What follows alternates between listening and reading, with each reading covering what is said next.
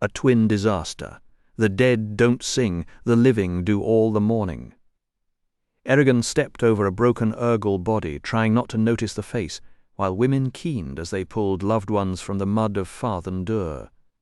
Saphira moved behind him, her blue scales the only colour in the dim hollow of the mountain. 3 days had passed since the Varden and the dwarves retook Trondheim, but the battlefield still looked like an open wound. Too many bodies lay scattered for anyone to bury them all, and near the mountain wall a massive pyre smouldered, devouring the Urgal dead with no prayers and no markers. Eragon had tried to help. 3 separate times he had bent to the work, and each time a terrible pain lanced through his spine, forcing him to his knees. The healers gave him bitter drinks. Arya and Angela insisted his body was sound, but his body knew otherwise, and Saphira flinched whenever his agony echoed across their mental link. He looked up at the stars visible through Farthen Dûr's distant opening, their light smudged by the smoke of the pyre.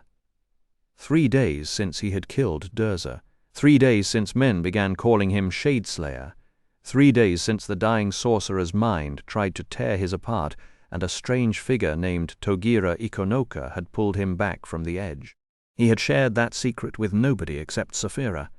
He kept returning to this field anyway. Perhaps some part of him still expected the old songs to be true, to find glory waiting among the slaughter. Instead he found the copper smell of blood, the buzzing of flies, and a broken banner of the Varden half buried in the muck. He pulled it free and laid it over the chest of a fallen dwarf. Then he let the cynicism rise. Let the bards trumpet their pretty words. Let their verses twinkle like armour. They never had to stand here with mud soaking through their boots, or watch Kull split a man in half only a few 100 feet away. Months ago the news of his Uncle Garrow's murder by the Razak would have broken him. Now it only left a cold weight behind his ribs. Saphira had helped him see the only way to stay sane in such carnage: keep moving. Do something. Even a small thing counts. He no longer believed life held any great sacred design, but he had learned to believe in action. If honor existed anywhere in war, it lived in the act of shielding others from harm. Then Jormungandr came hurrying from Trondheim, his knuckles white around a parchment note. When he reached Eragon, he bowed, a formal gesture that would never have come from him only days before. "I'm glad I found you in time," Jormungandr said. "Ajihad is returning, and he wants you present for his arrival. Everyone else is waiting by the west gate. We must go." Eragon nodded and walked beside Saphira, one hand on her warm neck. Ajihad had spent most of those 3 days hunting Urgal survivors through the dwarf tunnels that wound beneath the Bur Mountains. On the one occasion Eragon had met him between expeditions, Ajihad was furious. His daughter Nasawaida had ignored his orders to leave before the battle with the other women and children. Instead, she had secretly fought alongside the Varden's archers. There was anger in Ajihad's voice, but underneath it Eragon thought he caught a flicker of pride. He filed that away for later, stepped past the hissing fire, and did what he could with the sorrow and the strangeness. Murtagh and the twins had gone out with Ajihad that night. The twins were there because moving the Varden's leader through dangerous territory without magical protection was unthinkable, and Murtagh had come along because he still felt he needed to prove his loyalty. Eragon found it almost funny how quickly things had changed. Not long ago everyone remembered that Murtagh's father was Morzan, the dragon rider, who had betrayed the order to Galbatorix. Even though Murtagh hated his father and had stood beside Eragon, the Varden refused to trust him. Now, with so much work and so many wounded, old grudges felt like a luxury nobody could afford. Eragon missed him, and was already looking forward to sitting down with Murtagh and going over everything that had happened. As Eragon and Saphira rounded Trondheim, a small group appeared in the pool of lantern light by the timber gate. Auric was there, shifting impatiently on his short, sturdy legs, and beside him stood Arya. The white bandage on her upper arm caught the darkness and sent a faint shine onto the edge of her hair. Eragon felt that familiar jolt in his chest, the one that always hit him when he saw her. She looked at him, and Saphira, green eyes flashing, then turned back to keep watching for Ajihad. It had been Arya who shattered Isidar Mithrim, the 60-foot-wide star sapphire carved like a rose, all so Eragon could get close enough to kill Durza and win the battle. And how did the dwarves repay her? They were furious. Their most prized treasure was now a shattered pile of glittering blue ruin, and they had left every piece exactly where it fell, a huge ring of broken crystal in the middle of Trondheim. Eragon had walked through that wreckage and felt the ache of everything so carelessly lost. Still, part of him wanted to remind them that a dead shade beat a big shiny rock any day. He and Saphira stopped beside Auric and looked out over the empty land between Trondheim and the walls of Farthen Dûr, 5 empty miles in every direction. "Where will Ajahad come from?" Eragon asked. Auric pointed to a cluster of lanterns staked around a wide tunnel opening a couple of miles away. "He should be here soon." Eragon waited calmly, answering the occasional comment, but preferring the quiet conversation he could have with Saphira inside his mind. The stillness of Farthen Dûr felt good after everything they had been through. About half an hour later, motion flickered in the dark mouth of the tunnel. 10 men climbed out into the open, then reached back to help up an equal number of dwarves. One of the men, Eragon assumed it was Ajahad, raised his hand and the fighters fell into 2 neat lines behind him. At a signal, they began marching toward Trondheim with steady confidence.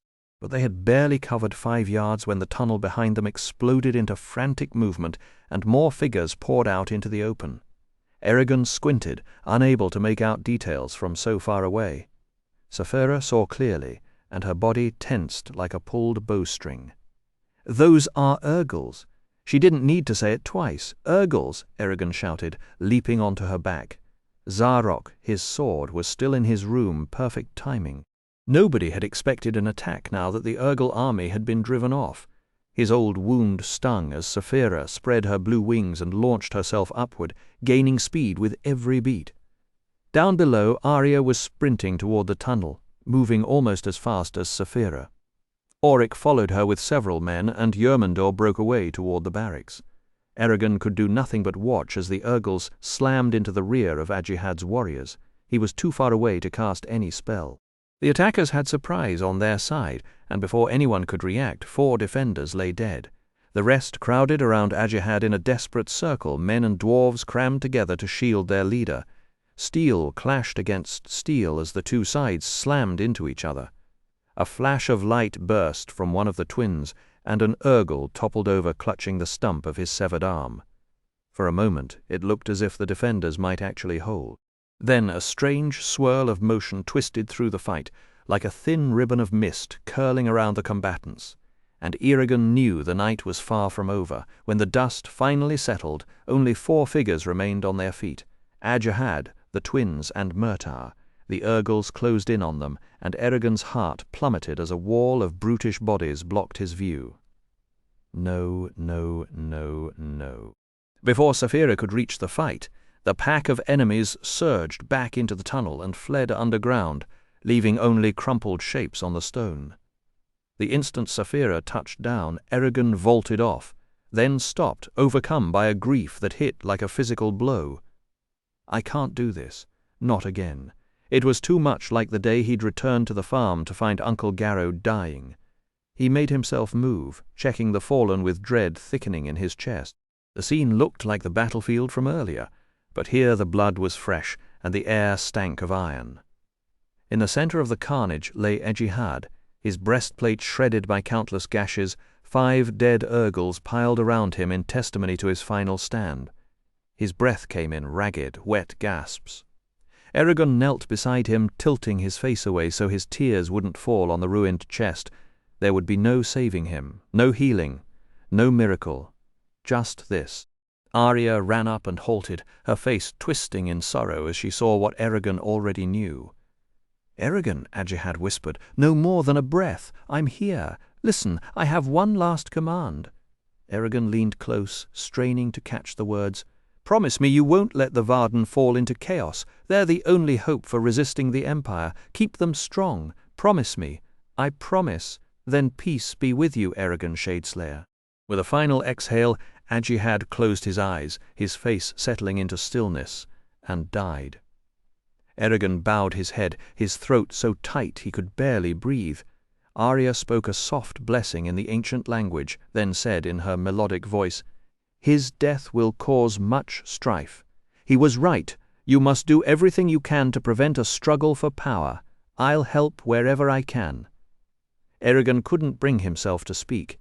He stared across the bodies, desperate to be anywhere but here. Saphira nudged one of the fallen Urgles with her snout. "This should never have happened. An evil deed made worse by coming when we should have been safe." She examined another corpse, then swung her head around. The twins and Murtagh are not among the dead. Hope blazed through Eragon's grief like fire through dry grass. He sprinted to the tunnel's mouth where pools of thickening blood filled the hollows in the worn marble steps like dark mirrors, smeared and streaked as though bodies had been dragged down them. The Urgles must have taken them. But why they don't take prisoners? The hope curdled into something colder, dread with teeth. "We can't chase them. You wouldn't even fit through the opening. They might still be alive. Would you abandon them?" "What can I do? The dwarf tunnels are a maze. I'd only get lost. And I can't catch Urgles on foot, though Arya might. Then ask her. Arya." He hesitated, torn between the need for action and the sick fear of sending her into danger. But if anyone in the Varden could handle Urgles, it was her.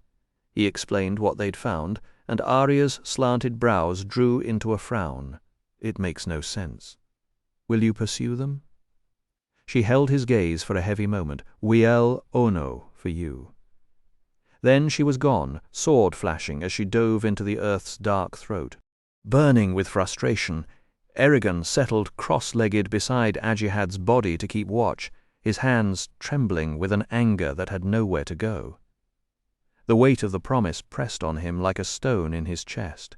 Murtagh gone, taken. He tried to make sense of it. Ajihad dead, Murtagh missing, and found the shape of it didn't fit. Murtagh, son of one of the Forsworn, the 13 riders who had betrayed their order and let Galbatorix take the throne of Alagacia. Murtagh, his friend. There had been times Eragon wished him gone, but now that he had been ripped away, the absence left a void that ached in ways Eragon hadn't expected. The tunnel swallowed all sound except the slow drip of blood and the hammering of his own heart.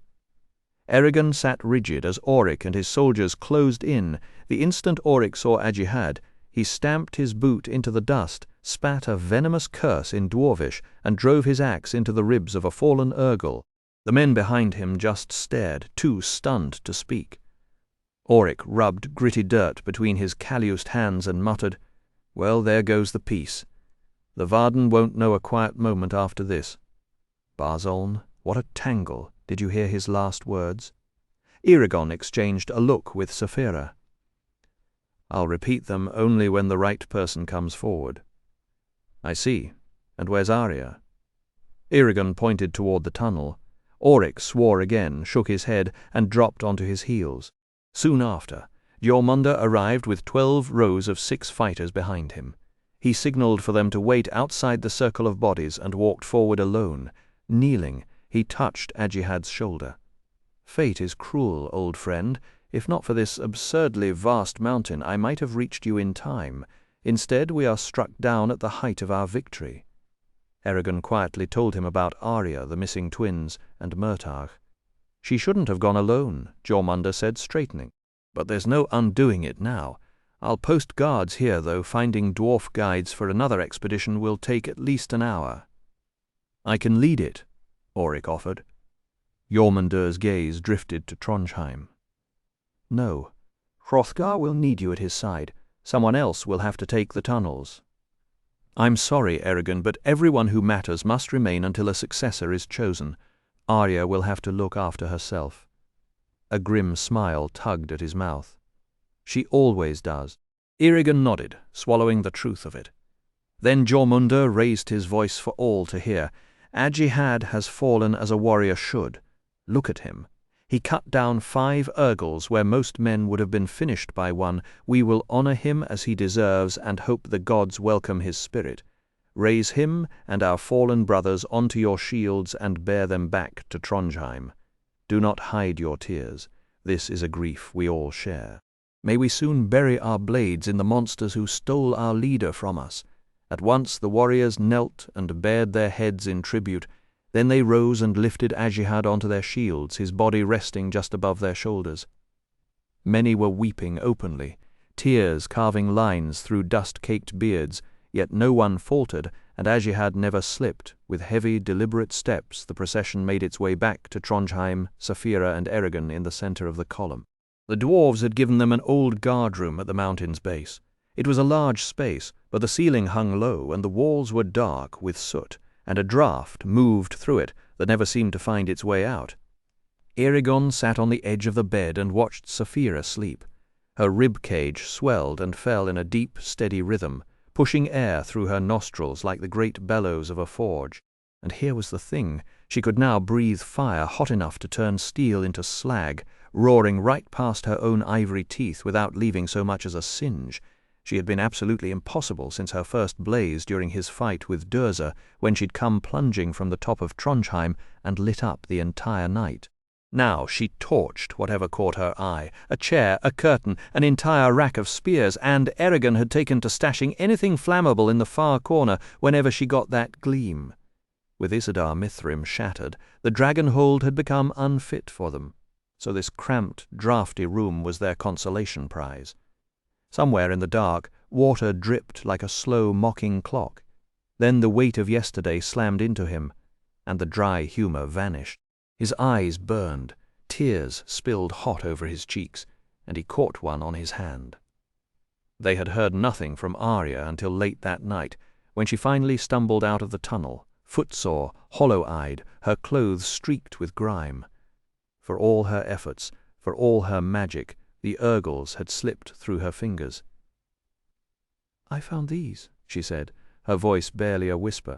Arya held out a torn purple robe from one of the twins, followed by Murtag's tunic and both of his leather gauntlets, each piece streaked with dirt and dried blood. They'd been scattered along the rim of a black chasm, she explained, so deep that no tunnel could reach its bottom. The Urgles must have stripped the bodies and thrown them into that abyss. When she scried for Murtag and the twins, all she found was the shadow of the pit. Her gaze met Eragon's. She said softly, "I'm sorry, but they're gone." Inside the quiet confines of his mind, Eragon mourned Murtag. It was a cold, creeping loss that clawed at his chest, a feeling he'd grown dangerously familiar with over the past months. Staring at the small, glistening tear in his hand, he decided to scry the three men himself. It was a desperate and futile act, he knew, but he needed to see the truth with his own eyes before he could accept it. Yet he wasn't certain he wanted to succeed where Arya had failed, or whether catching a glimpse of Murtag, broken at the bottom of some ravine below Farthen Dure, would bring him anything but more pain. He whispered, "Dramacopa," and the water turned black, a pocket of darkness resting in his silver palm. For a heartbeat, something moved within it, like a bird sweeping across a clouded moon, and then it was gone. Another tear joined the first, rolling silently down his cheek. He leaned back, took a deep breath, and forced calm to settle over his nerves. The humbling truth was that he'd only lived through Durza's attack by sheer luck, and luck always runs thin. If he ever met another shade, the Razak or Galbatorix himself, luck wouldn't be enough to save him. Brom could have taught him more, he knew it, but Brom was dead, and there was only one road left, the elves. And wasn't that just perfect?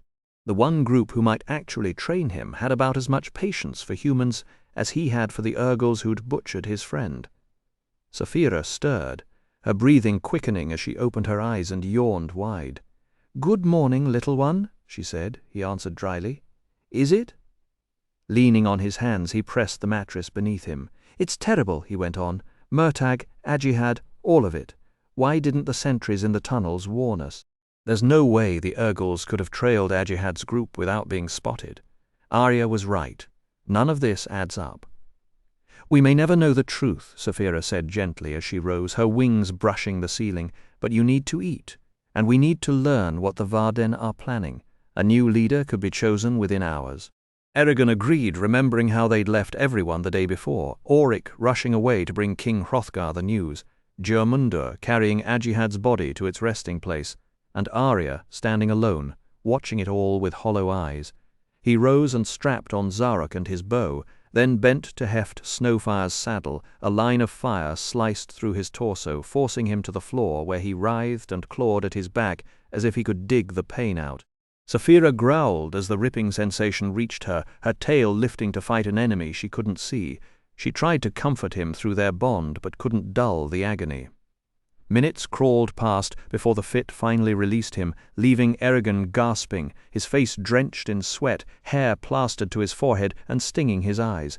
He reached back and touched the scar on his spine. It burned, hot and swollen, and even the lightest touch made him flinch. Saphira lowered her nose and pressed it to his arm. "Oh, little one," she breathed. "It hurt worse than last time," he admitted, staggering upright. She let him lean against her while he wiped his face with a rag, and he tentatively stepped toward the door. "Are you strong enough to go?" she asked. "We have to, as dragon and rider. We're expected to take a public stand on who leads the Varden next, and maybe we can even shape the outcome. I won't ignore the position we're in. We have real power here. At least the twins aren't around to grab control for themselves. That's the only good thing about this mess." "Durza should suffer 1,000 years of torture for what he did to you," Saphira growled. He grunted. "Then just stay close to me." Eragon and Saphira moved through the long torchlit passages of Trondheim, heading toward the nearest kitchen. A child peered out from behind a pillar, then ducked back when Saphira's tail swished. Everywhere folk stopped mid-step and bowed low, whispering names that felt heavier than titles: Argetlam, Shadeslayer. Even the dwarves offered stiff, reluctant nods. What hit Eragon hardest wasn't the reverence, it was the grief etched into every human face. They wore mourning like armor, dark wool, black lace veils for the women, and hollow eyes that seemed to look right through him. In the steamy kitchen, he carried a heavy stone tray piled with fish, bread, and some kind of mashed root vegetable to a squat table. Saphira positioned herself beside him, a silent guardian, her amber eyes tracking every move in case he suddenly collapsed again. A few brave souls edged closer, but a low growl and a curl of her lip sent them scattering. Eragon prodded the fish with his fork and tried to tune out the bustle. Trying to shove Murtag's name out of his head, Eragon asked, "Who do you think can actually take charge of the Varden now that Ajihad and the twins are gone?" Saphira paused before answering. "You could. If Ajihad's last words are read as a blessing, almost no one would dare oppose you, but that road looks like a cliff in the dark. I see only ruin in that direction." "I agree," Eragon said, forcing a grim smile, "and Arya would never forgive me. She can't lie in the ancient language, but she has no problem telling falsehoods in ours. She could deny Ajihad ever said a word if it suited her." "No, I don't want that crown." He set down his fork. "What about Jormundur?" Ajihad called him his right hand. "We know too little of him or the other leaders. We've been here barely long enough to learn the hallways." Saphira's voice turned dry. "So we're supposed to pick a commander from strangers, based on a gut feeling and a prayer. Wonderful odds." Eragon couldn't help a bitter laugh. "That's leadership for you, a game of blind darts." Eragon scraped his fork across the mashed roots. "Don't forget Hrothgar and the dwarf clans. They won't stay quiet in this, except for Arya. The elves have no stake in the succession," Saphira noted. "They won't even hear of it until the choice is already made, but the dwarves, they cannot be ignored. Hrothgar supports the Varden, but if enough clans push against him, they could corner him into backing some puppet. Someone who can be steered?" "Exactly." He leaned back, closing his eyes. "Could be anyone in Farthen Dûr. Anyone at all." For a long beat, both of them sat with the weight of that uncertainty. Then Saphira's voice nudged him. "Eragon, there is someone here for you. I can't frighten him off." He cracked one eye open. A pale boy stood near the table, swallowing hard and eyeing Saphira as if she might snack on him. "What do you need?" Eragon asked, not unkindly, The boy jumped, fumbled a bow, and blurted, "You've been summoned, Argetlam, to speak before the Council of Elders. Who are they?" That only made the boy more flustered. The council is... Our people, the Varden, choose to speak to Ajihad for us. They were his trusted advisers. Now they wish to see you. It's a great honor." He tacked on a nervous smile. "Will you lead me there?" "Yes, sir." Saphira gave Eragon a questioning look. He shrugged, pushed away the half-eaten food, and gestured for the boy to lead the way along the walk. The kid kept stealing glances at Zarok, eyes shining, then dropping his gaze shyly. "What's your name?" Eragon asked. "Jarsha, sir. Good name. You delivered your message well. You should be proud." Jarsha grinned and practically bounced ahead. They came to a curved stone door. The boy shouldered it open. Inside, the room was circular, a sky-blue dome painted with constellations overhead. In the center stood a round marble table inlaid with the Ingaitum crest, an upright hammer ringed by 12 stars. Seated around it were Yermundur, 2 other men, one tall, one barrel-chested, and 2 women. The first woman had thin lips, close-set eyes, and cheeks rouged too brightly. The second carried a mountain of grey hair atop a motherly face, but the hilt of a dagger poked out from the folds of her bodice, a cheerful warning to anyone who underestimated her. Jormungandr dismissed Jarsha with a wave, and the messenger bowed out. Eragon paused long enough to show he was not intimidated, then dropped into a chair in the center of an empty row, forcing the council members to turn and look at him. Saphira crouched behind him, her breath rolled hot over his head. Jormungandr rose just enough to bow, then settled back. "Thank you for coming, Eragon, especially after your own loss. These are Umerth, the tall one, Folberd, the broad one, and Sabrae and Elisari." Eragon nodded and asked about the twins. Sabrae shook her head sharply, fingernail clicking against the table. They were nothing but leeches, worse than leeches. They served only themselves, never the Varden, so they had no place here. The perfume reaching Eragon from across the table was thick and cloying, like a flower left too long in water, but he kept his face blank. A candle guttered as Jormungandr leaned forward. "We're not here to discuss the twins. We're facing a crisis. If we don't choose Ajihad's successor soon, someone else will. Hrothgar already sent condolences, and he was courteous enough, but you can be sure he is forming his own plans. Duvrangar Gaeta is another problem. Most of them are loyal, but that is never certain. They might oppose our authority. That is why we need you, Eragon, to give the next leader of the Varden the legitimacy only you can provide." Folberd shoved himself upright, planting his meaty hands on the wood. "The 5 of us have made our choice. Before we name them, you must swear on your honor that nothing said here leaves this room." "Why do they want that?" Eragon asked Saphira. "I don't know," she snorted. "It could be a trap, a gamble you will have to take, but they have not asked me to pledge anything, so if needed I can tell Arya. Silly of them to forget I am as intelligent as any human." Eragon hid a smile and said, "Very well. You have my word. Who do you want to lead the Varden?" "Nasuada." The name hit him like cold water. She was only a few years older than him, not a candidate he had seriously considered. No real reason existed for her not to lead, but why would the Council of Elders support her? What would they gain? He remembered Brom's advice and worked through the angles quickly. Saphira observed, "Nasuada has steel in her. She would be like her father." "Maybe, but what is their reason to buy time?" Eragon asked. "Why not you, Jormungandr? Ajihad called you his right-hand man. Shouldn't you take his place now?" A current of unease ran through the council. Sabrae sat even straighter, hands clasped. Umerth and Folberd exchanged dark glances. Elisari smiled too easily, the dagger on her chest swaying. "Because," Jormungandr said carefully, "Ajihad meant that in military matters only. I am also a member of this council, and our power comes from supporting one another. It would be foolish and dangerous for one of us to raise himself above the rest." The tension broke as he finished, and Elisari patted his forearm. Saphira laughed. He probably would have taken the power himself if he could force the others to back him. "Look how they watch him." Eragon said nothing. but he noticed Jormungandr did not meet his eyes. He moved among them like a strange sort of wolf that had somehow slipped into a pack of jackals, or maybe the other way around. "Do you truly think Naswada is ready to lead?" Eragon asked. Elisari leaned across the table, her palms flat against the wood, and fixed him with a knowing look. "I'd been with the Varden for 7 years before Ajihad even arrived.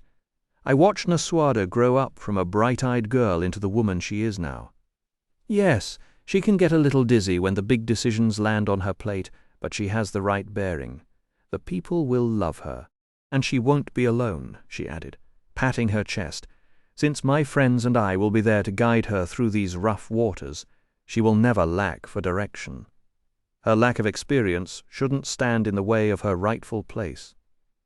Understanding hit Eragon like a cold wave. They weren't looking for a queen. They were looking for a puppet. "Ajihad's funeral is set for 2 days from now," Umath broke in. "Right after it ends, we plan to formally appoint Naswada as our new leader. She hasn't been asked yet, but she'd be a fool to refuse.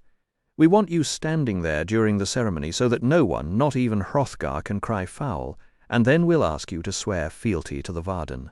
That would give the people back the courage Ajihad's death stole from them, and keep anyone from trying to tear this organization apart." "Fealty?" Eragon nearly laughed out loud. "Of course. Why offer your sword to the person when you can hand it to an institution instead?" Saphira's voice brushed his mind. "Notice, they don't want you swearing to Naswada, only to the Varden." He replied silently, "Yes, and they want to be the ones to crown her, so that everyone understands the council stands above her. They could have asked Arya or me to put her in power, but doing that would put one of us above everybody. This way they show they own the whole game. They control Naswada, they hold us by an oath, and they get the public glory of a dragon rider blessing their choice." "What happens," Eragon asked out loud, "if I decide I don't want to accept this offer?" "Offer?" Folbert tilted his head, genuinely puzzled. "Why, nothing happens, of course. It would be an awful slight, though, if you weren't there when Naswada is chosen. The hero of the Battle of Farthen Dûr ignores the new leader. What would she think except that a rider spat on her and found the Varden worthless? Who could survive such shame? The meaning could not have been any clearer." Eragon's fingers curled around Zarok's pommel beneath the table.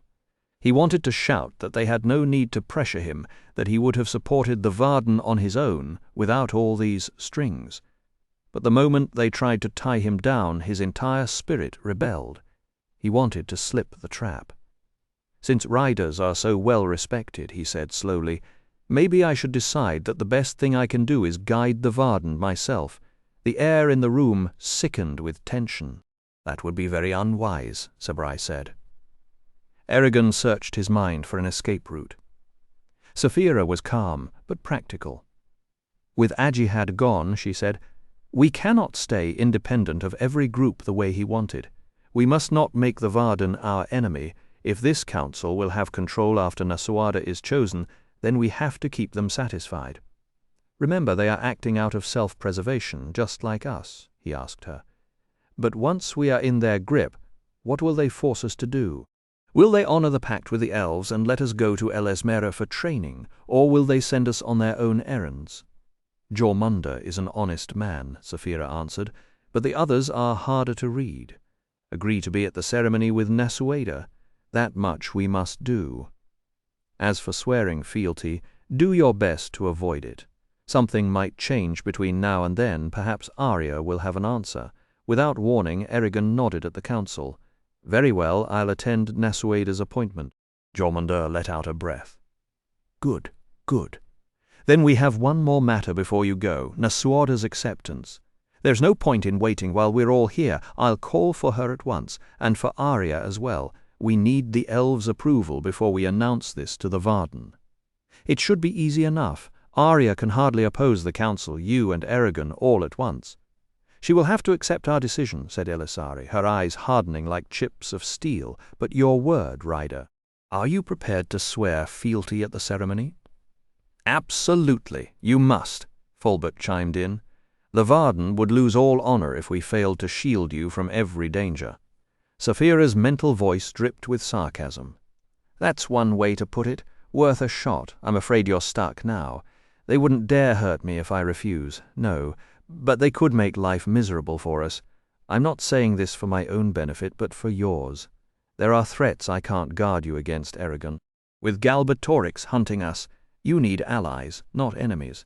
We can't fight both the Empire and the Varden. At last," Eragon muttered, "I'll give it." A collective sigh of relief rippled around the council, and Umath's poorly muffled exhale was nearly a whistle. Saphira smirked. "They're scared of us, and they should be." Jormundur summoned a young attendant named Jarsha and sent him scurrying to fetch Nasuada and Arya. In the ensuing silence, Eragon stared at the map on the table, trying to find a loophole, a way to weasel out. Nothing came. When the door swung open, every head snapped toward it. Nasuada entered first, her chin high, her gaze unblinking. Her gown was the starkest black, darker than her skin, with a single slash of royal purple running from shoulder to hip. Arya followed, stepping as softly and fluidly as a cat, and behind her came Jarsha, his eyes wide with wonder. Jormundur dismissed the boy with a flick of his wrist and helped Nasuada settle into a chair. Eragon moved to offer Arya a seat, but she waved it off, preferring to keep her distance from the table, arms crossed. Of course she'd rather stand, he thought. It's not as if she wants to sit in judgment with the rest of them. Then, to Saphira, let her know everything that's happened. The council won't tell her they forced my hand. Saphira sent her consciousness toward Arya, a silent stream of recent events. Jormundur acknowledged Arya with a curt nod before turning his full attention to Nasuada.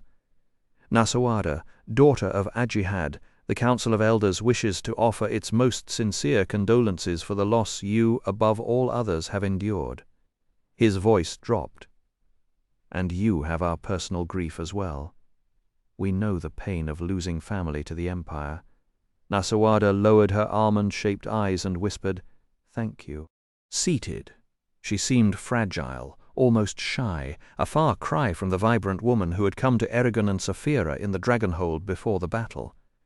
Eragon felt a pang of sympathy, remembering Brom and the raw ache of his own loss. "This is a time of sorrow, but we face a problem you must solve. The Council cannot command the Varden. After the funeral, someone must step into your father's shoes." Jormundur paused, then pressed on. "We ask you to accept the role. As his heir, it is yours by right, and the Varden expect it of you." Nasuada bowed her head, tears glistening. "I never imagined I'd have to take my father's place so soon," she said, her voice thick. "But if this is my duty, then I will accept." The Council of Elders practically glowed with satisfaction, delighted that Nasuada had capitulated. "We do insist," Jormundur said, "for your sake, and the Vardens." The other elders murmured their approval, and Nasuada acknowledged them with a strained smile. Sabra shot Eragon a dirty look when he stayed silent. Throughout the exchange, Eragon kept his eyes on Arya, searching for any twitch of emotion, whether about his forced oath or the Council's maneuver. Her face remained unreadable as stone, but Saphira whispered into his mind, "Arya wants to speak with us after this." Before Eragon could respond, Folbert asked Arya, "Will the elves look kindly on this?" Arya fixed him with a stare so cold that Folbert began to shuffle his feet. Then she raised an eyebrow. "I cannot speak for Queen Islanzadi, but I find no fault with it. Nasuada has my blessing." Eragon's thoughts turned bitter. Of course she'd approve, given what we told her. "We're all trapped in corners." Arya's response drew approving looks from the War Council, and Nasuada nodded before turning to Jormundur. "Is there truly nothing else demanding discussion? I am spent." Jormundur assured her that the necessary arrangements were already being made, and that no further troubles would reach her before the funeral. She thanked them and asked for time alone, saying she needed to reflect on honoring her father and guiding the Varden. Umath looked ready to argue, but Folbert cut him off with a single wave and steered the group toward the door. As he passed Arya, Folbert paused long enough to say, "Send for us if you need anything, Nasuada. We remain at your service." Then the councillors filed out, except Eragon, who blinked in surprise when Naswada asked him to stay. He dropped back into his chair as the last of them hesitated at the threshold. Arya lingered longest, and before she slit out, her glance carried a shadow of worry that her usual mask had hidden. The tent felt abruptly smaller. A gust rattled the canvas, and somewhere beyond the camp a sentry's call rose and died against the dark. Naswada kept her back partly to him and Saphira until the flap closed. "So we meet again, Ryder. You have not greeted me. Have I somehow given you offense?" Eragon shook his head. "No, Naswada, I simply feared speaking too quickly. These times punish careless words." A familiar unease crept up his spine. Walls had ears even here. He reached past the mental barrier and let magic fill his voice. "Atra nosu waiz vardo fra Eldornia." With the words in place, the air around them seemed to settle. "Now we can talk freely. No man, dwarf, or elf can overhear us." Naswada's shoulders relaxed. "Thank you, Eragon. You have no idea what that gift means to me." Her voice had hardened since the council meeting, stronger, more certain. Saphira moved around the table, each step careful, until she stood before Naswada and lowered her vast head. The dragon's sapphire eye met the young woman's dark gaze for a long silence. Then she gave a soft snort, and straightening said, "Tell her I grieve with her. Tell her that when she takes Ajihad's place, her strength must become the Varden's strength, for they will need a sure hand." Eragon delivered the words and added, "Ajihad was a great man. His name will never be forgotten." He hesitated. "I also have something I must tell you. Before he died, Ajihad commanded me to keep the Varden from falling into chaos. Those were his final words. Arya heard them too. I meant to keep them to myself, given what they might imply, but you deserve to know. I'm not sure what he wanted, but I am sure of this: I will defend the Varden with everything I have. I have no ambition to lead it." Naswada let out a brittle laugh. "Oh, I know why you were summoned here before me, and I know the games the council is playing. Do you think we never planned for the moment my father might fall?" She turned fully toward him, composure snapped shut like a blade. "I expected exactly this maneuver. Every piece is already in place for me to assume command of the Varden." Eragon stared at her. "Then you never intended to let them rule you?" Naswada's mouth curved into a knowing smile. "No, and you will keep Ajihad's charge secret. It would be foolish to let people think he meant for you to take his seat. That would cut my authority to nothing and tear the Varden apart. He said what he had to say to protect us. I would have done the very same. My father's work will not go unfinished." Her voice caught only briefly. "Even if it costs me my life, I will finish what he started. Understand that, Ryder. Ajihad's plans are now my plans. His war is now my war. I will not fail him by proving weak." When Naswada finished speaking about the empire falling, Galbatorix losing his throne, and a rightful government taking its place, a tear slid down her cheek. Eragon watched her, and for the first time he truly understood how heavy her position was and how much character she had beneath the surface. He asked what he was supposed to do in the Varden. She looked straight at him and gave it to him plainly. He could do whatever he wanted. The council members were fools if they believed they could control him.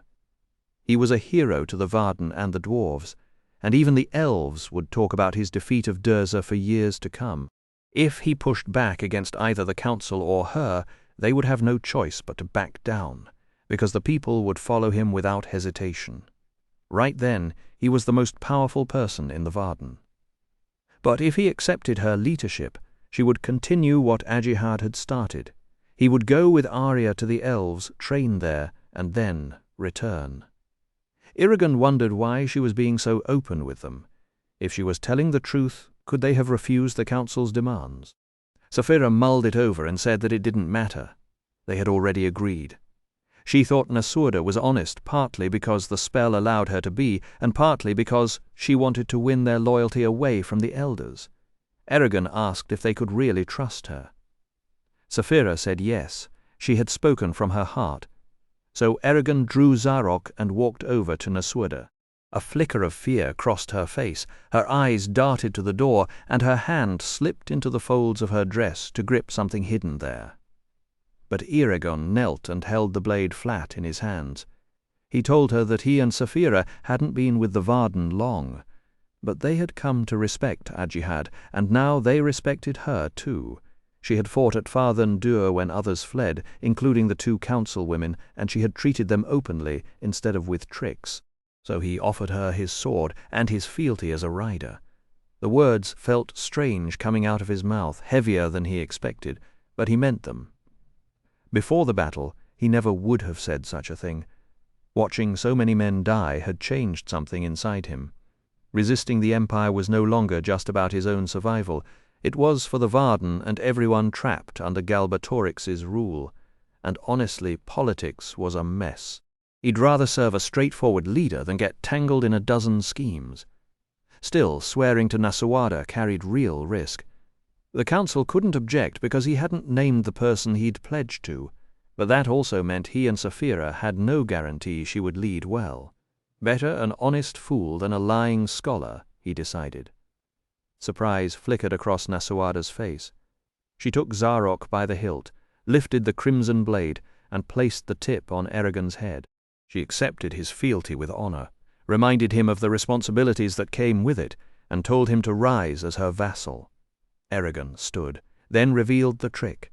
The council had made him agree to swear to the Varden once she was officially appointed, but this was the only way he and Saphira could get around them.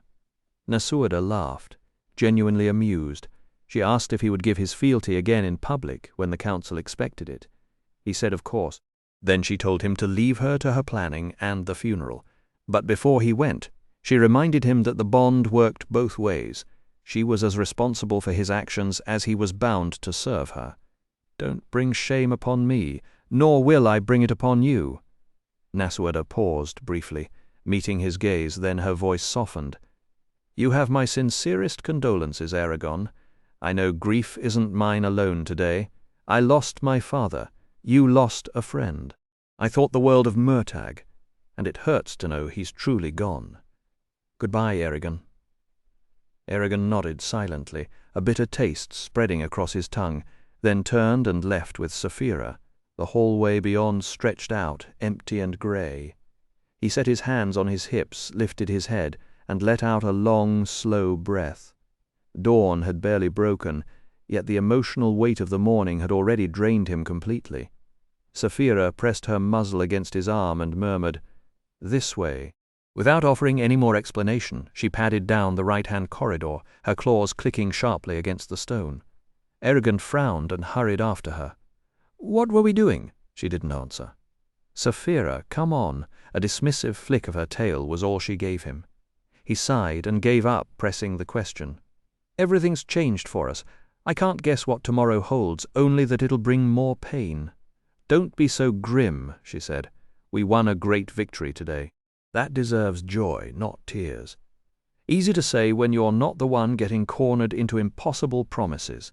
She snorted in annoyance, and a thin jet of flame burst from her nostrils, scorching his shoulder.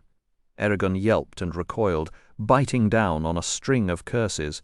"Oops," Saphira said, shaking smoke from her snout. "Oops, you almost turned me into dinner." "I didn't mean to. I keep forgetting fire comes out when I'm worked up. Imagine if every time you moved your arm, lightning forked from your fingers. You'd probably zap a few things by accident, too." "Fine, fine.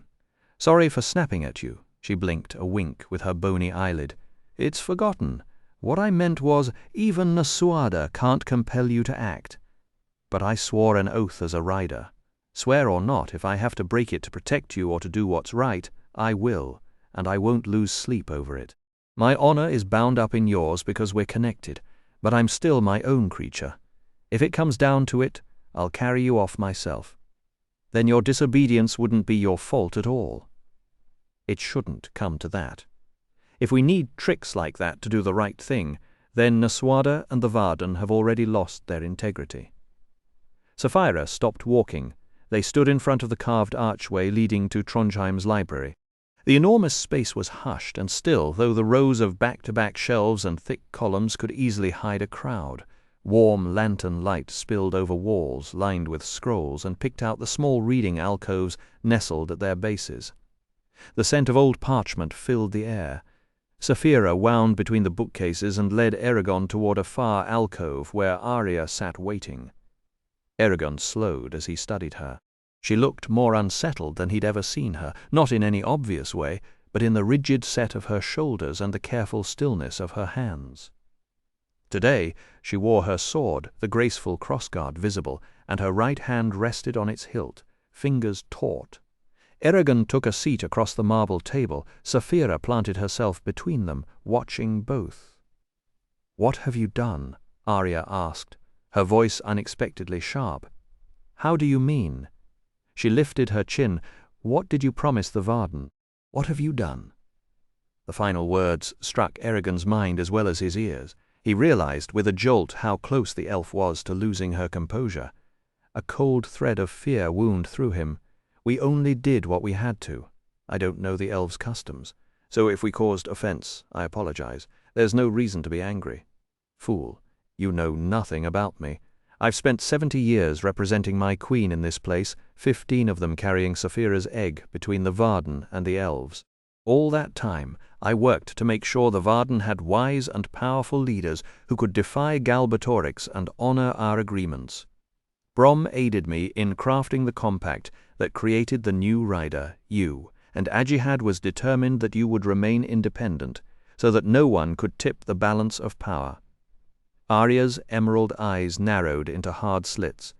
"You're siding with the Council of Elders, willingly or not, and letting them push Nasuada around. You've thrown away a lifetime of work. What have you done?" Stunned, Eragon dropped every pretense. In short, plain words, he explained why he'd agreed to the Council's demands, and how he and Saphira had tried to undermine them from the start. When he finished, Arya said, "So, 70 years. He knew elves lived extraordinarily long lives, but he'd never guessed Arya was that old, and then some. She still looked like a woman in her early 20s. The only mark of her true age was in her emerald eyes, deep, knowing, and most often grave. Arya leaned back, considering him. "Your position isn't what I would have wished, but it's better than I hoped. I was rude, Saphira. And you understand more than I imagined. The elves will accept your compromise, but you must never forget your debt to us for Saphira's hatching. Without our efforts, there would be no riders." "The debt is burned into my blood and into my palm," Eragon told her. In the silence that followed, he scrambled for something to say, anything to keep her talking. "You've been gone a long time. Do you miss Elismera, or did you live somewhere else?" "Elismera was, and always shall be, my home," she said, her gaze drifting past him. "I haven't lived in my family's house since I left for the Varden, back when the walls and windows were draped in spring's first flowers. The times I've returned were brief, vanishing flecks of memory by our measurement."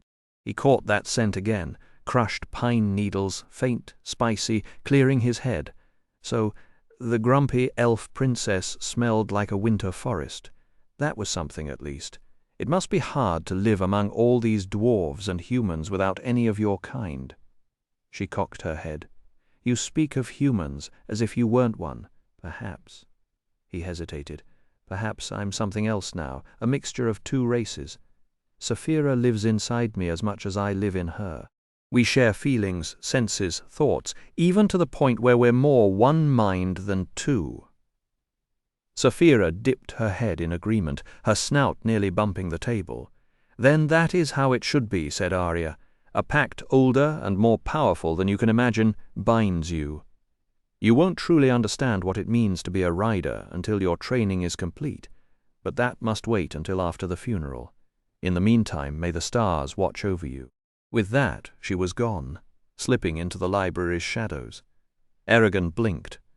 Was it him, or was everyone on edge today? Arya, one moment furious, the next blessing him. Nobody would relax until things returned to normal, whatever normal meant now. Roran trudged up the hill, stopping to squint at the sun through his shaggy hair. 5 hours until sunset. Not enough time. He sighed and walked along the row of elms, each standing in an island of uncut grass. This was his first visit to the farm since he, Horst, and 6 other men from Carverhall had stripped away everything worth keeping from the wrecked house and burned barn. Nearly 5 months before he could bring himself to come back. At the hilltop he halted, arms crossed. The remains of his childhood home lay spread before him. One corner of the house still stood, crumbling, charred, hollow, but the rest had collapsed long ago and was now buried under grass and weeds. The barn was gone. The fields they'd worked every year were choked with dandelions, wild mustard and brambles. A few stray beets and turnips had survived, but nothing more. Beyond the farm, a thick belt of trees hid the Anora River. Roran clenched his fist, jaw muscles knotting as rage and grief fought inside him.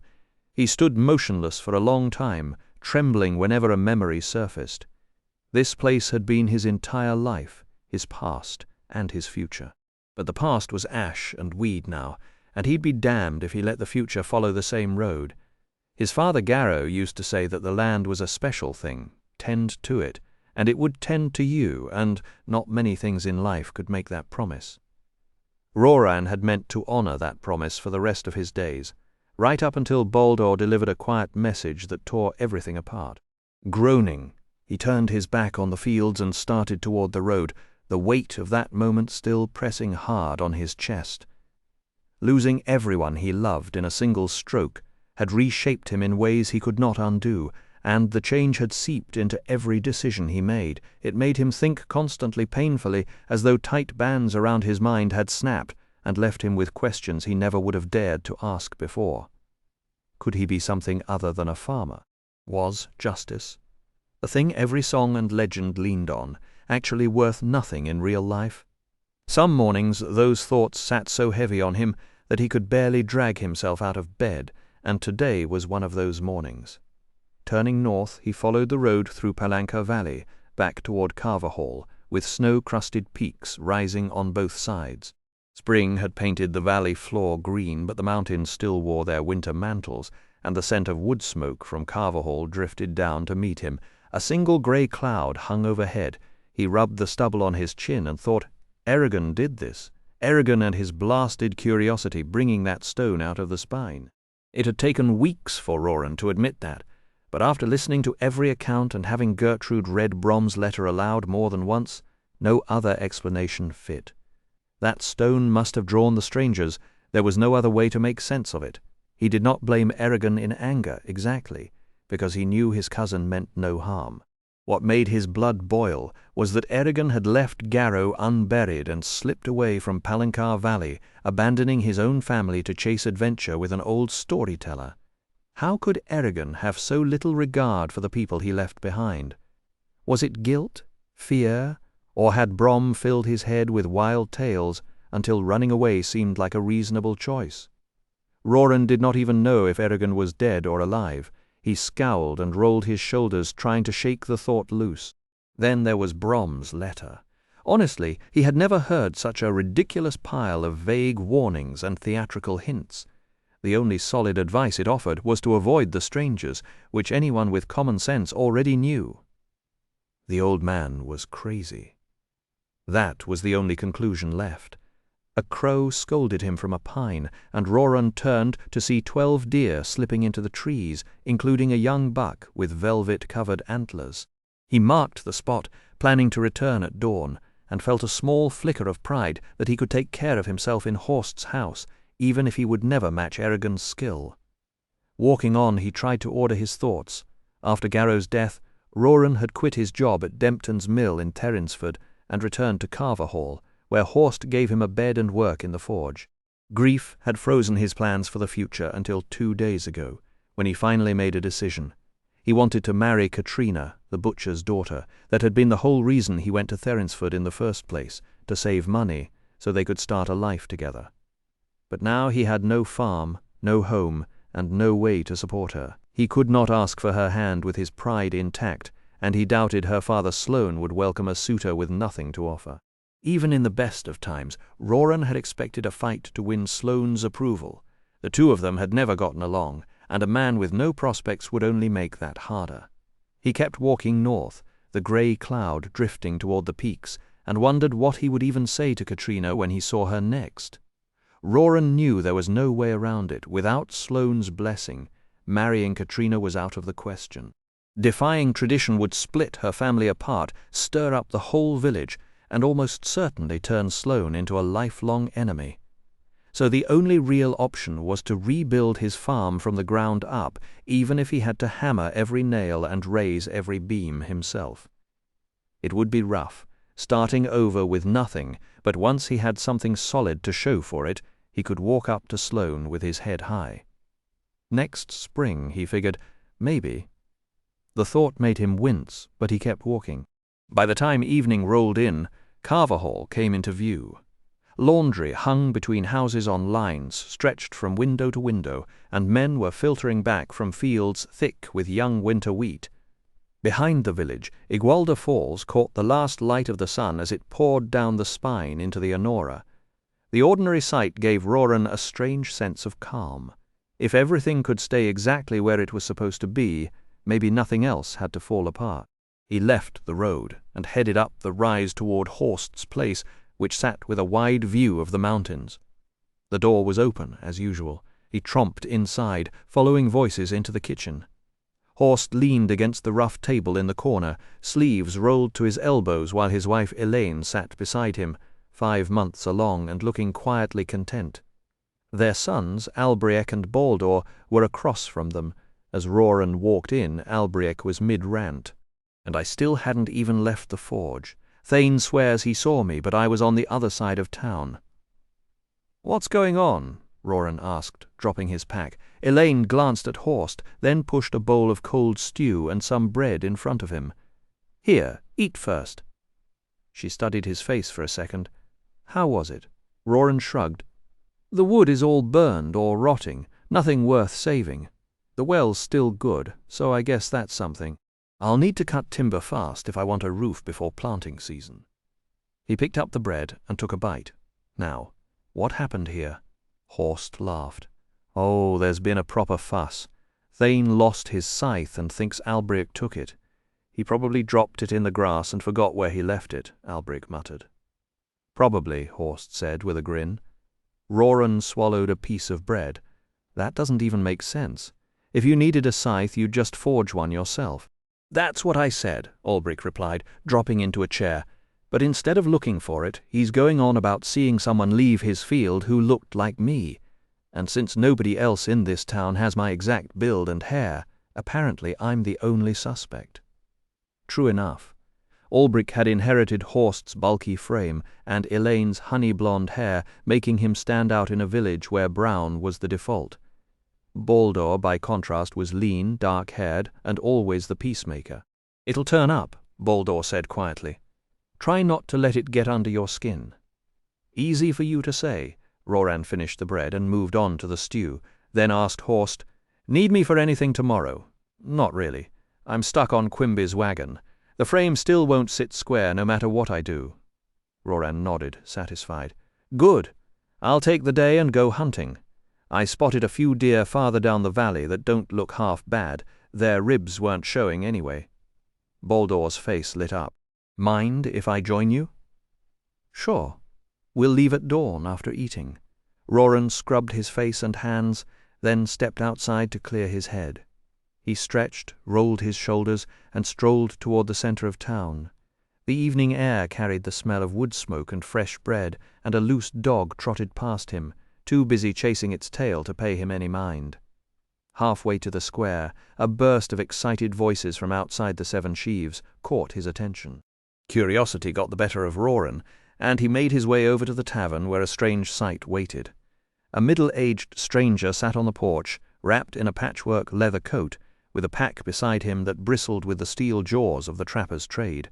A few dozen villagers crowded around as he waved his arms and talked. "So I get to Therinsford and look up this man Neil," he said. "Good, honest fellow. I work his fields every spring and summer." Roran nodded. Trappers wintered in the mountains, then brought their pelts down to tanners like Gedrick and hired themselves out as farmhands.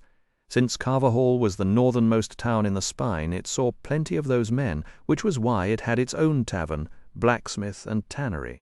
After a few tankards to loosen the tongue, Because after 6 months without a word, other than cursing the world when a steel trap bit me, a man needs lubrication, I go up to Neil, foam still in my beard, and ask him, friendly as can be, what news from the Empire and the King, may he rot with gangrene.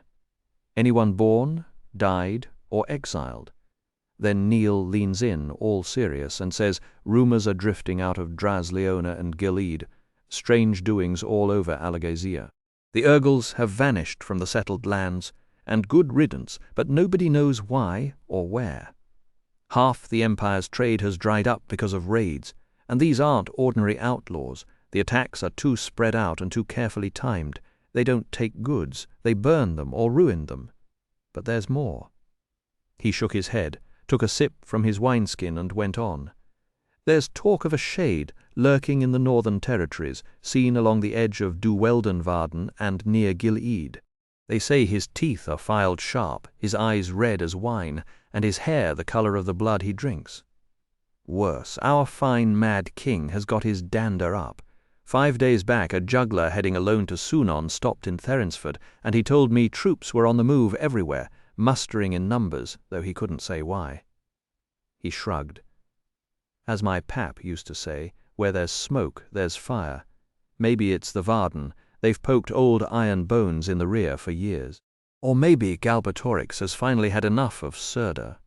He knows where to find that little kingdom, unlike the rebels, and he'll crush it like a bear crushes an ant. Roran blinked as a babble of questions burst from the crowd. The shade part sounded like a drunk woodsman's tale, so he set it aside. The rest, though, had the ugly ring of truth. Surda was a distant mystery to Carvahall, but Roran knew the two lands were only pretending to be at peace. Surda lived in fear of invasion from its northern neighbour, and that was why their king, Orin, supposedly helped the Varden. If the trapper was right, a war crouched somewhere ahead, dragging higher taxes and forced conscription with it. Roran would rather have lived in an age of quiet, unremarkable days. Upheaval made already hard lives nearly impossible. But sure, let the bards sing their glorious war songs. They wouldn't be the ones digging latrines when the soldiers marched through. The trapper lowered his voice once more. And there are even tales. He paused, tapped the side of his nose with a dirty finger, and gave the villagers a knowing look. Tales of a new rider in Alagasia. The old man on the porch let out a huge, belly-shaking laugh, slapping his leg as he rocked back and forth. Roran laughed too, though he knew better. Every couple of years another rider story made the rounds, and each one died quietly without proof. If even a tenth of those tales were true, the valley would be crawling with dragons and shining knights by now. He was about to leave when he spotted Katrina by the tavern wall, wearing a long brown dress with green ribbons. She caught his eye, and he caught hers. Without a word, he crossed to her, touched her shoulder, and they slipped away together. They walked to the edge of Carvahall, where the houses gave way to open fields. Above them, the sky burned with thousands of stars, and a pale silver band arched from horizon to horizon like spilled milk across a dark table. Katrina rested her head on his shoulder and asked softly, "How was your day?" "Terrible. I came back from the farm." He swallowed hard, and she stiffened beside him. "The house, the barn, the fields, everything's being taken over by weeds and rot. If I didn't know exactly where to look, I wouldn't have found the place." She turned and kissed him, just a whisper of a kiss, her eyes bright with sorrow. "Oh, Roran, you've lost so much, and you're still standing. Are you going back to farm it?" "Yeah, that's all I know." Katrina grew quiet. "And what about me?" He froze. Since he first began courting her, marriage had been an unspoken promise between them. It was a given, something nobody needed to say. But that was the problem. He had gotten so used to waiting for the right moment that he let it slip away season after season. And it stung that she was the one to bring it up first. That was supposed to be his move. "Katrina, I'm not ready to talk to Sloane yet." He'd laugh at me, and I wouldn't blame him. "Let me get a place ready, get one harvest in the barn, and then he'll listen." She turned her face to the sky and whispered something too faint to hear. "What?" "I asked if you were afraid of him." Of course not. Then go tomorrow. Ask his permission. Make him see you'll be a son-in-law he can be proud of, even if you're poor now. We can't wait forever, Roran. I love you, but my father already has other prospects. Every month I delay, he pushes me toward someone else. He's scared I'll end up an old maid, and so am I. If I have to marry another man, I will. Her voice cracked, and tears stood in her eyes as she gave him a long, searching look. Then she lifted her skirts and ran back toward the village, leaving him alone in the dark. Roran stood frozen, shock stealing his breath. Her absence cut deeper than losing the farm. The world went cold and strange, as if she had left with a piece of him in her hands. Somewhere a dog barked, and the stars looked indifferent. It was hours before he made himself walk back to Horst's house and slip into bed, where he lay awake until dawn. The ground gave a soft crackle beneath their boots as Roran led the way down the valley, pale light filtering through the clouds of an overcast morning. Baldur followed close behind, a bow in his grip, matching Roran's careful pace. Neither spoke, studying the brush and muddy flats for signs of deer. Then Baldur raised a hand, pointing toward a set of tracks threading near a bramble thicket along the Anora River. Roran judged the trail about a day old, so he let himself speak. "Can I ask your advice, Baldur? You're a good judge of people." "Sure. What's on your mind?" They walked in silence for a while, the steady pad of their boots the only sound. Finally, Roran said, "Sloane wants to marry off Katrina, and he doesn't have me in mind. Every day that drags by, it gets more likely he'll strike a deal with someone else." "What does Katrina say about it?" Roran shrugged. "He's her father. She can't keep defying him forever, especially when the man she does want hasn't stepped forward." "You mean you?" "Aye. So that's why you're out here before dawn." It wasn't a question. Truth was, Roran hadn't slept at all. He'd spent the whole night turning their situation over, searching for a way out. "I can't stand to lose her. But Sloane will never give us his blessing, not with my standing in the village." Baldur flicked a glance at him. "Then what exactly do you need advice on?" Roran let out a short laugh. "How do I convince him otherwise? How do I fix this without starting a blood feud?" He spread his hands. "What am I supposed to do? Have you got no ideas? One, and it isn't a pleasant one, Katrina, and I could simply announce we're engaged even though we're not and dare anyone to object. That would force Sloane to accept it." Baldur frowned, choosing his words. "Maybe, but it would also stir up a lot of hard feelings across Carverhall. The village would take sides, and you'd be putting Katrina in a terrible spot, forcing her to choose between you and her family. She might resent you for it later." "I know, but what else is there?" "Before you do anything drastic, try winning Sloane over as an ally. There's a real chance he could soften, especially if you make him see that no other man would want an angry Katrina, particularly with you lingering around to give her husband a headache."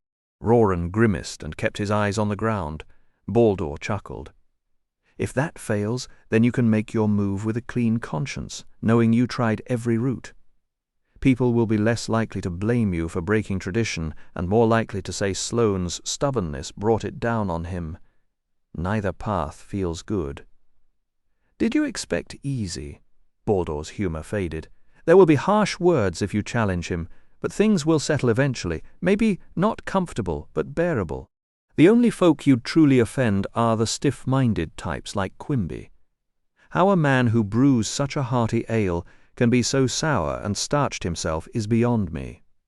Roran nodded. "Grudges in Carverhall could simmer for years.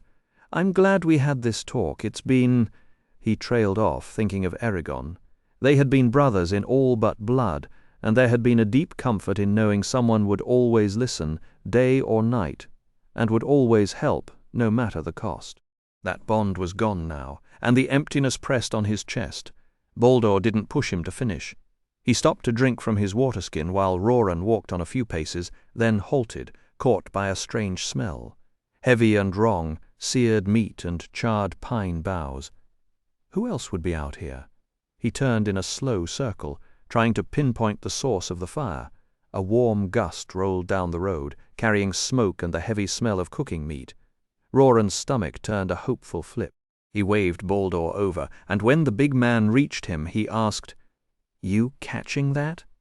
Baldur nodded, and they followed the scent south, past a cluster of cottonwoods where the road curved out of sight. Voices drifted through the fog, making Roran slow his pace. Something felt wrong. Too many voices for a farm family. Without a second thought, he slipped into the brush alongside the path, and Baldur hissed a whispered protest. "What are you doing?" Roran just pressed a finger to his lips, and the two of them crept forward, keeping low and quiet. When they rounded the turn, Roran stopped cold. On the open grass sat a camp of soldiers. Morning sunlight flashed off 30 helmets as men tore into bowls of stew and roasted fowl. Their red tunics were mud-crusted, but the king's twisting flame emblem gleamed in gold thread. Heavy gear lay everywhere, broadswords, halberds, bows, and armor thick enough to stop a blade. And hunched among them, black and impossible, were the two twisted shapes Roran already knew from the descriptions he'd heard after Therinsford, the strangers who had burned his farm and broken his father. A jay screeched overhead, but he barely heard it. His blood felt like ice. For a wild second, he wanted to charge. His hand actually started toward his quiver before Baldur grabbed his jerkin and dragged him down. "Don't," the man whispered, sharp as a knife. "You'll get us both killed." Roran bared his teeth and tried to jerk free. Those bastards! But his voice broke, and he saw his hands trembling. Baldur leaned in, grinding out the logic. Those soldiers served the king.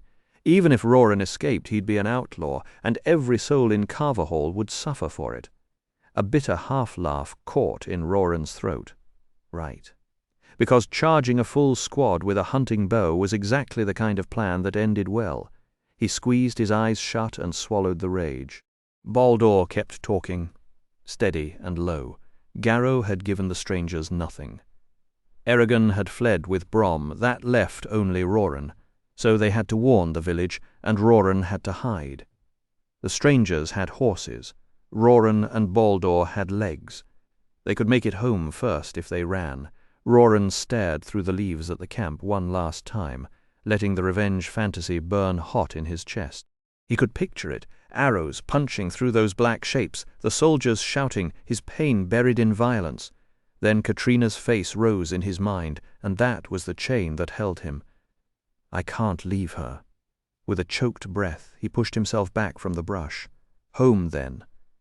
They tore away through the trees, moving as fast as they dared. Once the camp was out of sight, Roran broke onto the road and sprinted, pouring every ounce of fury and fear into his legs. Baldur kept pace beside him, and after 2 miles they stopped to gulp air, lungs burning. Roran looked over at Baldur and laid out the plan. "You spread the word. I'll talk to Horst." Baldur nodded, and they started off again through the low hills that stood before Carverhall, with the smoke of the camp still faint at their backs. The broken ground made the going rough, yet the village still came into view too quickly. Roran broke away and sprinted for the forge, leaving Baldur to drift toward the town centre. As he pounded past familiar houses, his brain raced through wild, half-formed plans. Hide, fight, bargain, anything except surrendering to the Empire's riders. He shoved through the forge door to find Horst tapping a peg into Quimby's wagon, singing a ringing old iron tune. Horst's mallet froze mid-air. "What's the matter, lad? Baldur hurt?" Roran shook his head, bent over, and let the words spill out in short bursts. The strangers were Empire agents. There was no mistaking it now. Horst worked his beard with thick fingers, then gave the order. Leave Carverhall, grab food, take his mare, ride into the foothills, and wait for word. Roran asked what they'd say if the soldiers inquired. "We'll say you're hunting," Horst said. "True enough, and I doubt they'll stumble into the woods after you." Roran nodded, raced to the house, and packed fast. Turnips, beets, jerky, bread, a tin pot, and a bedroll all tied into a lumpy bundle. He explained to Elaine in clipped words, then jogged east toward Ivar's farm. At the farm, Ivar was cursing at a mare harnessed to an elm stump, switching her with a willow wand. "Come on now, put your back into it." The horse lunged, muscles straining, until the stump finally tore free and rolled its hairy roots at the sky. Ivor had just patted the mare's neck when Roran hailed him. Surprisingly, the farmer didn't argue long. He grumbled about interruptions. Always the moment I get a bit of work done, but helped unhitch and saddle the mare. Roran swung up, bow in hand, and offered an apology. "Don't worry about it," Ivor said. "Just don't get caught. I won't." He heeled the mare, and as he rode away, Ivor added, "And don't be hiding up my creek." Roran grinned, shook his head, and bent low over the horse's neck. He made for the foothills, then climbed the slopes above Palancar Valley until Carverhall spread below him like a toy village. After picketing the mare, he settled down to watch and wait, though he couldn't stop a shiver. The spine loomed dark at his back, all black pines and bad memories. Folks from Carverhall didn't tread there for fun, and those who did often didn't return. The doubt in his gut turned to bitter amusement. Here he was, willingly hiding in the very place no sane person would go, just to avoid a few soldiers. So much for a quiet season. Before long, the road filled with them.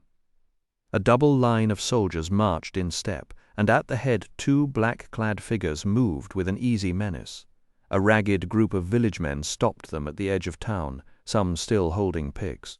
They spoke a few words, then faced each other like growling dogs waiting for the first snap. Finally, the men of Carverhall stepped aside. Roran rocked back on his heels. Now what? By evening, the soldiers had set up camp in a field just outside the village, as if they planned to stay for a while.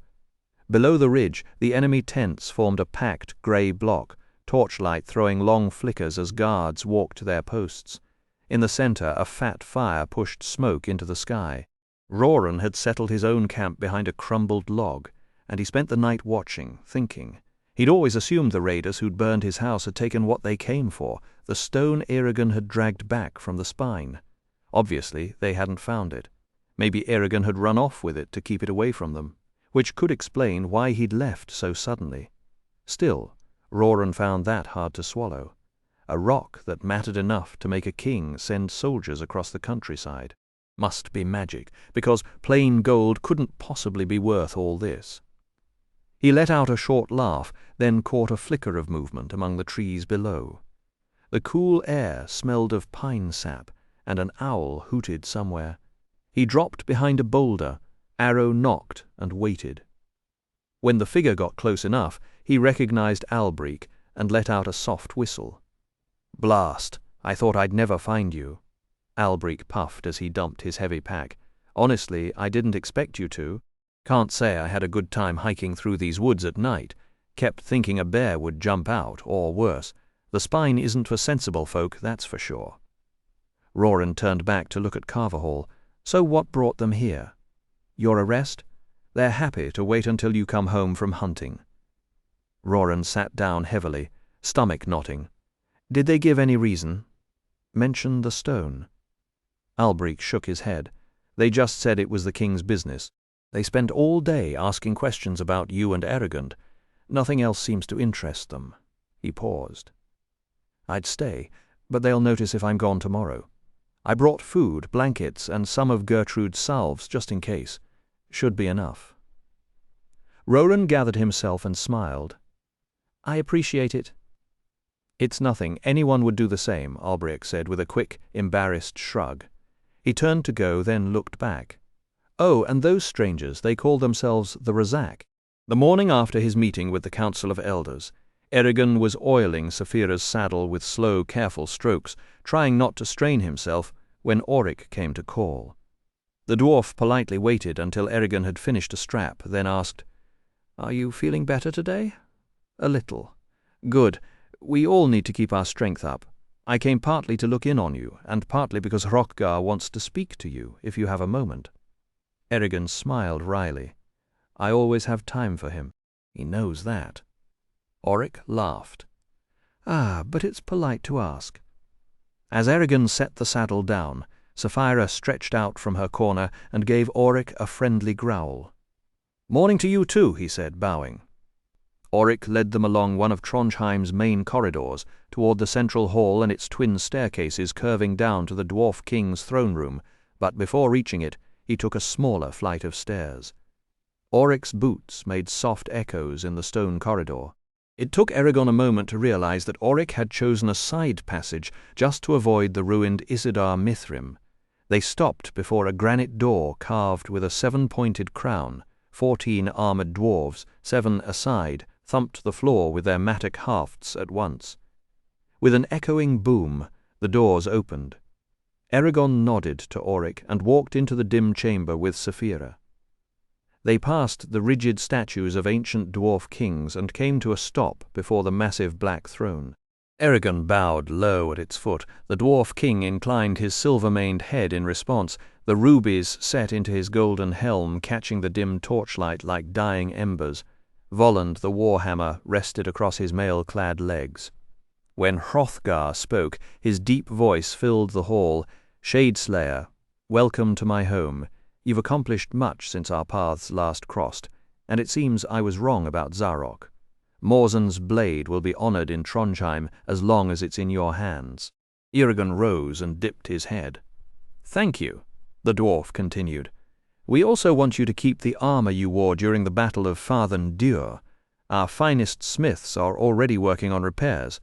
Saphira's dragon armor is receiving the same treatment, and once it's restored, she may use it for as long as she wishes, or until she outgrows it. It's the least we can offer in gratitude. If not for the war with Galbatorix, we'd be hosting feasts and celebrations in your name. But those will have to wait for a better day." Speaking for both himself and Saphira, Eragon replied, "Your generosity exceeds anything we could have hoped for. We'll cherish these noble gifts." Hrothgar looked pleased, though his brows still knit together in a scowl. "But we can't linger on pleasantries. The clans are demanding I take a stand on Ajihad's successor. When the Council of Elders announced their support for Nasuada yesterday, it stirred up more commotion than anything I've seen since I took the throne. The chiefs had to choose between backing Nasuada or finding another candidate. Most seem convinced she should lead the Varden, but I want to know where you stand, Eragon, before I lend my word to either side. A king who looks foolish doesn't stay king for long." "How much can we tell him?" Eragon reached out to Saphira. "He's always dealt with us fairly, but we can't know what promises he's made to others. Better to play it safe until Nasuada actually holds power." "Agreed. Saphira and I have decided to help her. We won't oppose her ascension." Eragon hesitated, then added, "And I'd ask you to do the same. The Varden can't afford to fight among themselves. They need unity." "Oe," Hrothgar said, leaning back, "you speak with new authority. Your advice is sound. But it comes with a question. Do you believe Nasuada will lead wisely? Or is there something else behind your choice?" "It's a test," Saphira warned. "He wants to know why we've backed her." Eragon felt his lips twitch. Oh, he'd love to say something cheeky right now, but that wouldn't help anyone. "I think she's wise and sharp beyond her years. She'll be good for the Varden. And that's why you support her?" "Yes." Hrothgar nodded slowly, his long white beard brushing his chest. "That puts my mind at ease. Lately there's been too much concern with what brings personal power and too little with what's right and good. Watching such idiocy without losing your temper isn't easy." An awkward silence settled over the throne room, thick and imposing. Trying to break it, Eragon asked, "What will be done with the Dragonhold? Will a new floor be laid down?" For the first time, the king's eyes grew mournful, deepening the lines around them like grooves in old wood. It was the closest Eragon had ever seen a dwarf come to tears. "There's much to discuss before we take that step. What Saphira and Arya did was terrible. Maybe necessary, but terrible. Honestly, I'd rather the Urgles had overrun us than see Isidar Mithrim broken. The heart of Trondheim has been shattered, and so has ours." Hrothgar pressed his fist to his chest, then slowly unclenched his hand and reached for Volund's leather-wrapped grip. At that moment, Saphira's mind brushed against Eragon's, carrying a flood of emotion. What struck him most was her genuine remorse. She truly regretted the Star Rose's fall, even though it had been unavoidable. "Little one," she said, "help me. I need to speak with Hrothgar. Ask him, do the dwarves have the ability to rebuild Isidar Mithrim from the shards?" Hrothgar repeated the words under his breath, muttering something in his own tongue before straightening. The skill we have, but what does it matter? The work would drag on for months or years, and in the end we'd be left with a sad imitation of the beauty that once graced Trondheim. I will not approve such an abomination. Saphira's gaze never left the king. Then her voice filled Eragon's mind. Tell him now. If every piece of Isidar Mithrim is gathered together with not one missing, I believe I can make it whole once more. Eragon stared at her, forgetting Hrothgar entirely. Saphira, the energy that would demand. You told me yourself that magic isn't something you can just command. What makes you think you can do this? I can do it if the need is great enough. This will be my gift to the dwarves. Remember Brom's tomb. Let that wash away your doubt. And close your mouth. It's unbecoming, and the king is watching. When Eragon passed along her offer, Hrothgar rose with a sharp breath. Is it possible? Even the elves might hesitate to attempt such a feat. She is certain she can do it, Eragon said. Then we will rebuild Isidar Mithrim, even if it takes 100 years.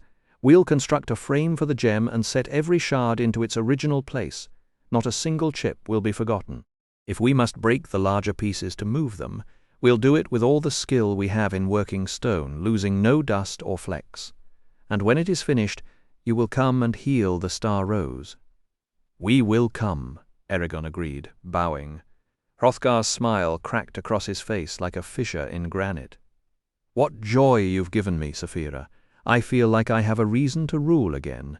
If you do this, dwarves will honor your name for generations to come. Go now with my blessing, and don't wait for my announcement. Spread the tidings to everyone you meet. Let the halls echo with the jubilation of our people. They left the king still smiling on his throne. Outside, Auric listened to the whole tale, then bent and kissed the floor before Saphira. When he rose, he was grinning ear to ear. A wonder indeed. This is exactly the hope we needed. There will be drinking tonight, I'll bet. Eragon felt obliged to remind him, and tomorrow is the funeral. Auric's expression darkened for exactly one moment. Tomorrow, yes, but until then we won't let sorrow rule us. Come. He grabbed Eragon's hand and pulled him through Trondheim to a vast feast hall filled with dwarves at long stone tables. Auric jumped onto a table, sending cups scattering, and bellowed the news of Isidar Mithrim. The cheer that followed was loud enough to shake the pillars. A young dwarf with copper hair clutched his mother's hand and stared at Saphira with wide, wondering eyes. Every dwarf insisted on stepping forward to kiss the floor before her, just as Auric had. Then they left their food untouched and filled their tankards with beer and mead. Eragon let himself be drawn into the celebration, and he was surprised how much he needed it. The noise, the laughter, the warmth of the hall, all of it helped soften the heavy weight around his heart. Still, he tried not to go too far, knowing the funeral would come at sunrise. Saphira, however, had no such worries. When offered a sip of mead, she found it delicious, and the dwarves rolled out an entire barrel for her.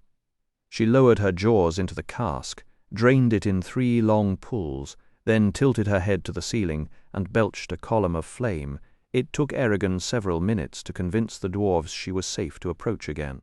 Once he did, they dragged out another barrel, ignoring the cook's protests, and watched in awe as she emptied it as well. By then her thoughts were sloshing through Eragon's mind with growing force, and he knew the night was far from finished. It was getting harder for him to trust what his own senses reported. Saphira's sight kept overlapping his, making shapes ripple and colors bleed into one another. Even smells seemed to pass through a dragon's nose, turning ordinary wood smoke and roasted meat into something scorched and sharp. When the dwarves started singing, Saphira swayed on her feet and added a weird throaty hum between verses, punctuating each line with a roar that rattled the cups. Eragon opened his mouth to join in, and instead of words, a grating reptilian snarl tore from his throat. Great, he thought, shaking his head. Just what I need, an involuntary dragon impression. Or maybe I'm just ploughed. He shrugged, decided it didn't matter, and threw himself back into the song with bellowing enthusiasm, dragon voice and all. More dwarves poured into the hall as word spread about the magnificent Isidar Mithrim. Soon every bench was packed, and a dense crowd pressed in around Eragon and Saphira. Auric summoned a band of musicians, who settled into a corner and whipped the velvet covers off their instruments. Harps, lutes, and silver flutes spun out shimmering melodies that wove through the noise and laughter. At one point, a tipsy dwarf tried to climb onto Saphira's back, but she flicked him into a heap of furs with a lazy sweep of her tail, to the delight of the crowd. Hours rolled by before the excitement began to fade. Then Auric climbed back onto the table, legs planted wide for balance. Tankard raised, his iron-bound cap tilted at a ridiculous angle. "Here, here," he bellowed. "At last we've thrown a proper party. The Urgles are scattered, the shade is dead, and we're still standing to toast it." The dwarves hammered their fists on the tables in approval. A nice, short, honest speech. But the dwarf wasn't finished. To Eragon and Saphira he roared, lifting his cup. That brought even louder cheers. Eragon stood and bowed, which only made the crowd roar harder. Saphira, trying to copy him, reared up and swept her foreleg across her chest. She tottered on her hind legs, and then with a deafening whoosh fell backward onto a banquet table, shattering it to splinters. Pain flared through Eragon's back, and he dropped, unconscious, beside her tail. "Wake up, Stonehead!" Eragon forced his eyes open. His head throbbed, his mouth tasted like a dead mouse, and he was lying on a cold stone slab. "What?" he winced, the words scraping his throat. Auric was tugging at his brown beard, looking irritated. "Ajihad's funeral procession. We have to be there. Get up." "What did you call me?" Eragon croaked, sitting up slowly.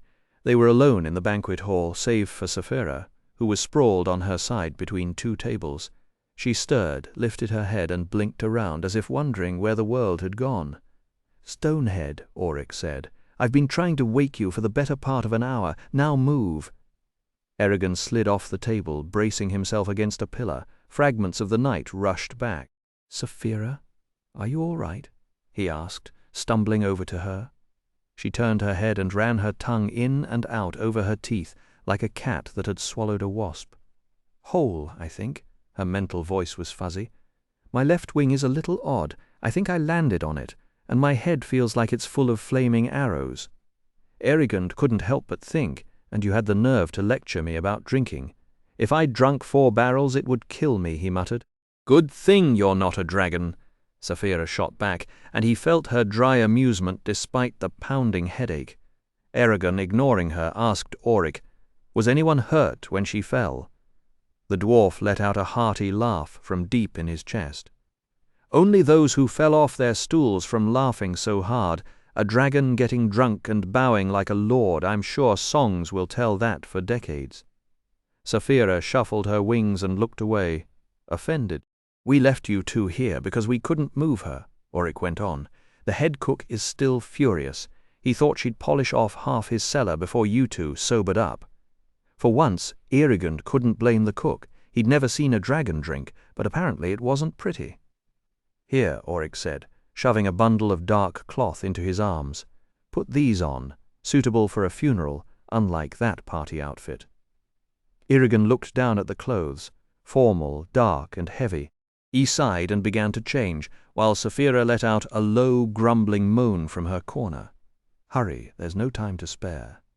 Eragon pulled on the clothes, a loose white shirt with tied cuffs, a red vest trimmed in gold braid, dark trousers, polished black boots that clicked across the floor, and a flowing cape held at his throat by a studded brooch. He buckled Zarok onto an ornate belt instead of the usual plain leather band, splashed water on his face, and raked his hair into place. Auric, moving with surprising speed on his short legs, rushed him and Saphira out of the hall toward Trondheim's south gate. "We have to begin there," the dwarf explained, "because that is where Ajihad's body stopped 3 days ago. If the journey to his grave is interrupted, his spirit will never find peace." Saphira called it an odd custom, and Eragon had to agree. Back in Carverhall, people were buried on their farms or in the village graveyard, with a few lines from ballads and a feast for the family afterward. He noticed her stagger slightly. "Can you make it through the whole funeral?" he asked. She gave a thin grimace. "That and Nasuoda's appointment, and then I will sleep. Pox on all the mead." At least the mead hadn't put him in such a state, Eragon thought, though he made the mistake of saying so aloud, and Saphira's snort could have rattled the gates. He turned back to Oric. "Where will Ajihad be buried?" Oric slowed and gave him a wary look.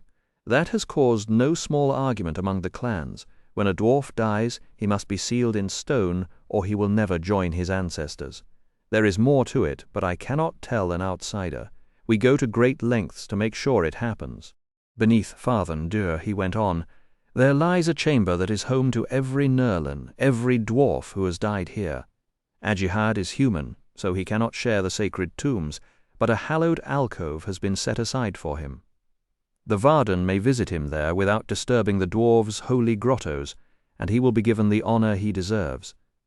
Hrothgar has done much for the Varden, Eragon commented. Some think too much, Oric replied. At the south gate, where hidden chains had raised the massive panel to let a little daylight seep into Farthen Deur, they found the column already arranged. Ajihad was at the front, cold and pale, on a white marble bier carried by 6 men in black armor. A helm scattered with precious stones sat on his head. His hands were folded over the bare sword's ivory hilt, and a shield covered his chest and legs, while silver mail spilled onto the bier like chains of moonlight. Just behind the body stood Nasuoda, sad, cloaked in black, still solid in her stance despite the tears on her face. Beside her were Hrothgar in dark robes, Arya, the Council of Elders, with suitably mournful expressions, and a stream of mourners that stretched a full mile back from Trondheim. Every door and arch along the 4-story hall leading to the central chamber was packed with humans and dwarves alike. As Saphira and Eragon came into view, the long tapestries swayed under hundreds of sighs and whispers. Jormungandr signalled for them to join him, so they eased through the column without disturbing it, though Sabray shot them a glare. Oric took his place behind Hrothgar. Everyone waited, though Eragon had no idea for what. The lanterns were half-shuttered, leaving a cool twilight that made the whole scene feel unreal. No one seemed to move or breathe, and for a second Eragon could imagine they were all statues frozen for eternity. But then Nasuoda's shoulders tightened, and a sudden ache went through him. This was not a dream, and not a ritual to be rushed. It was grief, still moving forward. The smoke from a single incense stick twisted upward from the bier, a shaky grey thread against the hazy ceiling. It smelled of cedar and juniper, and it was the only thing moving in that vast hall until a drum let loose a profound boom deep in Trondheim. The sound vibrated through the stone floor, up into their legs, and made the whole mountain ring like a hollow bronze bell. They stepped forward on that note. A second, deeper drum joined in, and the double rhythm began to roll through the chamber like slow thunder. Each footfall synced with the beat, forcing a solemn weight into every stride. For a while, Eragon's mind went blank, washed clean by the throbbing pulse, replaced by a strange mixture of grief and a bitter rising pride. It was almost theatrical, the way the drummers conjured tears from even the sternest warriors. He nearly laughed at the absurdity of it, but then the sound swelled, and the laugh died in his throat. Boom. The tunnel ended, and the bearers paused between the black onyx pillars. The central chamber opened before them, and the dwarves grew even more solemn as they saw Isidar Mithrim. It was now a graveyard of crystals. A circle of jagged shards surrounded the inlaid hammer and pentacles, with some pieces larger than Saphira herself. The star sapphire's light still shimmered in the broken facets, and on a few delicate petals of the carved rose were still visible. Eragon remembered walking through this chamber only days ago, feeling hope. Now it felt like a hollowed-out skull. The bearers pushed onward, carefully threading the razor edges, then turned down broad stairs into the lower tunnels. They marched through one cavern after another, passing stone huts where dwarven children watched with wide, frightened eyes. Boom at the final crescendo, the procession halted beneath a ceiling of ribbed stalactites that jutted out like the bones of some giant beast. A vast catacomb stretched before them, its sides lined with alcoves, each one holding a tomb carved with a name and a clan crest. Hundreds of thousands were buried here. Red lanterns cast a thin, sickly light over the endless rows of stone. The bearers carried Ajihad into a small chamber off to the side, where an open crypt sat on a raised platform. Runes were carved along its edge. May all, Nerlan, humans and elves, remember this man, for he was noble, strong and wise, Guntara Aruna. When the mourners had crowded into the space, Ajihad's body was lowered into the crypt. Those who had known him personally moved forward one by one. Eragon and Sapphira were fifth in line just behind Arya. As he climbed the marble steps, Eragon's chest tightened. He couldn't help thinking that this was also a funeral for Murtagh, for the friend he had lost, and that doubled the weight pressing down on him. He reached the edge of the tomb and looked down. Ajihad's face was strangely calm, maybe calmer than it had ever been in life. Death had stripped away every trace of worry, leaving nothing but quiet dignity. Eragon had only known the man for a short time, but he had respected him deeply, both for himself and for what he represented. A promise that tyranny could be broken. Ajihad had given them shelter when the Empire had no mercy to offer. Struggling to find words, Eragon swallowed the hard lump in his throat and leaned forward. "You will be remembered, Ajihad. I swear it. Rest easy knowing that Naswada shall continue your work, and the Empire will be overthrown because of what you accomplished." Sapphira's claw touched his arm, a gentle pull back to the world. He stepped off the platform with her, and Jormundur moved in to take his place. After all the mourners had passed, Naswada bowed over her father. She took his hand and held it with a fierce, desperate tenderness, then broke into a strange wailing lament that filled the cavern with raw grief. 12 dwarves moved forward and slid the marble slab over Ajihad's upturned face, and he was gone. Eragon yawned, covering his mouth as the crowd began drifting out of the catacomb and into the underground amphitheatre. Death, it turned out, was exhausting in every possible way. The vast amphitheatre still buzzed with whispered recollections of the funeral. Eragon sat at the front, close to the podium, surrounded by Oric, Arya, Hrothgar, Naswada, and the elders. Sapphira loomed on the steps above.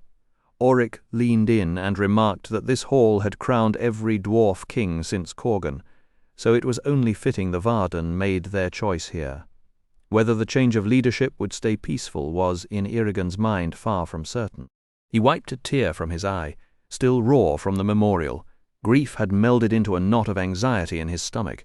He dreaded what lay ahead, knowing that no matter the outcome, he and Sapphira would leave with powerful new adversaries. His fingers found Zarok and clenched the hilt. The amphitheatre slowly packed to capacity, and finally Jormundur climbed the podium. "People of the Varden," Jormundur began, "we gathered in this very hall 15 years ago to mourn Daenor. His heir, Ajihad, stood against the Empire and Galbatorix like no one had before him. He won impossible victories, outmaneuvering armies twice his size. He even managed to wound Durza, nicking the Shade's sword, but above all he opened the gates of Trondheim to rider Eragon and Sapphira.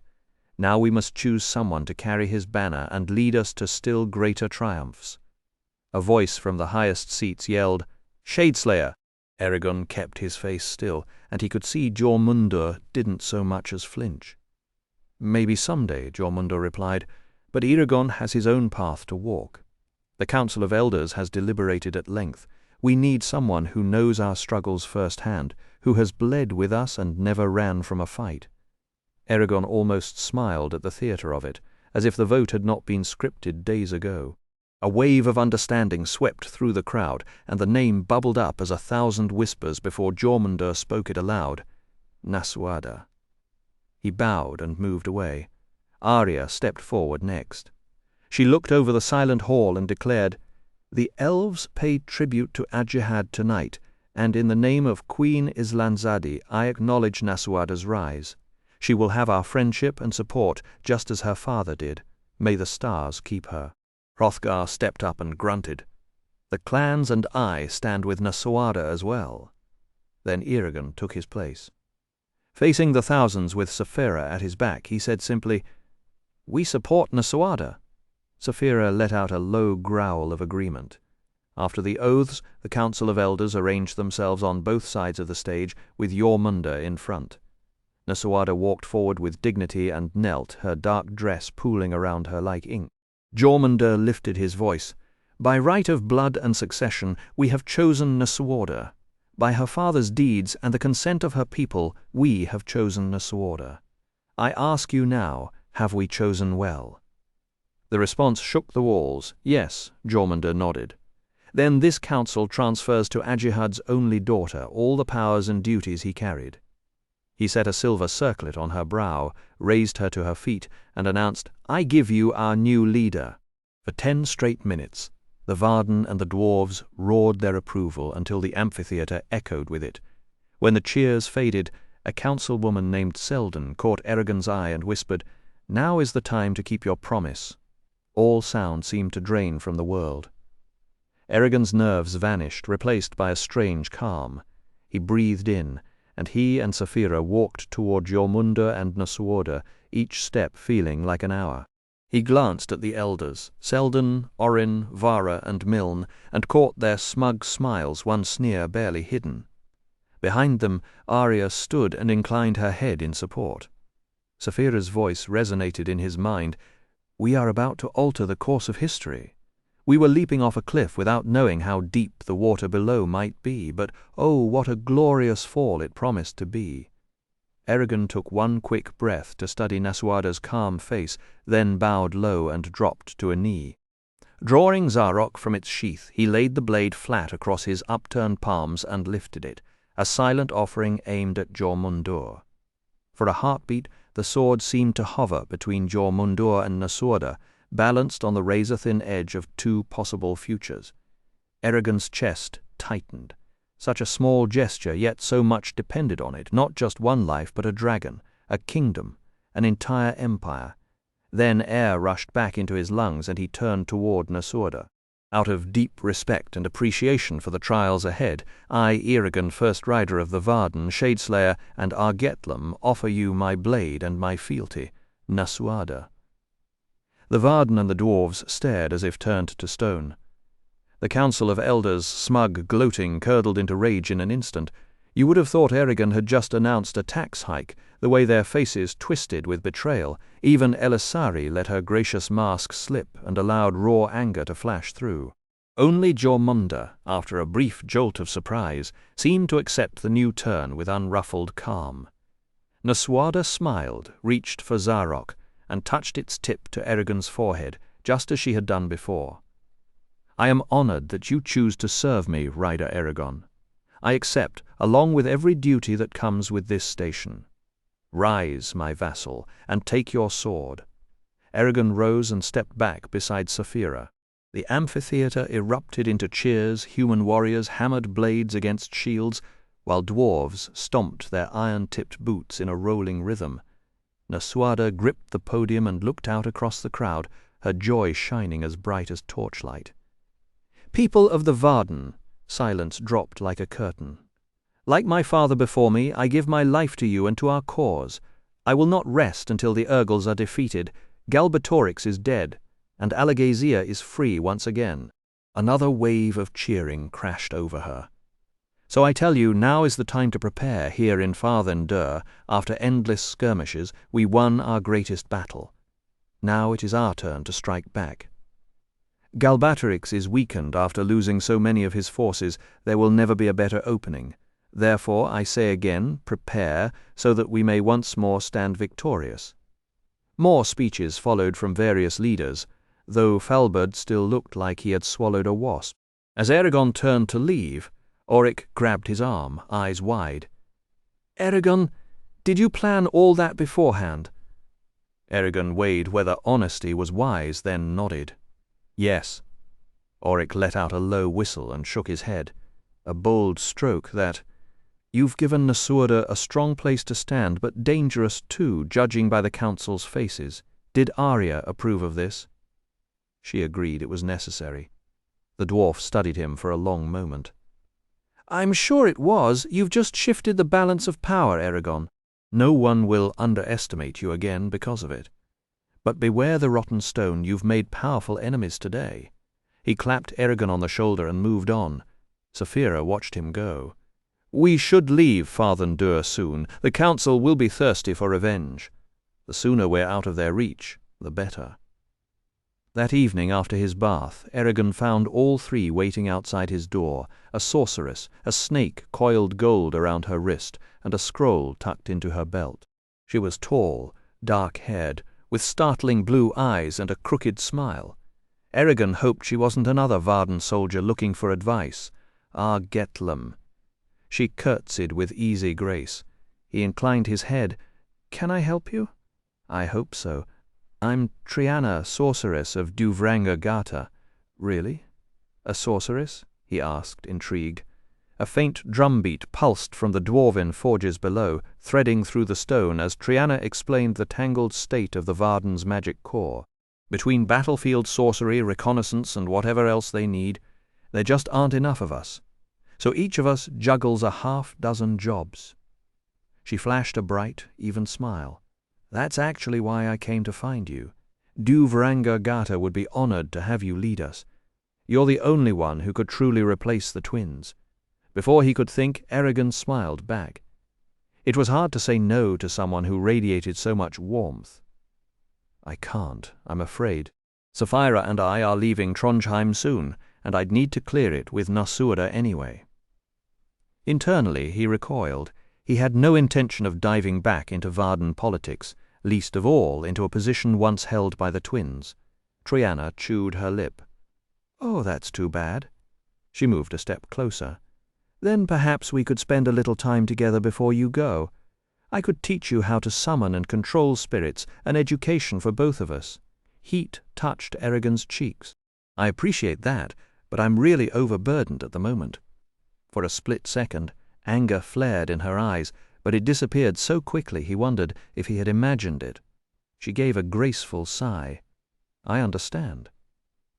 She looked so dejected that guilt twisted in Eragon's chest. Talking for a few more minutes couldn't hurt. Curious, how did you learn magic? Her mood brightened immediately. My mother was a healer in Surda. She held a little power and taught me the old ways. Of course, I can't come close to a rider's strength. No one in Duvrangar Gata could have defeated Durza alone the way you did. That was heroic. Eragon scuffed his boots on the floor, mortified.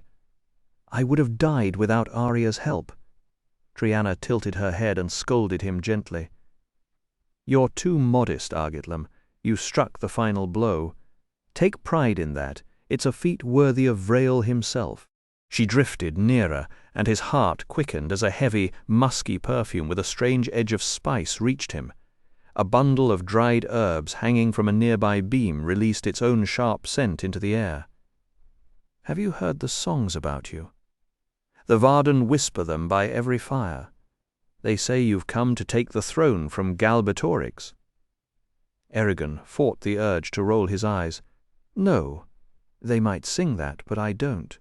Whatever fate waits for me, ruling is not part of it. Triana nodded approvingly. And it's wise to feel that way. What is a king but a man locked in a cage of duty? A poor reward for the last free rider and his dragon. Instead, your freedom lets you shape Allegasia's future on your own terms. She paused, then asked, Do you have any family left in the Empire? Eragon blinked. Only a cousin. Then you're not betrothed? The question startled him. No one had ever asked. No, not betrothed. There must still be someone you care about. Another step, and her ribboned sleeve brushed his arm. I didn't leave anyone close to me in Carver Hall, he stammered, and I've been travelling ever since. Triana eased back, raised her wrist, and let the serpent bracelet catch the firelight. Do you like him? Eragon nodded, though the ornament honestly made his skin crawl. This is Lorga, my familiar and protector. She bent close, breathed onto the metal and murmured words in the ancient language. A dry rustle answered as the snake began to move. Eragon watched, transfixed, as Lorga spiraled around her pale arm, lifted its head, and locked whirling ruby eyes on him, its wire-fine tongue flickering. The eyes swelled until they seemed the size of fists, and he felt himself falling into their blazing centers, unable to look away. A clipped command from Triana snapped the snake back into stillness. She leaned against the wall and sighed. Most people don't understand the burdens of those who use magic. But I wanted you to know that there are others like you, and we will help if we can. Eragon looked at Triana then, on a whim, put his hand over hers. Approaching a woman had always felt like a foreign language to him, but something inside refused to stay silent. It dared him to be brave, and the risk was both terrifying and exhilarating. "If you want," he said, "we could go grab something to eat. There's a kitchen close by." She responded by laying her other hand on top of his. Her fingers were smooth and cool, so different from the calloused, scarred hands he was used to. "I'd like that. Shall we?" The door flew open with a bang. Triana lurched forward, spun around, and came face to face with Saphira. The dragon stood stone still except for one lip, slowly creeping upward, revealing a row of jagged teeth. Then she let out a growl.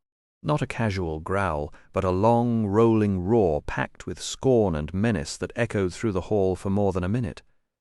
It sounded like a blistering, hackle-raising scolding. Eragon stared at her the whole time, his jaw tight. When it ended, Triana was pale, her knuckles white around her dress. She offered a stiff curtsy to the dragon, then turned and fled, barely keeping her footsteps even. Saphira, calm as ever, lifted a leg and licked her claw. "That door," she sniffed, "was nearly impossible to open." Eragon let out an exasperated breath. "Why would you do that? You had no reason to interfere. Saphira seemed unbothered. You needed my help. If I'd needed help, I would have asked for it." He nearly laughed, albeit not with humor. He had survived Gilead, fought and bled, and now his partner was acting like a suspicious mother hen. "Don't yell at me," she snapped, clicking her jaws together. He could feel her emotions churning as fiercely as his. "I will not watch you throw yourself at some woman who cares about Eragon the Rider, not Eragon himself." "She was not like that," he shouted, striking the wall with his palm. "I'm a man, Saphira, not a hermit. You cannot expect me to ignore women just because of what I am, and you don't get to make that decision for me. Maybe I just wanted a conversation. Anything that wasn't about blood and loss and the next tragedy. You're in my head often enough to know how I feel. Why couldn't you leave it alone? What harm would it have done?" "You do not understand," she said, turning her eye away. "Oh, I don't understand," he laughed, and it came out bitter. "I understand perfectly. You do not want me to form a bond with anyone because it would change things between us. But what about a family? A wife? Children? Am I supposed to give those up too?" For a moment his anger blazed. Then it faded, and he remembered how much she had given up for him, how lonely she had been before they found each other. "I'm sorry," he said more quietly. "That was unfair." She fixed her huge eye on him. "We are linked intimately. If you pursue someone with or without my blessing, and become attached, my own feelings will be caught up as well. So I warn you once, choose carefully, because it will involve both of us." He mulled that over. "Then our bond cuts both ways," he said. "If you hate someone, I will hate them too. I understand your worry." He paused. "So you weren't just jealous?" She licked her claw again. "Perhaps a little." Now it was Eragon who let out a growl. He brushed past her, snatched Zarok, and stalked out, fastening the sword belt as he moved. He spent hours wandering through Trondheim, trying to avoid everyone. In a side passage, he came upon a dwarf child staring up at him with wide eyes. She had dropped a little carved bird. He bent, picked it up, and placed it in her hand without a word, then walked on. The argument still stung, but he could not deny what Saphira had said. They shared so much, and of all the things binding them, this was the one they could least agree on. That night, for the first time since his capture at Gilead, he slept alone in the dwarves' barracks, away from her. The next morning he returned at first light. Neither of them mentioned the fight. They both knew another round would settle nothing, and they were too glad to be together again to risk reopening that wound. During lunch, Saphira tore into a slab of meat while Eragon quietly ate. Then Jasha appeared, staring at Saphira just as he had done before, unable to look away as she gnawed on the end of a leg bone. Eragon wiped his mouth and raised a brow. Had the Council of Elders finally decided to contact him? They'd been absolutely silent since Ajihad's funeral. A young aide who had been nervously eyeing Saphira stepped forward and said, "Naswada wants to see you, sir. She's in her father's study." "Sir?" Eragon barely kept from laughing. Just weeks ago he was the one tagging Sir onto everyone else's names. He glanced at Saphira, who was still gnawing on a haunch. "Are you finished, or should we make her wait?" She rolled her eyes, shoved the last chunk into her mouth, and cracked the bone in two. "I'm done." "All right," Eragon said, getting up. "You can go, Kendra." The aide nodded and left quickly. The trip to the study took the better part of an hour, thanks to the ridiculous size of Fathen Dure. The door was still guarded, sure, but now it wasn't just a couple of guards. A whole squad of grizzled veterans stood shoulder to shoulder, scanning the corridor like they expected an assassin to drop from the ceiling. They recognized Eragon and Saphira, of course, but they still made them wait while a runner went to announce their arrival. Eragon felt like a traveling merchant requesting an audience with a king. When they finally entered, the first thing he noticed was a small clay pot on the desk, filled with pale purple blossoms. The scent was soft, reminding him of summer meadows and fresh-cut hay. Nice touch, he thought. Naswada had managed to put her own stamp on the room without making it feel like she was erasing her father. She sat behind the desk, still dressed in the black of mourning, and gave him a steady look. Eragon. No warmth, no hostility. Just a statement. She set down a quill and folded her hands. "I've spent the last few days going over the Varden's finances. It's a depressing picture. We're broke, we're spread thin, supplies are running low, and not many new recruits are coming in from the Empire. That's going to change." Saphira's head lifted. "Change how?" Eragon asked with a mental sigh. Moving a whole army is about as easy as herding cats, he thought, but he kept that to himself. "The dwarves can't feed us forever," Naswada continued. "They've had a bad year for crops, and they've lost people too. So I've decided we're going to move to Surda. It'll be hard, but it's the only way we'll be safe, and from there we can finally hit the Empire where it hurts." Eragon blinked. "Move to Surda! That's months of work, not to mention the wagons, the supplies, the families, and I can't imagine Galbatorix will just let us walk there." Naswada smiled grimly. "King Orin used to be terrified of openly opposing Galbatorix, but after we crushed the Urgles, he's changed his tune. He'll give us shelter, food, and soldiers. Plenty of Varden are already in Surda, mainly the ones who can't fight. They'll help us too, or I'll take our name away from them." Eragon frowned. "How did you get a message to Orin so fast? The dwarves use mirrors and lanterns to send signals through their tunnels. A message can get from here to the far side of the Bior Mountains in less than a day, then couriers take it to Aberon. But that's still too slow. If Galbatorix sends an Urgle horde at us, we might only have a few hours' warning. I want something much faster between Duvranga Gata and Hrothgar's magicians before we leave." She opened a drawer and pulled out a thick roll of parchment. "We're leaving Fathen Dure within the month. Hrothgar has agreed to give us safe passage through the tunnels. He's also sent warriors to Orthied to clean out any remaining Urgles and to seal the tunnels so nobody can sneak up on the dwarves that way again. But even with all that, I'm not sure we'll survive the journey, so I have a favor to ask of you." Eragon nodded. He'd been expecting a request or an order. Naswada wouldn't have called them here for anything less. "I am yours to command," Eragon said, though his hand remained resting on Saphira's side. She gave him a long, measuring look. "Perhaps. But this isn't a command, and I want you to think before you answer.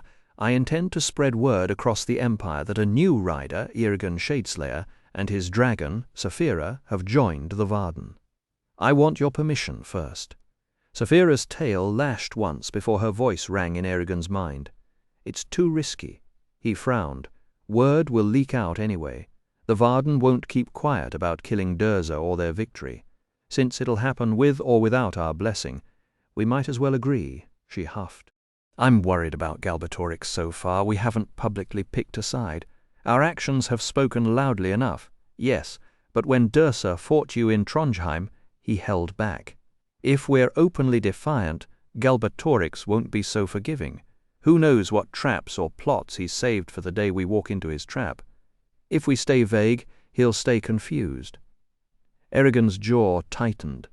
The time for vagueness is over. We fought the Urgles, we killed Dursa. I swore an oath to Nasuada. There's no ambiguity left. If you permit, I'll agree to her proposal.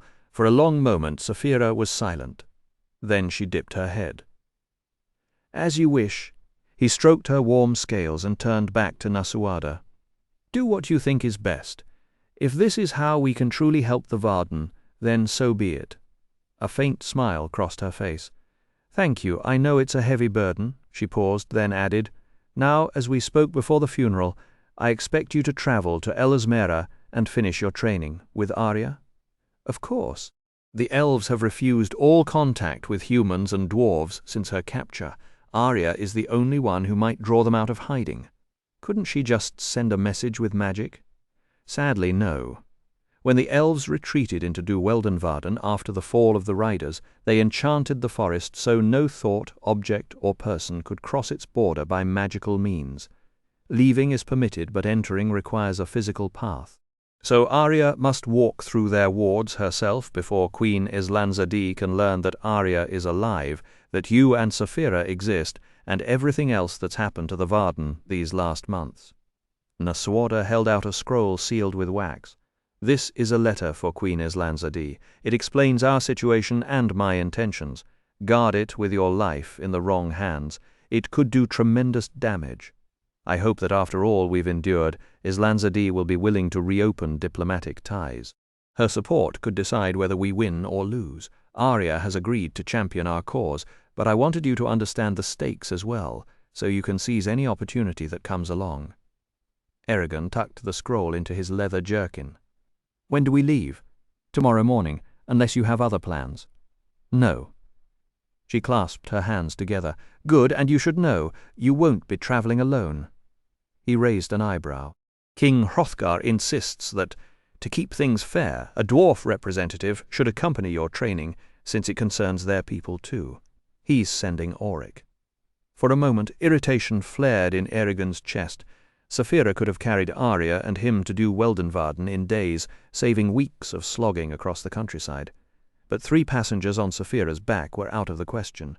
Auric's presence meant they'd be stuck on the ground, moving at a dwarf's pace. Then Eragon caught himself, and a wry smile touched his lips. Fine, if it keeps the dwarves happy and proves that the new rider doesn't play favourites. A few extra weeks on the road is a small price.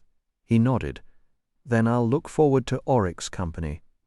Eragon gave a rueful laugh. Well, it'll slow us down, but I suppose we have to keep Hrothgar happy. Truth be told, I'm glad Auric is coming. Crossing Alligaesia with only Arya for company sounded like a long, uncomfortable ride. She's different. Nasuada finished, a smile tugging at her mouth. His smile faded. But you can't really mean to invade the Empire. You've said yourself the Varden are too weak. Waiting seems smarter. Nasuada's voice hardened. Waiting gives Galbatorix time, and time is the one weapon we don't have. This is the first opening we've had since Morzan fell. He never imagined we could beat the Urgles, and that's because of you. So he won't have put the Empire on guard. This is the moment to strike, before he even knows we're a threat.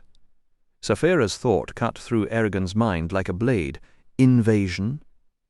And how exactly will she kill Galbatorix when he flies out and turns the whole army to ash? Eragon repeated the question aloud. Nasuada shook her head. From what we know of him, he won't stir until Urubain itself is threatened. Galbatorix doesn't care if we burn half the Empire, as long as we come to him. Why should he bother? Maybe he's waiting for us to do the hard part. show up exhausted and half-beaten, ready to be swatted aside. "That still doesn't answer Saphira," Eragon said, "because I can't answer it yet.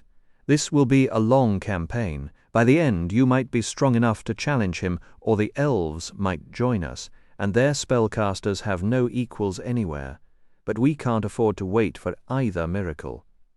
Now is the time to gamble, to attempt what nobody thinks we can do. The Varden have hidden in the shadows long enough. We either challenge Galbatorix, or we fade away into nothing." The scale of Naswara's plan unsettled Eragon. So many things could go wrong, so many unknown dangers waited ahead, that considering it seriously felt almost absurd. Still, it wasn't his decision, and he wouldn't fight her on it. "We have to trust her judgment now," he thought. "And what about you?" he asked. "Will you be safe while we're gone?" "I swore a vow, and I mean to keep it. I'm not ready to plan your funeral." Her jaw tightened. She gestured toward the door where her guards stood ready. "Don't worry, I'm well protected." Then she looked down. "But I'll admit, part of the reason I'm going to Surda is that Orin has known me since I was a child. He'll keep me safe. I can't stay here once you and Arya leave, not with the Council of Elders still trying to pull my strings. They'll never accept my authority until I prove the Varden follow me, not them." For a moment she looked almost vulnerable. Then she drew herself up, shoulders squared and chin lifted. The old Naswara again. "Go now, Eragon. Saddle your horse, gather your supplies, and be at the north gate before dawn." He bowed low, honoring her return to command, and walked out with Saphira. After dinner, Eragon climbed onto Saphira's back, and they flew together. They soared high above Trondheim, where icicles clung to the rim of the hollow mountain like jagged teeth, a pale white crown against the stone. It was still hours before true night, but inside Farthendur the darkness came early. Eragon tilted his head back, letting the cold air sting his cheeks, and realized how starved he was for the wind, the living wind that rushed through meadows, through storms against the mountains, and shook the trees until they sang. He missed trees, too. "This place is incredible," he told Saphira, "but it's as lifeless as Ajihad's tomb." "The dwarves seem to think gems take the place of flowers," she replied. "Maybe they do in their own way." As the gloom thickened, she said, "It's late, time to return." She dropped in slow, lazy spirals, carrying them back toward Trondheim, whose warm glow cut through the darkness like a promise. The mountain city was still a distant silhouette when Saphira swung her head and said, "Look." Eragon squinted, seeing only an endless stretch of dull grey plain. "What am I looking at?" Instead of answering, Saphira banked left and angled toward one of the 4 roads that spun away from Trondheim. As they touched down, Eragon caught a flicker of white on a small rise, guttering like a candle in the evening air. It was Angela, in a pale wool tunic, carrying a wicker basket as wide as a wagon wheel, stuffed with a riot of mushrooms he couldn't name, gathering toadstools, he called out. Angela laughed and set the basket down. "Hello yourself?" And toadstool is far too sloppy a label. They're frog stools if you want the truth.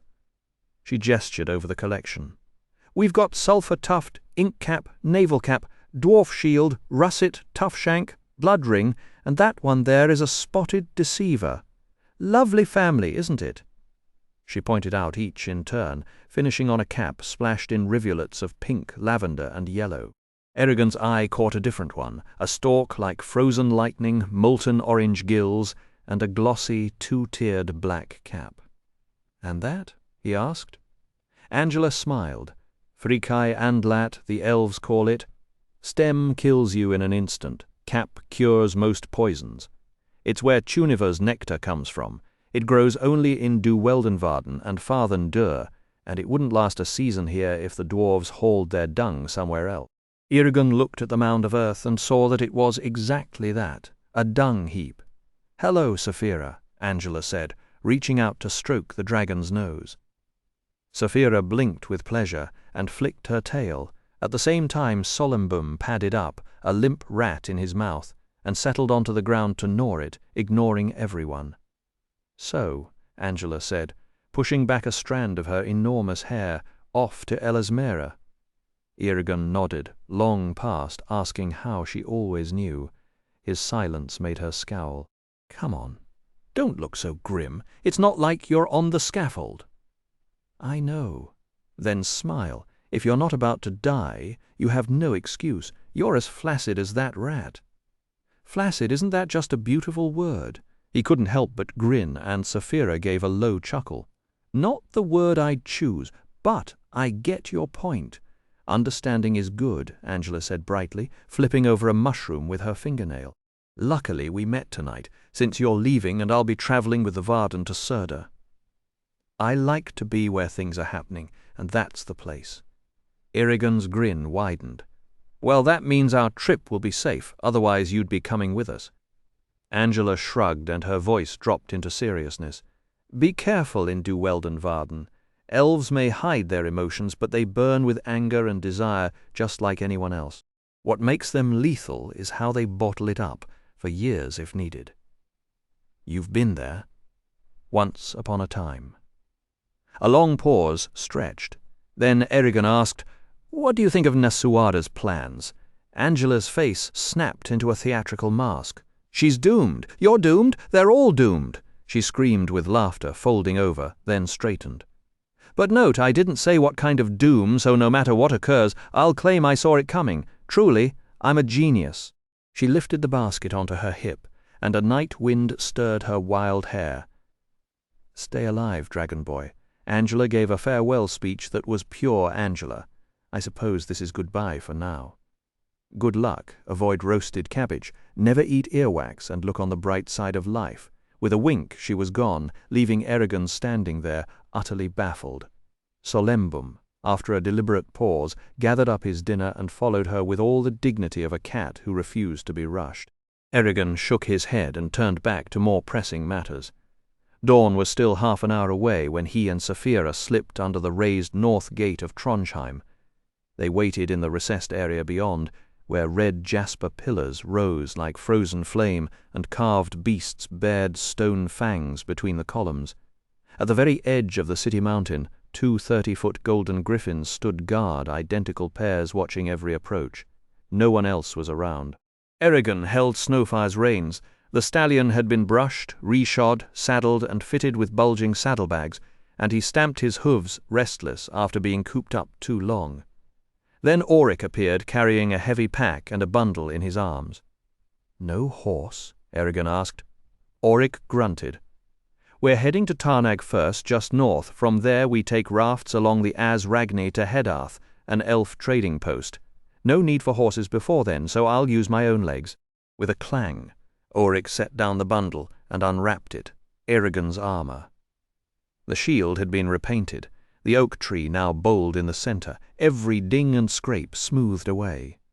The mail shirt had been burnished and oiled until each link gleamed, with no trace of the gash Durzur's blade had left across Erigan's back. The coif, gloves, bracers, greaves, and helmet were all repaired. Our best smiths worked on these, Auric said. Yours too, Saphira. But we can't take dragon armor with us, so the Varden will guard it until we return.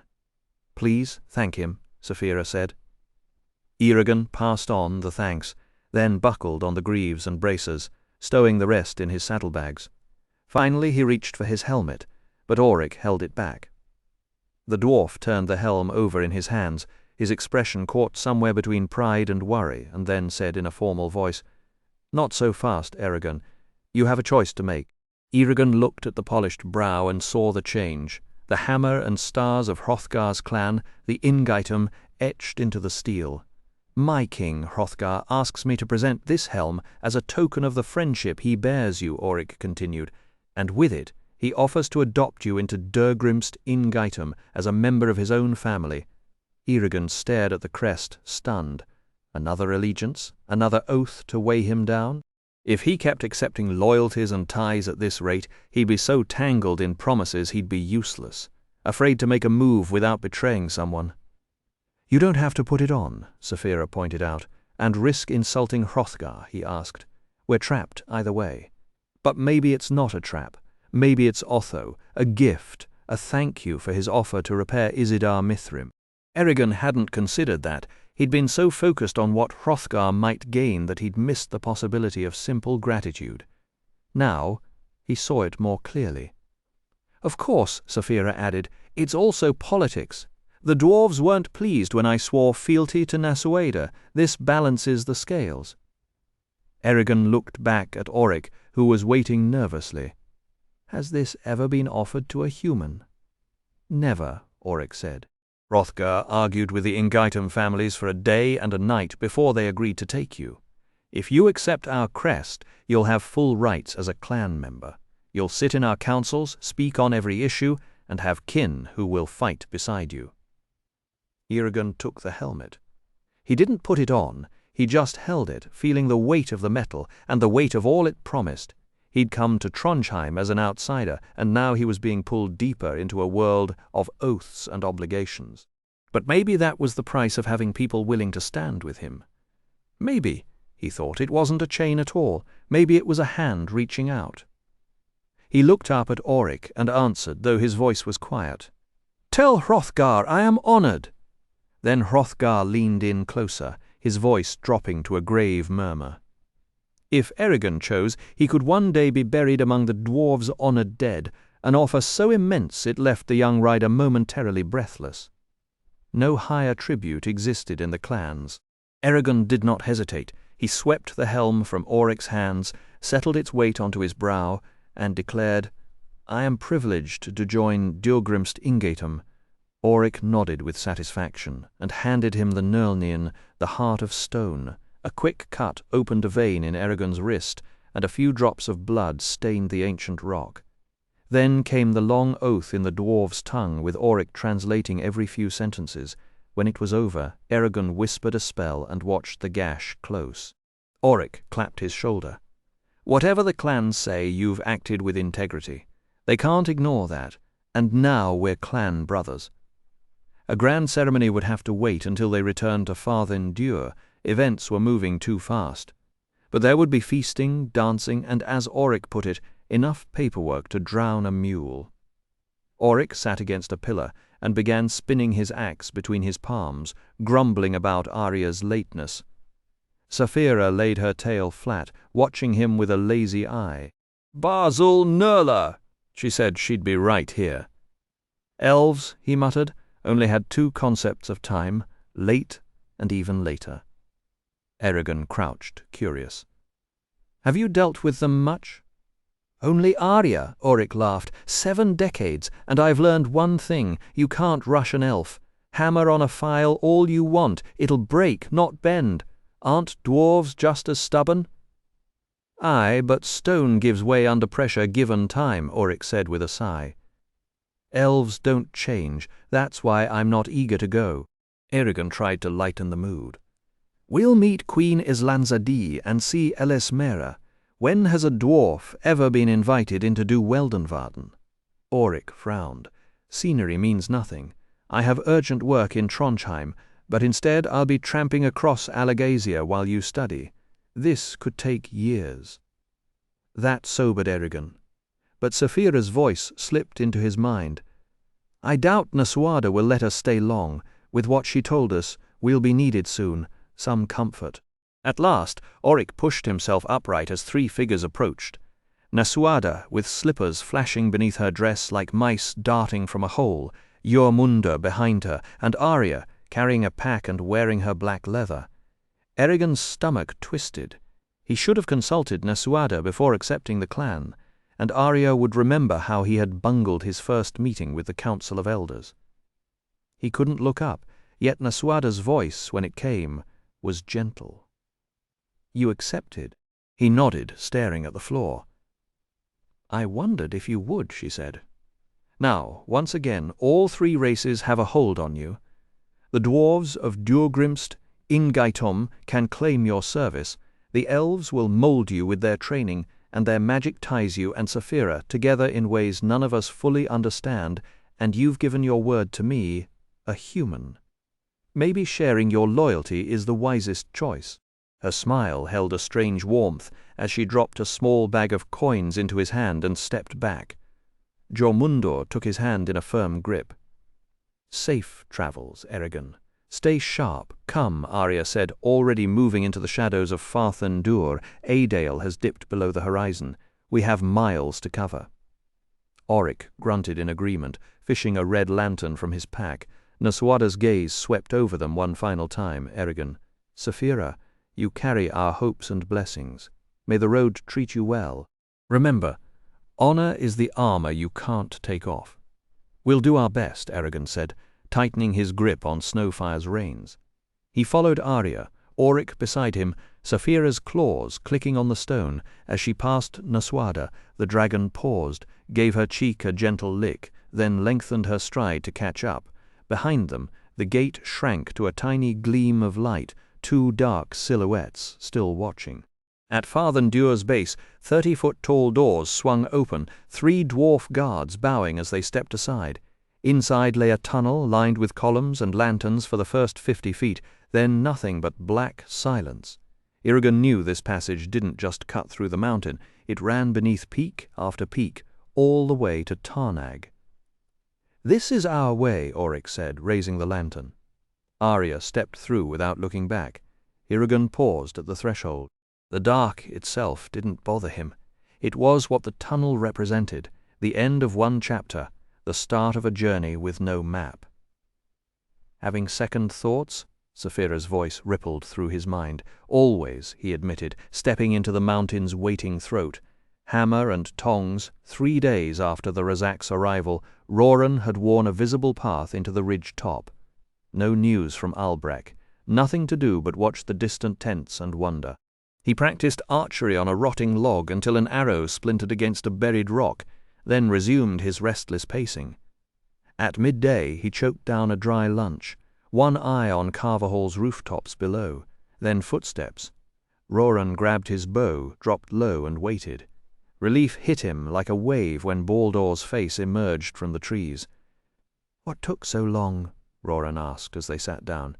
"We couldn't risk it," Baldor replied, wiping sweat from his brow. "The soldiers are watching Carverhall too closely. This was our first real opening. And I can't stay long." He glanced up at the jagged peak above them and shivered. "You're braver than I would be, camped out here alone." Roran asked Baldor if any wolves, bears, or mountain cats had given him trouble, and Baldor waved it off. No, I'm fine." When Roran pressed for news, Baldor admitted the soldiers had been anything but discreet. One had bragged to Morn that their squad was hand-picked for this mission, and a few had already gotten drunk and wrecked Morn's common room the first day. Roran asked if they'd paid for the damage, and Baldor gave a sour look. "Course not." Roran glanced down at the village, tapping his leg, and wondered aloud what he could possibly offer the Empire. "They must think I'm holding some treasure." Baldor then mentioned that the Razak had questioned Katrina because someone had let slip that the two of them were close. Roran's attention snapped to Baldor. "Is she all right?" Baldor assured him she was tougher than that, then carefully suggested turning himself in. Roran shot up, pacing his usual route, and snapped that he'd rather hang himself and take the soldiers with him, reminding Baldor of his father's torture. Baldor caught his arm and warned that if Roran stayed in hiding while the soldiers refused to leave, the Empire would decide the villagers had lied, and the Empire doesn't forgive traitors. Roran pulled loose, spun around, and sat down hard. A bitter laugh nearly escaped him, right, because the Empire was famous for its mercy. He thought it through. If he didn't show himself, the Razak would turn on the villagers. If he tried to lead them away, he'd be caught in a mile. He wasn't the woodsman Eregan was. Still, it might be the only play. He told Baldor he didn't want anyone hurt on his account, so he'd wait, and if the Razak threatened someone, he'd come up with a new plan. Baldor just said it was a nasty situation, and he intended to survive. After Baldor left, Roran kept walking, grinding a rut into the earth as dusk settled cool and dim. He pulled off his boots to save them and padded barefoot, startling a rabbit that bolted into the brush. When the waxing moon rose, he noticed a stir in Carverhall, lanterns bobbing through the streets, clustering in the square, then streaming toward the soldiers' camp where torches formed a hard line. For 2 hours they faced off, the shifting lights like an argument, until both groups finally drifted away. The next day the village was in constant motion. riders headed into Palancar Valley, and at noon 2 men entered the Razak's tent and stayed for nearly an hour. Roran watched until his eyes burned, forgetting his hunger. Then Baldur reappeared. "Hungry?" Roran offered, but Baldur shook his head, dark circles making his face look hollow. "Quimby's dead." The bowl fell from Roran's hand, splattering stew across his leg. He cursed and wiped it off, then asked how. Baldur said a couple of soldiers had started bothering Tara, Morn's wife, and while she didn't mind much, they'd gotten into a fight over who she should serve next, and in the mess, Quimby ended up dead. Roran stood with his hands on his hips, staring at the ground as if the answer might be scratched in the dirt. Baldur's words had hit him square in the chest, knocking the air out of him. It didn't seem real. Quimby, the brewer, the steady, meddling presence, who was as much a part of the valley as the pine-covered slopes, was just gone. That didn't make sense. That couldn't be? Will anyone pay for it? Roran finally asked. Baldur lifted a hand. That's the thing. Right after Quimby fell, the Razak hauled his body out of the tavern and took it to their tents. We tried to get it back last night, but they wouldn't even talk to us. I saw that. Baldur grunted and rubbed the stubble on his chin. Dad and Loring met with them this morning. They convinced the Razak to give the body back. But the soldier who threw the pitcher, he's walking free. No consequences. He paused, and his jaw tightened. When Quimby's wife opened the wrappings, you know what she found? Bones, bones. Every single one picked clean tooth marks on all of them, most cracked open for the marrow. A wave of disgust rolled through Roran, and then something deeper, a cold spike of horror. Everyone knew that a person couldn't find rest unless their body was buried whole. To see someone's remains treated like scraps from a butcher's floor was beyond anything he'd imagined. Then who, what ate him? The soldiers were just as sickened, Baldur said. It had to be the Razak. Why? What's the point? Baldur shook his head slowly. I don't think they're human. You've never seen them up close, but they smell rotten, and they always hide their faces behind black cloth. Their backs are twisted. They chatter at each other in cliques, and their own guards are afraid of them. Roran let out a bitter laugh. Of course they're not human. Why would the king send anything ordinary to terrorize us? That would be too easy. But the laugh died in his throat. The fear had already settled in, quiet and cold, slithering up his spine. He saw the same dread reflected on Baldur's face. Galbatorix's evil had always been a tale to whisper around fires, something distant, something that happened to other people. Now it was camped in their fields, and the stories had become too real. Something has to be done, Roran muttered. The night dragged on, and by the time the sun climbed over Palancar Valley, an unnatural heat had settled in.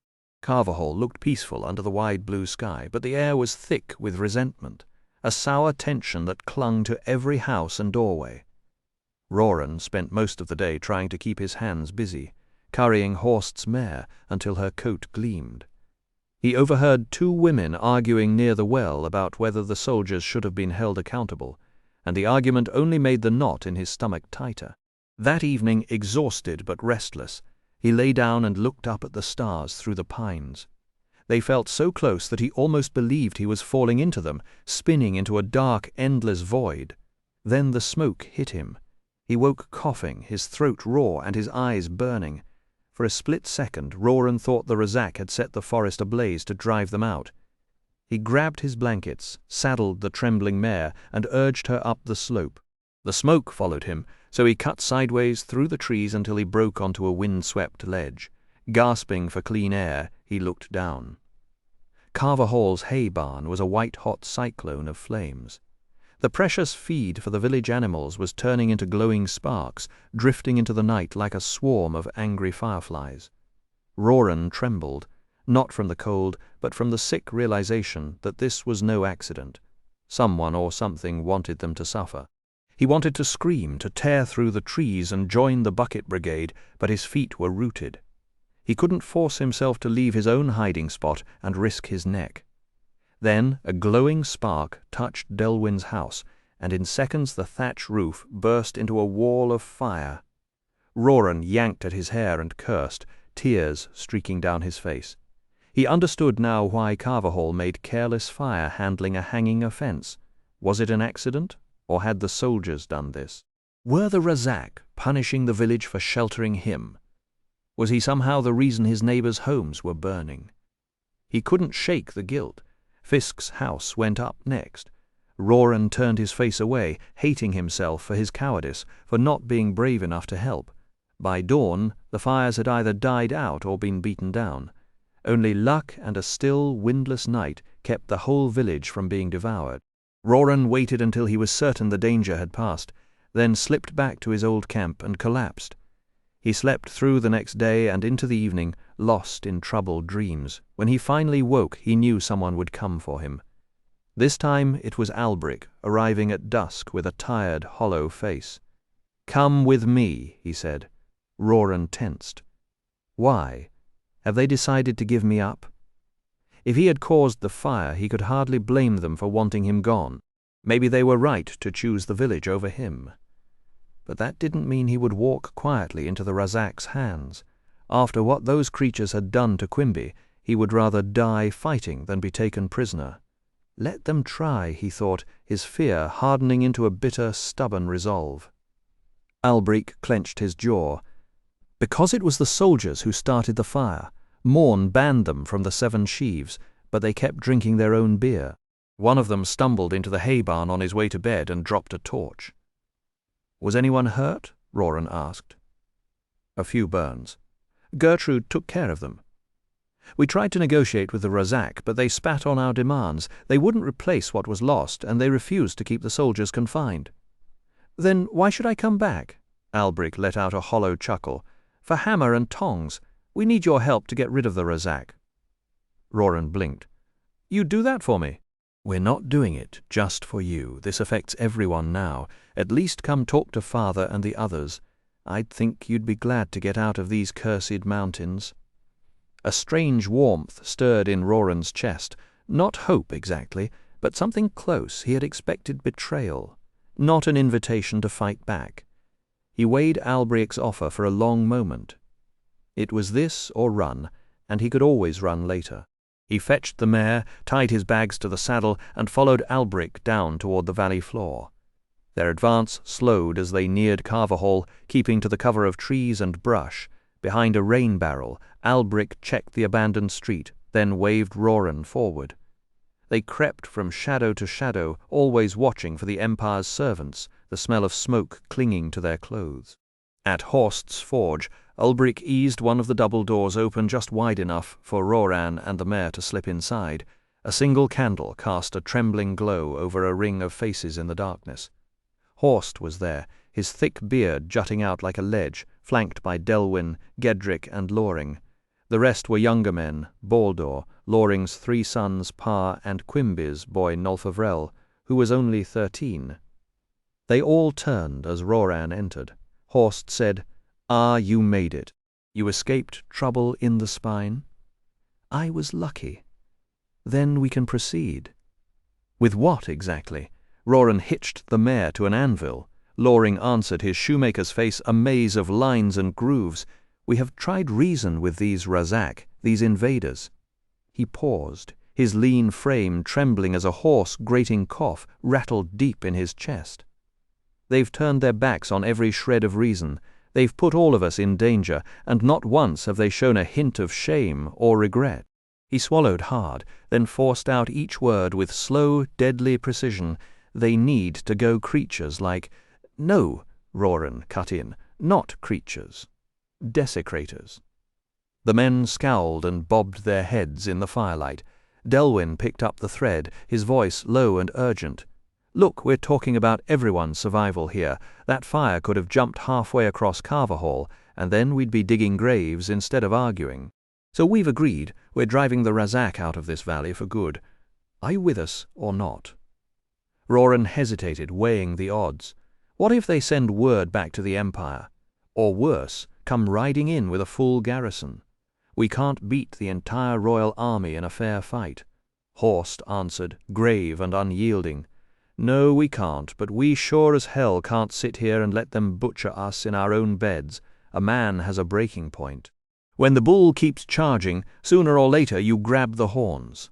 Loring threw his head back and laughed, a rough bark that caught the firelight on the blackened stumps of his teeth. "First we dig in," he whispered, eyes gleaming. "Then we crack some skulls. By the time we're done, those soldiers will wish they'd never laid eyes on this village. Ha!" And then came the retaliation. Once Roran had given his word, Horst threw open the weapons chest and started pressing whatever could do damage into eager hands, shovels, pitchforks, heavy flails. Roran hefted a pick, weighed it, and set it aside. Brom had drilled that ridiculous epic about Gerand into everyone's ears so often that Roran could recite it in his sleep. Now, annoyingly, it was the only thing in his head, a legendary warrior who gave up his sword to grow turnips, only to have a jealous lord drag him into a blood feud. And how did Gerand win? Not with a blade, with a hammer. Brom always told it with over-the-top relish, but the point landed. Roran walked to the wall, pulled down a medium-weight hammer with a long handle and a solid steel head, and tested the balance in his palm. He walked over to Horst. "This one work for you?" Horst eyed the tool, then the young man. "Just don't waste it." He turned to the group. "Listen up. We're here to scare, not to slaughter. If you crack a few ribs, fine. But the moment you start enjoying it, you're no better than they are. And for the love of everything, don't try to play hero. These men are trained soldiers. You're not hit, run, and stay alive." They slipped out of the forge and wound through the sleeping village to the edge of the Razak's camp. The soldiers had turned in for the night, leaving only 4 sentries circling the cluster of grey tents. 2 horses stood tethered beside a dying campfire, ears flicking. Horst gave his orders in whispers. Ulbrich and Delwyn would take the pair on the left. Parr and Roran would take the pair on the right. Roran crept along the fence line, keeping his breathing slow, every muscle wound tight. His heart hammered against his ribs, and his palms went slick on the wooden handle. He pressed himself against the corner of a house, frozen, waiting for Horst's signal. Then came the roar. Horst burst from cover, and the night erupted. Roran lunged forward and swung his hammer with all his strength. The iron head caught the sentry square in the shoulder with a sickening crunch. The man howled and dropped his halberd, stumbling back. Roran hit him again, ribs, then back, until the soldier broke and ran, screaming for help. Roran chased him, shouting nonsense at the top of his lungs. He smashed through the side of a canvas tent, trampling whatever was strewn inside, then cracked the steel rim of a helmet that poked out of another. The metal rang like a struck bell. Off to his left, Loring danced past, cackling like a madman, jabbing soldiers with his pitchfork. Bodies collided in the firelight. Someone screamed. A tent collapsed. Roran spun and saw a soldier trying to string a bow, hands clumsy with panic. He sprinted over and brought the hammer down on the bow's back, snapping it in 2. The man fled into the dark. Then, with a screech like tearing metal, the Razak themselves burst from their tent, swords bared and eyes burning with fury. Before anyone could strike, Baldur cut the horses free and sent them charging at the 2 scarecrow figures. The Razak split, regrouped, then scattered for good as the soldiers' courage broke, and they ran. When it was over, Roran stood in the sudden quiet, lungs burning and hand locked around the hammer's handle. He picked his way across the trampled tents and blankets to Horst, who was grinning under his beard. "Best brawl I've had in years," the smith said. Behind them, Carverhall came alive, lamps flaring behind shuttered windows as people tried to see what had happened. A dog barked once and then fell silent. Roran turned at the sound of soft, tearing sobs. The boy Nolfavrill knelt beside a dead soldier, methodically driving a knife into the man's chest, tears streaming down his face. Gedrick and Albric rushed over and pulled him away. "He shouldn't have come," Roran said. Horst shrugged. It was his right. Still, Roran knew that killing one of the Razak's men would only make it harder to be rid of the desecrators. "We need to barricade the road and the gaps between houses before they catch us off guard." Delwyn had a long cut on his forearm. He wrapped it with a strip torn from his ruined shirt. Horst shouted orders, sending Albric and Baldur for Quimby's wagon, and dispatching Loring's sons and Parr to scavenge anything that could block a charge. Villagers gathered at the edge of the field, staring at the wreckage and the dead soldier. "What happened?" Fisk yelled. Loring scurried up, eyes bright. "What happened?" "We routed the dung-beardlings, caught them with their boots off, and whipped them like dogs." Birgit stepped forward, an auburn-haired woman clasping Nolfavrel against her chest, not caring that blood smeared his face. "I'm glad. They deserve to die like cowards for my husband's death." The villagers murmured in agreement. Then Thane cut in. "Have you lost your minds, Horst? Even if you scared off the Razak, Galbatorix will just send more soldiers. The Empire won't stop until they have Roran." Sloane snarled. "We should hand him over and be done with it." Horst raised his hands, and this time there was a hard edge in his voice. "I agree no one is worth more than all of Carvahall. But surrender Roran, and what happens next? Galbatorix will not pat us on the head and walk away. After what we've done, he'll treat us no better than the Varden." Thane demanded. "Then why did you attack? Who gave you the authority to make this decision? You've doomed us all." Birgit answered. "Would you let them kill your wife?" She pressed her hands around her son's face, then showed Thane her bloody palms. "Would you let them burn us? Where is your manhood, Lonebreaker?" Thane lowered his gaze, unable to face her. Roran spoke, his voice calm but carrying. "They burned my farm, devoured Quimby, and nearly destroyed Carvahall. Those crimes cannot go unanswered. Are we frightened rabbits ready to cower and accept our fate? No. We have the right to defend ourselves." He paused as Albric and Baldur hauled the wagon up the street. "We can debate later. Right now we prepare. Who will help us?" More than 40 men stepped forward. Through the night they made Carvahall as stubborn as its people, nailing fence slats between houses, piling barrels of rocks as makeshift walls, dragging logs across the main road, and tipping 2 wagons on their sides to block the entrance. Roran worked without rest, moving from one task to the next, until Katrina caught him in an alley. She hugged him tightly and said, "I'm glad you came back. I'm glad you're safe." He kissed her gently. "Katrina, I have to talk to you once we're finished." She smiled uncertainly, but a small spark of hope flickered in her eyes. "You were right, waiting was a mistake. Every second we get together is precious, and I won't waste it as long as some whim of fate might split us apart." Roran had just started splashing water over Kizilt's roof to keep it from catching fire when Pa yelled, "Razak!" He dropped the bucket and sprinted to the wagons, scooping up his hammer. In the gloom he spotted one of those creatures seated on a horse far down the lane, torch in one hand, other arm cocked back as if to throw something. Roran snorted. "What's he going to do, chuck pebbles? He's way out of range." A glass vial sailed through the air, shattered against the wagon beside him, and the world turned into a blast of fire and splintered wood. The explosion hurled the cart skyward and smacked Roran into a wall. He hit the ground on his knees and palms, ears ringing, lungs empty. Through the noise came the drum of hooves. He staggered upright, saw the Razak charging through the burning gap in the wagons, and threw himself sideways just in time. Swords flashed as the riders slashed at anyone close.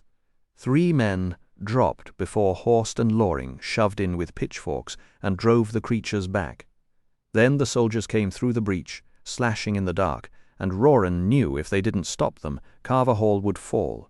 He lunged at the nearest soldier, cracked him across the face with the hammer's blade, and wrenched the man's shield free before the others could react. It was barely up when a sword clanged against it. Roran backed toward the Razak, parried a thrust, then snapped his hammer up under another man's chin. "To me!" he yelled. "Defend your homes!" He dodged a jab, while 5 soldiers tried to box him in. To me, Baldur was first to his side, then Albric, then Loring's sons, and then a wave of villagers. Women and children poured from side streets and hurled rocks. Somewhere behind him a child cried, and the sound hardened his resolve. "Stay together!" he ordered, holding his ground. "There are more of us." The soldiers stopped, and the villagers kept packing in behind him. With over 100 men now, they moved forward one slow step at a time. A Razak screamed, "Attack, you fools!" while dodging Loring's pitchfork. One arrow buzzed at Roran, and he swatted it away with his shield, almost laughing. "That's the best you've got?" The Razak had pulled back beside the soldiers, hissing in frustration, their cowls making them look like shadows. Then Roran's limbs went heavy.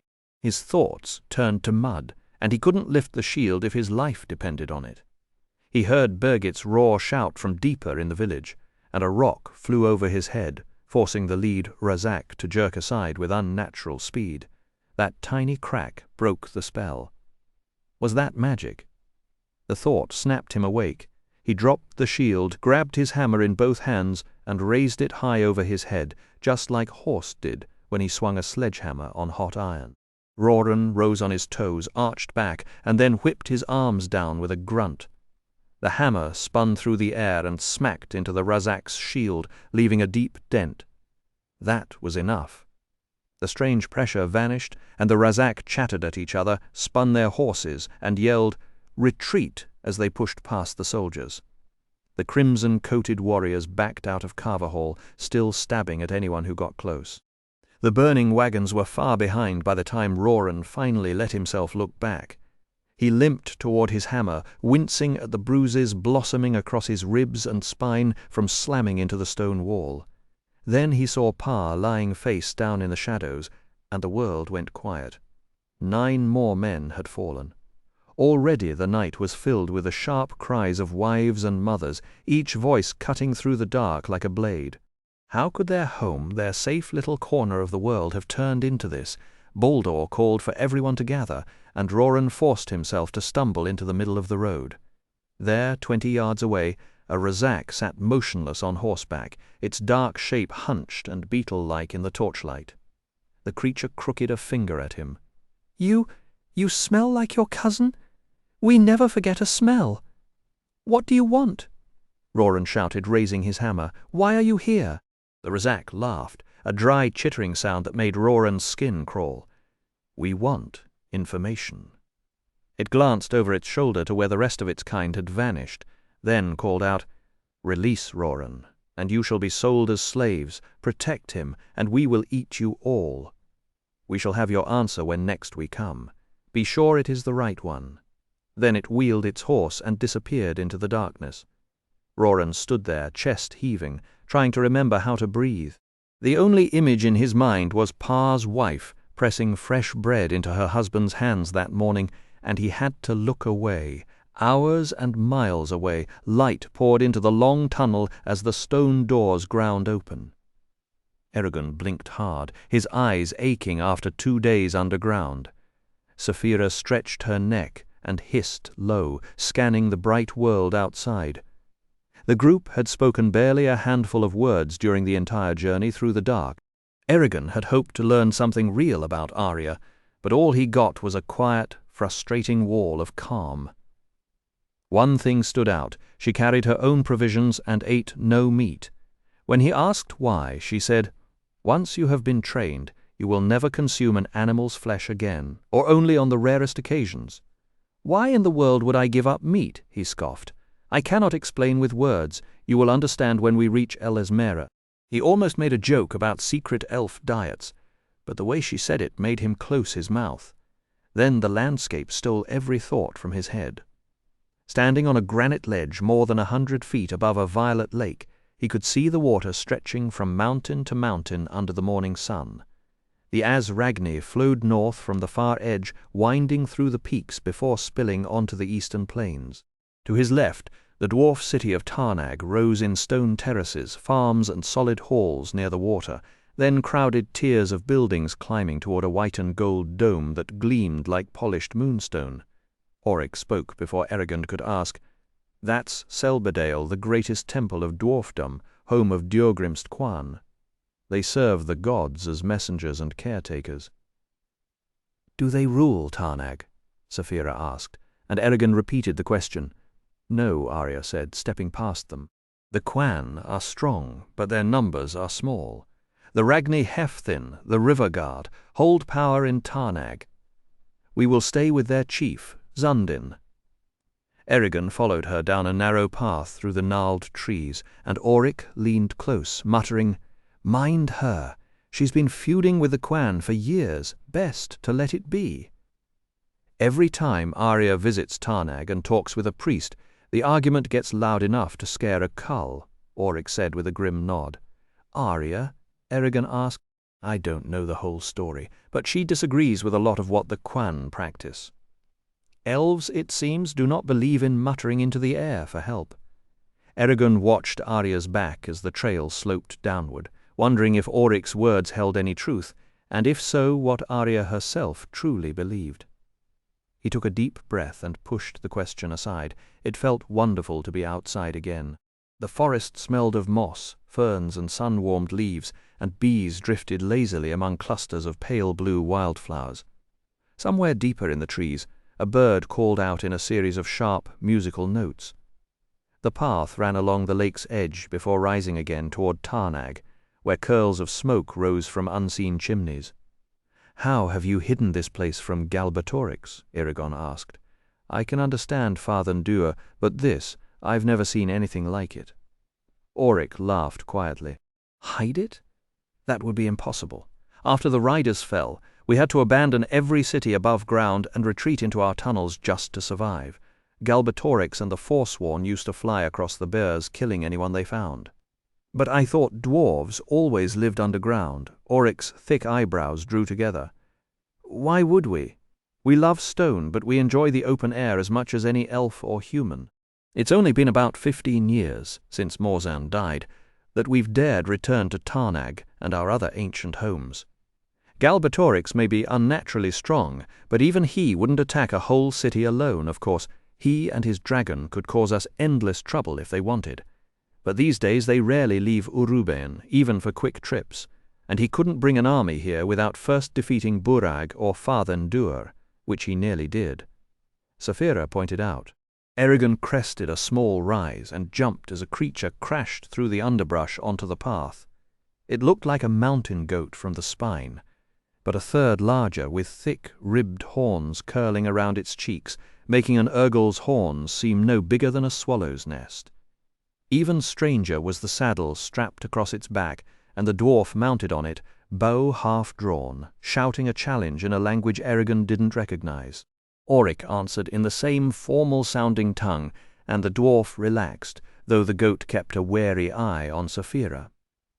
Eragon couldn't help but notice how ridiculous the animal looked with its frosty beard and utterly serious face.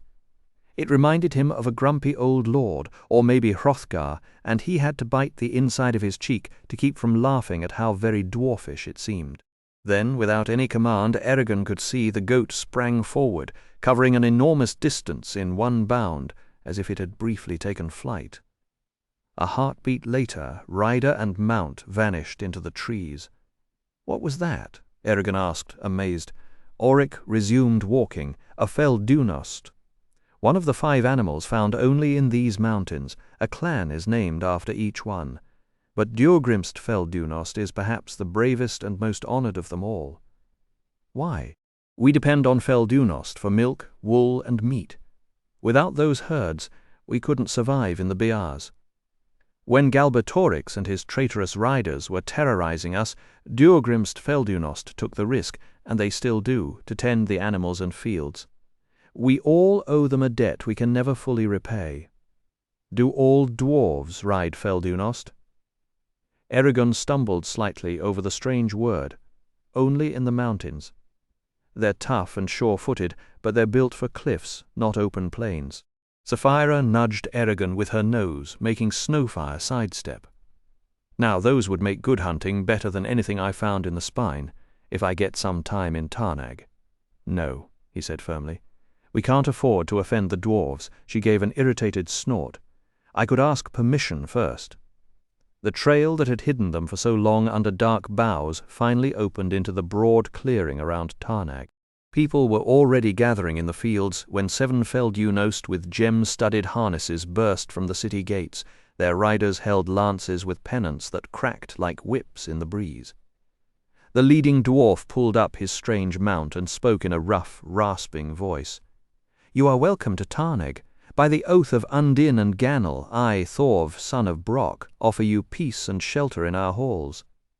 His accent was a thick burr, nothing like Auric's smoother speech. Auric answered, "And by Hrothgar's oath we of the Ingeitum accept your hospitality." Arya added, "As do I in Islanzadi's stead." Thorv nodded, then signalled his riders to form an escort around the fore. With a quick flourish they rode into the city, passing through the massive gate. The outer wall was 40 feet thick, a dark tunnel that led to the first ring of farms surrounding Tarnag. They crossed 5 more tiers, each defended by its own fortified gate, before reaching the city proper. Inside, the stone buildings were surprising, though built of heavy rock. They were shaped with such skill that they seemed almost delicate. Animal carvings covered the houses and shops, but the stone itself was even more dazzling. Bright scarlet, soft green, and other colors glazed the surfaces in translucent layers. Flameless lanterns hung everywhere, casting a rainbow of sparks that hinted at the eternal dusk of the dwarves. Unlike Trondheim, Tarnag was built entirely for dwarf comfort, not for anyone else. Doorways rarely rose higher than 5 feet, and often only 4.5. Eragon, barely average in height for a human, suddenly felt like a giant stuck on a puppet stage. The streets were wide and crowded with dwarves of every clan, many wearing strange exotic outfits. A group of black-haired, fierce-looking dwarves wore silver helmets shaped like wolf heads. Eragon's eyes kept returning to the dwarf women whom he had only glimpsed in Trondheim. They were stouter than the men, with broad, heavy faces, but their eyes gleamed, their hair was thick and shiny, and their hands rested gently on their small children. They wore little jewelry, just tiny, intricate brooches of iron and stone. As the clatter of the Feldunost echoed down the street, the dwarves turned to stare.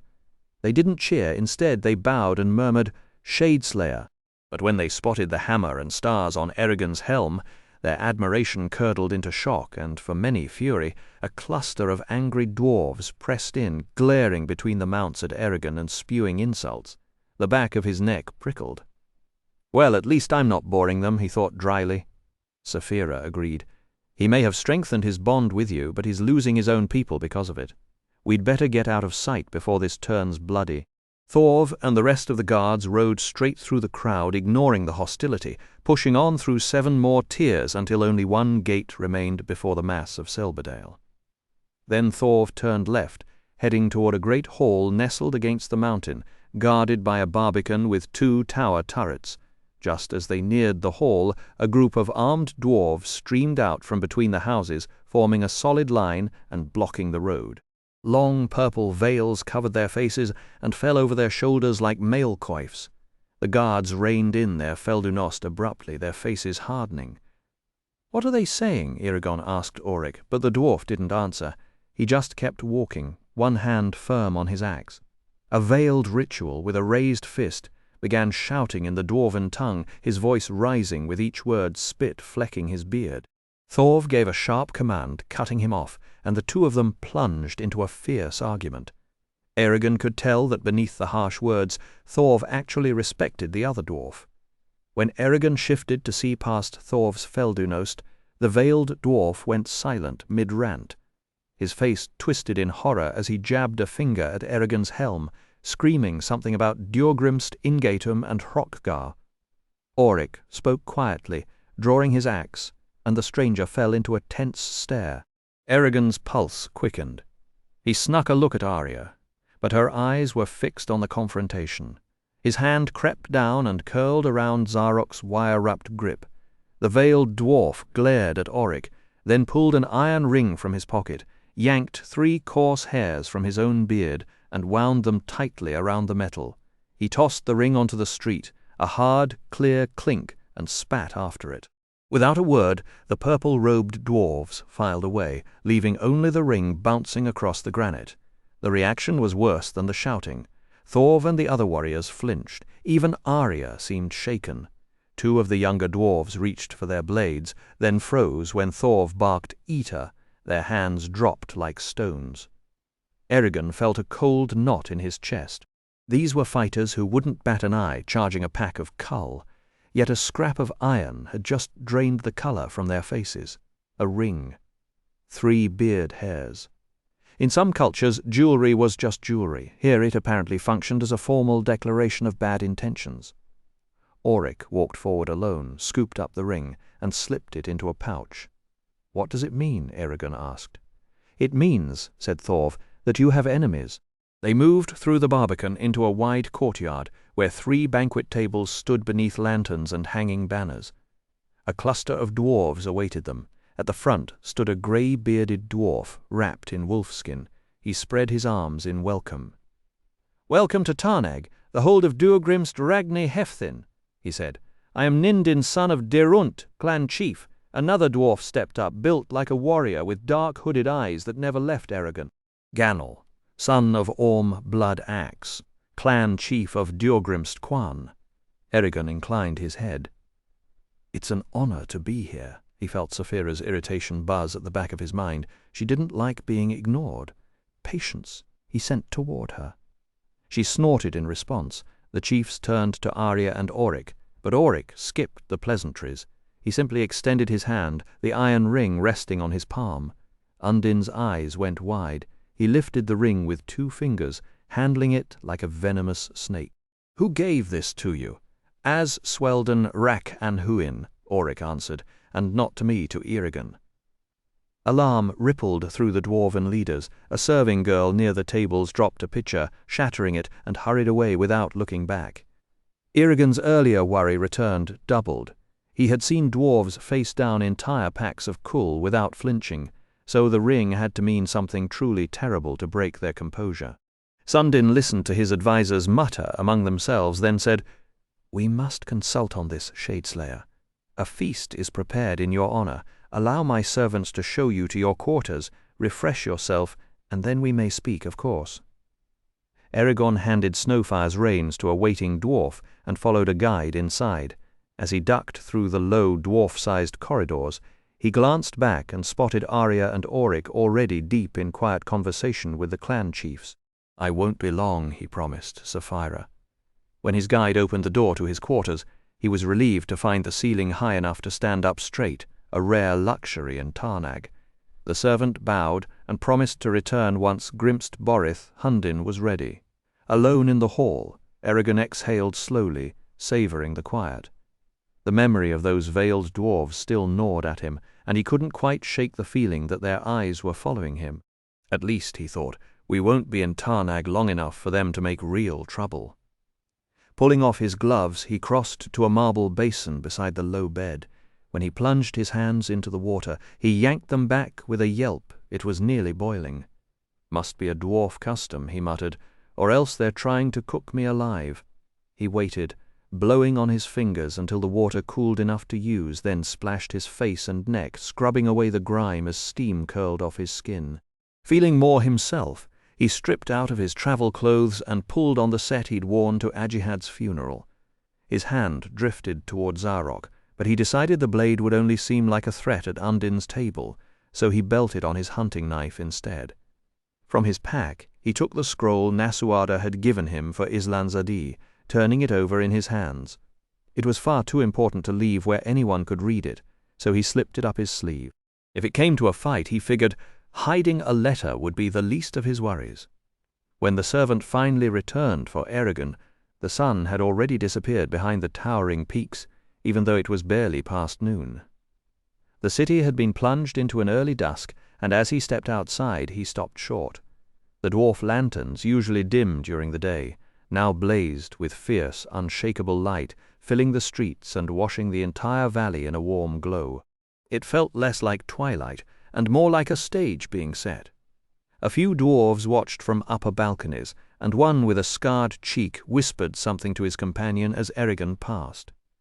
Dindin and his guests were gathered in the courtyard, and Saphira had claimed the head of a table without asking anyone's permission. No one seemed interested in arguing with a dragon. "Has anything happened?" Eragon asked, hurrying to her side. Undin summoned more warriors and shut the gates. "He's either expecting an attack or bracing for one." "Eragon, join me!" Undin called out, motioning to the chair on his right. The clan chief took his seat as Eragon did, and the rest of the company followed. Eragon felt a little better when Auric landed beside him, and Arya sat across the table, though both wore grim expressions. Before he could ask Auric about the ring, Undine slapped the table and roared, "Igni as vo!" Servants poured out of the hall, carrying golden platters stacked high with meats, pies, and fruit. They split into 3 lines, one for each table, and set down the dishes with a flourish. There were thick stews full of root vegetables, roasted venison, long, hot loaves of sourdough, and honeycakes dripping with raspberry preserve.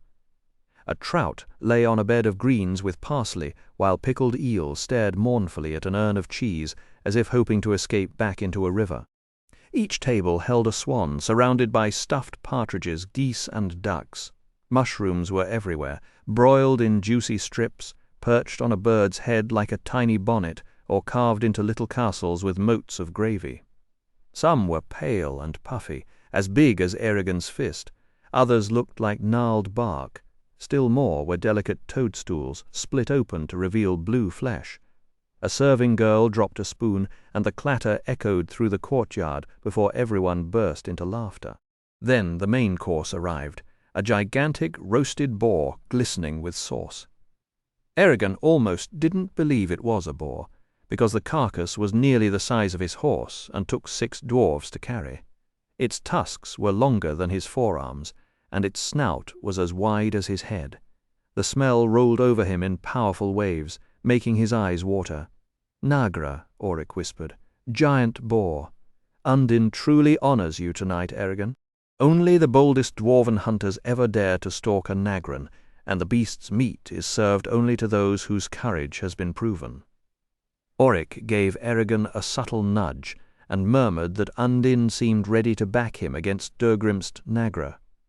Curious. Eragon leaned closer so no one else could hear, and asked whether this creature was another native of the Beor range, and if so, what other beasts lurked in those peaks. Auric explained that giant forest wolves prowled the slopes, big enough to take down a Nagran and fast enough to run a Feldunos to ground. Then there were the cave bears, which the dwarves call Urzaden, and the elves named Beorn, and from which those peaks got their elven title, though the dwarves never use it, guarding the true name of their mountains from every other race. He was about to list more when Undine called out to his servants, and the room stirred. At the chieftain's command, attendants stepped forward with small curved blades, carving generous slices of the roast and setting them on every plate except Arya's, while Sapphira received a hefty portion all to herself. Undine smiled, picked up his dagger, and cut a bite of his own meat. Eragon reached for his knife, but Auric caught his arm. "Not yet." Undine chewed with a kind of exaggerated enthusiasm that belonged on a stage, rolling his eyes and bobbing his head as if he were auditioning for a food commercial before swallowing and announcing that everything was safe to eat. Only then did Auric dive in, and the hall erupted in chatter. Eragon had never encountered anything like the boar, juicy, tender, and strangely spicy, as if it had been steeped in honey and hard cider, with a bright mint edge that made each bite better than the last. Sapphira, sampling her portion with delicate crunches, offered a dry observation. If the dwarves had needed to roast something this enormous, they must have put half the mountain to work just to turn the spit. Between mouthfuls, Auric explained the ritual. In the old days, when poisonings ran through clan halls like wildfire, the host tasted every dish first to prove it was safe for his guests. The meal dragged on, gloriously, course after course, and Eragon split his time between sampling strange delicacies and trading stories with Auric, Arya, and the dwarves seated farther down the table. The afternoon was nearly gone by the time the final course arrived, and the last chalice was emptied. As servants cleared the dishes, Undine turned his gaze on Eragon and asked whether the feast had pleased him. Eragon replied that it was delicious. Undine nodded and mentioned, with an air of casual pride, that he had ordered the tables carried outside yesterday specifically so the dragon could dine alongside them, all while looking directly at Eragon. The words settled cold in Eragon's stomach. Whether he meant it or not, Undine had just placed Sapphira on the level of a common beast. A quieter man might have let the slight pass, but Eragon felt a slow burn of annoyance instead. He thanked Undine on behalf of both himself and Sapphira, then, loudly and without warning, asked why that ring had been thrown at them. The silence that followed was like a held breath. Out of the corner of his eye, Eragon saw Auric wince, while Arya smiled faintly, as if she had seen the trap coming.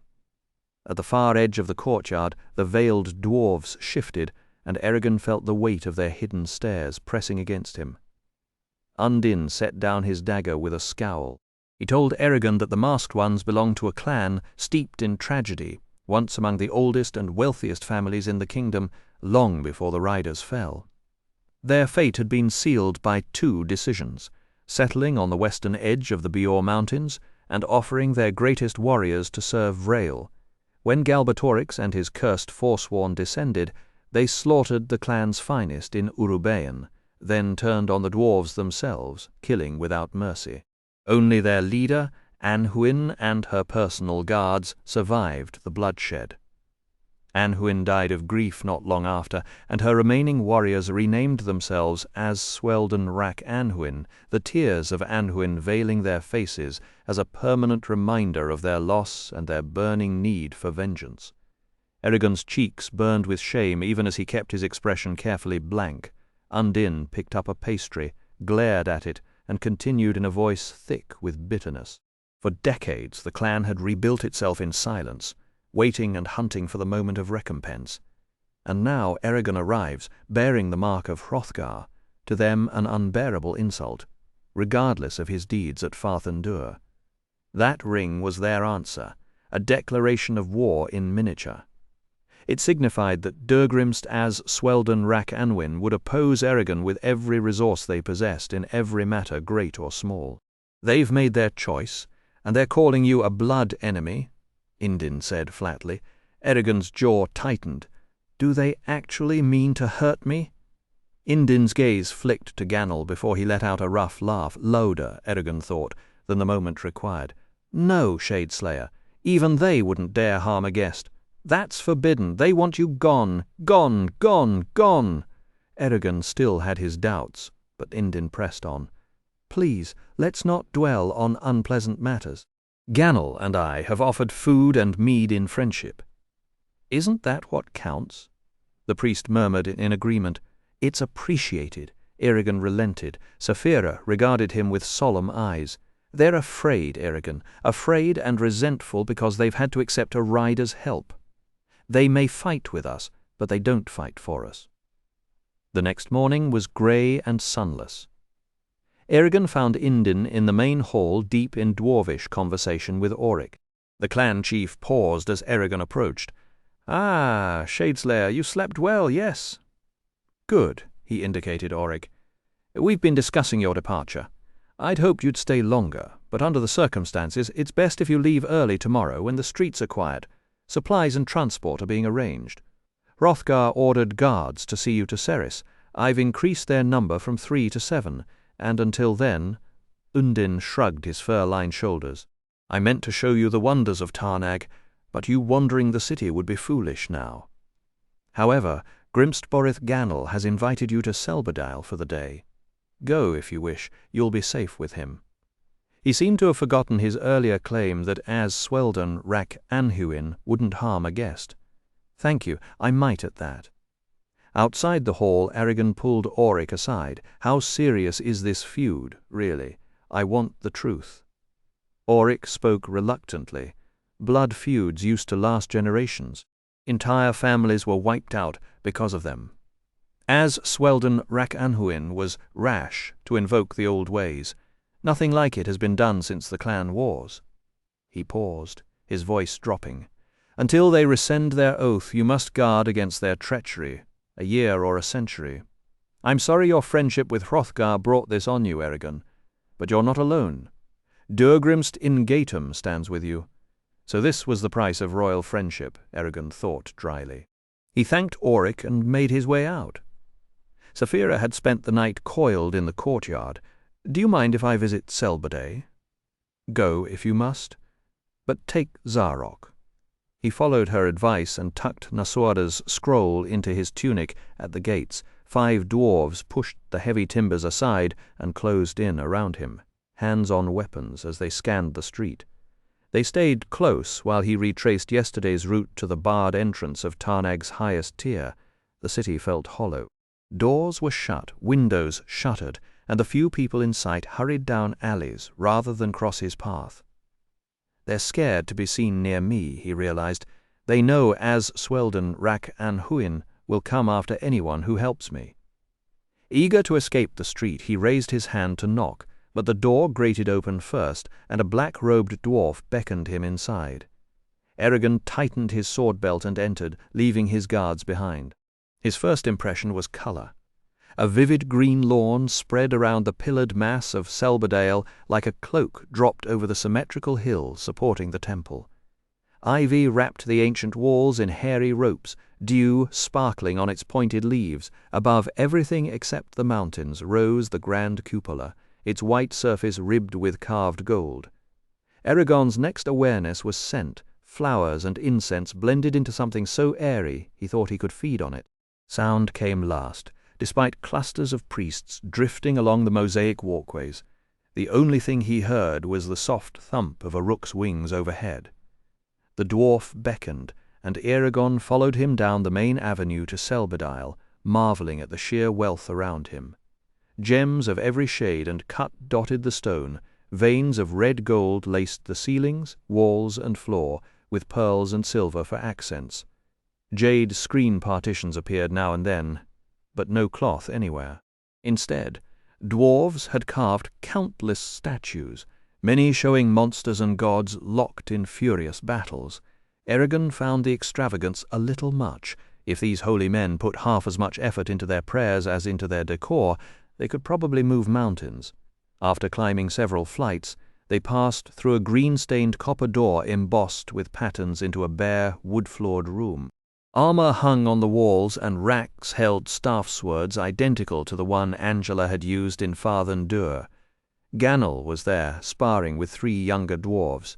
His robe was hitched up to his thighs, his face set in a fierce scowl, and the wooden shaft spun in his hands while its unsharpened blades darted like angry hornets. 2 dwarves rushed him. He slipped past with a clatter, rapped their knees and heads, and dropped them to the floor. Eragon grinned as Ganel knocked the last opponent's weapon away in a brilliant flurry. Finally noticing Eragon, the clan chief dismissed the others and set his weapon on a rack. Eragon said, "Are all Quan so good with a blade? Seems an odd skill for priests." Ganel faced him. "We must be able to defend ourselves, no? Many enemies stalk this land." Eragon nodded. "Those are unique swords. I've only seen one like them. An herbalist used it at the Battle of Farthen Dur." The dwarf sucked in a breath, then let it hiss through his teeth. "Angela," his expression turned sour. "She won her staff from a priest in a game of riddles. A nasty trick, since only we are allowed to use Hutvern. She and Arya," he shrugged, went to a small table and poured 2 mugs of ale. Handing one to Eragon, he said, "I invited you here at Hrothgar's request. If you accepted his offer to become Ingatum, I was to teach you dwarf traditions." Eragon sipped the ale sweeter than he expected, and stayed quiet, watching how the light caught Ganel's thick brow and sent shadows down his cheeks. The clan chief continued, "Never before has an outsider learned our secret beliefs, and you may not speak of them to human or elf. Yet without this knowledge you can't uphold what it means to be Nöla. You are Ingaitum now, our blood, our flesh, our honor. Understand I do. Come." Ale in hand, Ganel led Eragon from the sparring room through 5 wide corridors, stopping in the archway of a dim chamber hazy with incense. Facing them, a squat statue swelled from floor to ceiling, faint light catching the crude, brooding dwarf face hacked out of brown granite. "Who is he?" Eragon asked, feeling small. "Gunterra, king of the gods.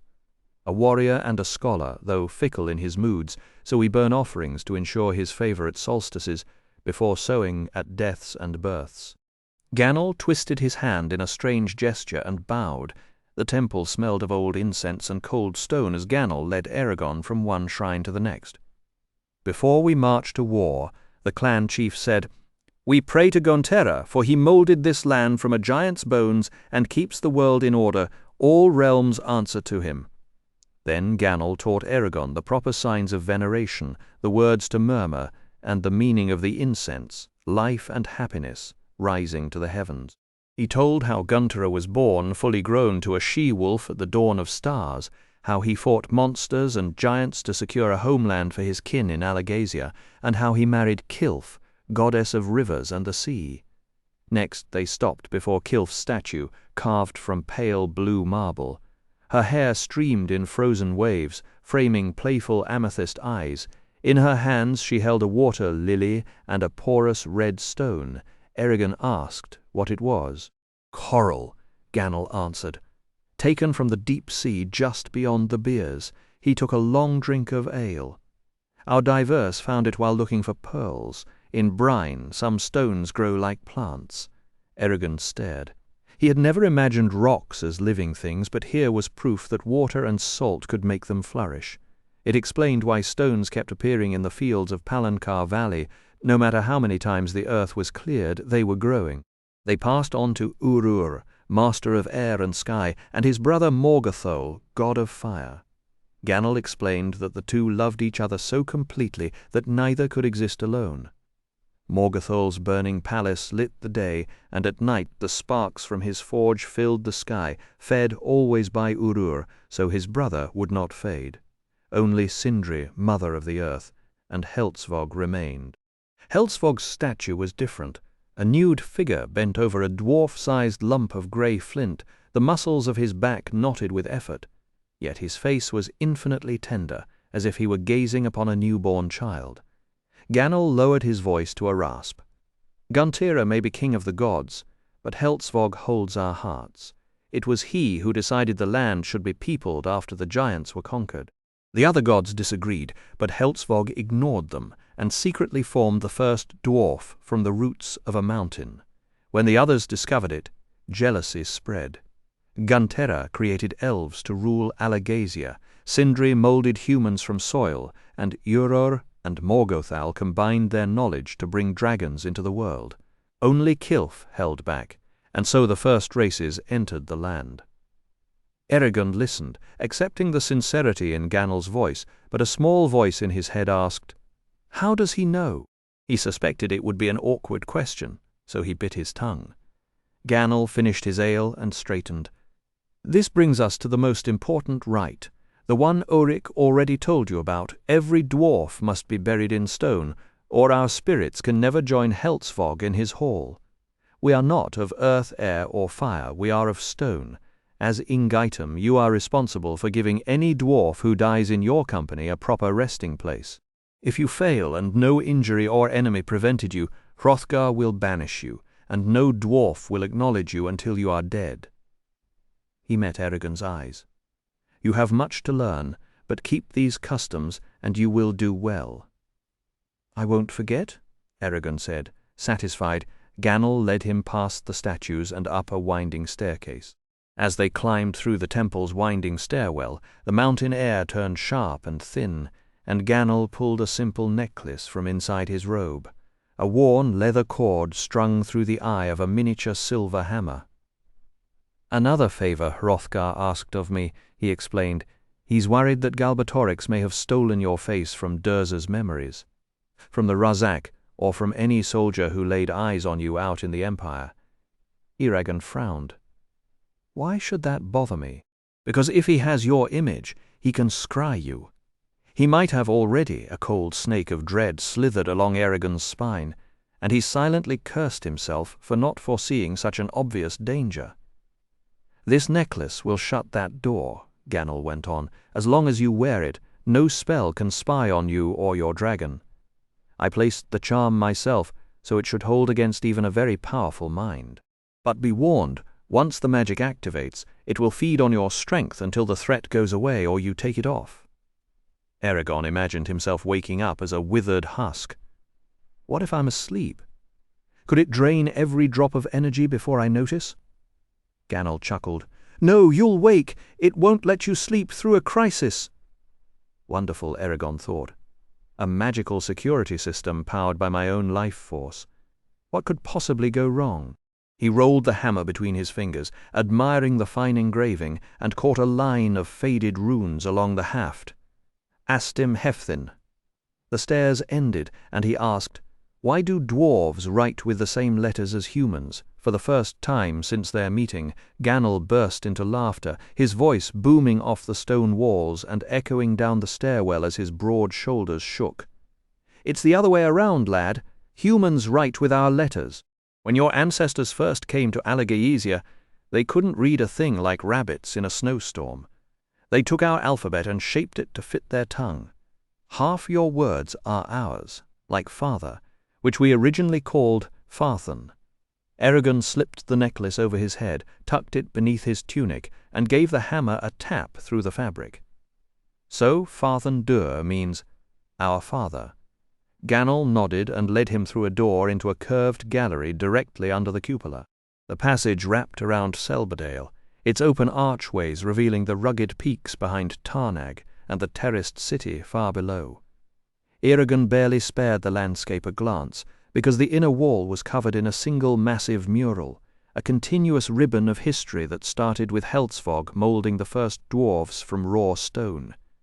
The figures stood out in relief, their enamel colours almost unbearably vivid, deep reds, bright golds and jewel blues that made the scenes feel alive. "How was this made?" Eragon asked, his eyes moving from one panel to the next. Each scene is carved from small marble plates, fired with enamel, then fitted into the wall. Why not just use paint? Paint would crack and fade. Enamel endures for centuries, even millennia. This first section was carved only a decade after the discovery of Farthen Dur, long before elves ever stepped onto Alagaesia. Gannel took Eragon's arm and steered him along the glowing story, and every step carried them through ages of dwarven history. He saw nomads wandering a vast plain until drought seared the land and forced them south toward the Beor Mountains, and he realized with a jolt that the Haderach Desert was once that fertile ground. He passed scenes of Feldunost being tamed, Isidar Mithrim being carved, the first meeting of dwarves and elves, and a long line of kings being crowned beneath the mountain. Dragons swooped across the mural too, burning villages and scattering warriors, and Eragon had to bite his tongue to keep from arguing with the one-sided story. Then his steps slowed as the painting reached the great war between elves and dragons, where the dwarves had set aside enormous space to show the devastation both races brought to Alagaesia. In the center of that scene, a tiny detail caught his eye, a single elven child clutching a broken dragon tooth, a detail that was not in any history he had been taught. Eragon recoiled as the mural stretched across the wall, panel after panel showing elves and dragons locked in brutal combat, each image more savage than the last. Then the darkness broke, and a young elf knelt alone on a cliff edge, holding a white dragon egg. "Is that—" Eragon whispered. "Aye," Gannel said. "It's Eragon, the first rider. A fine likeness, too." He sat for our artisans drawn in despite himself. Eragon studied the face of his namesake. He had always imagined the man older, but this elf had angled eyes peering down a hooked nose, with a narrow chin that gave him a hawkish, unsettling look.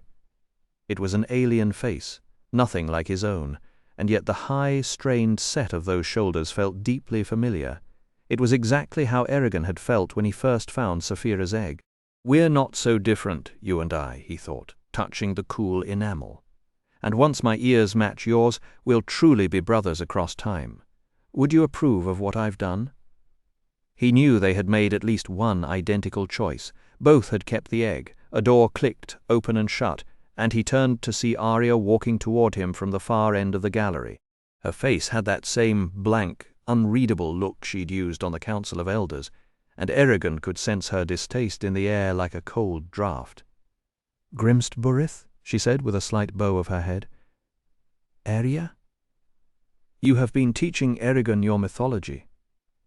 Gannel smiled thinly. "One should always understand the faith of the society one belongs to, yet comprehension does not imply belief," she replied, touching the pillar of an archway. "Nor does it prove that those who sell those beliefs are doing so for anything beyond their own gain. You would deny the sacrifices my clan makes to comfort our people." "I deny nothing. I only wonder what good could be done if your wealth went to the needy, the starving, the homeless, or even to buy supplies for the Varden. Instead, you've piled it all into a monument to wishful thinking." The dwarf's face flushed and his fists clenched. "Enough. Without us, the crops would wither, rivers and lakes would flood, our flocks would birth monsters, and the very heavens would shatter in the gods' rage." Arya smiled that quiet smile of hers. "Only our prayers hold it all together. Is that it? How convenient for your treasuries." From there, Eragon lost track of the argument, but he caught the sharp rhythm of it. Arya, in her polite, ruthless way, was managing to suggest the dwarf gods were fiction, that every dwarf who entered a temple was fooling himself, and that their reasoning had more holes than a worn-out net, all without ever raising her voice. It was honestly impressive, like watching someone pick a lock with perfect manners. At last she raised a hand and stopped Ganel. "That is the difference between us, Grimstborith. You devote yourself to what you believe but cannot prove. We'll simply have to agree to disagree." She turned to Eragon. "As Swelden, Rak and Huin has stirred up Tarnag's citizens against you, Indin thinks, as I do, that you should remain behind his walls until we leave." Eragon hesitated. He wanted to see more of Selberdale, but if trouble was coming, his place was beside Saphira. He bowed to Ganel and excused himself. "You need not apologize, Shadeslayer," the clan chief said, still glaring at Arya. "Do what you must, and may Gunther's blessings follow." Together, Eragon and Arya left the temple, surrounded by a dozen armed warriors, and trotted through the city. They hadn't gone far when shouts erupted from a lower tier where an angry mob was gathering. A stone skipped over a nearby roof, and Eragon spotted a dark plume of smoke rising from the edge of Tarnag. Once back at the hall, he hurried to his room, pulled on his mail hauberk, strapped greaves to his shins and braces to his forearms, pressed the leather cap and coif under his helm, and grabbed his shield, grabbing his supplies and saddlebags. Eragon sprinted back to the courtyard and dropped down beside Saphira's massive front leg. "Tarnag looks like a nest of fire ants that someone just kicked," the dragon observed. "Let's hope they don't swarm." Arya appeared moments later, melting into the shadows, and a squad of 50 armored dwarves took up position in the center of the yard. They stood silent and cautious, murmuring in low voices while watching the locked gate and the towering cliff behind them. "They're worried the mob will cut us off from the rafts," Arya said, sitting cross-legged near Eragon. "Saphira can just fly us out of here," he replied. "And Snowfire, and Undin's guards," she countered. "If we're trapped, we'll have to wait until the clans calm down." She glanced at the darkening sky. "You made a lot of enemies among the dwarves, but honestly, it was bound to happen. The clans are always squabbling, please one and you insult another." Eragon rubbed the edge of his mail. "I'm starting to regret taking Hrothgar's offer." Arya gave a dry shrug. Like with Nasuada, there was no real choice. The fault is Hrothgar's. He knew exactly how his people would react. A long silence stretched between them. A few dwarves paced around the perimeter, clamping their jaws and flexing their fingers on their axes. Finally, Eragon asked, "Do you have any family in Duweldenvarden?" Arya took so long to answer that he thought she wouldn't. "No one I'm close to." "Why not?" Another pause. "They hated my choice to become the Queen's envoy. They thought it was beneath me. When I ignored them and had the yor tattooed on my shoulder, the sign that I'd devoted myself to my people, like your ring from Brom, they shut me out completely." "But that was over 70 years ago," Eragon said. Arya turned away, letting her hair fall across her face. Eragon imagined the pain of being cast out, sent to live among strangers, forced to guard a dragon egg for decades. No wonder she kept such a wall around herself. But then he remembered the burned farm, the murder of his uncle, and everything he'd lost. Everyone had scars. He couldn't just feel sorry for her. He had to help her move forward. "Are there any other elves outside Duweldenvarden?" Eragon asked, pushing past the ache in his chest.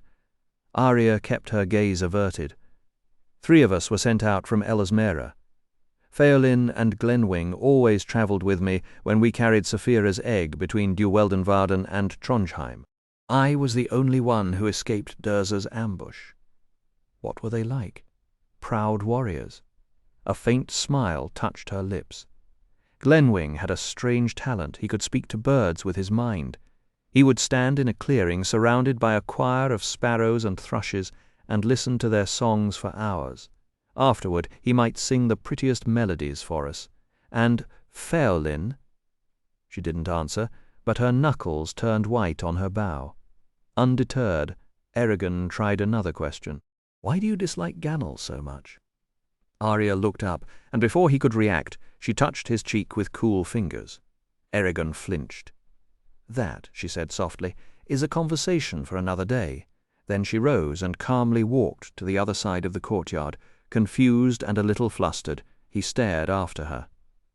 I don't understand women, elves, or dwarves, he muttered, leaning against Saphira's belly. The dragon snorted, amused, then curled her neck around him and fell asleep. As the valley grew dark, Eragon stayed alert. He pulled out Gannel's necklace, ran a quick spell over it, and found only the priest's guarding charm. With a sigh, he tucked it back under his tunic, pulled his shield over himself, and waited through the night. At the first thin sliver of light above the cliffs, he stirred Saphira. The dwarves were already busy wrapping rags around their weapons to move through Tarnag in silence. Undine even had Eragon tie cloth around Saphira's claws and Snowfire's hooves. When everything was ready, Undine's warriors formed a tight ring around Eragon, Saphira, and Arya, and they crept forward like ghosts toward the sleeping city. The heavy gates swung open without a whisper, freshly oiled hinges doing their silent work, and the small party slipped out into the pre-dawn darkness, making for the lake. Tarnag felt hollow that morning, its streets lined with shuttered houses where the city's folk lay lost in oblivious slumber. The few dwarves who crossed their path merely stared, then vanished into the gloom like passing shades. Guards at each tier's gate let them through with a wordless nod, and soon the last buildings were behind them, giving way to the scrubby, barren fields that surrounded the city's base. Beyond those fields, a weathered stone quay jutted into the still grey water, where two wide rafts waited, lashed to a pier worn smooth by years of use. 3 dwarves crouched on the first raft, 4 on the second, and all of them rose as Undine approached. Eragon worked alongside the dwarves to blindfold and hobble Snowfire, who made his displeasure known with stamping hooves and rolling eyes before finally being coaxed onto the second raft, forced to his knees and bound tight. Saphira, meanwhile, slipped off the edge of the pier and into the lake, her wedge-shaped head gliding above the surface while her body moved invisibly beneath the water. Undine reached out and gripped Eragon's arm. "This is where we say goodbye. These are my best men. They will guard you until you reach Duweldenvarden." Eragon began to offer his gratitude, but Undine waved him off. "No, this is not a matter for thanks. It is my duty, plain and simple. The only shame is that your visit ended under the shadow cast by As, Swelden, Rack, and Huen." Eragon bowed, then stepped onto the first raft with Auric and Arya. The mooring ropes were untied and coiled in silence, and the dwarves pushed hard against the quay with their long poles, their tips wrapped in leather to muffle any sound. As the eastern sky began to bleed with the first colours of dawn, the 2 rafts drifted steadily toward the mouth of the As Ragni, with Saphira swimming between them, her head breaking the surface in a steady rhythm, a silent escort in the cold water. The morning after the battle, Carvahall felt like the scene of a terrible accident that everyone had survived, but no one quite understood.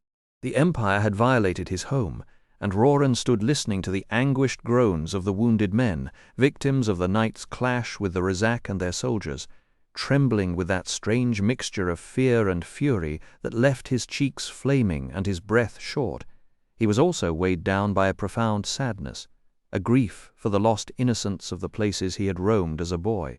Leaving the healer, Gertrude, to her work, he walked on toward Horst's house, zigzagging through the pitiful barricades that now plugged the gaps between buildings, boards, barrels, piles of stone, and the splintered remains of 2 wagons torn apart by Razak explosives.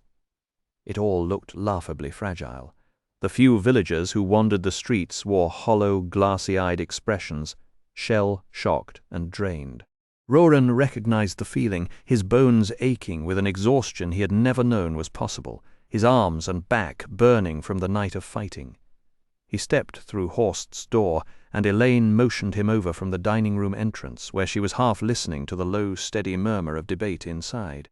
After the town had repelled the attack, its leading citizens had sealed themselves away to figure out what the village should do next, and to argue over whether Horst and his allies should be punished for starting the whole disaster. They had been at it for most of the morning. Roran peered around the doorframe, counting familiar faces, Birgit, Loring, Sloane, Gedrick, Delwyn, Fisk, Morn, and several others, with Horst seated at the table's head, his jaw set and his hands flat on the wood. Kizelt was in the middle of a fiery speech, propped up on his bony elbows, and I say it was reckless and stupid. You had no right to provoke. "We have been over this," Morn cut in with a weary wave. "Arguing about what should have been done is not going to get us anywhere. I happened to agree with it myself. Quimby was my friend, and I can hardly bear to imagine what those monsters had planned for Roran. But that is all water under the bridge now. What I want to know is how we are going to get out of this mess." Roran almost laughed, standing there in the doorway.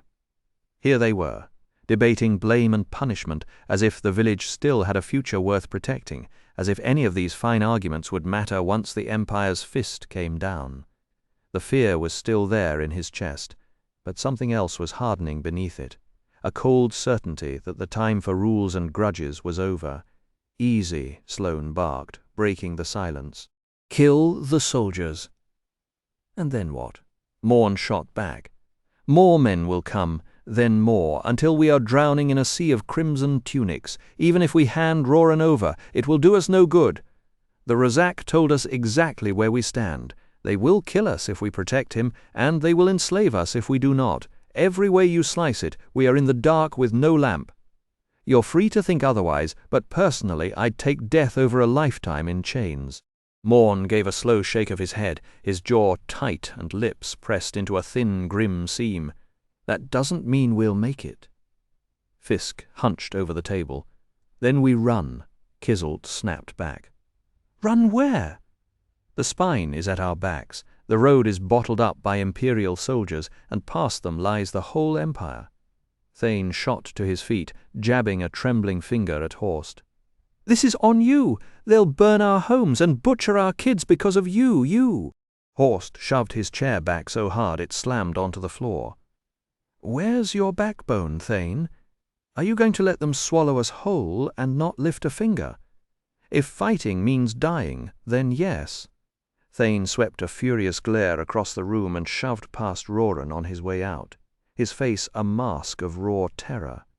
The door cracked against the frame. Somebody muttered, "Well, that was productive." Gedrick caught Roran's eye and beckoned him closer. Come in, we've been waiting on you." Roran laced his fingers behind his back while a dozen hard stares sized him up. "What do you need from me?" Gedrick leaned back, rubbing his chin. "We've decided for now that handing you over would buy us nothing. Whether that would change under different circumstances, well, that's a moot point. Our only play is to brace for another assault. Horst's forging spearheads, and anything else with a sharp edge if he can manage, and Fisk's agreed to nail together shields. Lucky for us, his workshop survived the flames, but we need somebody to run the defense lines. We'd like it to be you. You won't be short on help." Roran gave a slow nod. "I'll do what I can outside." A shutter banged against a wall, and the wind moaned through the cracks. Standing next to Morn, Tara rose to her full height, looming over her husband. She was a big-boned woman with grey-streaked dark hair and hands that could wring a chicken's neck as easily as break up a bar brawl. "You'd better deliver, Roran," she said, "or we'll be digging more graves." Then she turned to Horst. "Before we talk tactics, we've got men to bury, and we need to ship the kids out, maybe to Corley's place over by Nost Creek. Elaine, you should go with them." Elaine's voice was calm and flat. "I'm not leaving Horst." Tara's eyebrows shot up. "This is no place for a woman who's 5 months along. You'll lose that baby galloping around like a wild mare. I'd risk more harm sitting somewhere safe, fretting myself sick. I've already seen my sons through. I'll stay, just like you and every other wife in Carver Hall." Horst rounded the table, his face softening as he took Elaine's hand. "I wouldn't want you anywhere else. But the children do need to go. Corley'll look after them, provided we can clear the way to his farm." Old Loring cut in, his voice like gravel. "And not a single one of us, not one blasted soul, goes near the families down valley except Corley. They can't help us, and there's no point dragging them into this." The room rumbled in agreement. With that, the meeting broke up, and folks scattered through the village. But it wasn't long before everyone gathered again, half the village. It seemed in the little cemetery behind Gertrude's house. 10 bodies wrapped in white linen lay in a neat row beside open graves, each with a sprig of hemlock on the chest and a silver amulet at the throat. Gertrude stepped forward and read out the names: Parr, Wiegliffe, Ged, Bardrick, Farreld, Hale, Garner, Kelby, Melkolf, and Album. She pressed black pebbles onto their eyelids, then lifted her arms to the sky and began the old death chant, her voice wobbling with grief. Tears slid from her shut eyes as she worked through the ancient verses, rising and falling like the village's own sorrow, singing of earth and darkness and the endless human ache that no one escapes. When the last note faded, family members stood up to remember the bravery and quirks of the fallen. Then the graves were filled. Roran listened, but his eyes kept drifting to a bare mound on the edge of the yard, the unmarked plot where the 3 soldiers had been buried. 1 killed by Nolfa Vrel, 2 by me. He could still feel that sickening jolt of muscle and bone giving way under his hands. The sickening crunch of bone and pulp beneath his hammer was a sound Roran knew he'd never scrub from memory. His stomach lurched, and he had to swallow hard to keep from losing it in front of the whole town. I did this. I destroyed them. He never wanted to be a killer, but now he had taken more lives than anyone else in Carver Hall, and it felt like an invisible stain spread across his forehead. Without a word to Katrina, he turned and climbed the nearest rise, his boots slipping on loose gravel, trying to get a clear view of the town below. A stray dog barked somewhere near the river, and the smell of wood smoke hung in the air. The gaps between houses were too wide for a simple barricade, and he wasn't about to turn people's gardens into a battlefield. The Anora River guarded the west, but every other side was wide open. "We couldn't keep a child out," he muttered, then jogged into the center of town and shouted, "I need everyone free to help cut trees." Men slowly trickled out of homes and alleys, axes and saws already appearing in their hands. "Come on, more! We all have to help!" Roran yelled until a decent crowd had gathered. Darman, one of Loring's sons, pushed up beside him. "What's your plan? We build a wall," Roran said, loud enough for all to hear. "Big trees, laid sideways, branches sharpened. The Razak won't climb that easily." "How many trees?" asked Orval. Roran hesitated, sizing up the town's edges. 50, maybe 60 if we do it right. The men groaned and started arguing. Roran counted the crowd, 48, 1 tree each within the hour. "That's doable," Orval let out a short laugh. "You think we're that slow? I was dropping trees in 10 minutes when I was 10. Darman spoke up. "What about brambles? We can drape them over the trees. Nobody gets through a knot of thorny vines." Roran grinned for the first time since the horror began. "Perfect. And have your sons harness the horses to drag the logs back." He pulled Darman aside. "Make sure the trees keep branches along the whole trunk, or they're useless." "Where will you be?" Darman asked, working on another line of defense. Roran ran to Quimby's house, where Birgit was nailing boards over the windows. She gave him a cold look, but he didn't wait for an invitation. He explained the tree wall, then added, "I want a trench inside it, with sharp stakes at the bottom. If anyone breaks through, they'll hit that first." "What's your point, Roran?" "Organize every woman, child, and anyone else you can to dig. I can't do it alone, and time is short." He met her eyes. "Please." "Why me? because you hate the Razak as much as I do, and you'll do whatever it takes to stop them." "Aye," she whispered, then clapped her hands. "Very well. But I'll never forget, Roran Garrison, that your family brought this doom on my husband." She turned and walked off before he could answer. Roran let the bitterness roll off his shoulders. Given her loss, it was only fair. He was just grateful she hadn't started a blood feud. Then he shook himself and sprinted to the main road, the weakest spot in town. No way those monsters were blasting their way in again. He found Baldur, and together they started digging a ditch across the road. Between swings of his pickaxe, Baldur said, "I'll have to leave soon." "Dad needs me in the forge," Baldur called over his shoulder, and Roran answered with a low grunt, his face still buried in his work. His arms moved, but his head was elsewhere. Back with the soldiers he'd clubbed into the ground, their eyes turning glassy, the awful wet crunch that ran through him like a jolt. Nausea rose, and he made himself breathe. Around him, Carver Hall had turned into a hive of tense energy, people dragging carts and stacking barrels as they braced for whatever came next. When Baldur was gone, Roran finished the thigh-deep trench on his own and walked over to Fisk's workshop. With the carpenter's blessing, he had 5 thick logs hauled from the seasoned pile and set upright in the ditch, packing dirt around their bases until they stood like a line of stubborn sentinels blocking the main road. The smell of turned earth and pine resin hung over everything. Darman jogged up just as Roran was tamping the last log. "The trees are here. They're putting them in place now."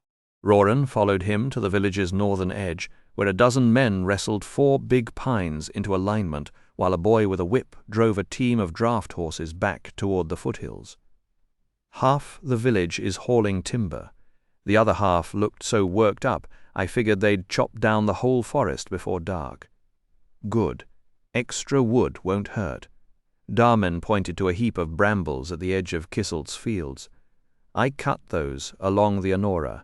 Use them however you like. I'm going back for more."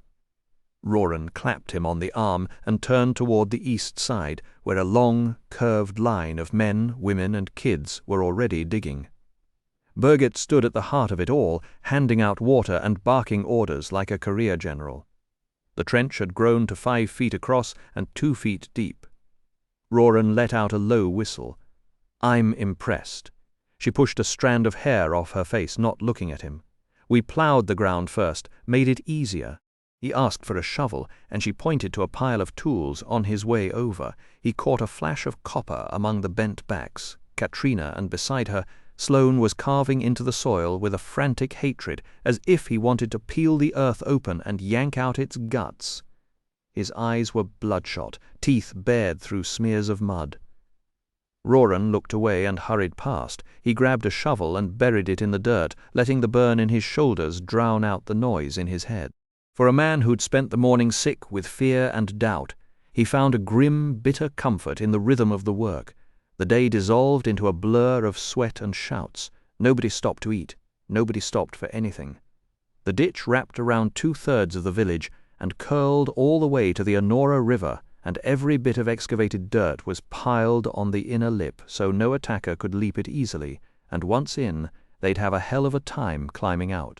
By mid-afternoon the wall of logs was finished, studded with sharply pointed branches that were lashed and layered as thickly as possible, with thorny bramble nets woven through the gaps. Now and then they had to drag a tree aside, so a farmer like Ivar could drive his livestock to safety. By evening, the defenses were stronger and more complete than Roran had any right to hope, even though he knew they still needed a few more hours before he'd truly be satisfied. He dropped onto the ground, gnawing a hunk of sourdough bread and staring at the stars through a thick fog of exhaustion. A hand landed on his shoulder, and he looked up to see Albrecht. Here. The shield was raw planks pegged together. The spear was a 6-foot-long weapon. Roran took them with a grateful nod, and Albrecht moved on, handing out arms to anyone he met. Roran hauled himself to his feet, retrieved his hammer from the forge, and made his way to the main road barricade where the night guard was posted. A night bird called from the trees as he crouched in the damp. "Get me up when you need a fresh pair of eyes," he muttered, then collapsed onto the grass under the eaves. He positioned his weapons within easy reach and shut his eyes, craving nothing but a few unbroken hours. A whisper curled into his ear. Roran. His eyes snapped open to find Katrina kneeling beside him, lantern light spilling across his shoulder.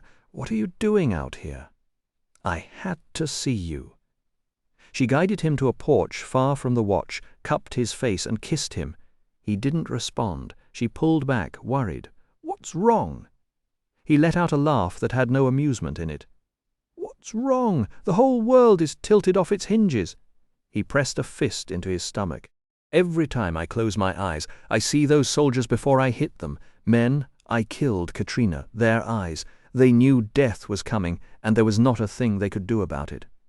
His voice cracked. "And I knew too, but I still had to do it." Hot tears slid down his cheeks. Katrina gathered him close while he wept for Garrow, for Eragon, for the friends lost, for himself, and for the tiny town that had become a battlefield.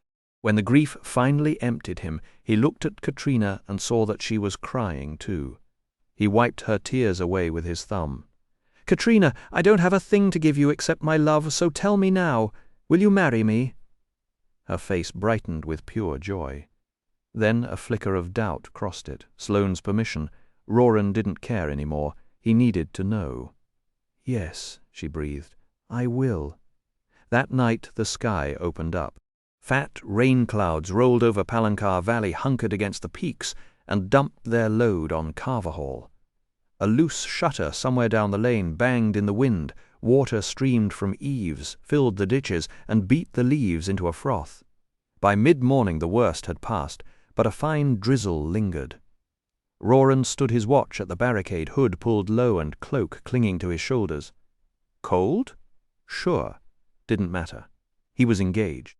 A piece of the universe had snapped into place and made him feel like he could take on Galbatorix himself with a rusty spoon. Soldiers. Shadow monsters. Please. His love burned hot enough to turn them into kindling still. Once the rush faded, one question clawed at his mind. How was he going to keep Katrina alive when the Empire came for them all? Morning Roran couldn't shake the image of Katrina standing in harm's way. The only real answer, he figured, was to get her to Corley's, but she'd never leave on her own. Not unless her father ordered it. Maybe Sloane could be persuaded. The butcher surely didn't want her in danger any more than Roran did. As he turned the problem over in his head, the sky darkened again, and rain lashed the village in sharp, slanting sheets. Puddles erupted into frantic little geysers as the drops hammered them down.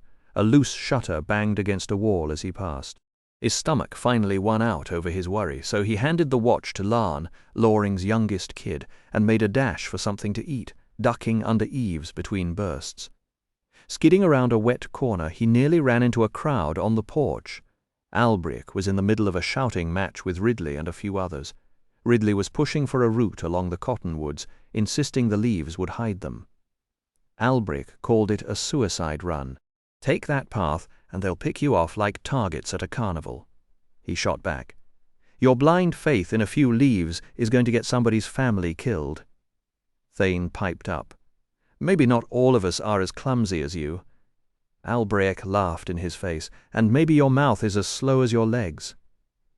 That got Thane swinging. He landed a punch, but Albric just sneered. "My grandmother hits harder," and promptly threw the other man off the porch and down into the mud. Before anyone else could jump in, Roran planted himself between them, spear held crossways like a bar. "Enough," he said, the word cutting through the rain. "We've got real enemies out there. If you've got a grievance, call an assembly and let arbitrators sort it out, but we can't be doing their work for them." Ridley spat at the ground. "Easy for you to say with no wife and kids." He hauled Thane up, and the group slunk away. Roran watched them go, half tempted to shout that maybe the Razak would be polite enough to wait while they finished brawling over mud. The sarcasm died when he saw the purple bruise already blooming under Albric's eye. "So what actually started it?" he asked. Albric touched his jaw and winced.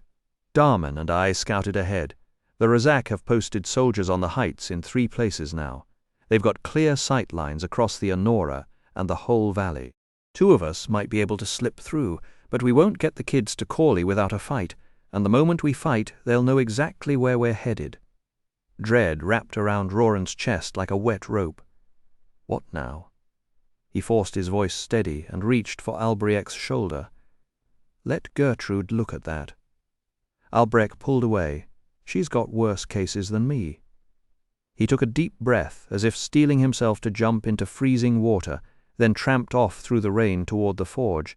Roran stood there a moment, letting the sky cry for him. He went inside to escape the noise of his own thoughts.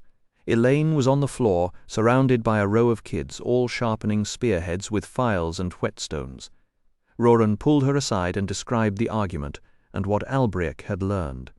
Elaine let out a string of curses that made Roran blink. He didn't know she had that vocabulary. "Is Thane going to call a feud?" she asked. "Maybe," Roran said. They traded insults, and Albrecht's were nastier. But Thane threw the first punch. You could demand a hearing yourself. "No," Elaine said, wrapping her shawl around her shoulders. "This is exactly what arbitrators are for. If we owe a fine, fine. Better than blood in the streets." She grabbed a finished spear and headed out. Troubled, Roran found bread and meat in the kitchen, then went back to help the children finish sharpening the rest of the spearheads. Once Felder arrived, Roran handed the children over without a word and trudged back through the soaked streets of Carverhall toward the main road. He was crouched in the mud when the clouds split open, and a single shaft of sunlight set the rainfall ablaze, every drop flashing like tiny shards of crystal. Roran stood there, soaked to the bone, watching the gash of light widen until a shelf of towering thunderheads loomed over the western edge of Palancar Valley, facing a ribbon of brilliant blue sky. The whole valley seemed caught between fire and shadow, fields glowing like hammered bronze, rivers running silver, mountains dark as old iron. For a moment the world felt less like a place and more like a monument. Then movement snagged his eye, and he saw a soldier down the road, chainmail, glinting like ice. The man was staring at Carverhall's new defenses, with his mouth hanging open, and then he turned and melted back into the golden haze. Soldiers. Roran roared, lunging to his feet. He cursed himself for leaving his bow inside, out of the rain. Well, he thought, at least they'll be too wet to fight. That's something. Men and women poured out of their houses, packed along the trench, and stared through the woven wall of pine boughs. The branches wept, slow beads of water, each one reflecting a row of frightened eyes. Roran found himself next to Sloane of all people. The butcher carried one of Fisk's makeshift shields in his left hand, and in his right he gripped a cleaver curved like a crescent moon. His belt bristled with knives, every one of them big and sharp enough to shave with. They traded a brisk nod, then turned back to the place where the soldier had vanished. Not even a minute passed before a cold, hissing voice slithered out of the mist. "By continuing to defend Carverhall, you proclaim your choice and seal your doom. You shall die," from somewhere behind Roran. Loring shot back. "Show your maggot-riddled faces if you dare, you lily-livered, bandy-legged, snake-eyed wretches. We'll crack your skulls open and fatten our hogs on your blood." A dark shape drifted toward them, and a spear slammed into a door an inch from Gedrick's arm. "Take cover!" Horst shouted from the middle of the line. Roran dropped behind his shield and squinted through a narrow crack between the boards. It was just in time. A volley of spears sailed over the wall of trees and landed among the crouching villagers. A scream split the air, and Roran's heart hammered in his chest. He was breathing hard, though he hadn't moved, and his palms were slick with sweat. Then came a crash from the northern edge of the village, followed by the bellow of an explosion and the groan of splintering timber. Roran spun and ran, Sloane right beside him. They found 6 soldiers hauling away the shattered remains of the tree barricade, and beyond them, pale as ghosts in the glittering rain, sat the Rezak on their black horses. Roran didn't slow down. He charged the first soldier and jabbed with his spear. The first 2 thrusts were knocked aside by an upraised arm, but the third caught the man in the hip, and when he stumbled, Roran drove the point into his throat. Sloane howled like a wild animal, hurled his cleaver, and split a soldier's helm, crushing his skull. 2 more soldiers charged him with swords, and Sloane laughed, sidestepping and blocking with his shield. One soldier swung so hard his blade lodged in the shield's rim. Sloane yanked him in and buried a carving knife in his eye. Drawing a second cleaver, the butcher circled the last man with a grin that was pure nightmare. "Shall I gut and hamstring you?" he asked, almost dancing. "I promise you'll feel every cut." Roran's spear was torn from his hands by the next 2 soldiers he met. He barely managed to get his hammer up in time to stop a sword from cutting his leg off, and then the man who had grabbed the spear hurled it back at him, aimed straight for his chest. Acting on pure reflex, Roran dropped the hammer, caught the shaft in the air, surprised himself and the enemy alike, spun it around and drove the point through the soldier's armor and ribs. With nothing left to fight with, he was forced to retreat from the last remaining soldier. He fell over a corpse, a stray sword slicing his calf as he landed, and scrambled away from a heavy 2-handed stroke, digging frantically through the mud for anything he could use as a weapon. His fingers struck a hilt, and he ripped it free, slashing at the soldier's sword hand and cutting off his thumb. The man stared at the glistening stump and muttered, "This is what comes from not shielding myself." "Aye," Roran agreed, and took his head. The final soldier lost all nerve and ran for the Razak's silent shapes, while Sloane hurled insults and curses after him. When the man vanished behind the curtain of rain, Roran watched in horror as the 2 black figures bent down from their horses, seized his neck with gnarled hands and squeezed. The soldier's scream turned into a convulsion, and then he hung limp. The Razak tucked his body behind one of their saddles and rode off into the dark. Something cold settled in Roran's chest, and he turned to Sloane, who was cleaning his blades. "You fought well," Roran said. He had never guessed the butcher had that kind of ferocity in him. A drop of rain hung from Sloane's chin as he answered in a low, hard voice, "They'll never get Katrina. Never. Even if I have to skin every last one of them, or fight 1,000 Urgals and the king on top. I'd rip the sky down and drown the Empire in its own blood before she suffers so much as a scratch." Then he clamped his mouth shut and started dragging the broken trees back into position, and Roran helped by rolling the dead soldiers away from the fortifications. 5 dead, Roran counted. It should have felt like something, but it just felt like rain. When the last body was clear, he straightened and listened. All he could hear was the hiss of water. Why hadn't anyone come to help them? He and Sloane walked back to the site of the first attack. 2 soldiers hung lifeless from the wet branches of the tree wall, but that was not what caught their eyes. Horst and the other villagers were kneeling in a circle around a small body. Roran's breath stopped.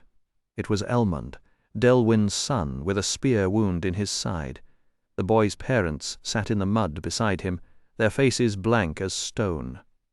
Delwyn had one hand flat against his son's chest, as if he could push the life back in. Something has to be done, Roran thought, dropping to his knees. Few children survived their first few years, but Elmund should have grown into a strong man and taken his father's place in Carverhall. Losing him now was enough to crush anyone. Katrina, the children, they all had to be protected. But where? Where? Down the rushing Meerwash, on the first day away from Tarnag, Eragon made a point of learning the names of Undin's guards. Amma, Trigger, Hedin, Exvar, Shrugnian, which Eragon found nearly impossible to pronounce, though it meant Wolfheart, Duthma, and Thorv. He remembered most of them, but Shrugnian kept sounding like a sneeze in his head. Each raft had a small cabin in its center, but Eragon preferred to sit on the edge of the logs and watch the Beor Mountains drift past. The river was alive with kingfishers and jackdaws, and blue herons stood like stilt-legged statues in the marshy shallows while sunlight flickered through the hazel beech and willow branches overhead. Once a bullfrog croaked from a bed of ferns, and one of the guards, Amma, smiled and said it meant good fortune on the journey ahead as Oryx sat down beside him. Eragon said softly, "It's beautiful." The dwarf agreed, took out his pipe, and lit it, puffing out a cloud that mingled with the river's cool air. For a while they listened to the raft groan, the ropes creak, and Trigger's long paddle slice through the water. Then Eragon asked, "Auric, why did Brom join the Varden? I never knew him beyond the town storyteller." Auric knocked a bit of ash into the river and answered, "He didn't join it. He helped found it." After Galbatorix took the throne, Brom was the only rider left who hadn't become one of the Forsworn, well, in training anyway since his dragon died at Doru Areba. He went on. Brom was the one who pulled together the riders' friends and allies. He got Hrothgar to let the Varden settle in Farthendur, and he talked the elves into helping us. A fish jumped beside the raft, and Auric nodded as if it were a sign. "Why did he step down?" Eragon asked. Auric's smile turned wry. "Maybe he never wanted the job. This was before Hrothgar adopted me, so I didn't see Brom much around Trondheim. He was always chasing Forsworn or hatching some scheme." Then Eragon asked, "Your parents?" "Aye," said Auric. "The pox took them when I was young. Hrothgar took me into his hall, and since he had no children, he made me his heir." Eragon thought of his helm, marked with the Ingaitum symbol, and realized he owed Hrothgar a debt too. By the time the afternoon faded, the dwarves hung red lanterns at the corners of the rafts. Red, Eragon remembered, kept the night vision sharp. He moved to Arya's side, watching the still glowing depths. "How are they made?" he asked. "We gave that spell to the dwarves long ago," she said. "They've grown skilled at it." He scratched the stubble on his chin and asked, "Could you teach me more magic while we're traveling?" Her balance was perfect on the undulating logs. "It's not my place. A teacher is waiting." "Then tell me this at least. What does my sword's name mean?" Her voice dropped. "Misery. Your sword is called Misery, and so it was until you held it." Eragon looked at Zarok with distaste. The more he learned, the darker the blade seemed, as if it had a will for trouble. Morzan had killed riders with it, and the name itself was a curse. If Brom hadn't given it to him, and if it weren't endlessly sharp and impossible to break, he would have hurled it into the river. Before the light was gone, Eragon swam out to Saphira, and they flew together for the first time since leaving Trondheim. High above the Az Ragni, the air grew thin, and the water below became a purple streak. Without a saddle, Eragon clamped his knees to her sides and felt her hard scales pressing the scars from their first ride. When Saphira tilted left on an updraft, 3 brown specks launched from the mountainside and rose fast. Eragon first thought falcons, but as they neared he saw they were almost 20 feet long with thin tails and leathery wings. They looked like dragons, but smaller and sleeker, and their scales were dull green and brown. "Could they be dragons?" he asked, excited. Saphira wheeled and studied them. The creatures seemed puzzled, darting toward her, then hissing and swooping away. Eragon grinned and reached out with his mind. As soon as he touched their thoughts, all 3 recoiled and shrieked, mouths gaping like snakes. The sound cut through the air and through his skull at once. The psychic screech slammed into Eragon like a physical blow, threatening to crumple his mind. Saphira shuddered under him, sharing the pain. The winged hunters pressed their attack, slashing with claws as sharp as daggers. "Hold tight," Saphira warned. She tucked her right wing, spun mid-air, dodging 2 of them, and beat upward to outclimb the 3rd. Eragon fought through the noise to clear his head and ready his magic. "Don't kill them," Saphira insisted. "I want this hunt for myself." Though the creatures were quicker, Saphira had raw power on her side. One dove sharply. She rolled upside down, dropping suddenly, and caught it with a kick to the chest. The shrill mind ache lessened as the wounded one broke off. With a powerful wing beat, she righted herself just as the other 2 closed in. She arched her neck, a deep rumble building in her chest, and let loose a stream of flame. A blue-white radiance wrapped around her head, making her scales glow like lit gems. The 2 Fangher veered away, squawking in shock, their mental assault vanishing as they fled toward the slopes. "You nearly launched me off," Eragon grumbled, prying his stiff arms from around her neck. Saphira gave him a look of unrepentant pride. "Nearly isn't quite." "True," he admitted, and laughed despite the throbbing in his skull. Basking in the rush of victory, they circled back to the rafts. Saphira landed with a splash that sent water arcing over the banks, and Auric called out, "Are you hurt?" "No," Eragon shouted as the icy current curled around his legs while Saphira paddled to the raft. Are those things native to the beers? Auric helped him aboard. We call them fangho. Far less clever than dragons, no fire, but they can be deadly. We saw that. Eragon pressed his temples, trying to ease the dull ache left by their mental voice. Still, Sapphira handled them well. Obviously, she said. That's how they hunt, Auric continued, by pressing on the mind until prey is too frozen to fight. Sapphira flicked her tail, spraying Eragon with water. Interesting trick. I may try it next time, he nodded. Could help in battle, too. Arya stepped to the raft's edge, her expression softer than usual. I'm glad you didn't kill them. Fangher are scarce, and those three would be missed. From inside the cabin, Thorv's gruff voice cut in. Missed? They eat enough of our livestock. The dwarf emerged, beard bristling with irritation. No more flying while we're in the Beor Mountains, Shadeslayer. Keeping you safe is hard enough without you and your dragon picking fights with wind vipers. We'll stick to the ground until we hit the plains, Eragon promised. See that you do, Thorv muttered. He spat into the water for emphasis. That night the dwarves tied the rafts to cottonwoods at the mouth of a small creek. Helda kindled a fire, and Eragon helped Ixar lead Snowfire ashore where they tethered the stallion on a grassy patch. Thorv supervised the raising of 6 tents while Baldin hauled firewood and Dutham carried provisions from the second raft, setting out a simple meal. Arya took first watch at the camp's edge, soon joined by Ixar, Helda and Trinna after their chores were done.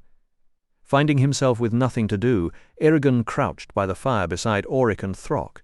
As Throck peeled off his gloves and warmed his scarred hands, Eragon noticed a shiny steel stud about 1/4 of an inch long on each knuckle except his thumbs. "What are those?" he asked. Throck exchanged a glance with Auric and laughed. "My fists of steel," he said. Without rising, he twisted and punched the trunk of a cottonwood, leaving 4 neat holes in the bark. Then he chuckled, and for a moment his scars seemed less like injuries and more like badges of a life he was proud to have led. "So they're meant for cracking skulls, eh?" Eragon asked, curiosity and a flicker of envy edging his voice. "How are they made? How do the spikes attach to your hands?" Shurgnian paused, hunting for the right word. "A healer puts you into a deep sleep, so you feel nothing. Then a hole is drilled straight through the joints." He broke off and muttered something to Auric in the dwarf language. "A metal socket is placed in each hole," Auric said, "and magic seals it in place. Once the warrior heals, he can screw spikes of different sizes into the sockets, like this," Shurgnian said with a grin. He twisted a stud free from his knuckle and handed it over. Eragon rolled the sharp metal in his palm and couldn't help smiling. "I wouldn't mind having fists of steel myself." He returned the stud, and Auric's voice turned cautious. "It's a dangerous surgery. Few dwarves earn Askud Gamlan, because if the drill goes too deep, you can lose the use of your hands forever. Our bones are thicker than yours.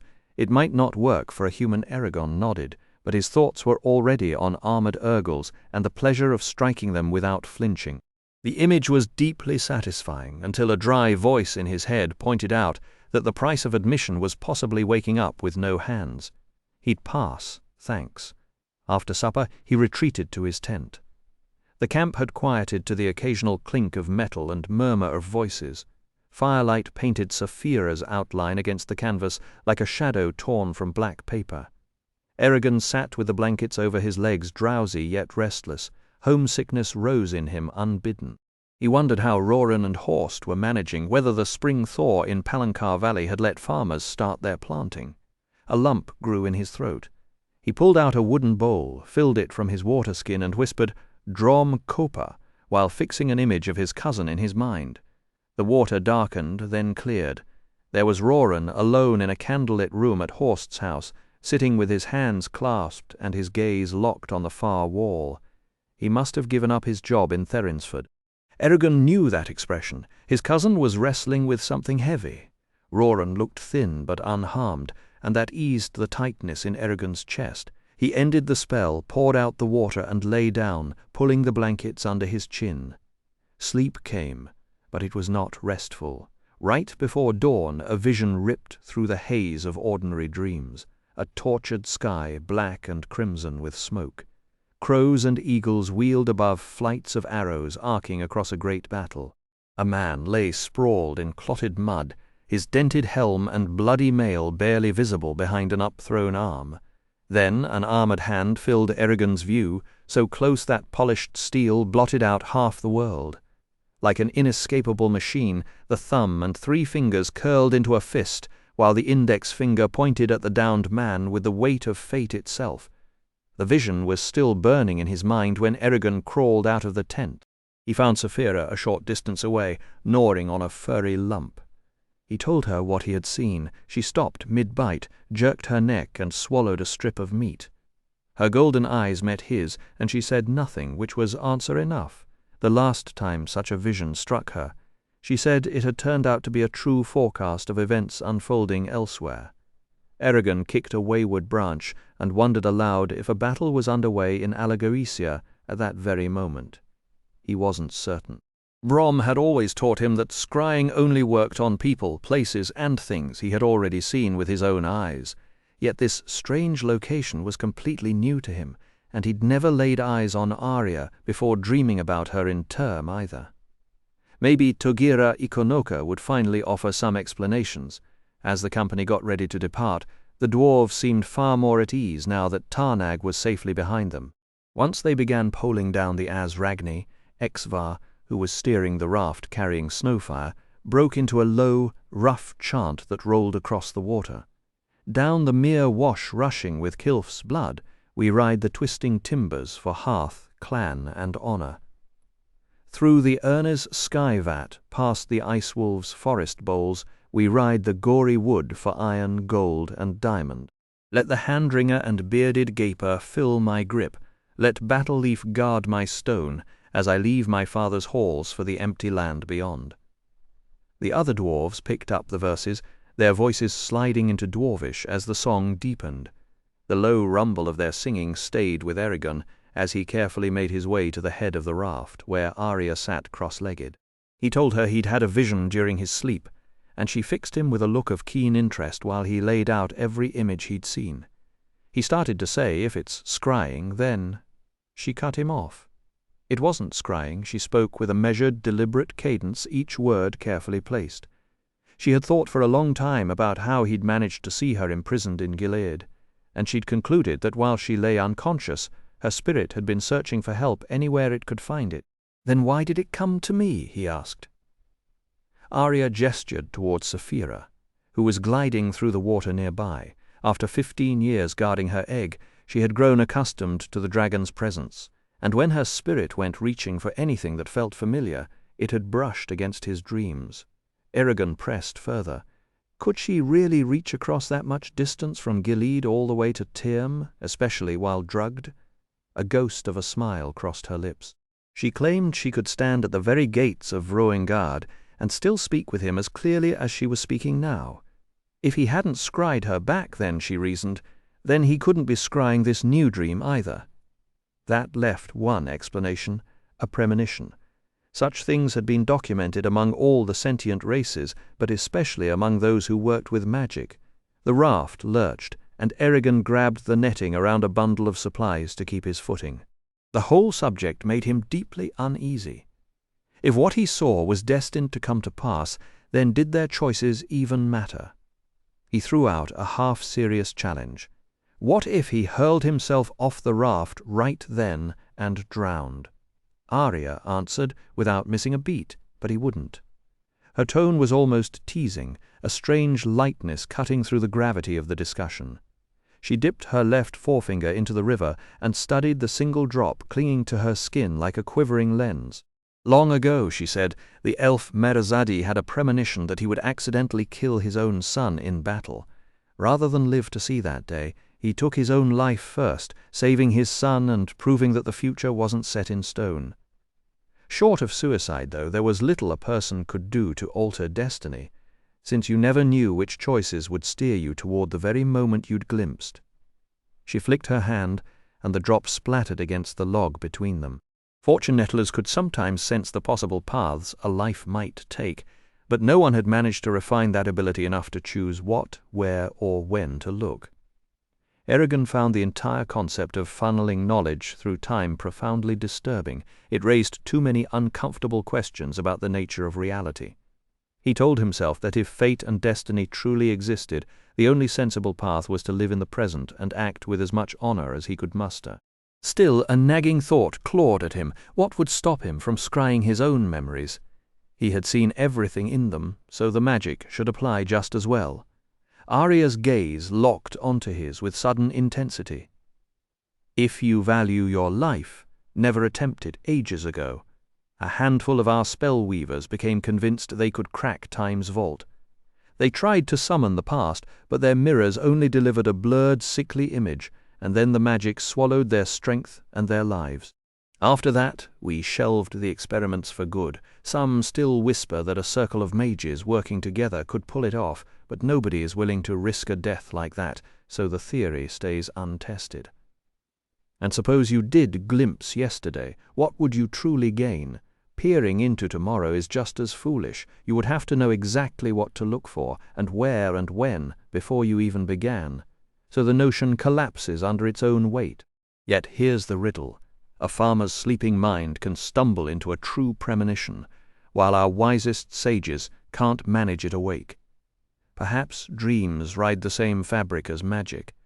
Perhaps they echo the ancestral memories of dragons. We have no answer. There are still too many doors we haven't opened. She rose in one smooth, unhurried motion. Take care you don't get lost on the other side of one. The valley spread wider as the morning wore on, and the rafts drifted steadily toward a bright gash between two mountains. By noon they broke through the gap and slid out of the shade onto a rolling, sun-drenched prairie that stretched north beyond sight. The current carried them past the last ice-crowned crags, and suddenly the world lost its walls. A massive sky pressed down on a horizon so flat and clean it felt like a new geography. The air turned warm almost instantly. The Azragni swung east, running along the mountain skirts on one side and the endless plains on the other. The dwarves, though, seemed to shrink from so much open space. They murmured to each other in low voices and kept glancing back at the dark rift they'd come through, as if an unfenced sky were some kind of lurking beast. Eragon, by contrast, drank in the sunlight. It was hard to feel truly alive when 3/4 of your day was spent in limestone twilight, and this was the first real brightness he'd felt in weeks. Saphira didn't linger by the rafts. She rocketed out of the water, flapping hard, and climbed until she was only a glinting dot in the blue dome. "What do you see?" he asked. Her voice dropped into his mind like pebbles into a pool. "Gazelles," she said. "Vast herds mostly to the north and east. The Haderach Desert lies west. Nothing else. No Urgles, no slavers, no bands of nomads. We are quite alone." He let the news wash over him and tried to relax his shoulders for the first time in days. That evening, Thorv chose a sheltered cove for their camp. While Duthmer stirred the pot, Eragon kicked a patch of ground free of stones and drew Zarok, sliding into the ready stance Brom had drilled into him back when he was raw and clumsy. He knew the elves would leave him in the dust if he showed up in Elismera under-practiced, so he burned with a private need to stay sharp. He lifted the sword overhead with agonizing slowness and brought it down in a two-handed slash, as if cracking an enemy's helmet. He held still for a beat, then pivoted right and twisted the blade upward to turn a phantom blow, muscles locked, arms trembling. Out of the corner of his eye he saw Auric, Arya, and Thorv watching. He didn't care. The rubies in the hilt seemed to glow, and he kept his grip tight, as if the weapon were a poisonous snake ready to writhe free. He began a cycle of forms, each flowing into the next with slow discipline that gradually built into speed. In his head the cove faded. He was ringed by snarling Urgles and hulking Kull, and he ducked, chopped, parried, lunged, and spun through them with the same heedless rage he'd worn at Fathen Dur. He fought darkly, joylessly, hungry to tear through every ghost he could imagine. Then he spun Zarok for a fancy hilt flip, and a spike of red-hot pain lanced across his back. The sword fell, and so did he, his knees hitting dirt. The world dissolved into a crimson haze, punctuated by distant voices above him. Arya and the dwarves shouting, but the only true thing in the universe was the agony tearing through his body. The pain had swallowed him whole, erasing every thought and shredding every rational thread, until nothing remained but a raw, screaming animal desperate for freedom. By the time Eragon clawed his way back to awareness, he found himself pressed inside his tent, swaddled in blankets like a child. Arya was perched at his side, and Saphira's massive head poked through the entrance flaps, her eyes glowing with worry. "How long was I out?" he asked, his voice scraping. "A while," Arya said. "You slept a little at the end. I tried to pull you into myself, to shield you from the agony, but there was little I could do with you unconscious." Eragon nodded, his eyes closing. Every sinew in his body felt stripped raw. He opened his eyes and met her gaze, the question heavy and low. "How can I train? How can I fight, or even weave magic? I'm a shattered vessel." His own voice sounded ancient, weighed down with too many years. Her response was just as quiet.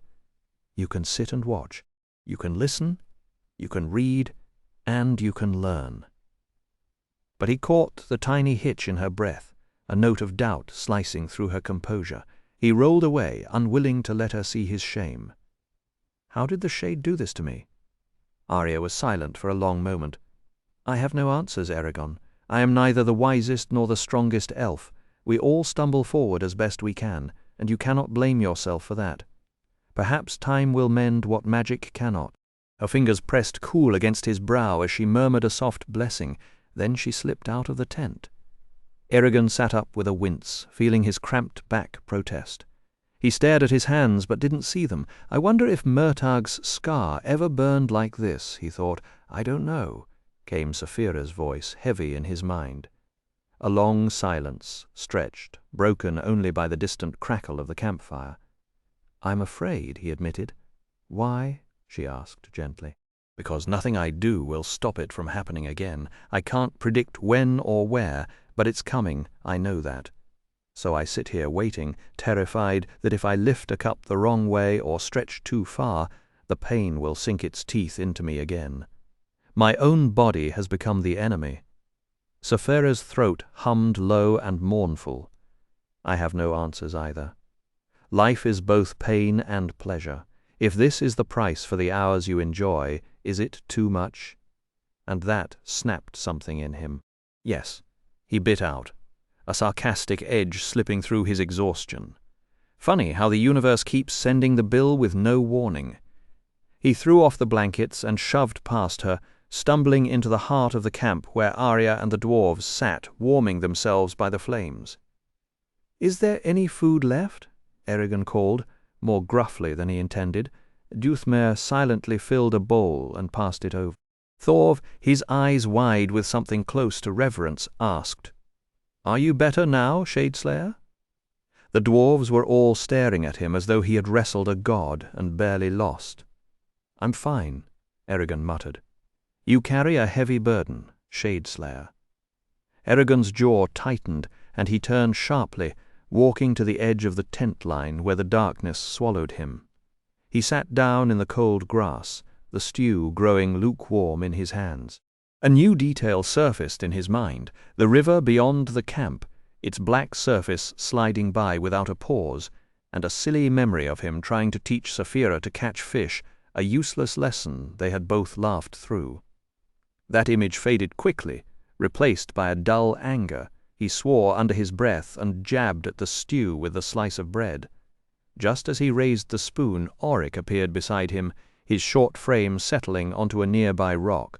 "You should not treat them so bluntly," Auric said quietly. Eragon glared at the dwarf's shadowed face. "What?" "Thorv and his men were sent here to guard you and Saphira," Auric explained, his tone gentle but firm. "They would die for you in a heartbeat, and they trust you to speak over their graves. That deserves a little kindness, don't you think?" Eragon bit back the retort burning on his tongue, turning instead to watch the river glide past, never pausing, never looking back. It was strangely calming. After a moment he exhaled. "You're right. I let my temper get the better of me." Auric's teeth flashed white in the night. "That's a lesson every commander has to learn. Hrothgar beat it into me after I threw my boot at a dwarf who left his halberd lying where anyone could step on it." "Did you hit him?" "I broke his nose," Auric chuckled. Despite everything, Eragon laughed, the sound surprising him. "Noted. I'll keep that story in mind." He held the bowl with both hands, letting the warmth seep into his fingers, listening to the faint rattle of metal as Auric pulled something from a leather pouch. "Here," Auric said, dropping a tangled knot of interwoven gold rings into Eragon's palm. "It's a puzzle we use to test cleverness and dexterity. 8 bands. If you sort them properly, they form a single ring. I've used it myself countless times when my thoughts get too tangled to bear." Eragon turned the gleaming nest over in his hands, the complexity of it already drawing him in. "Thank you," he murmured, his mind beginning to quiet as his fingers traced the smooth metal loops. For the first time since he woke, he wasn't only thinking about the pain. Auric's words followed Eragon into the tent. "You can keep it if you can put it together." Under the dim firelight, he lay on his belly and studied the strange rings. 4 bands were threaded through 4 more, each smooth on one side and twisted into an uneven knot on the other, where it wove through its neighbors. He tried every angle he could imagine, but the 2 sets refused to lie flat together. The puzzle swallowed his mind completely, and for a while the fear from earlier had no room in his head. He woke just before sunrise, groggy and stiff. He rubbed his face, crawled outside, and stretched until his back popped. His breath puffed white in the cold air, and he nodded to Shurgnian, who stood watch near the fire. After rinsing his face in the river and blinking away the sting, he sent a quick thought to Saphira, buckled on Zarok, and walked through the beach line along the Azragni. A tangle of chokecherry almost stopped him. He cursed and pushed through, arriving on the open plains with dew soaking his sleeves. A rounded hill rose ahead. On top, like 2 statues raised before the dawn, stood Saphira and Arya, both facing east as gold spilled across the sky. The light hit them, and Eragon remembered another sunrise, Saphira perched on his bedpost not long after she had hatched. In that same clear light she looked like a hawk, hard-eyed, sharp-necked, every sinew built for speed and slaughter. Arya, with her angular face and panther grace, could have been her human echo. They were equal, matched, perfect. A shiver ran down Eragon's spine, and his eyes grew hot. This was where he belonged, he realized. Out of all Allegasia, he had been bound to this. He took the slope at a jog, still smiling, and stopped beside Saphira to watch the new day. Arya turned to look at him. He looked back. For a heartbeat, something in his chest lurched, and he went red for no reason. She seemed to see straight through him, know him better than anyone except Saphira, and that caught him off guard. It also annoyed him. He was a rider, a hunter, a rebel who had faced down Urgles and shades. He should not blush like a farm boy caught staring at the baker's daughter. He scolded himself, but the warmth stayed, and every time he recalled that moment for the rest of the day, his stomach did a strange little flip. He spent most of that time propped against the raft's cabin, working Auric's ring in his hands and letting the country slide by. Near midday, the mouth of a valley opened up, and a second river slammed into the Azragni, doubling its size. The banks stretched more than a mile apart, and the current turned savage. The dwarves wrestled the steering oars, dodging trees that swept past, and the roar of the water drowned out everything else. A mile later, the river veered north around a lonely peak wrapped in clouds, separate from the rest of the Bior range like a forgotten watchtower. The dwarves bowed to it. Auric nodded at the mountain and said, "That is Moldon the Proud. Last real mountain we'll see for a long time." When they moored that evening, Eragon noticed Auric unwrapping a long black case decorated with mother-of-pearl rubies and silver curves. He flicked the clasp, and there, nestled in red velvet, lay an unstrung bow. The bow's reflexed limbs were made of ebony, and across that dark surface ran delicate gold patterns of vines, flowers, animals, and runes. It looked so luxurious that Eragon wondered who would ever dare to use it. Auric strung the bow, which stood almost as tall as the dwarf but seemed like a child's toy next to Eragon's own weapon, and put the case away. "I'm going to find some fresh meat," he said. Back in an hour he disappeared into the brush, and Thorv grunted in disapproval without trying to stop him. True to his word, Auric soon returned with a brace of long-necked geese. "Found them perched in a tree," he said, tossing the birds to Duthma. When Auric picked up the bejeweled case, Eragon asked what kind of wood the bow was made from. Auric laughed. "Wood? You can't make a bow this short out of wood and cast an arrow more than 20 yards. It breaks or follows the string after a few shots. No, this is an Urgle horn bow." Eragon squinted, certain the dwarf was trying to fool him. "Horn isn't flexible or springy enough to make a bow," Auric chortled. "Ah, that's because you have to know how to treat it right. We first learned to do it with Feldunost horns, but an Urgle's works just as well.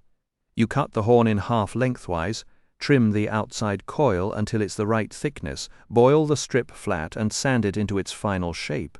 Then it's fixed to the belly of an ash stave with glue made from fish scales and the skin from the roof of a trout's mouth. The back is covered with multiple layers of sinew which give the bow its snap. The last step is decoration. The whole process can take almost a decade." Eragon had never heard of a bow built like that. His own weapon suddenly felt like a crudely hacked branch, something a bored farmer might whittle on a rainy afternoon. "How far does it shoot?" "See for yourself," Auric said, letting him take the bow. Eragon handled it carefully, afraid of scuffing the finish. Auric slid an arrow from his quiver and handed it over. "You'll owe me an arrow, though." Eragon fit the shaft to the string, aimed across the Ragni, and pulled. The draw length was less than 2 feet, but the resistance was so heavy that he had to strain to hold the string. When he released, the arrow vanished with a twang and reappeared far above the river, then landed in a spray of water halfway across the Ragni. Amazed, Eragon reached through the magical barrier in his mind and whispered, "Gath sem oro on lam ie." A few seconds later, the arrow darted back through the air and landed on his outstretched palm. "And there," he said, "is the arrow I owe you."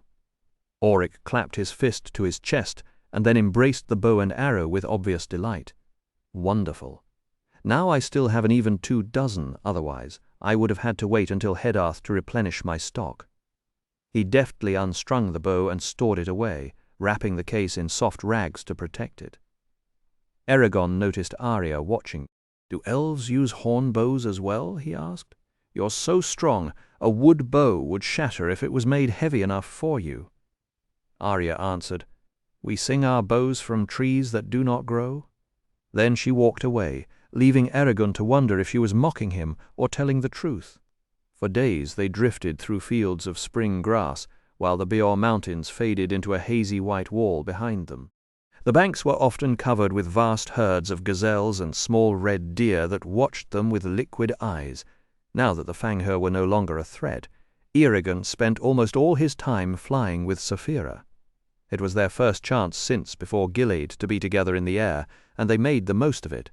Eragon also welcomed any excuse to escape the cramped deck of the raft, where he felt awkward and unsettled with Arya so near. One evening, a pair of herons swept past Saphira's wing, and Eragon thought that even a bow that took 10 years to build couldn't feel as complicated as the quiet elf on the raft. Eragon and his party followed the Ragni as it curled east, until it spilled into the broader Edda River and carried them toward the unknown territories. Along the way, they spotted a few columns of smoke rising from distant banks, but no one dared investigate. At the river's fork, they pulled into a dwarven trading post called Hearthstone, traded their rafts for a string of sturdy donkeys, and learned that the dwarves never rode horses because a full-sized stallion would look absurd beneath their squat frames. Arya, however, waved off the animal they offered her. "I won't approach the land of my ancestors looking like a market peddler," she said, her tone leaving no room for debate. The dwarf captain, Brock, frowned. "Then how do you expect to keep pace?" "I'll run." And run she did, gliding past Snowfire as if the mare were standing still. She cleared fallen logs without a misstep, and by the time the others clawed their way up a hill, she'd already be lounging at the top, arms folded and breathing easy. At the campfire she offered only fragments of conversation, her silence growing heavier with every league. She seemed to be coiling something inside herself, like a spring under a loaded siege engine. Heading north from Hearthstone, they traced the Edda River against its current, aiming for the alpine basin of Eldor Lake. On the third day, a hazy ridge resolved into the grand emerald canopy of Du Weldenvarden, its old oaks, beeches, and maples forming an endless sheet of green that reached past the horizon in every direction. From Saphira's back, Eragon saw the forest swallow the entire northeastern world, and he knew in his gut it ran all the way to Alagasia's farthest edges. The shadows beneath those arched boughs seemed full of secrets, both beautiful and lethal, because of course a forest housing elves with centuries of grudges and magic sharp enough to gnaw a mountain is exactly where a mortal farm boy and his dragon should be strolling. Hidden among the dappled depths lay Elsmira, the city of his training, alongside Ocelon, a settlement so reclusive that most humans considered it a myth. The place was a minefield for mortals, he thought, wary of spells woven into the sap. "It's like another world," he whispered, as two butterflies spun past, painted with golden wings. Saphira's dry rumble echoed in his skull. "I just hope they left a clearing wide enough for me. I cannot fold myself into a ball and hop through ferns." "I'm sure the riders had it sorted," Eragon said, though he secretly pictured a dragon stuck between two trunks. That night, Eragon was on the verge of lying down when Arya appeared beside him, silent as a ghost, and he nearly swallowed his tongue. She pressed a finger to her lips, and before he could ask, her mind touched his. "Follow me," quietly. It had been ages since their last mental contact, during that frantic flight to Farthen Dure, and the intimacy still rattled him. Touching someone's mind felt like rubbing his raw soul against theirs. It was not something you did without an invitation, especially with someone like Arya, who guarded her thoughts like a queen's jewels.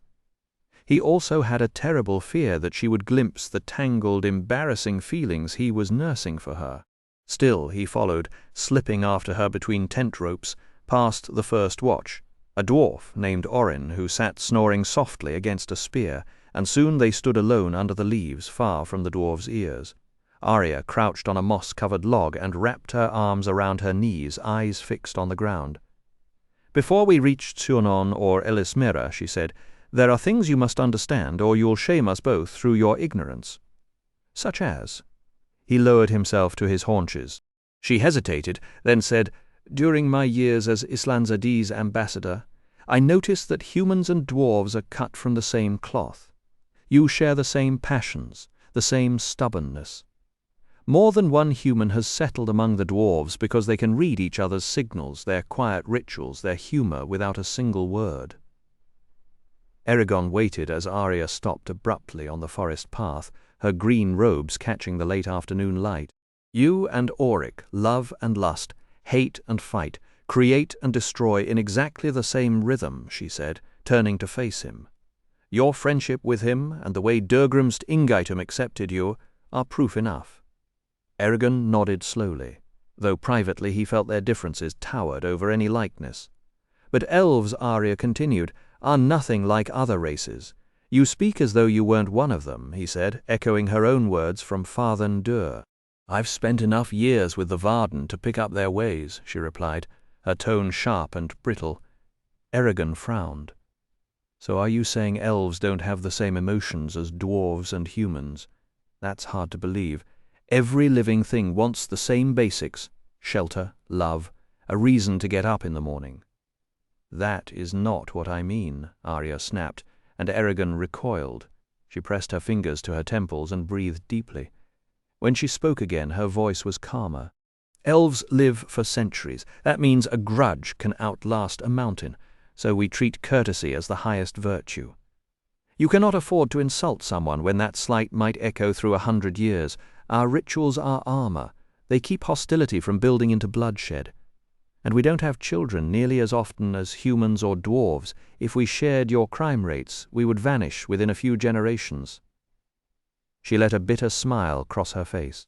"So yes, there's a proper way to greet the sentinels in Ceres, a precise form for standing before Queen Islanzadi, and 100 different nuances for talking to a smith, a scholar, or the old tree at the edge of town. Sometimes the most respectful thing is simply to stay quiet. Eragon risked a grin. With all these customs, it sounds like you've made it even easier to offend someone. Perhaps. Her smile flickered, then faded. But listen, you'll be judged by the highest standards.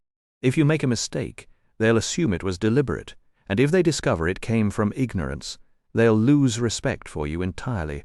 Better to be thought rude and capable than rude and helpless, or you'll be manipulated like the serpent in a game of runes. Elven politics are subtle and slow.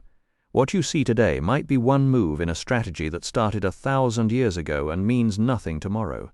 It's a game everyone plays and almost nobody controls. And you're about to join it, whether you're ready or not, fine. So elves really are different. Yes, dwarves live a long time too, but they're more numerous, and they don't have our restraint or our appetite for intrigue, humans. She let the word hang in the air, a tactful silence. Humans, Eragon said, do the best they can with what they're given. Even so. Why don't you tell Auric all this? He'll be in Elsmera as much as I will. Arya's voice took on a cold edge. Auric already understands our customs, but as a rider you need to appear better educated than he does. Eragon accepted the rebuke without arguing. Then what do I need to learn? So Arya began to tutor him, and through him Saphira in the intricate rules of elven society. Saphira lounged on a sun-drenched boulder nearby, her tail flicking whenever Eragon stumbled over a word. Arya explained that when one elf meets another, they stop and touch their first 2 fingers to their lips, a silent promise. We shall not distort the truth during our conversation. Then the first elf says, Atra esterniono thilduin, and the other replies, Atra du evarinia, ono varda.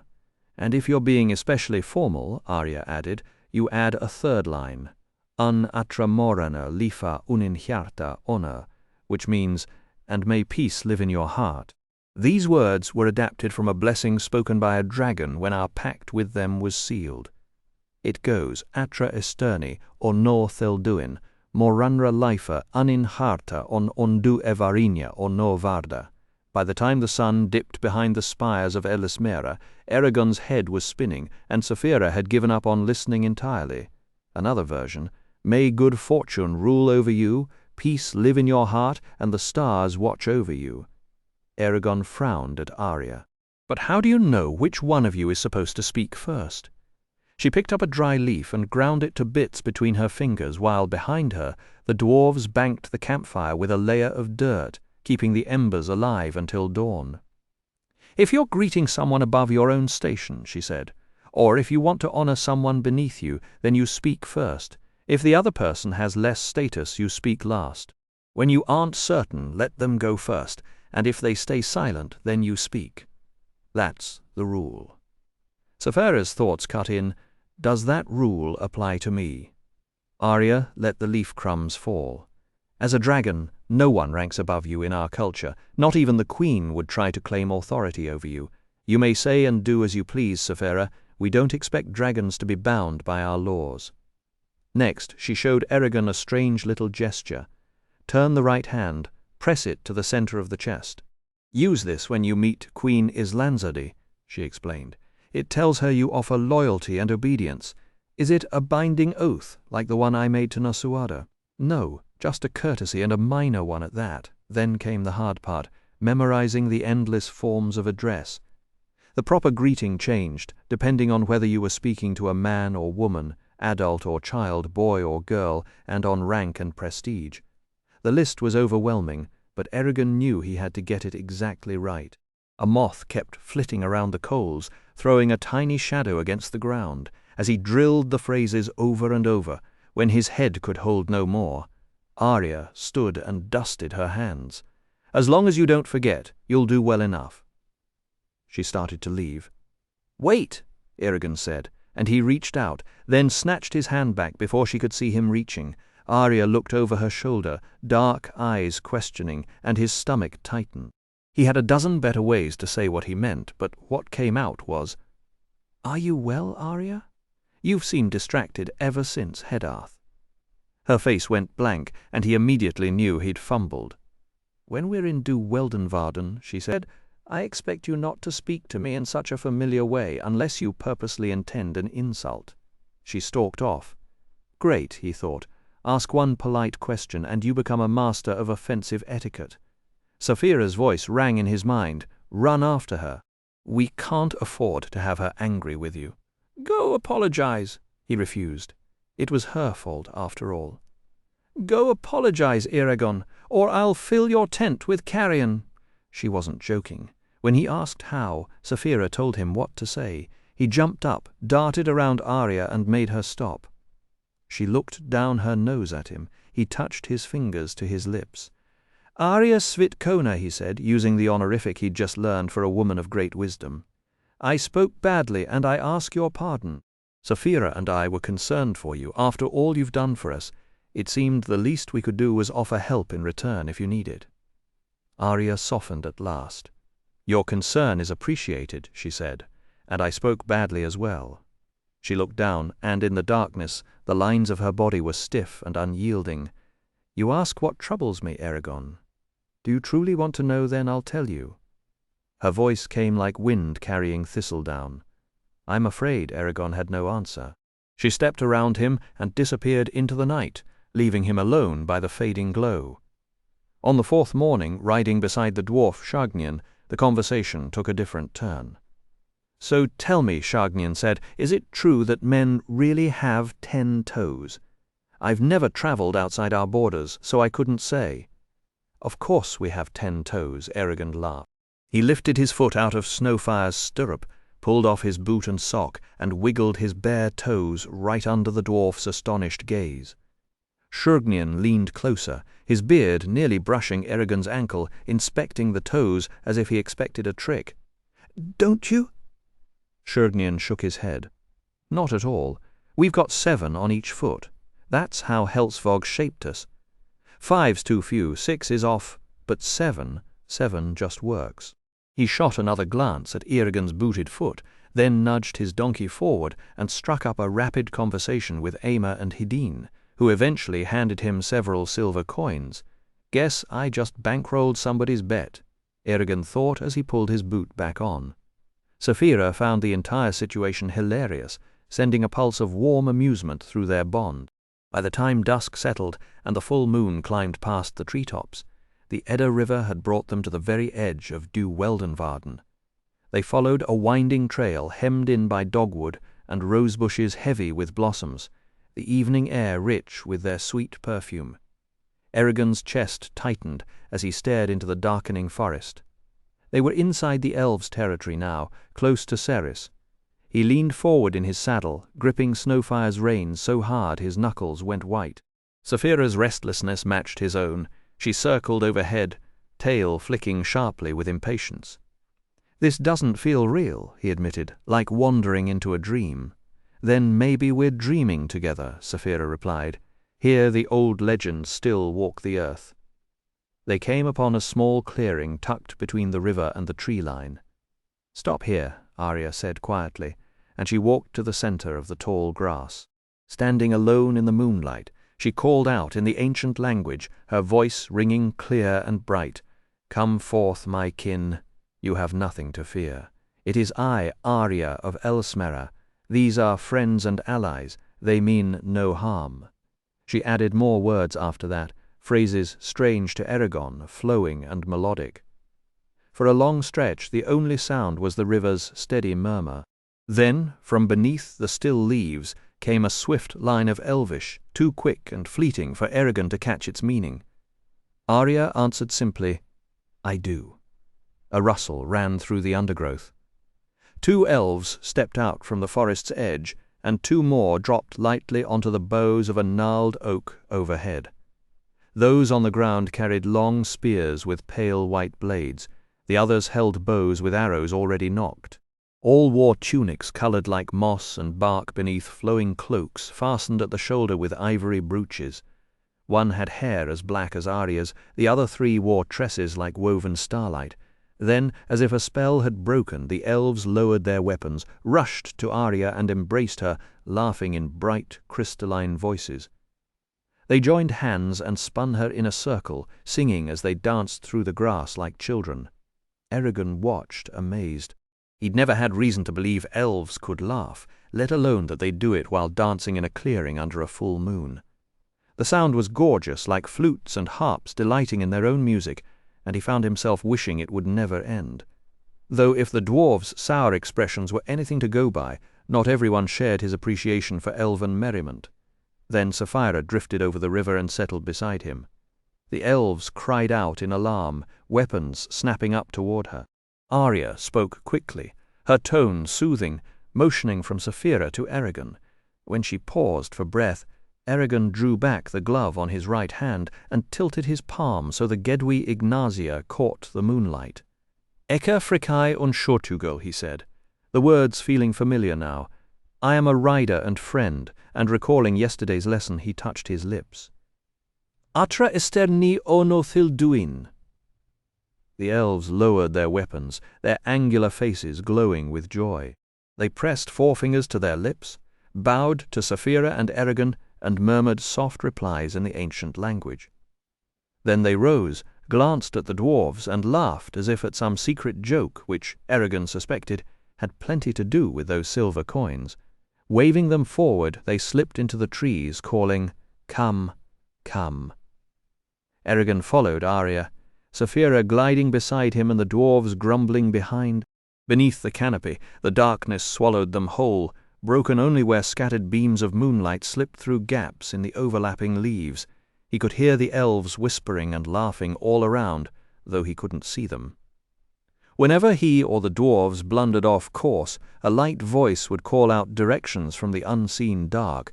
Through the trees ahead, firelight flickered and cast long, dancing shadows over the leaf-strewn ground.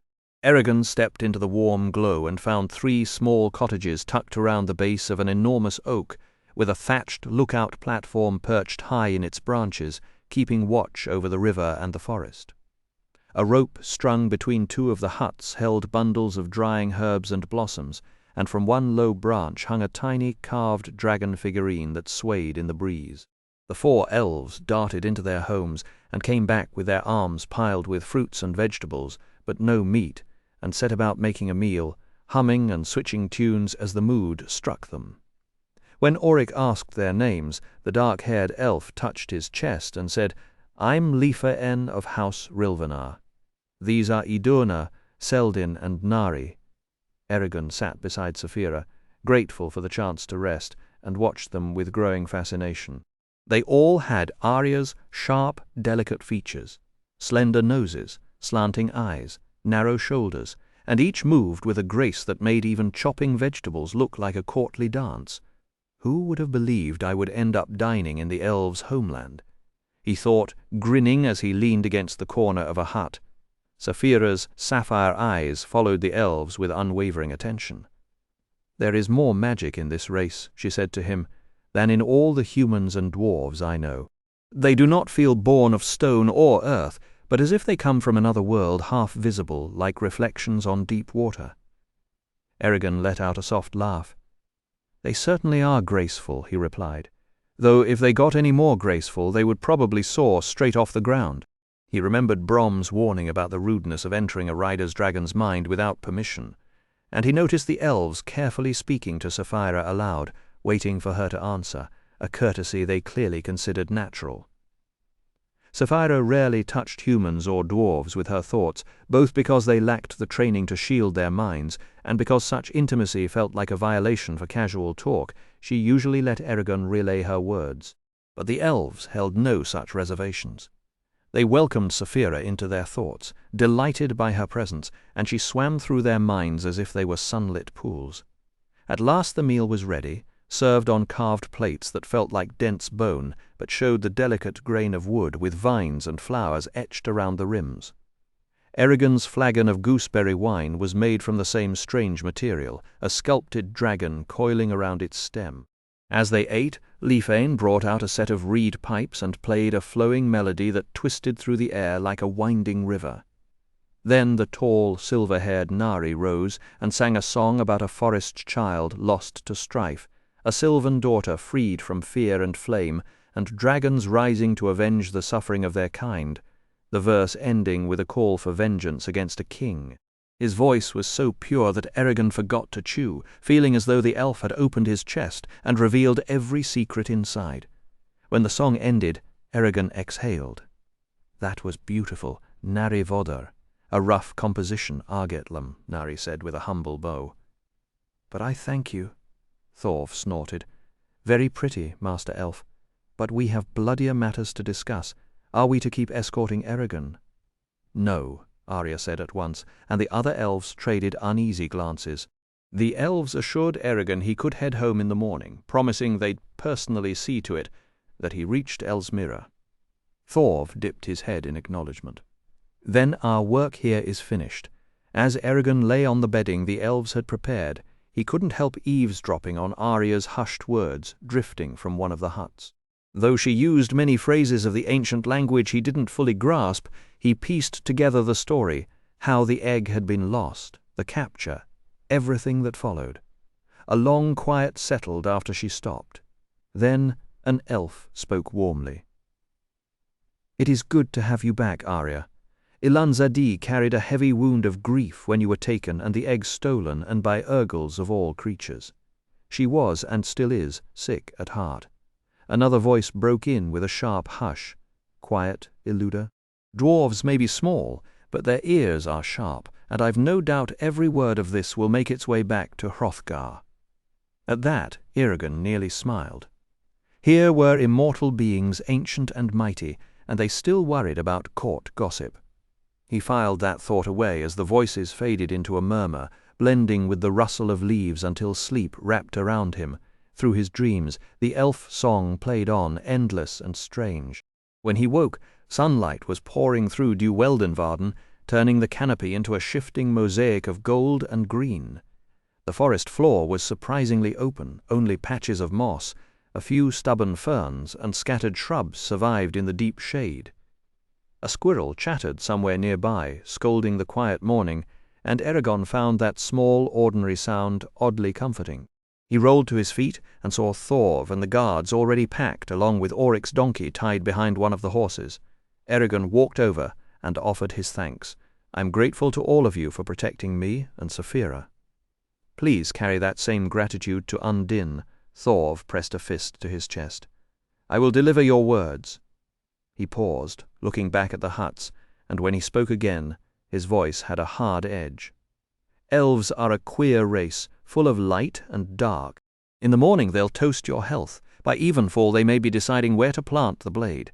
Keep your back against a wall, Shadeslayer. They are not to be weighed too lightly." Eragon gave a half-smile. "I'll remember that."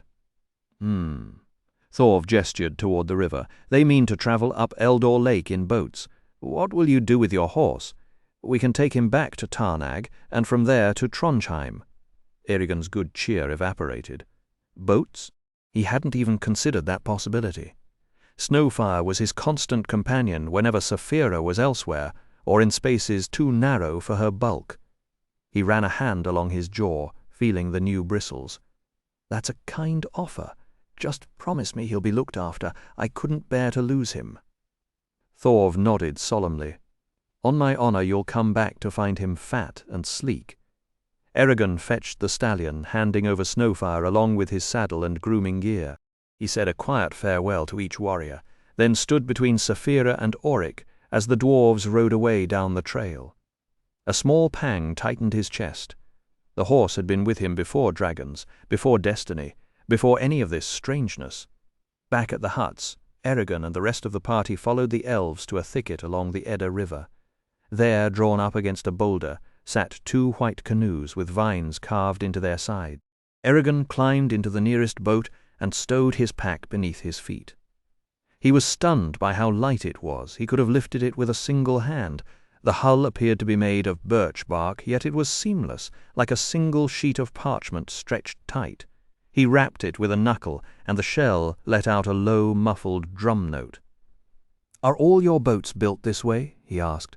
"All but the very largest," answered Nare, settling into the bow.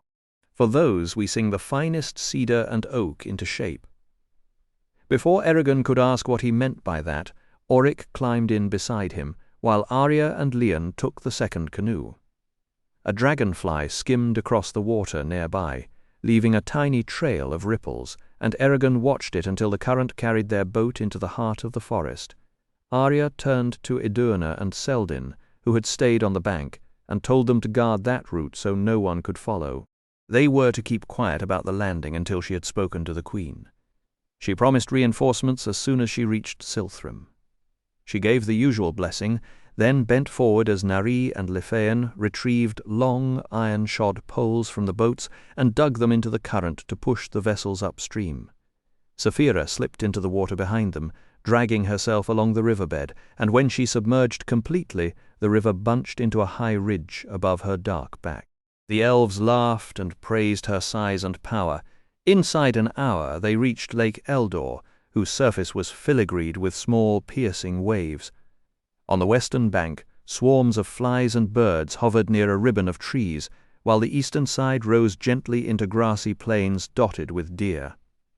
Once they were out of the river's pull, the elves stowed their poles and handed out leaf-shaped paddles. Auric and Arya already knew the stroke, so Nari showed Eragon. "The boat will turn toward the side you paddle on," he said. "So if Auric paddles left and I paddle right, you'll have to alternate sides, or we'll wander aimlessly."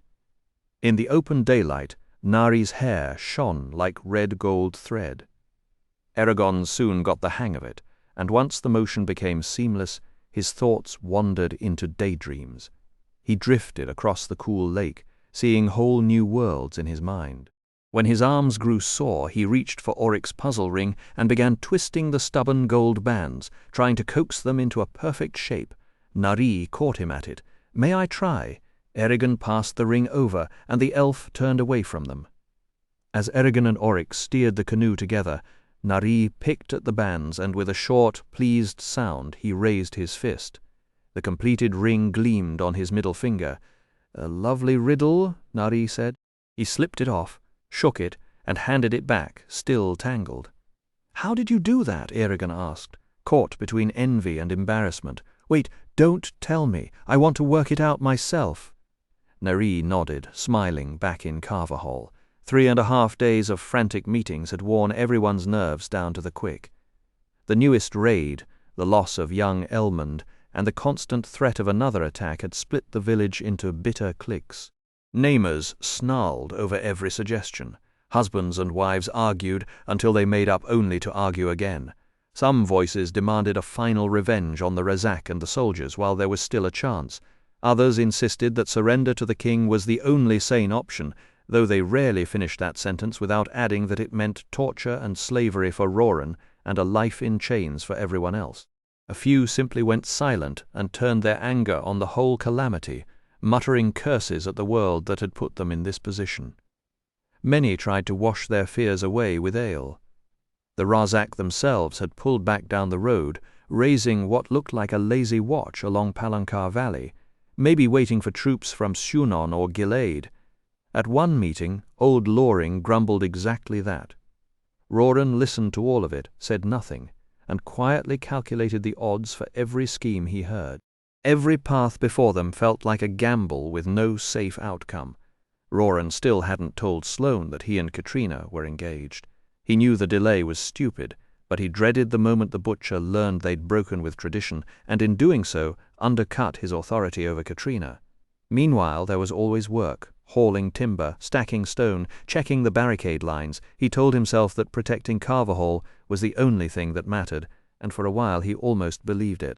Getting volunteers turned out to be easier than anyone expected. After the last fight, the villagers watched Roran differently, most with something close to awe.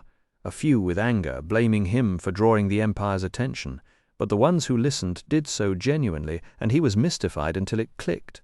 They'd seen him kill.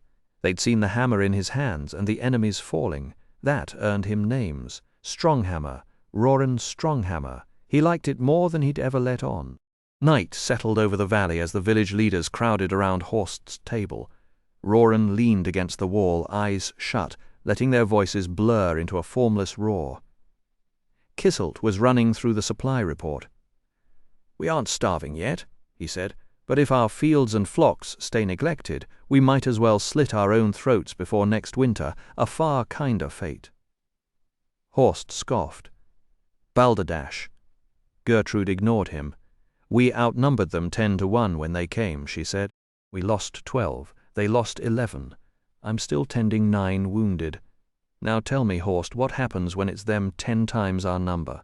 Horst insisted their names would live on in songs. She shook her head. Then Loring slammed his fist. "Strike first! Tonight, a few good men, shields, spears, wipe out their whole nest," and the same worn-out argument started yet again. Roran shifted his weight, ignoring the throb in his calf. He'd heard this debate 100 times, and no one ever changed their mind. Thane suggested Gedrick go tan his own hide, which almost sparked a fistfight. When the noise finally dipped, Roran limped to the table. "I have something to say." He imagined the words as a thorn needing to be yanked free. There was no sense in delay. All eyes swung to him, hard, soft, angry, kind, indifferent, curious. He took a breath. "Indecision will kill us just as surely as any sword or arrow." Orval snorted, but everyone else stayed quiet. "I don't know whether we should attack or flee," Kizzelt interrupted. "Go where?" "But I do know this. Our children, our mothers, our wounded, need a safe place. The Razak have sealed off Corley and every farm in the valley, so be it. We know this land better than anyone in Alagasia, and there is one spot where they'll never follow, the spine." An explosion of protests met his words. Sloane's voice rose above all the rest. "They'll have to hang me first before I set foot in those cursed mountains." Horst tried to calm the room. "Roran, you of all people know the spine is a death trap. That's where Eragon found the stone that brought the Razak down on us. Wolves, bears, monsters, and cold that freezes the breath in your lungs. Why would you even suggest it?" The real reason sat on Roran's tongue to keep Katrina safe, but he forced it down. "Instead," he said, "because no matter how many soldiers the Razak summon, they will never dare enter the spine. Not after Galbatorix lost half his army in those mountains." Morn muttered that was ages ago, and Roran pounced. "Precisely. The stories have grown twice as terrifying since, and there's already a trail up to Igualda Falls. His father used to say the spine devoured the careless." Roran intended to use that fear as a shield. The idea was simple. Send the kids and the others up into the foothills far enough to stay hidden but close enough to survive. They would only be on the edge of the spine, not deep inside it. If Carverhall fell, they could wait out the soldiers and then slip down to Therinsford for shelter. Sloane's hands went white on the table's edge. "That's suicide," he growled. "The cold, the beasts, the danger. No sane man sends his family into that." Roran's confidence faltered. He had hoped the butcher's desperate love for Katrina would overpower his hatred of the spine, the same mountain range where his wife had plunged to her death near Igualda Falls, but the look on Sloane's face said otherwise. Roran kept his voice calm. "It's not that bad. The snow is already melting on the peaks, and the spine is no colder than Carverhall was a few months back. A group our size won't need to worry about wolves or bears." Sloane's lips twisted into a grim sneer. "You will find nothing but death in the spine." The others murmured in agreement, and that only made Roran more determined. He was tired of their hesitation. Let them frown and whisper. He was through begging. He was going to make them see reason, because Katrina's life depended on it. His eyes moved across the long oval of faces, searching for one hint of sympathy. "Delwyn," he said, "I know it's cruel to say this, but if Elmond had been up there instead of in Carverhall, he would still be alive. You have the chance to keep another father from feeling that same pain." No one answered. Roran turned to Birgit, steadying himself against the backs of chairs. "Do you want Nolf of Rel to end up like his father? He has to leave. That's the only way he'll be safe." He blinked hard, hating the tears that burned his eyes. "This is for the children." The shout rang through the room, and it fell silent. He stood there, staring at the grain of the table, trying to catch his breath. Delwyn was the first to move. I will not leave Carverhall while my son's killers are still here, but he paused. I cannot deny what you said. The children must be protected. Tara nodded. That's what I said from the beginning, Baldur added. Roran's right. We can't let fear make this choice for us. Most of us have climbed to the falls before, and it's safe enough. Birgit let out a long breath. I suppose I agree too. Horst gave a reluctant nod. I don't like it, but under the circumstances, I don't think we have any other choice. One by one, the others gave in. Nonsense! Sloane exploded, jumping to his feet. He pointed a shaking finger at Roran. How are they supposed to carry enough food to last for weeks? If they light fires, they'll be spotted. If they don't starve, they'll freeze. If they don't freeze, they'll be eaten. And if they're not eaten, who knows? Maybe they'll just fall off a cliff. Roran spread his hands. If everyone helps, they'll have plenty of food, and they won't camp near the falls. They'll move deeper into the trees, where no one will see a fire. Sloane shook his head. Excuses. Justifications. Morn looked at him curiously. What would you have us do, Sloane? Sloane laughed without any humor. Not this, then what? It doesn't matter. This is wrong. Horst said. You don't have to be part of it. And I won't, Sloane shot back. Do whatever you want, but neither I nor my family will step into the spine while I still have breath in my body. He grabbed his cap and stormed out, throwing one last venomous glare at Roran, who returned it in kind. To Roran, Sloane's stubbornness was the real enemy, a stubbornness that put Katrina in danger. If the butcher couldn't accept the spine as a safe haven, Roran told himself, then Sloane was no ally, and he would have to take charge. Horst leaned forward, resting his thick forearms on the table and lacing his fingers. So, if we're going with Roran's plan, what are we going to need? The room exchanged uneasy looks, and after a heavy pause, the conversation slowly found its footing. Roran waited until things seemed settled, then quietly slipped out of the dining room into the dusky streets. He moved along the inner edge of the tree wall, scanning the shadows until he spotted Sloane. The butcher sat hunched under a torch, shield wrapped around his knees, his face grey with worry. Roran turned on his heel, ran to Sloane's shop, and hurried through the back kitchen door. Katrina was setting plates when she stopped mid-motion and stared at him. "Roran, why are you here?" "Did you speak to father?" "No." He stepped forward and caught her by the arm, savouring the warmth of her skin. Just being near her made his chest loosen. "I have to ask you something important, it's been decided. The children and a few others are going into the spine above Igualda Falls." Katrina gasped. "I want you to go with them." She pulled free, her face shifting from surprise to disbelief. She turned to the open fireplace, hugging herself and staring into the bed of red embers. For a long time she said nothing. Then her voice came low. "Father forbade me from going near the falls after Mother died. The closest I've been to the spine in over 10 years is Olbem's farm," she shivered, and her tone sharpened.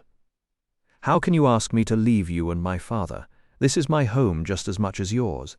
And why should I go when Elaine, Tara, and Birgit are staying?" "Katrina, please." He placed his hands gently on her shoulders. "The Razak are here for me. I can't bear the thought of you being hurt because of that. As long as you're in danger, I can't focus on what matters. Defending Carverhall. Safe?" She tilted her chin, and her voice went almost mocking. "Who would respect me as a coward who ran? I'd be ashamed to call myself your wife in front of every woman in Carverhall." "There's no cowardice in protecting the children in the spine," Roran argued. "If anything, it takes more courage to climb into those mountains than to stay safe behind these walls." "Oh, how romantic," her eyes flashed. "The man who says he loves me would rather send me off into the wilds than keep me by his side. You don't want me here, do you?" "That's not true, "It is true. What if you're killed while I'm gone?" A tear slipped down her cheek, but her jaw stayed firm. "Carverhall has little chance to survive.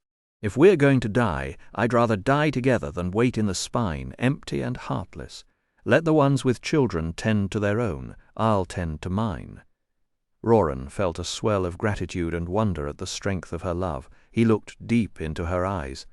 It's because I love you that I want you to go. I know this is the hardest thing either of us could face. I'm asking you to carry that weight with me."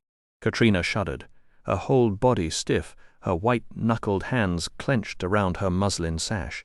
"If I do this," she said, her voice trembling, "you must promise me here and now that you will never make this kind of request again. Promise that even if we faced Galbatorix himself, and only one of us could escape, you would not tell me to leave." Roran stared at her helpless. "I can't. Then how can you expect me to do what you won't?" Her voice cracked as she cried out. "That is my price, Roran. Not gold, not jewels, not pretty words. Your oath. If you can't bring yourself to make a sacrifice for me, Roran Stronghammer, then go, and I never want to lay eyes on you again." The words hit him like a blow to the chest. He couldn't lose her. The thought alone was unbearable, so he lowered his head and forced out, "You have my word." Katrina nodded and dropped into a chair, her back rigid, wiping her tears on her sleeve. "My father will hate me for going," she whispered. "How will you tell him?" "I won't," she said with a flash of defiance. "He'd never let me enter the spine, but he has to realize this is my decision anyway. He won't dare chase me into the mountains. He fears them more than death itself. He may fear losing you even more, we'll see. When the time comes for me to return, I expect you to have already spoken to him about our engagement. That should give him enough time to accept it."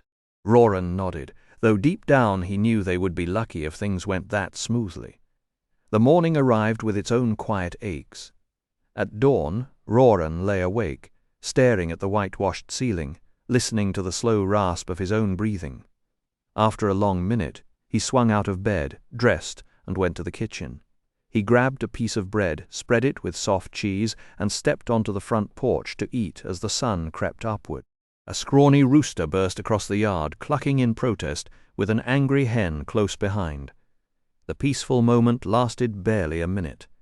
Then a pack of kids tore through a neighbor's garden, shrieking during a loud game of catch-the-cat, chased by a handful of frustrated adults. Roran watched the whole mess vanish around a corner, finished his bread and walked back inside, where the kitchen had suddenly filled with the rest of the household. Elaine smiled at him. "Good morning, Roran." She opened the shutters and studied the sky. "Looks like rain again. The more the better," Horst said. "It'll keep us hidden while we climb Narnmoor Mountain." "Us?" Roran asked, sliding onto the bench beside Albrecht, who was still rubbing his eyes. Horst nodded. "Sloane was right about the food and supplies. We have to haul them up the falls or we won't have enough." "And who's going to defend Carver Hall?" Of course," Horst replied, as if that settled it. Roran wanted to point out that "of course" didn't sound like a real plan, but he swallowed the thought. After breakfast, Roran helped Baldur and Albrecht wrap spare food, blankets, and supplies into 3 heavy bundles, then slung them over their shoulders and carried them to the north end of the village. His calf ached, but not badly. On the way they met the 3 brothers Darman, Larn, and Hammond, all loaded down the same way. Inside the trench that circled the houses, a crowd of children, parents, and grandparents were already busy getting ready for the trip.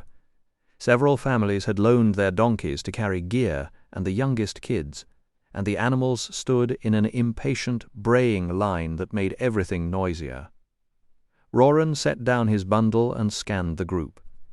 Svart, Ivor's uncle, and the oldest man in Carver Hall at nearly 60, sat on a bale of clothes, teasing a baby with the tip of his long white beard.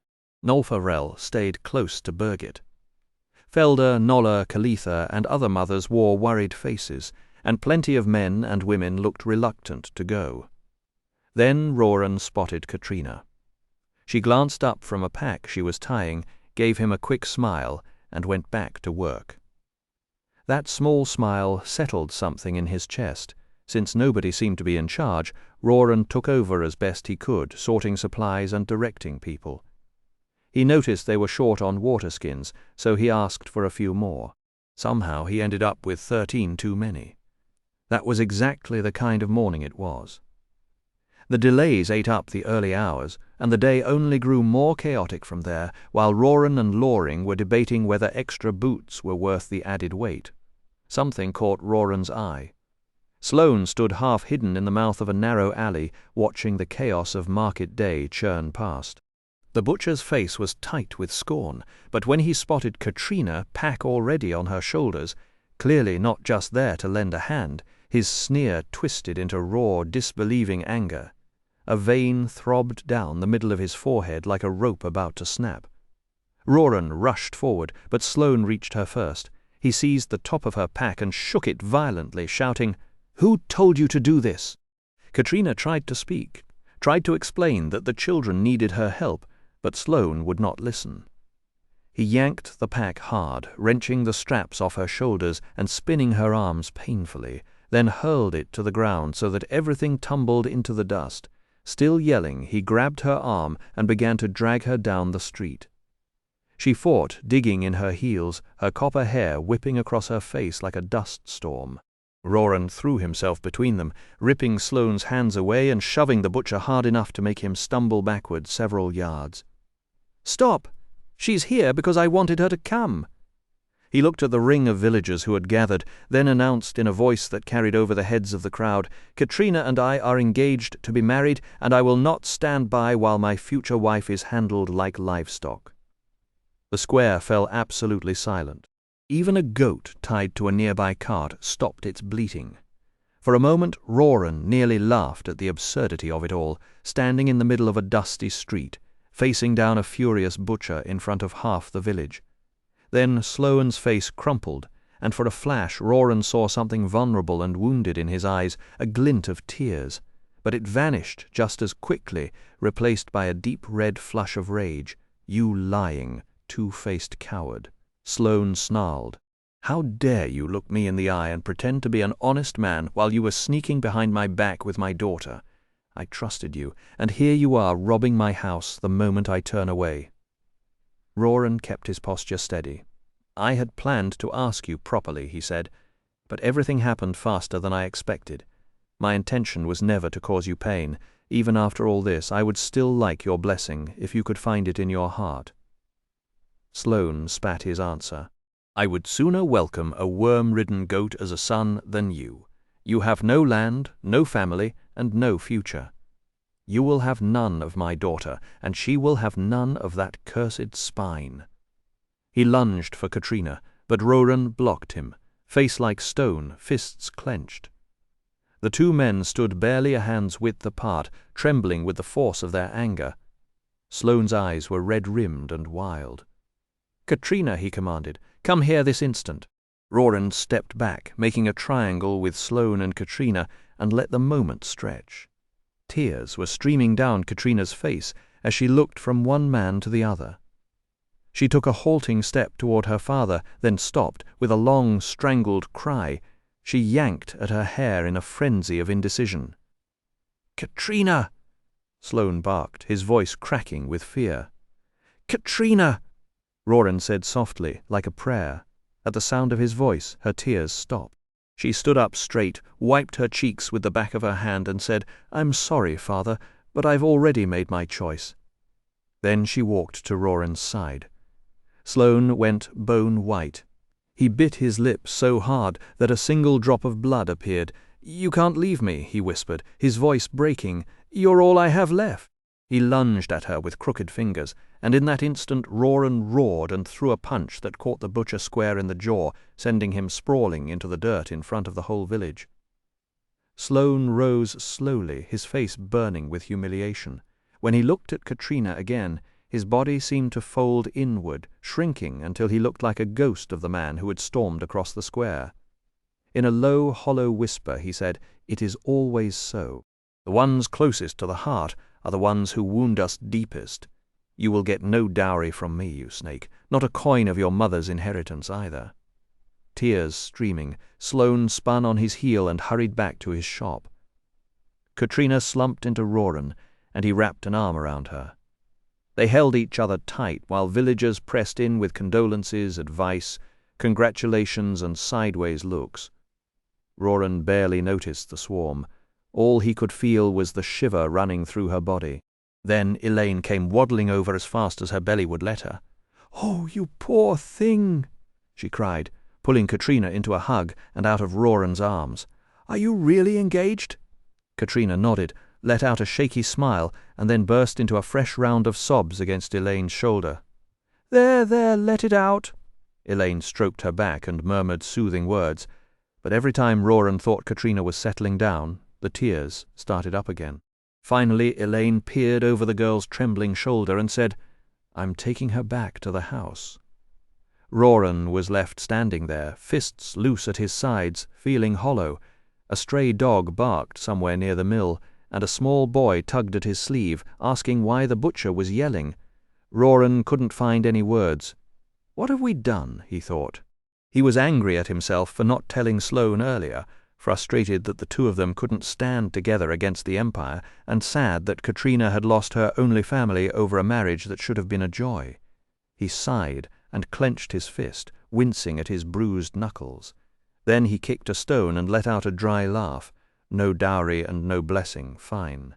That meant he and Katrina had nothing to lose, and they had each other. Regret could wait. He had to be ready for whatever came next. "How you holding up?" said Baldwin, coming up alongside him. Roran forced a smile. "It didn't go the way I hoped. Sloane's never been reasonable about the spine." Baldwin nodded. "And about Katrina, that too," before they could continue. Lars shuffled over, wrinkling his nose. "That was a fool thing you did, boy." He stuck out his chin, grinned, and showed a mouthful of broken teeth. "Still, I wish you and the girl the best. You'll need it, Stronghammer." "We're all going to need it," snapped Tomas as he walked past. Lars waved a hand. "Ah, don't mind that, sourpuss. I've lived in Carverhall longer than most, and take it from me, this is better now than later.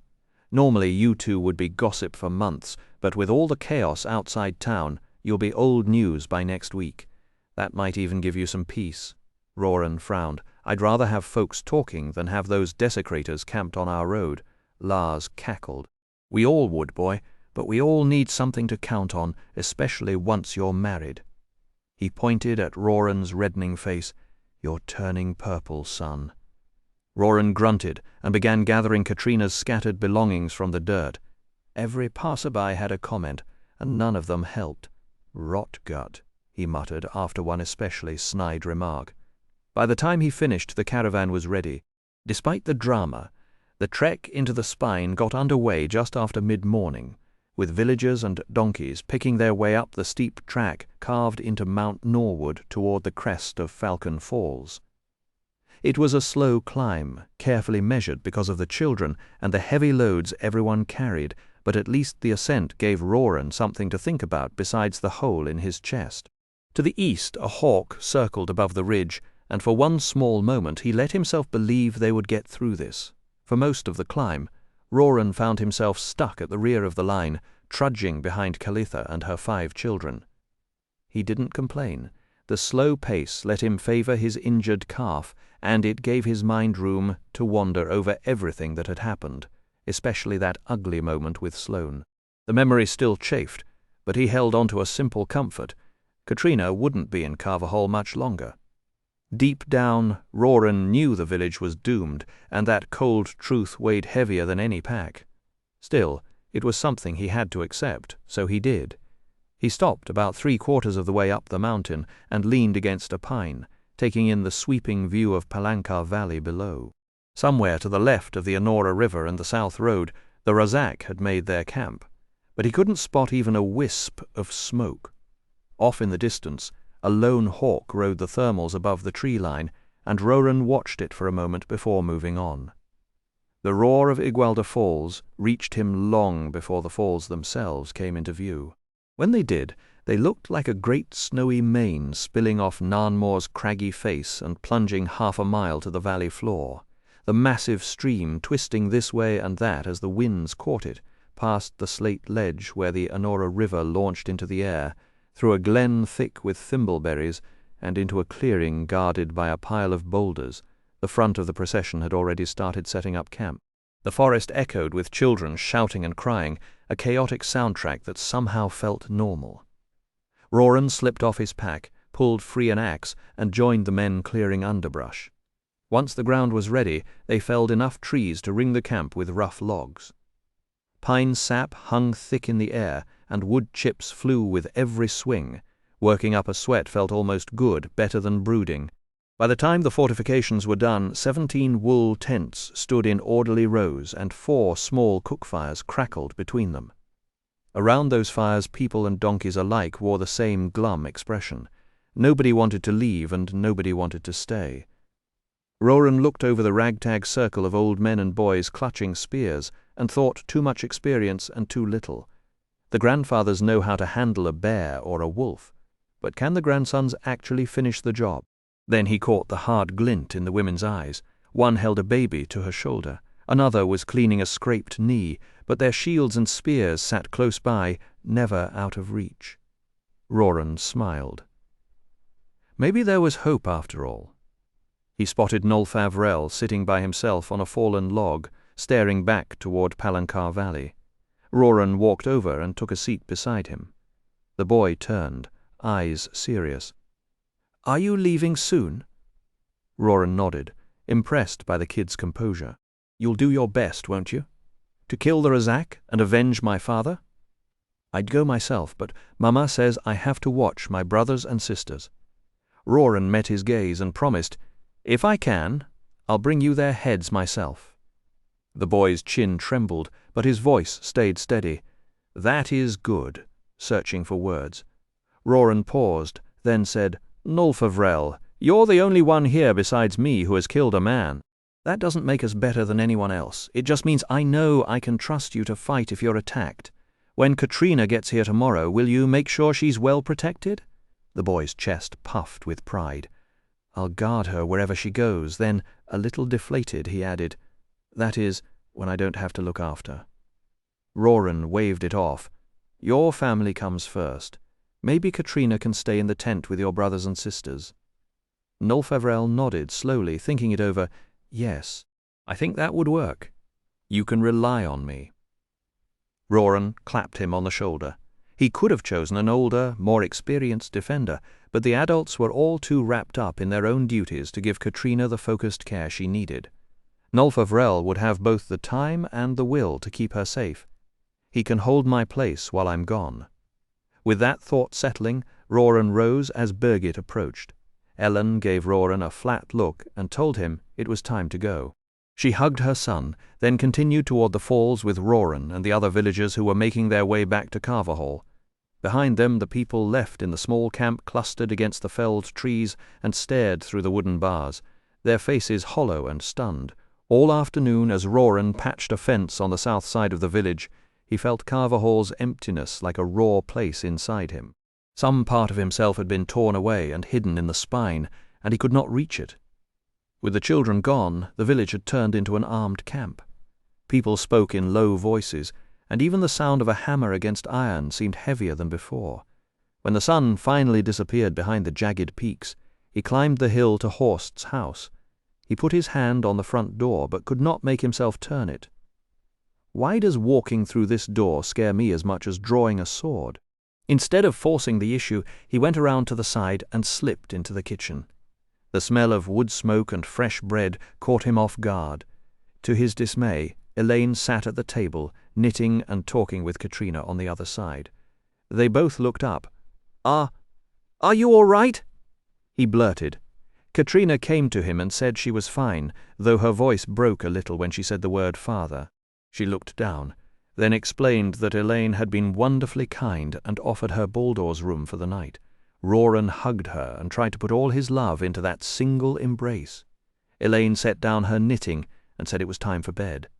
Katrina kissed his cheek and murmured that she would see him in the morning. He started to follow, but Elaine's voice stopped him cold. Her delicate face had become hard and stern. She waited until the stairs creaked in the front of the house, then said, "I hope you meant every promise you made that girl, because if you did not, I will call an assembly and have you exiled within a week." The calm in her voice was so practical that Roran almost laughed. He would not have been surprised if she had offered to arrange his travel plans. "Of course I meant them," he said. "I love her." "Katrina just surrendered everything she owned for you," Elaine went on, her eyes unblinking. "I have seen men throw compliments at young women the way farmers toss grain to chickens. The girls sigh and cry and think they are chosen, but for the man it is only a passing amusement. You have always been honorable, Roran, but a man's desires can turn the most sensible person into a prancing fool or a sly fox. Which one are you? Katrina needs neither a fool nor a trickster, nor even love. She needs a man who will provide for her. If you abandon her, she will be the poorest soul in Carvahall, living off pity, our first and only beggar. By the blood in my veins, I will not allow that. Nor would I, Roran insisted. I would have to be heartless or worse to do such a thing. Elaine nodded. Exactly. Remember, you intend to marry a woman who has lost both her dowry and her mother's inheritance. Do you know what that means? She has no silver, no linens, no lace, nothing for a proper household. Those things have been passed from mother to daughter since we first settled Alagaesia. They define a woman's worth. A woman without an inheritance is like a man without a farm or a trade, Roran said. Just so. It was cruel of Sloane to deny Katrina her inheritance, but that cannot be fixed now. The two of you will start from nothing and with nothing. Life is hard enough without that weight. Roran let his gaze drift to a chipped clay cup on the windowsill. For some reason, that small, imperfect thing made him feel steadier. Does the prospect frighten you? Does it seem unbearable? Elaine fixed Roran with a firm look and asked once more, without evasion, whether he would care for Katrina with no lingering grievance or resentment. Roran answered simply, yes. She let out a breath, fetched a clay cup of cider, and handed it to him before sitting down. Then I suggest you put all your energy into restoring Katrina's home and her inheritance, so she and any daughters you may have can stand proudly among Carvahall's wives. Roran took a sip. If we live that long? Elaine pushed a strand of fair hair behind her ear. You've chosen a hard road. I had to be sure Katrina would leave Carvahall. Elaine raised an eyebrow. So that's why you did it. I won't quarrel with that, but why in the world didn't you approach Sloane properly? When Horst asked for my hand, he brought 12 sheep, a sow, and 8 sets of wrought iron candle holders before my parents even agreed. That's the way it should be done. Surely you could have come up with something better than striking your future father-in-law. Roran gave a painful laugh. I might have, but it never felt like the right moment with all the attacks. The Razak haven't attacked in nearly 6 days. He scowled. No, but oh, I don't know. He slammed his fist on the table. Elaine put down her cup and wrapped her fingers around his. If you can repair this with Sloane now, before years of resentment build up, your marriage will be far easier. Tomorrow morning, go to his house and ask his forgiveness. I won't beg, not him. Roran, listen. A month of begging is worth a lifetime of family peace. I've lived through that kind of strife, and it only brings misery. Sloane despises the spine. He wants nothing to do with me. You still have to try. If he rejects you, at least you'll know you made the effort. If you love Katrina, swallow your pride and do what's right for her. Don't let her suffer because of your mistake. Roran wanted to point out that offering Sloane a few sheep wouldn't stop the Razak from burning the village down, and that a proper marriage proposal was a luxury they couldn't afford, but Elaine was already finished. She drained her cider, snuffed the candles with a tin hat, and left him in the dark. Roran sat there for a long time before he moved. Finally he stood, felt his way along the counter to the doorway, and climbed the stairs, running his fingertips over the carved walls to keep his balance. In his room he stripped off his clothes and lay down on the bed, hugging the wool-stuffed pillow. The house talked to itself in small noises, a mouse skittering in the attic, the occasional high squeak, the deep settle of cooling timber, wind whispering at the window. Somewhere outside, a dog barked once, then stopped. Then he heard something else, the whisper of slippers in the hallway.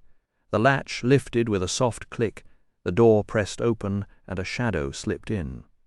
Before he could speak, a curtain of hair brushed his face, and lips as soft as rose petals found his mouth. He sighed. Katrina. A thunderclap ripped him out of sleep. White light slammed into his face, and he struggled upward like a swimmer fighting for air. Through the glare he saw a smoking hole blown through the door. 6 soldiers poured in, with the 2 Razak towering behind them, filling the room with a cold, rotting presence. A sword touched Roran's throat. Katrina shrieked and pulled the blankets to her chin. Up! One of the Razak ordered. Roran forced himself to his feet, his heart hammering so hard he thought it would break through his ribs. Tie his hands and bring him. A soldier came forward with rope. Katrina screamed again and lunged at him, clawing and biting like a wild thing. Roran's jagged nails raked across the soldiers' faces, carving deep furrows that spilled blood into their eyes and turned their curses into stumbling shouts. He dropped to one knee, snatched his hammer off the planks, and came up swinging, a roar tearing from his chest that rattled the rafters.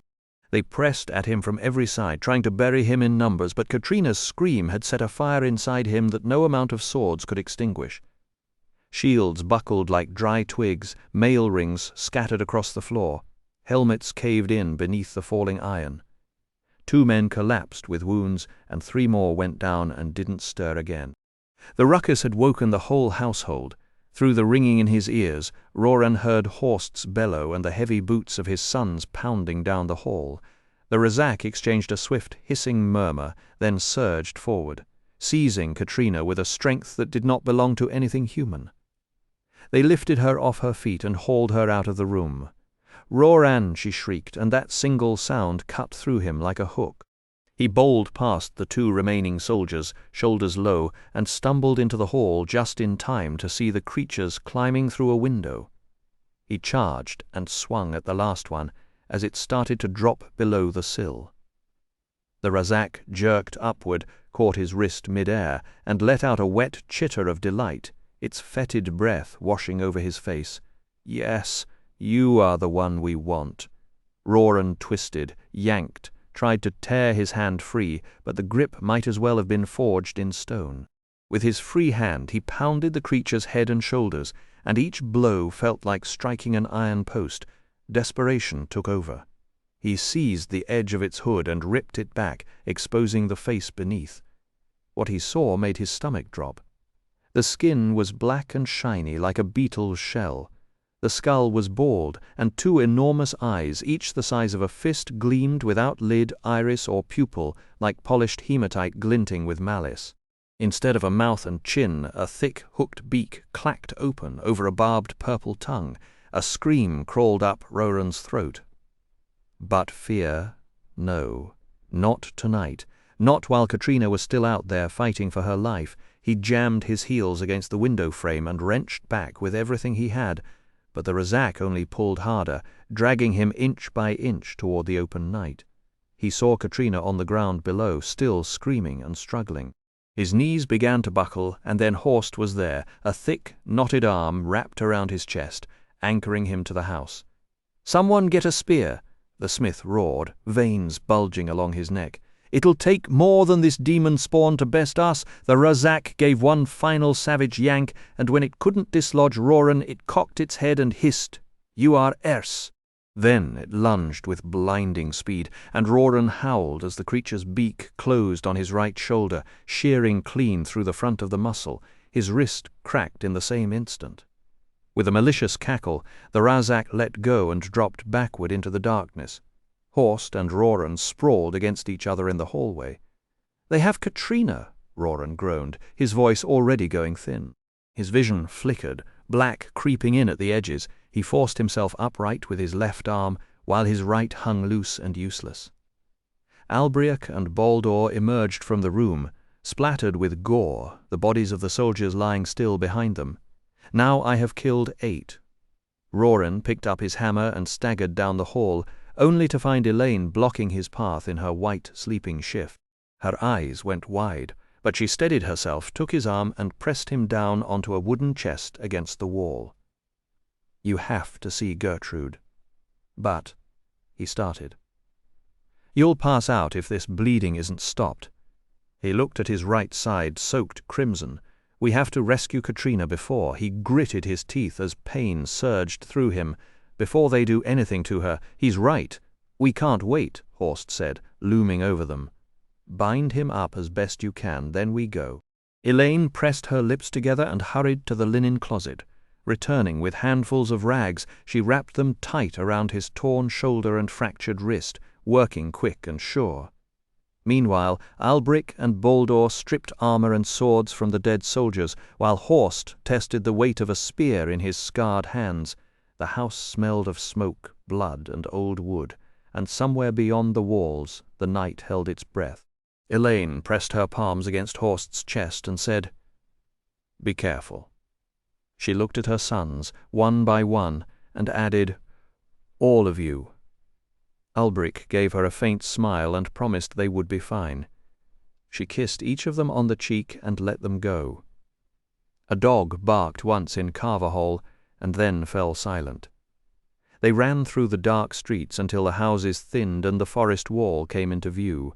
It had been ripped open like torn cloth, and the watchman Garth lay crumpled in the gap. Baldur bent over him, and after a moment said in a hoarse voice he was stabbed from behind. Roran heard him as if through a long tunnel. His heart pounded so hard he could feel it in his teeth, and he had to lean against a house to keep from falling. The other watchmen slipped out of their posts and gathered around the dead man, their lanterns covered. Horst spoke in a low, urgent voice about the attack and about Katrina. "Who's coming with me?" he asked. After a short silence, 5 men said yes. The rest would patch the breach and wake the villagers. Roran pushed off the wall and trotted to the head of the group as it left the village and descended into the valley. Every step sent a spike through his leg, but he didn't care. The only thing that mattered was Katrina. When he stumbled, Horst caught his elbow without a word. About half a mile out, Merrill saw a sentry posted on a low hill, so they made a long, quiet detour through rough grass. A jackrabbit broke cover and skittered away, making Roran's pulse jump.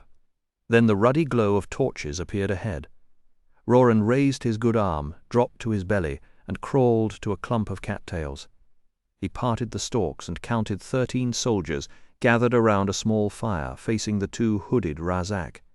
They looked nothing like the confident troops from before. Their armor was dented, their weapons nicked, and most wore bandages stained with dried blood. And, apparently, they were fed up. The loudest soldier was shouting about how more than half of them had been gutted by inbred, cockle-brained woodrats who couldn't tell a pike from a poleaxe. He said he didn't care if Galbatorix himself came down to kiss their boots. They weren't moving until they got a new commander, one who was human. Roran almost laughed. A mutiny here in the middle of nowhere with monsters standing right in front of them. The soldier kept going, saying they were done taking orders from hunchbacked freaks with their clicking and teapot whistling. He demanded to know what had been done with Sardsen, and swore that if the Razak stayed another night they'd find out if those black things bled. "You can leave the girl, though," he said. "She'll be." He didn't finish. The larger Razak cleared the fire in one leap and landed on the man's shoulders like a crow dropping onto a carcass. The soldier screamed and toppled. His sword cleared the scabbard, but the Razak's hidden beak snapped twice at his neck, and he went still. "We have to fight that," Merrill breathed behind Roran. The remaining soldiers were motionless, staring, while the 2 creatures lapped at the dead man's throat. Then the Razak straightened, rubbed their knobbed hands together like they were washing, and said, "Yes, we will leave. Stay if you wish. Reinforcements are only days away." They threw back their heads and shrieked, a sound that climbed beyond anything human until it seemed to tear through the sky. Roran looked up and felt an ancient dread empty out his chest. 2 barbed shapes were sweeping over the distant spine, too large to be birds, and they moved with a hunger that made his stomach drop. As they drew closer, they blotted out the stars, and a foul wind rolled over the grass, thick with sulphur and rot. Roran coughed, gagged, and pulled his collar over his nose. Around him the soldiers cursed and buried their faces in their sleeves. But even with the reek and the terror, Roran couldn't look away. Katrina was still out there, and those shadows had her. The dark shapes above hovered for a heartbeat, then sank, wrapping the camp in a stifling blanket of gloom. The fires gave a weak flicker, as if they too wanted to hide, but there was enough light to see 2 nightmares landing among the tents. Their bodies showed no hair like freshly skinned animals, and the taut grey skin stretched over wiry frames.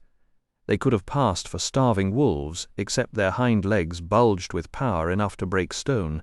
Narrow crests ran along their skulls, and their faces ended in long, jet-black beaks built for impaling. Their round, unblinking eyes were exactly like the Razaks, huge wings folded behind their backs, and the very air moaned when they moved. Soldiers threw themselves to the ground, refusing to look at the monsters that reeked of an alien ancient intelligence. Roran felt a cold spike of doubt. Maybe he had miscalculated. Horst whispered to the others to stay down, or they'd all be corpses before sunrise. A lone wolf howled in the distance, as if mourning the whole sorry mess. The Razak bowed to the beasts and went into a tent, dragging out Katrina with ropes around her wrists, while Sloane walked beside them without a single binding. Roran's mind refused to accept the image. Sloane's home was nowhere near Horst's, so how had the butcher ended up captured? Then the truth crashed over him like a wave of ice. He betrayed us. Roran's hand tightened around the hammer, and his vision blurred with tears. Bird's dead, and he's the reason. Horst crouched low and grabbed his arm, whispering, "We can't attack now, they'll slaughter us. Roran, do you hear me?" Roran heard only a faint hum while he watched the smaller Razak jump onto one beast and haul Katrina up.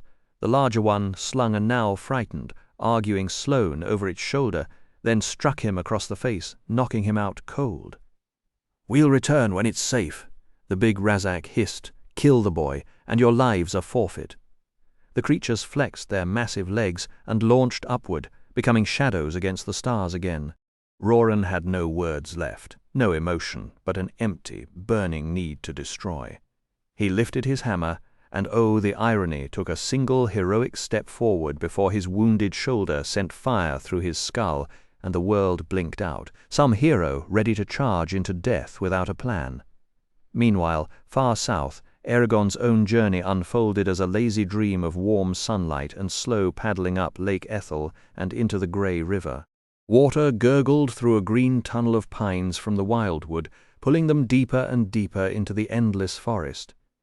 Eragon found the trip genuinely enjoyable, and his elven guides, Niall and Lyra, seemed to be in a constant state of harmless joy, laughing and humming melodies whenever Saphira was around. They would watch the dragon with wide eyes and spill into lengthy poems about her scale patterns or the curve of her wings. But no matter how familiar they seemed, the elves remained unsettlingly not human. Their movements were too fluid, too quick, like streams shifting around stone. They also had a maddening habit of answering questions with riddles and proverbs, so Eragon often ended up more baffled than before he had asked. In between songs, the pair could sit stone still for hours, staring at the forest with a serene, blissful expression that made Eragon think of monks. If he or Oren tried to talk to them during those quiet spells, they would get a grunt or a vague wave. One morning a kingfisher dove into the river's edge, and Niall recited a 3-verse poem about its reflection, which somehow took 20 minutes. It only made Eragon appreciate Arya's directness, at least when she spoke. You knew exactly what she meant. She still seemed ill at ease with Lifain and Nari, as though she had forgotten how to behave among her own kind. The canoe slipped over a quiet stretch of river, and from the prow Lifain looked over his shoulder and asked, "Tell me, Eragon Finiarel, what do your people sing about in these dark days? I remember Illyria's epics and lays, stories of your proud kings and earls, but it has been so long that the memories have withered like dried flowers in my mind. What new works have your people created?" Eragon frowned, searching his thoughts for anything Brom had recited. When he finally named a few, Lifain shook his head sorrowfully. "So much has been lost. No court ballads survive, and if what you say is true, most of your history and art is gone too, except for the fanciful tales Galbatorix has allowed to thrive. Brom once told us about the fall of the riders," Eragon said, his voice sharper than he intended. Behind his eyes flashed the image of a deer springing over rotting logs, Saphira's hunting vision blending with his own memory. "Ah, a brave man," Lifain said, and for a minute he paddled without speaking. We sing about the fall as well, but rarely. Most of us were alive when Vrail entered the void, and we still mourn our burned cities, the red lilies of Erwaena and the crystals of Luthivera, along with our murdered families. Time cannot dull those wounds, not if 1,000 years pass and the sun itself dies and leaves the world to float in eternal night.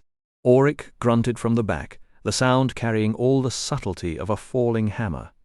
Same for the dwarves. Remember, Elf? We lost an entire clan to Galbatorix, and we lost our king, Evandar.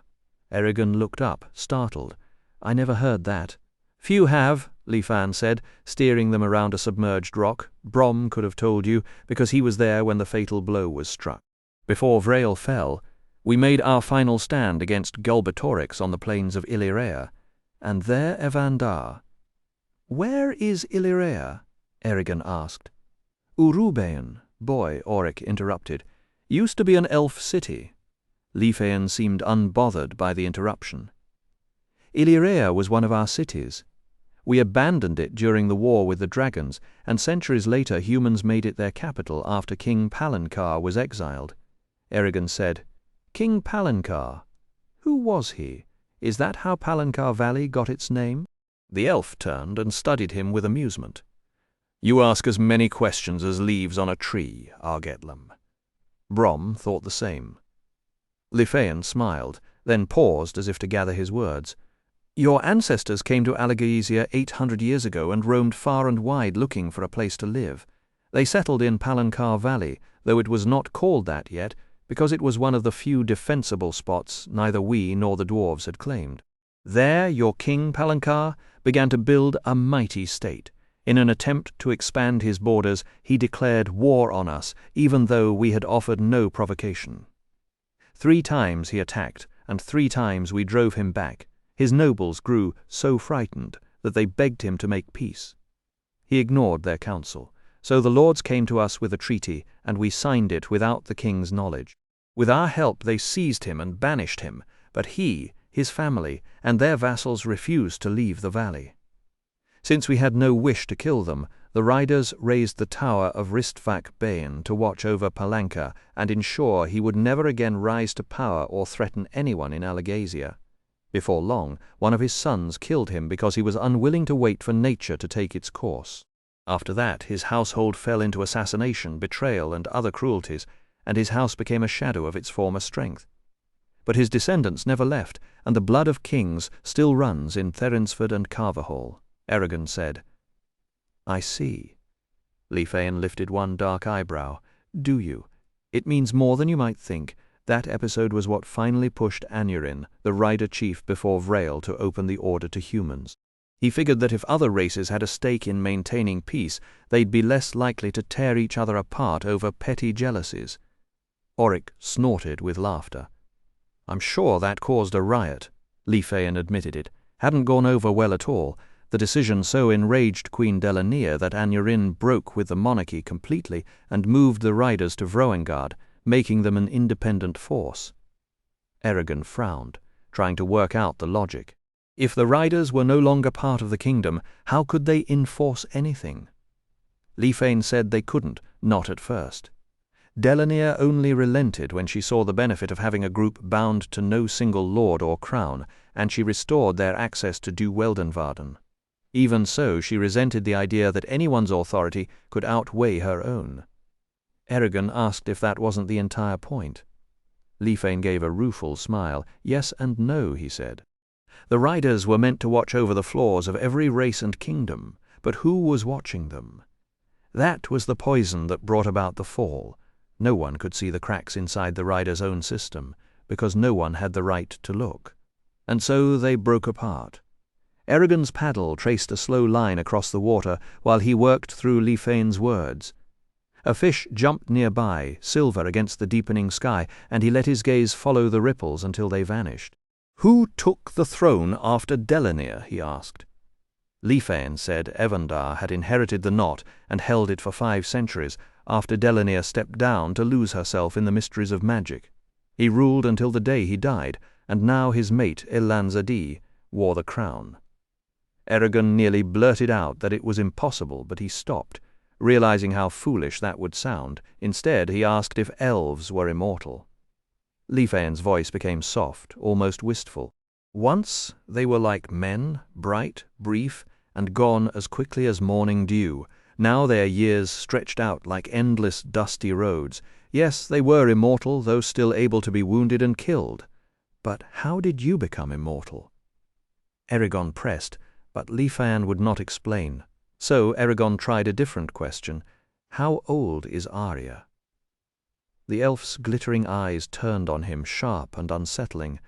Arya? Why do you ask? Eragon faltered. The truth was complicated. He felt drawn to her, but she was an elf, and her age, whatever it might be, made him feel embarrassingly young. She probably thought of him as a child. I don't know, he said honestly, but she said Saphira and me, and I'd like to understand her better. Leafain's expression softened. He said he was sorry for prying, because among elves it was rude to dig into another's business. Still, he felt he had to warn Eragon. Guard your heart, Argetlam. This was no time to lose it, and this was not a place where it would be well received. Auric grunted in agreement, and Eragon felt his face burn like hot wax.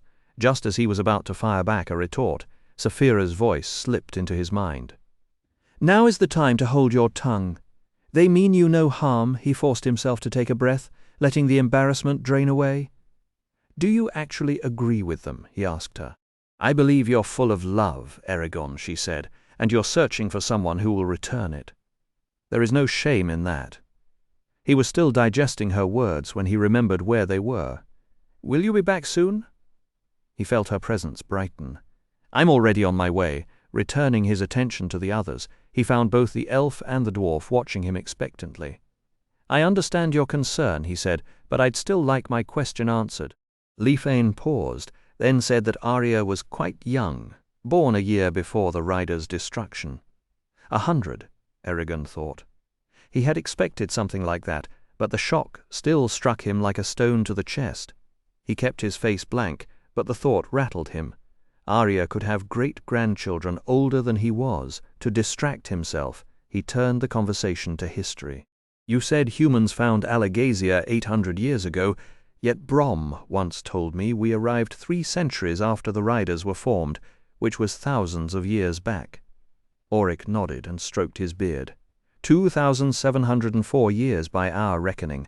Brom was right, if you count a single ship with 20 warriors as the arrival of humans. They landed in the south, where Serda now stands. We traded gifts with them while they explored, and then they sailed off. Almost 2,000 years passed before we saw another human, when King Palancar arrived with a whole fleet. By then, we were just a rumor, hairy mountain men who stole children at night. Bah! When Eragon asked where Palancar had come from, Auric chewed the end of his moustache, and admitted the records only said his homeland lay far south beyond the Beers, and that war and famine had forced him out. A sudden idea made Eragon blurt. Then there could be other countries out there willing to fight Galbatorix. Auric raised an eyebrow. Possibly. But good luck finding them, even on Dragonback. Moving an army from Farthendur to Uruben is hard enough, and hauling troops from thousands of miles away is pure fantasy. He paused, then added with a wry grin, unless you think Palancar's descendants have been waiting all these years with a welcome basket. Before Eragon could reply, Leafain said, besides, we could not spare you anyway. Eragon started to answer, but then Saphira swept over the river, trailed by a furious flock of sparrows and blackbirds. Squirrels in the branches erupted in shrill jeers. Leafain clapped his hands and called out, Isn't she magnificent? See how her scales catch the light. No treasure on earth could match that sight from the far boat. Nari echoed the same gushing praise. Auric grumbled, absolutely insufferable. Eragon hid a smile, though he agreed with the dwarf. Elves never tired of adoring Saphira. Nothing wrong with a little appreciation, Saphira said, landing with a massive splash and sinking her head underwater to dodge a diving sparrow. Was that sarcasm? Eragon asked. She gave him a long look through the ripples. He chuckled and let it slide. Glancing at the other boat, he watched Arya paddle with her back straight, her expression unreadable as she drifted through shifting webs of light beneath the mossy oaks.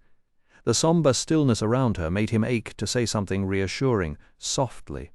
So Auric would not hear, he asked Lifan, "Why is Arya so unhappy?" Yew and Lifan stiffened inside his russet tunic and whispered, "We are honored to serve Arya Drottningu. She has endured more than you can imagine. We celebrate her triumphs with Sapphira, and we mourn her losses in our dreams. But her sorrows are hers alone, and I cannot speak of them without her permission." Eragon carried that with him through the day. Later, by the campfire, he stroked a patch of moss, soft as rabbit fur when a rustling racket broke out deeper in the woods. He traded glances with Sapphira and Auric, then crept toward the sound with Zarok in hand. At the edge of a shallow ravine, the air smelled of damp earth and crushed berries, and he spotted a gyrfalcon with a broken wing thrashing among snowberries on the far slope. The bird went rigid when it saw him, then screamed with a piercing shriek. Sapphira's voice came from behind him, "What a cruel fate to be grounded forever." Arya appeared, took one look, strung her bow, and with perfect aim put an arrow through the falcon's breast. Eragon initially assumed Arya had killed the bird for food, but she left the arrow and the carcass where they lay. When he asked why, she unstrung her bow with a flat, unreadable look. "It was too far gone to heal," she said. "It would have died regardless, tonight or tomorrow. I simply spared it the lingering pain." Sapphira padded over and brushed Arya's shoulder with her snout before heading back to camp, scraping bark off a tree with her tail as she went. As Eragon moved to follow, Auric tugged his sleeve and whispered, "Just remember, never ask an elf for help. They might decide you're better off dead." Despite his exhaustion from the previous day, Eragon forced himself awake before dawn, determined to catch one of the elves napping. It had become a private challenge to figure out when the elves slept, or if they ever did. So far he hadn't seen a single pair of closed eyes. This morning was no different. "Good morning," came a voice from above. Nari and Lifan were perched in a pine tree 50 feet overhead, and they descended with an easy feline grace that made Eragon's own climbing feel clumsy by comparison. "We've been keeping watch," Lifan explained. "For what?" Eragon asked. At that moment Arya emerged from behind a trunk. "For my fears," she said flatly. "Du Weldenvarden is full of old magic and older dangers, especially for a rider. Spells from centuries past still linger in the soil, in the water, in the air. Sometimes those spells warp the animals, and strange, unfriendly things roam these woods." Arya's cryptic answer hung in the air, and Eragon couldn't help but think that elves were the most frustratingly vague creatures in all Alagoesia. Then his palm began to tingle, the silver hammer on his chest grew hot, and his strength ebbed as the amulet's protective spell engaged. Someone was trying to scry him. His first thought was Galbatorix. He gripped the necklace, ready to tear it off if needed. Sapphira rushed to his side, lending him her energy, and a moment later the heat faded, leaving the hammer cold against his skin. "Enemies are searching for us," Sapphira warned. Could it be someone from Duvranga Gata? Eragon wondered aloud. "I doubt it," she said. "Hrothgar would have told Naswada about Ganel's enchantment, or she'd have thought of it herself." Arya frowned at the news. "Then we must reach Elsmira all the faster. Your training cannot afford delays. Alagoesia is shifting, and you may not have the time you need." Eragon wanted to press the point, but there was no chance for discussion as the camp broke in a rush. They loaded the canoes, stamped out the fire, and pushed off up the Gaina River. Within an hour the water broadened and deepened, and soon the rumble of a waterfall filled the forest. The cataract dropped over 100 feet down an overhanging cliff that offered no handholds. "How are we supposed to get past that?" Eragon asked, already feeling the spray on his face. Lifan pointed to a worn trail climbing the ridge on the left shore. "We portage half a league before the river is clear." They untied the bundles from the canoes and divvied up the supplies. Eragon groaned as he adjusted his pack. It felt twice as heavy as his usual load. Sapphira, picking her way onto the muddy bank, gave him a long look. I could fly it upstream for you, all of it." There was a distinctly amused note in her mental voice. Eragon managed a tired grin. "And let the elves see me being lazy." "Absolutely not." He hoisted the straps, pretending not to see Saphira's tail flicking with smug satisfaction as she shook herself dry. When Eragon shared Arya's suggestion, Lefean looked as if he had swallowed a stone. He insisted that no elf would ever use a dragon as a beast of burden, saying it would dishonor Saphira, Eragon as Shortugal, and the very idea of elven hospitality. Saphira answered with a snort that sent twin columns of fire from her nostrils, turning the river's surface into a curtain of steam. "That's ridiculous." She stretched one scaly leg past Eragon, hooked her talons through the pack's shoulder straps, and shot over their heads. "Catch me if you can." A peal of laughter broke the silence, clear and bright as a mockingbird's song. Eragon turned to Arya in amazement. It was the first time he had heard her laugh, and he found the sound intoxicating. She offered Lefean a small knowing smile. "If you're going to lecture a dragon, you need to understand something. She does what she pleases, but the dishonor, it becomes dishonor only if it's forced. She chose this freely. Now let's go." Eragon's back screamed as he and Lefean lifted the canoe and fitted it over his shoulders. He could see little beyond the dirt beneath his feet, so he let the elf guide him along the switchbacks. An hour later they crossed the ridge and moved beyond the white water to a serene bend of the Gaina River. A pair of deer drinking from the shallows bounded away at the sight of them.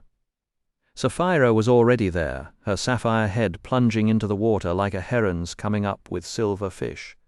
Arya called her over and spoke to both dragon and rider.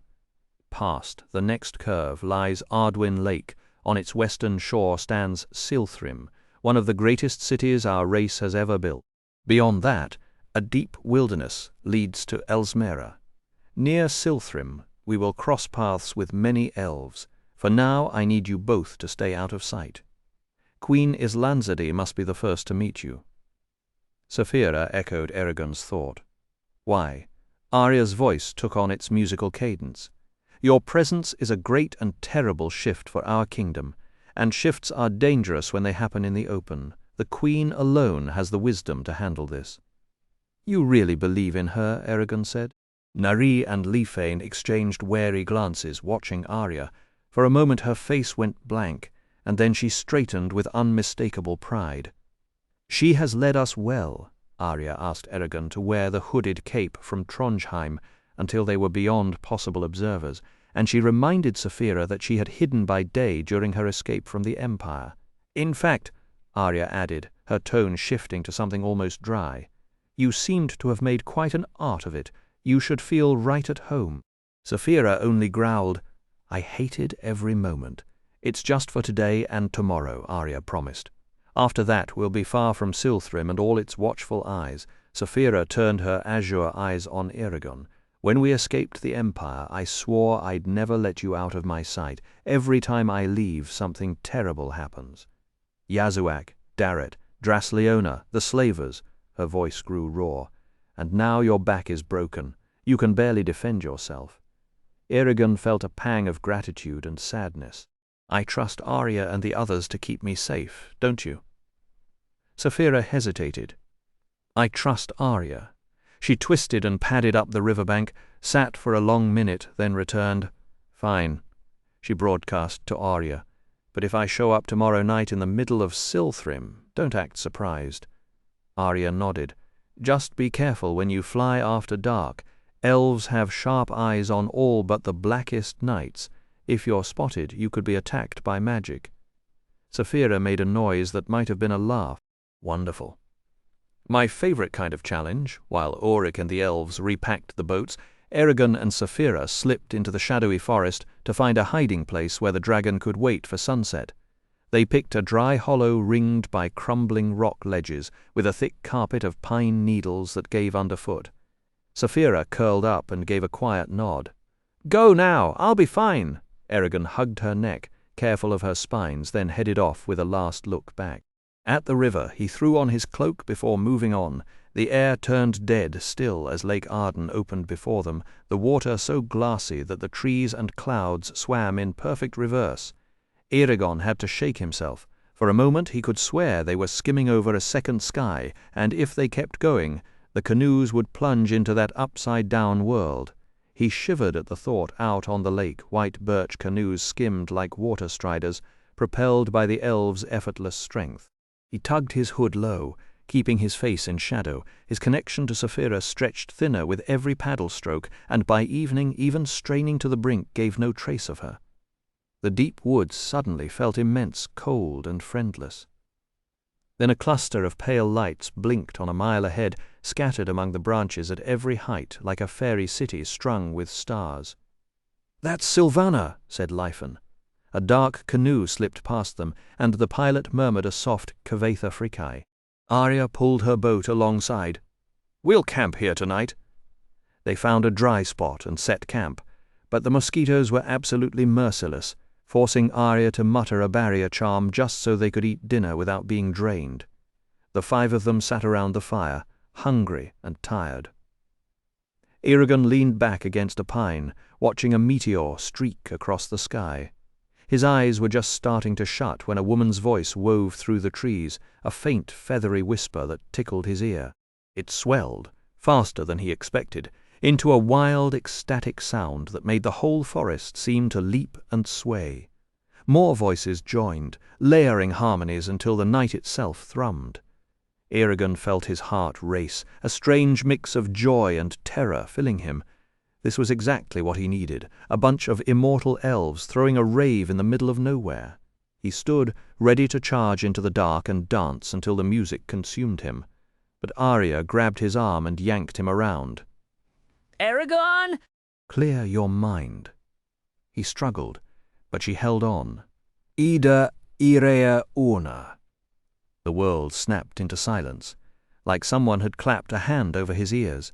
He blinked, disoriented. Across the fire, Lyphon and Nari were clumsily wrestling Auric without a sound. Then sound returned in a rush, but the music was gone.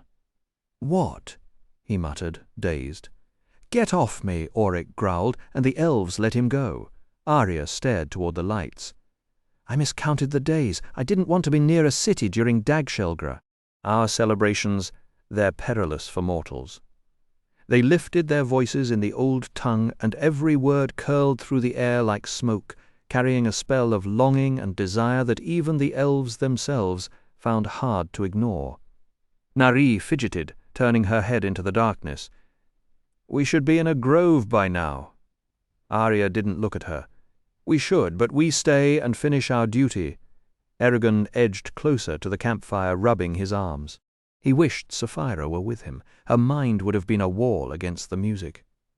"What exactly is Dagshelgra?" Arya settled beside him, folding her long legs beneath her. "It's the reason this forest lives," she said. "Every spring we sing for the trees, for the flowers, for the creatures that crawl or run or fly. Without that song, Weldenvarden would be half the size it is today." As if on cue, a swarm of life exploded from the undergrowth birds, deer, squirrels of both red and grey, badgers striped like thieves, foxes, rabbits, wolves, frogs, toads, tortoises, all yelping and bellowing as they crashed across the camp. "They're looking for mates," Arya said. "Elves are singing this in every city now. The more voices join, the stronger the spell, and the richer the forest will become spring." Eragon yanked his hand back as a trio of hedgehogs trundled past his boot. The noise was everywhere, a wild chorus that made the ground seem to shake. This is fairyland, he thought, hugging himself. Auric stormed around the fire, his face red in the flickering light.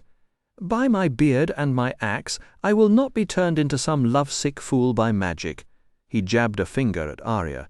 "If that happens again, I swear on Helsvog's stone girdle, I'll pack up and ride home to Farthen Dur, and you can answer to Durgrimst Ingatum."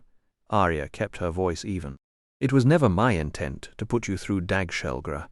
I'm sorry for that, but I'm shielding you now, and you must understand in Weldenvarden, magic is everywhere. You can't walk here without stepping in it." Auric grunted and stroked the haft of his axe, watching the shadowy shapes lumber beyond the firelight. As long as it doesn't crawl inside my skull. Nobody slept. Eragon and Auric sat stiff-backed as animals kept crashing through the camp. The elves listened to the fading song with distant eyes, and Liphaen and Nari paced endless loops. Arya stared toward Silthrim like a woman who smelled rain. 4 hours into the chaos, Saphira plunged out of the darkness.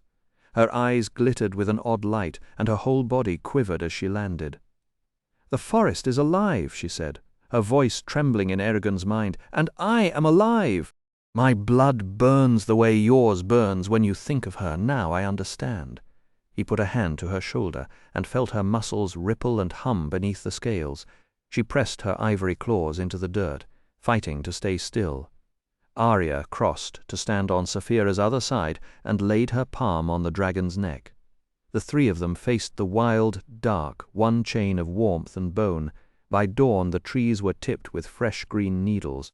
Eragon looked down and saw new growth on every snowberry, every weed, every sprawling root. The forest smelled clean, as if a storm had just passed, and the colors seemed almost too bright to be real. Saphira shook herself once and said, "The fever is gone. I feel like myself again." It was as if the whole world was being born, and I was part of making it with the fire in my limbs. "Are you all right?" Eragon turned his mind inward, sorting through the strangeness. "I'll need time to understand," he admitted. Arya released the spell that had guarded him, and Auric then called out to the waiting elves, "Liphaen, Nari." The story would continue, but something in Eragon had already shifted. He no longer saw Duweldenvarden as a foreign land, but as a living heart beating beneath his feet. Nari bowed. "And what should we say when Damitha asks why we abandoned our post?" Eragon's answer came without hesitation. "Tell her the thing she once hoped for and feared has finally come to pass. The worm has bitten its own tail. She will understand." With that, the two elves left for Silthrim after the boats had been unloaded, leaving Eragon alone with the river's quiet music and the rustle of leaves overhead. He spent the time sharpening his sword and scanning the tree line, ears catching the distant call of a hunting owl. 3 hours later a twig snapped, and he looked up to see Nari and Liphaen weaving through the forest on snow-white stallions, 4 more matching horses following behind. The animals slipped between the trunks with impossible silence, their pale coats shining in the green dusk. None wore saddles or bridles, and they showed no fear of Saphira, who watched them with sleepy curiosity. Eragon approached one of the horses, struck by its grace and the way its dark hooves barely disturbed the moss. "Are all your horses this fine?" Nari laughed, tossing his silver hair. "Not all, but most. We've spent centuries breeding them, and they move like shadows. Tell one where you want to go in the ancient language, and it will take you there, but never raise a hand or a harsh voice to them. They are our friends, not our slaves, and they carry you only because they consent to it. That is a privilege." Arya ran her hand along a mare's shoulder. "If those horses hadn't sensed Durza's trap all those years ago, I never would have saved Saphira's egg. They won't let you fall unless you throw yourself off, and they always find the safest, quickest path through rough country. The dwarves Feldunost are much the same." Auric grunted, stroking his beard. "Aye, a Feldunost can run you up a cliff and down without a bruise. But how are we supposed to haul our packs without saddles? I'm not going to ride while carrying everything on my back." Liphaen tossed a pile of leather bags at Auric's feet and nodded toward the 6th horse. "You won't have to." They spent half an hour loading the bags, then tied them into a broad, lumpy pile on the extra horse. Nari taught them the commands they would need: Ganga Framto to move forward, Blother to halt, Hlaupa for speed, and Ganga Aptra to fall back.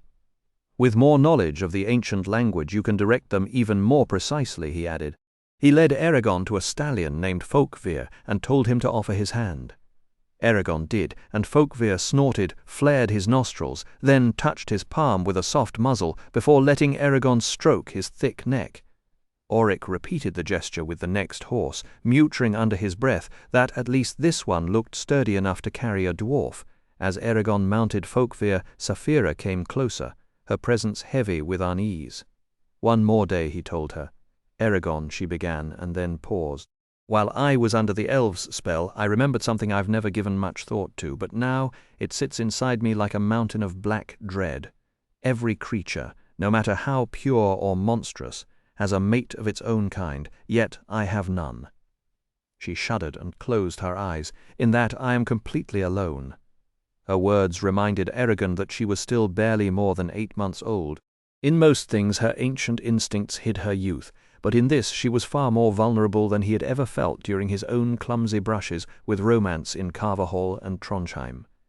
Pity rose in him, and he pushed it down before she could sense it, because Saphira would only hate such an emotion.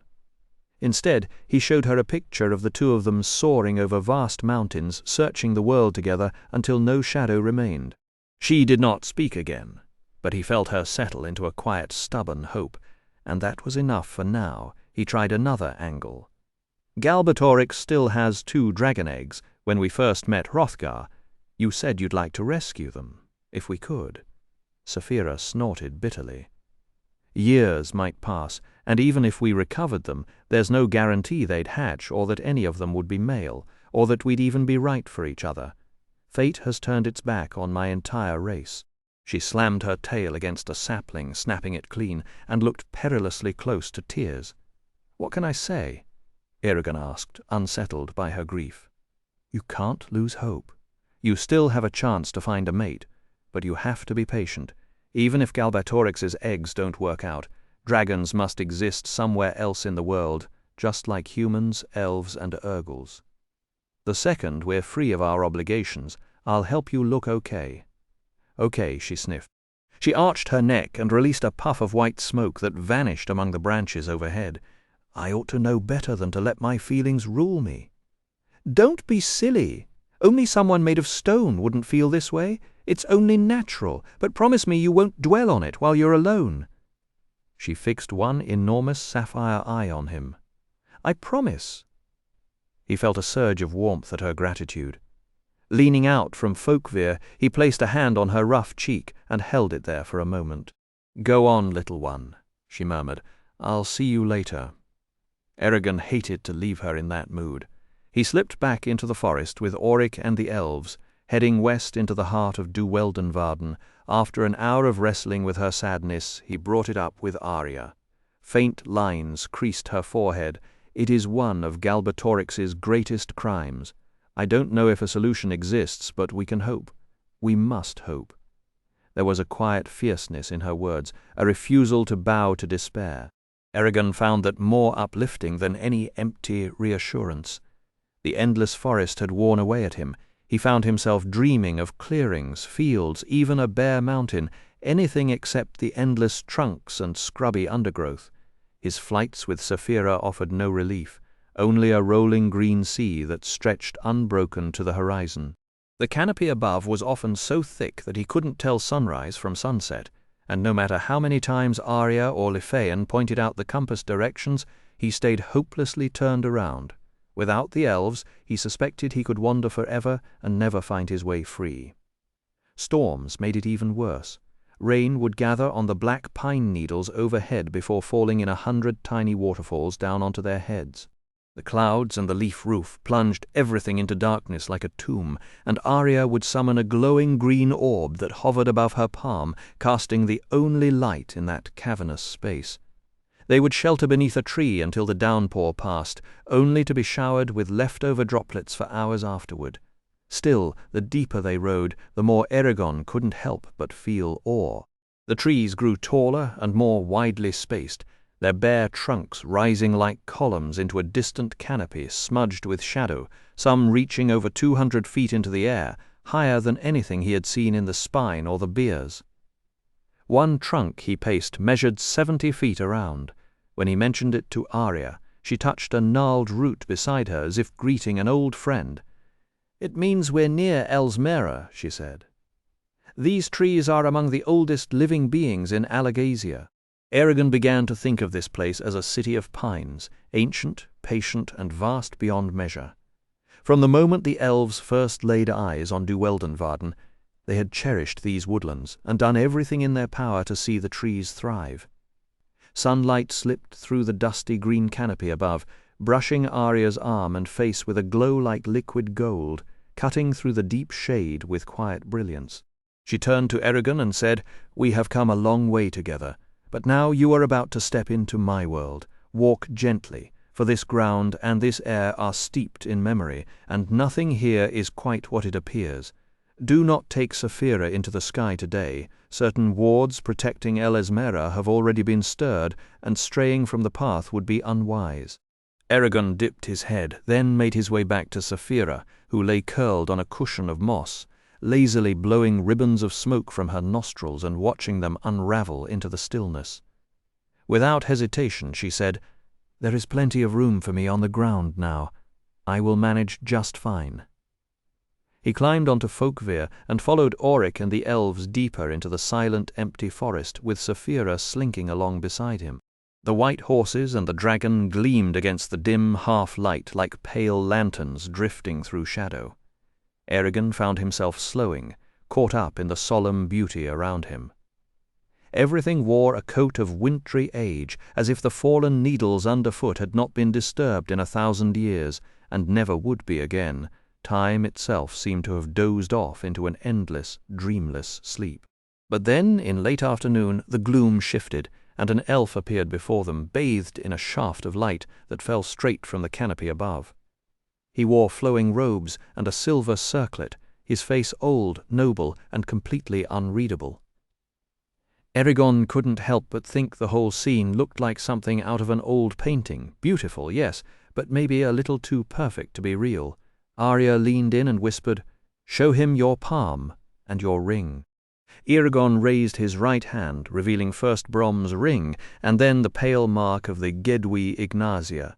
The elf smiled, closed his eyes, and opened his arms in welcome, holding the gesture without a word. "The way is clear," Arya said, and her horse moved forward. They passed around the elf as easily as water slipping around a weathered boulder, and once they had all gone by, he straightened, pressed his hands together, and vanished the moment the light that had revealed him disappeared. "Who was that?" Saphira asked. Arya answered, "Gilderian the Wise, Prince of House Meolandra, Keeper of the White Flame of Vandil, and Guardian of Elesmera since the days of Dufirn Skullblacker, our war with the dragons. No one enters this city without his permission." A quarter-mile beyond, the trees began to open up, and patches of mottled sunlight fell across the path like golden gates. The company passed beneath two gnarled trunks leaning into each other, then stopped at the edge of a clearing. The ground was carpeted with flowers, pink roses, bluebells, lilies spread out like scattered jewels, and their sweet perfume drew a steady hum of bumblebees. Off to the right, a brook chuckled behind a screen of bushes, and a pair of squirrels chased each other around a rock.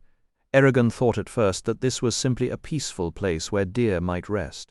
But as he looked closer, he noticed thin trails winding between the brush, a soft warm glow where he would have expected auburn shadow, and a strange quiet order to the twigs and branches and blossoms that barely registered at first. Then he blinked, and his vision seemed to sharpen, as if a glass lens had settled over his eyes. Those were indeed paths, and those were indeed flowers, but the lumpy, twisted trees he had taken for knots of ancient growth were actually graceful buildings rising straight out of the pines. One tree bulged at its base into a 2-story home before sinking its roots into the soil, its hexagonal levels stacked one above the other, the upper floor half the size of the first, giving the whole structure the look of a living, breathing tower. The settlement seemed to grow from the forest floor as if conjured by a dream. Curved roofs of woven timber stretched over 6 massive support beams, their surfaces bearded with moss and patches of golden lichen. Jewel-toned windows glowed from every wall, while dark doorways sat recessed beneath arches carved with symbols that looked older than memory itself. One dwelling stood nestled between 3 pines, connected to its neighbors by gracefully curved branches that served as natural braces, lifting the structure 5 stories into the air, while keeping it light and open. Beside it, a small pavilion woven from willow and dogwood hung with lanterns shaped like tree galls, their light soft and flameless. Every building seemed to have grown into place rather than being built. There was no clear boundary where elven craft ended and the wild forest began, and that was exactly the point. The elves had not conquered their environment. They had bent themselves to fit it. Then Eragon noticed a flicker of movement at the edge of his vision, nothing more than pine needles stirring in a breeze. A pale hand appeared, then a sandaled foot, then an upraised arm. One by one, wary elves stepped into view, their almond-shaped eyes fixed on Saphira, Arya, and Eragon. The women wore their hair unbound, silver and black strands braided with fresh blossoms that cascaded down their backs like living waterfalls. There was a delicate, ethereal quality to them that somehow held unbreakable strength. The men were equally striking, with sharp cheekbones, sculpted noses, and heavy-lidded eyes that seemed to hold centuries of secrets. Both sexes wore rustic tunics in shades of green and brown, trimmed with muted orange, russet, and gold. The fair folk, indeed, Eragon thought. Honestly, it was almost exhausting. Everything about them so perfect and graceful that he half expected them to start glowing. But when he touched his lips in greeting, they bowed as one and then broke into warm, unrestrained laughter that dissolved his unease completely. From somewhere within their midst, a woman began to sing, her voice rising in the ancient language. Eragon clapped his hands over his ears, remembering the spell that had gripped him in Silthrim. But Arya shook her head and gently lowered his hands. "It is not magic," she said. Then she dismissed her white stallion with a soft command. "Release your steeds as well. They have earned their rest in our stables." The song grew stronger as Arya led them along a winding path set with green tourmaline, curving through gardens of hollyhocks and around the strange living houses before crossing a clear stream. The elves danced around their party, darting here and there with joyful abandon, sometimes leaping into the branches above to run alongside them. They called out to Saphira with names like Longclaws, Daughter of Air and Fire, and Strong One, their voices bright with affection. A deep sense of peace settled over Eragon as he walked. He could imagine himself living here, hidden deep within Du Weldenvarden, wrapped in the forest's protective silence forever. It felt more like home than any dwarf city ever had. He pointed to a dwelling built into the heart of a pine tree and asked Arya how such a thing was possible. "We sing to the forest in the ancient language," she explained, "and give it our strength to grow in the shapes we desire. All of our buildings and tools are made that way." The path ended at a staircase formed from twisted, interwoven roots. They climbed to a door set into a living wall of saplings, and as they approached, it swung open on its own. Inside, a vast hall unfolded before them, where hundreds of branches had merged into a honeycombed ceiling overhead. 12 chairs lined each wall, occupied by 24 elf lords and ladies whose smooth faces showed no trace of age. They leaned forward, gripping the arms of their chairs, and stared at Eragon's group with open wonder and hope so fierce that he felt the weight of their expectations settle onto his shoulders. The elves gathered in this hall were unlike any Eragon had seen. Each carried a blade at the hip. The hilts, gleaming with beryls and garnets and delicate silver circlets, rested upon their brows.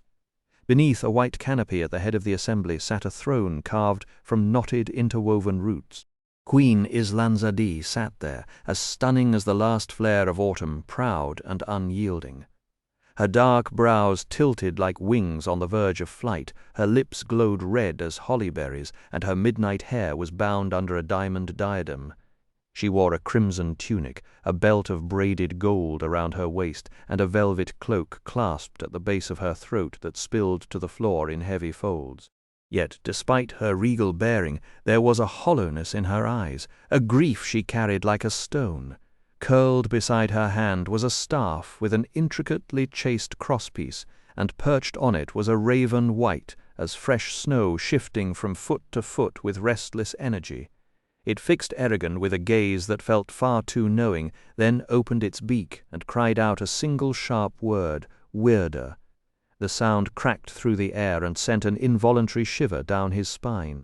The heavy door swung shut behind the 6 of them as they crossed the hall toward the Queen.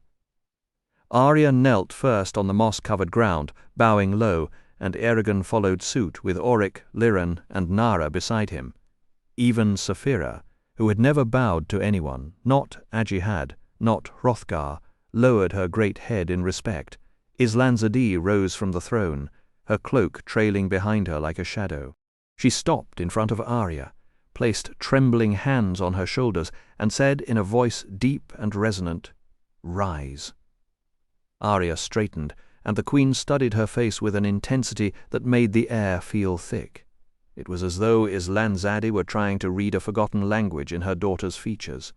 Then, with a sudden cry, she embraced Arya, pressing her close. "Oh, my daughter, I have wronged you!" Eragon's mind was spinning Arya, a princess. Of course, she always had that unmistakable air of command, like someone born to give orders. But the revelation hit him like a physical blow. Another wall between them, and he would have torn every brick down with his bare hands. The thought tasted like ash in his mouth. Angela's prophecy echoed in his head, the one about loving someone of noble blood and her infuriating refusal to say whether it would end in joy or ruin. Saphira's amusement flickered through their bond. "We have been traveling with royalty all this time and had no idea," she mused. "Why didn't she tell us?" Eragon wondered. Maybe she thought it would put her in greater danger, or maybe she just didn't want us to treat her any differently. But the irony was hard to ignore. He had spent weeks hoping to close the distance between them, and now the gap felt wider than ever. Well, at least my love life is as doomed as ever, he thought grimly. That's one constant I can count on. Arya spoke formally, her voice cutting through his thoughts. "Islanzadi Drutning." The Queen recoiled as if stung, and then repeated in the ancient language, "Oh, my daughter, I have wronged you." She hid her face behind her hands. "Ever since you disappeared, I have barely slept or eaten. I was haunted by your fate, afraid I would never see you again. Banning you from my presence was the greatest mistake of my life. Can you forgive me?" The gathered elves murmured in shock. For a long moment Arya said nothing. When she finally answered, her voice was calm, but with an edge of steel. "For 70 years I have lived, loved, fought, and killed without ever speaking to you, my mother. Our lives are long, but even so that is no small span." Islanzadi straightened her shoulders and lifted her chin. A tremor ran through her frame. "I cannot undo the past, Arya, no matter how much I wish I could, and I cannot forget what I endured." "Nor should you," the Queen said, reaching for her daughter's hands. "Arya, I love you. You are my only family. If you must go, go, but unless you truly wish to renounce me, I would be reconciled with you." For a terrible suspended moment, it seemed as though Arya might refuse. Eragon saw her hesitate, and she glanced briefly at the audience as if searching for an escape. Then she lowered her eyes and spoke. "No, mother, I could not leave you." Islanzadi's smile flickered with uncertainty, and she drew her daughter into another embrace. This time Arya returned the gesture. Smiles broke out among the elves, and the tension that had gripped the hall dissolved into warmth. Eragon caught sight of a small scar on the Queen's wrist, a tiny imperfection that somehow made her seem more human, more fragile. Maybe, he thought, even the deepest wounds could mend with the right words. And for the first time since entering Dhu Weldenvarden, he felt a thread of hope. The white raven on his stand let out a raspy, mocking cackle, and on the door was graven evermore, what now became the family law, "Let us never do but to adore." Islanzadi shot him a pointed glare from her throne. "Hush, Blagden. Keep your doggerel to yourself." Then she turned to Eragon and Saphira, her expression softening. "You must forgive my rudeness. I've ignored our most important guests, and that was never my intent." Eragon pressed his fingers to his lips and swept his right hand over his chest in the precise motion Arya had taught him. "Islanzadi Drutning. Atra esterni ono Thelduin." He knew the ritual demanded he speak first, and he wasn't about to stumble. The Queen's dark eyes widened, caught off guard. "Atra du Evarinia ono Varda." He answered without hesitation, atra moran lifa unin charta honor, completing the ancient exchange. A low ripple of surprise moved through the assembled elves. A human had no business sounding so fluent in their customs. In his mind he felt Saphira repeat the greeting, her voice deep and vast, carrying through the chamber like a distant bell. When she finished, Islanzadi asked, "Dragon, what is your name, Saphira?" A flicker of recognition crossed the queen's face, though she said nothing of it. "Welcome to Elsmere, Saphira, and yours, Ryder?" "Eragon Shadeslayer, your majesty." This time the reaction was louder, a murmur, a shift of robes, a few sharp glances. Even Ilzanzadi seemed genuinely startled. "You carry a powerful name," she said softly. "One we rarely bestow upon our children. Welcome to Elsmere, Eragon Shadeslayer. We have waited long for you." She moved gracefully to Auric, offered a few quiet words, then returned to her throne, draping her velvet cloak across one arm as she settled into the carved seat. The hall hushed. Her eyes lingered on Eragon's hand and hip.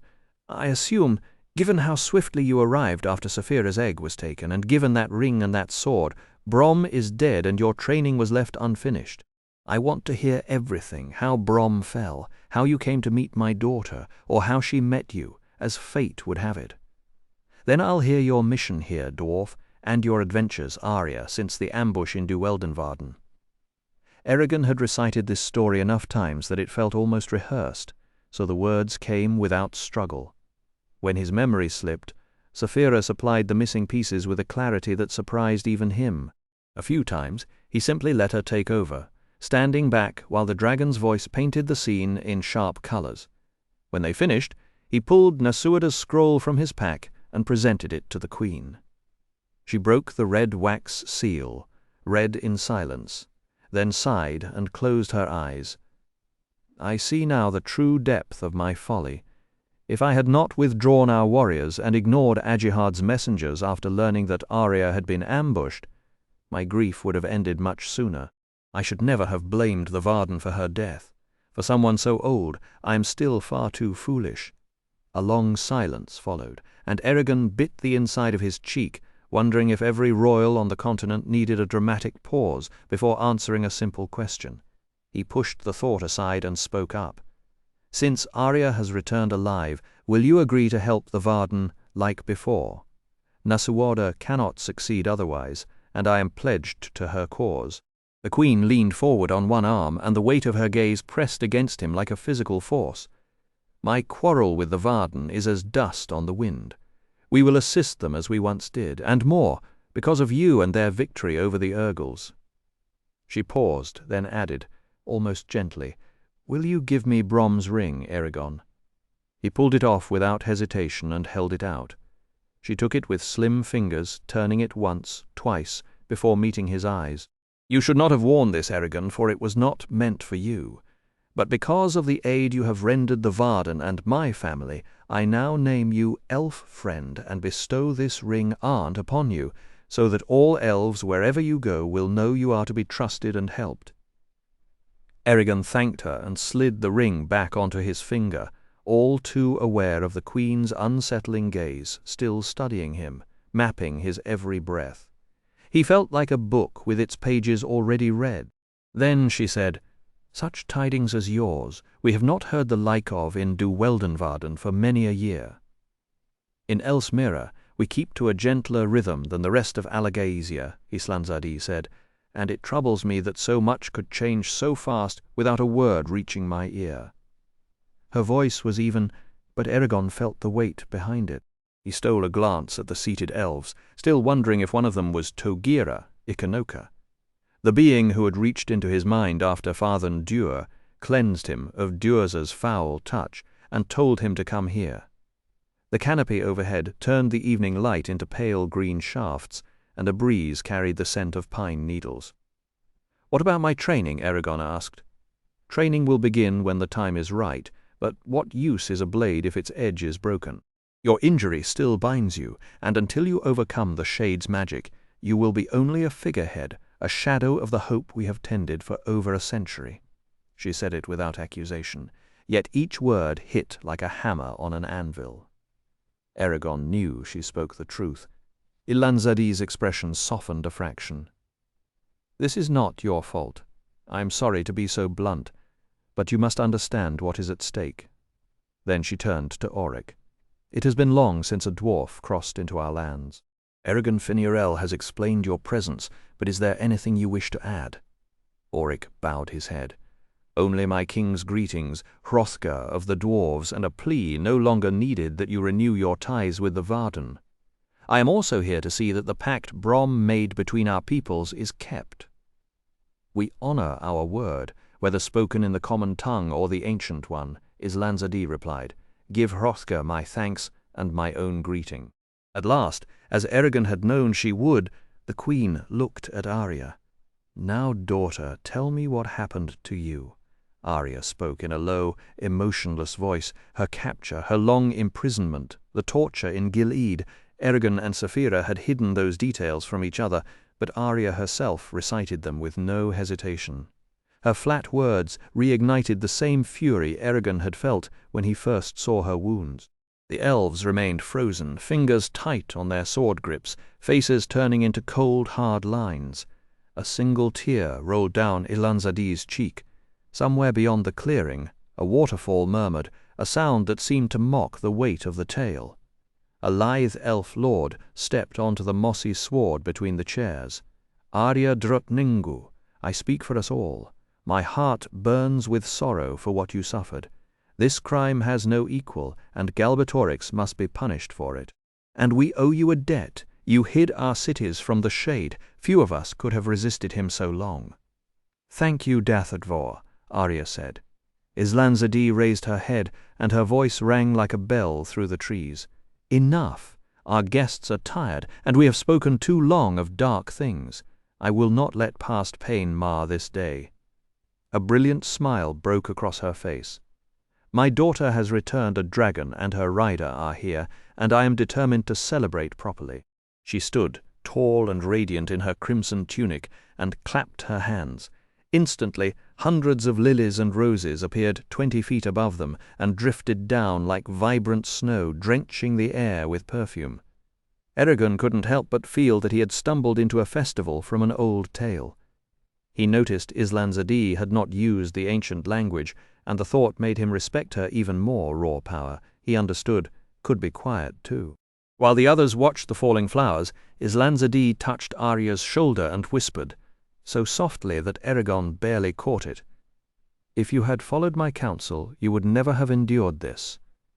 I was right to oppose your taking the yaw." "It was my decision to make," Arya replied, just as softly. The queen paused, then nodded. She extended her arm and called, "Blagden." The raven fluttered down to her shoulder, and the celebration began.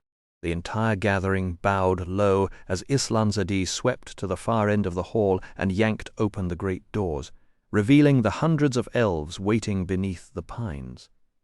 She spoke a few brief words in the ancient language, and though Eragon couldn't follow a syllable, the crowd's roar of approval made the meaning clear.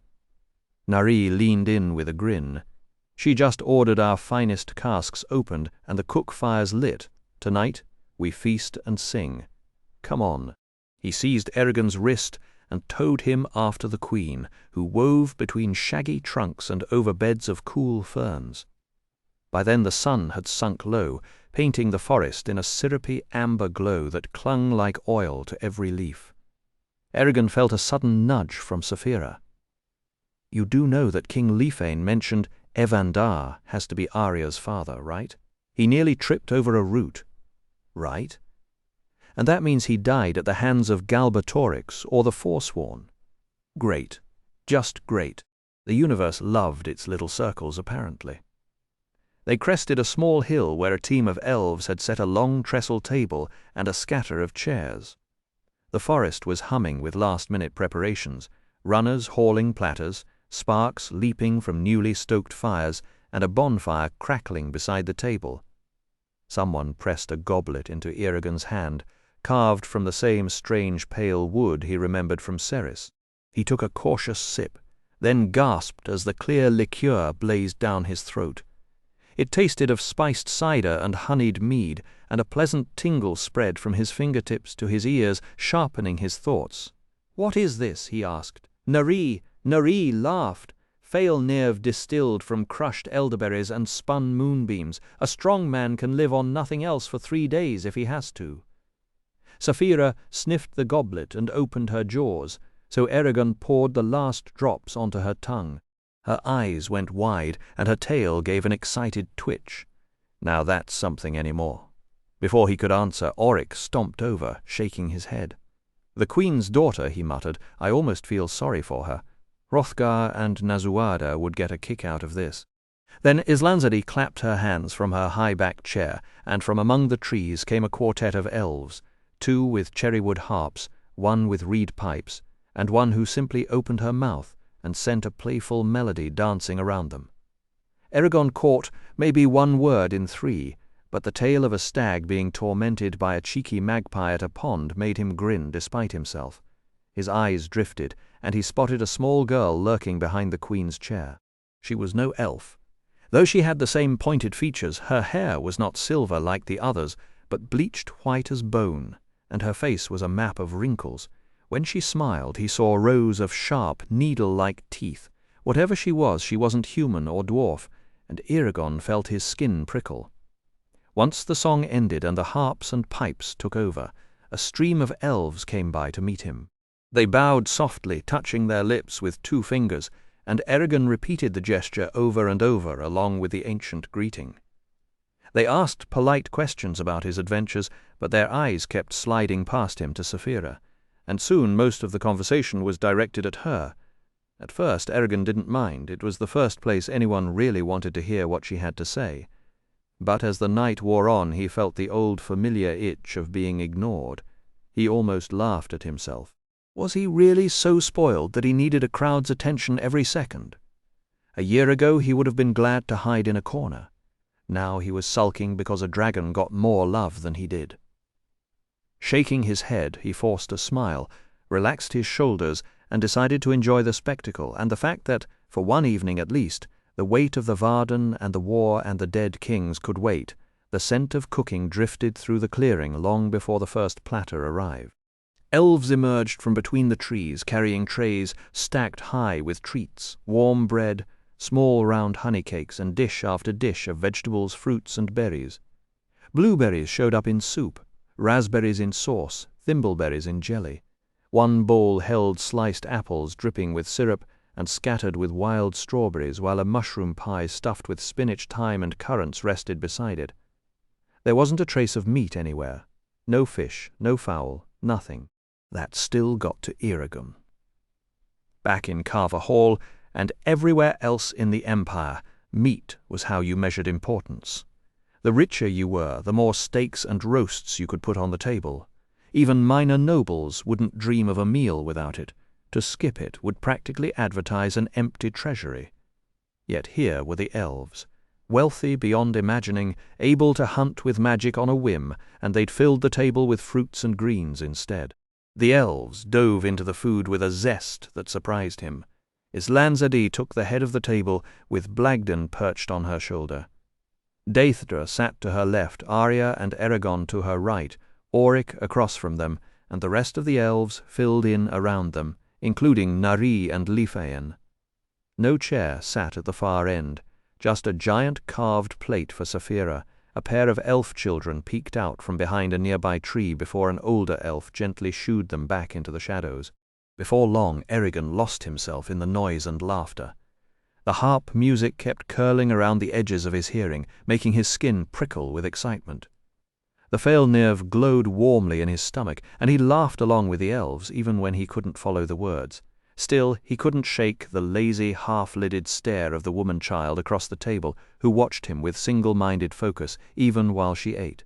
During a lull, he turned to Arya. She'd barely said a dozen words all night. He studied her profile for a moment, wondering who she truly was. She stirred under his gaze. Not even Ajihad knew. Knew what? Outside do Weldenvarden. I never told anyone who I was. Brom knew because he first met me here, but he kept it quiet at my request. He tried to decide whether she confessed this out of duty or guilt for having deceived them. Brom used to say that what elves didn't say was often more important than what they did. He understood us well. But did it really matter if anyone knew? Arya hesitated.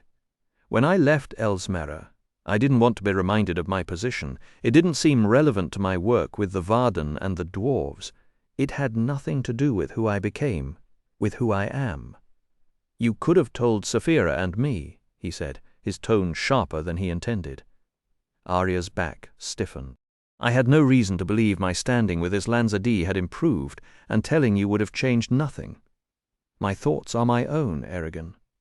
He flushed. Right, of course. Why would a diplomat, a princess, an elf old enough to be his grandmother several times over, confide in a 16-year-old farm boy? At least, he muttered, you made up with your mother. She smiled strangely. Did I have a choice? At that moment, Blagden hopped off Islanza's shoulder and strutted down the middle of the table, bobbing his head left and right like some feathered court jester. He stopped in front of Saphira, let out a hoarse cough, and croaked. Dragons, like wagons, have tongues. Dragons, like flagons, have necks. But while two hold beer, the other eats deer. The elves froze, horrified, waiting for Saphira's reaction. A long, tense silence stretched out. Finally, Saphira looked up from her quince pie, blew a cloud of smoke that completely engulfed Blagden, and projected her thoughts for everyone to hear, and little birds too. At last, the tension around the table cracked into laughter, and even Blagden, hopping backward with an outraged squawk, seemed humiliated by his own bad poetry. Islanza shook her head, a hint of a smile in her voice. I apologize for Blagden's dreadful verses, she said. He has always had a sharp tongue, no matter how we tried to gentle it. Saphira only flicked her tail before returning to her pastry. Eragon, happy to steer the conversation into safer waters, asked where the bird had come from, and Arya told him the story. Her father Ivandar had once been fighting an Urgle when he slipped and lost his sword. As the Urgle lunged with a killing blow, a raven dove at the creature and tore at its eyes, buying enough time for Ivandar to recover and win the fight. No one could ever say why the bird intervened, but Ivandar was grateful and blessed it with intelligence and longevity. What he didn't anticipate was that those gifts would change Blagden forever. All the color drained from his feathers, and he became strangely sensitive to upcoming events. Hold on, he can see the future? Eragon asked, eyes wide. Not see, but he seems to know when something is headed our way. Whether his words are any help is another matter. He usually speaks in riddles, and most of them are nonsense. Still, take him seriously when he decides to warn you, because the one time he drops the rhyme is the one time you should listen. When the meal ended, Ilanzadi stood, and the whole room scrambled to rise with her, a clatter of chairs and rustle of robes that made Eragon grin despite his fatigue. It's late, she said. I'm going to my bower.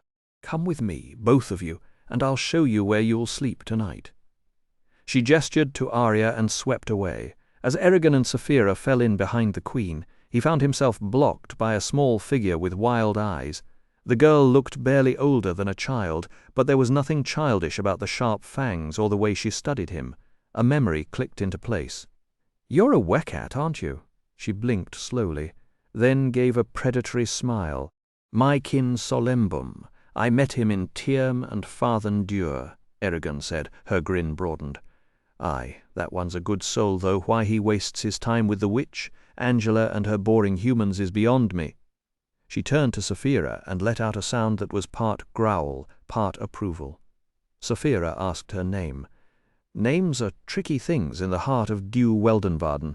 Dragon, yes they are, but around the elves I am called the Watcher, Quickpaw, and the Dream Dancer. You can call me Maud. She flicked her white mane. Now move along. The queen hates laggards almost as much as she hates bad verses. Eragon bowed.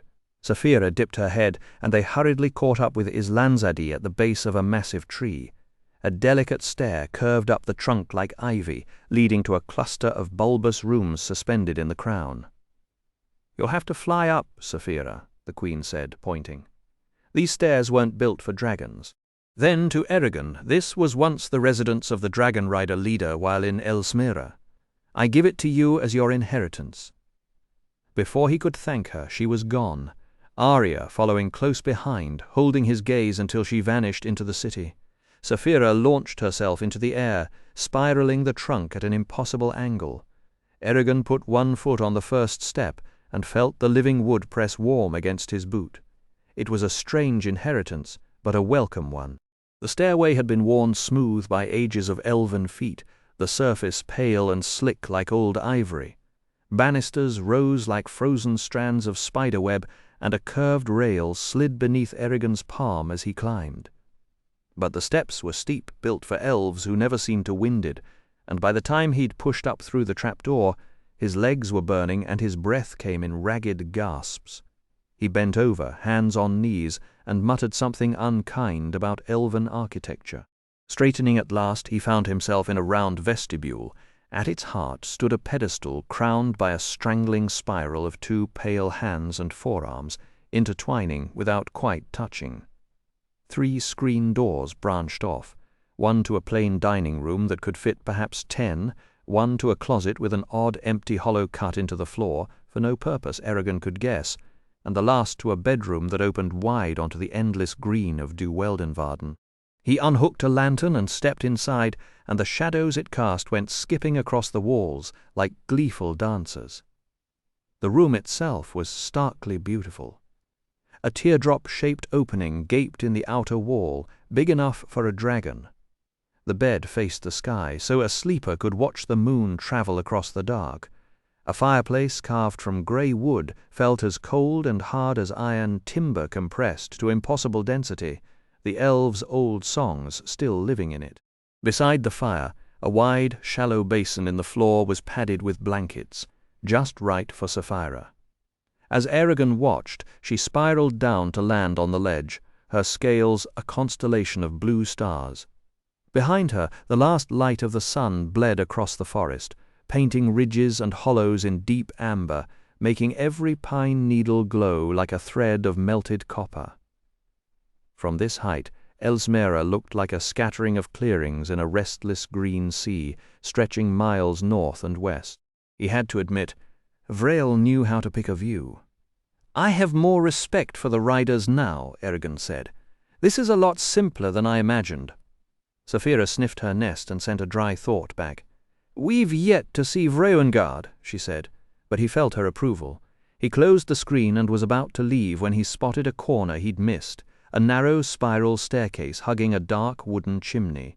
He raised the lantern and started up, careful and slow. 20 feet later, he entered a study, a writing desk with quills, ink, and paper, but no parchment, a padded perch for a dragon, and another open gap in the far wall. "Saphira, come see this." "How?" she asked. Around the outside, she had to scrape and claw her way up the trunk, and Eragon winced as chunks of bark splintered under her weight. When she poked her head through the gap, he asked, satisfied. She gave him a long sapphire stare, then examined the room with a critical eye. "And how are you supposed to stay warm in here?" she asked. "The walls are practically half outside." Eragon frowned. He ran his fingers along the carved patterns beside the opening, feeling the ridges the elves had sung into the wood. Then he found a long, vertical seam. He pulled it, and a translucent membrane unspooled from the wall. When he drew it across the gap and guided the hem into a matching groove, the air thickened and grew noticeably warmer. "There's your answer," he said. The cloth snapped free and coiled itself tight with a soft hiss. Back in the bedroom, Eragon set down his gear while Saphira curled up on her stone platform. He laid out his shield, arm guards, greaves, coif, and helm in a neat row, then pulled off his tunic and wriggled out of his mail shirt. Sitting on the edge of the bed, he rubbed his fingers across the polished rings, noticing how much they resembled Saphira's own scales. A faint smile crossed his face. "We actually made it." Saphira's eyes glinted. "A long road, yes, but we made it, and lucky too, since nothing tried to kill us on the way." He nodded slowly. "Now we'll see if the trip was worth it. Some nights I wonder whether we'd have been more useful back with the Varden," Saphira huffed. Eragon, we needed training. Brom would have said the same. Besides, you can't tell me you regret seeing Elsmere and meeting Islanzadi. He shrugged. Maybe not. Then he asked, What do you make of all this? Saphira parted her jaws, showing the tips of her teeth. Honestly, I'm in the dark. These elves are even better at keeping secrets than Brom was, and they twist magic in ways I never imagined. How do they coax trees into those curved shapes? How did Islanzadi make flowers bloom from nothing? It's beyond me. Eragon let out a breath, relieved that he wasn't the only one lost. And Arya? Now that we know who she truly is. Saphira blinked slowly. She hasn't changed, Eragon. Only your eyes have. A dry laugh escaped him. Oh, wonderful. So I'm the one with the skewed vision. That's reassuring, Saphira chuckled, a sound like stones grinding deep in her throat, and rested her head on her forelegs. The stars had come out in force, and the soft hoots of owls drifted through the treetops. The city of Elsmere felt hushed, as if the whole world had decided to sleep. For a moment Eragon studied the small dragon carved into the bedpost, worn smooth by centuries of hands. Then he crawled under the downy blanket and reached to snuff out the lantern, but stopped with his hand hovering over the latch. He was lying in Vrael's old bed, 100 feet above the forest floor, in the heart of elf territory. The weight of that thought pressed down on him. He grabbed the lantern, and Zarok then scrambled onto Saphira's platform, pressing against her warm flank. She hummed and draped a wing over him like a velvet curtain. He killed the light and closed his eyes, and together they slept deep and dreamless. At dawn, Eragon woke fully rested. He tapped Saphira's ribs, and she lifted her wing. Raking his hands through his hair, he walked to the balcony and leaned against the rail, the rough bark scratching his shoulder. Below, the forest glittered like a scattering of diamonds. Every leaf caught the new light and threw back 1,000 tiny mirrors. He flinched as Saphira shot past him, corkscrewing toward the canopy before looping up into the air with a roar of pure joy. "Morning, little one," he called, grinning. He went back inside and opened the screen to find 2 trays of fruit set by the door, left sometime during the night. Beside them sat a folded bundle of clothes and a note in elegant handwriting. Eragon frowned, trying to decipher the flowing script. He hadn't read in over a month, and some of the letters had slipped his mind. Finally he made it out. "Greetings, Saphira, Bjartskula, and Eragon Shadeslayer. I, Berion of House Mioland, apologize for this poor meal. We elves do not hunt, and there is no meat in Elismira or any of our cities. If you wish, you may follow the old dragon custom and catch what you need in Duweldinvarden. Only leave your kills in the forest, so our air and water stay clean.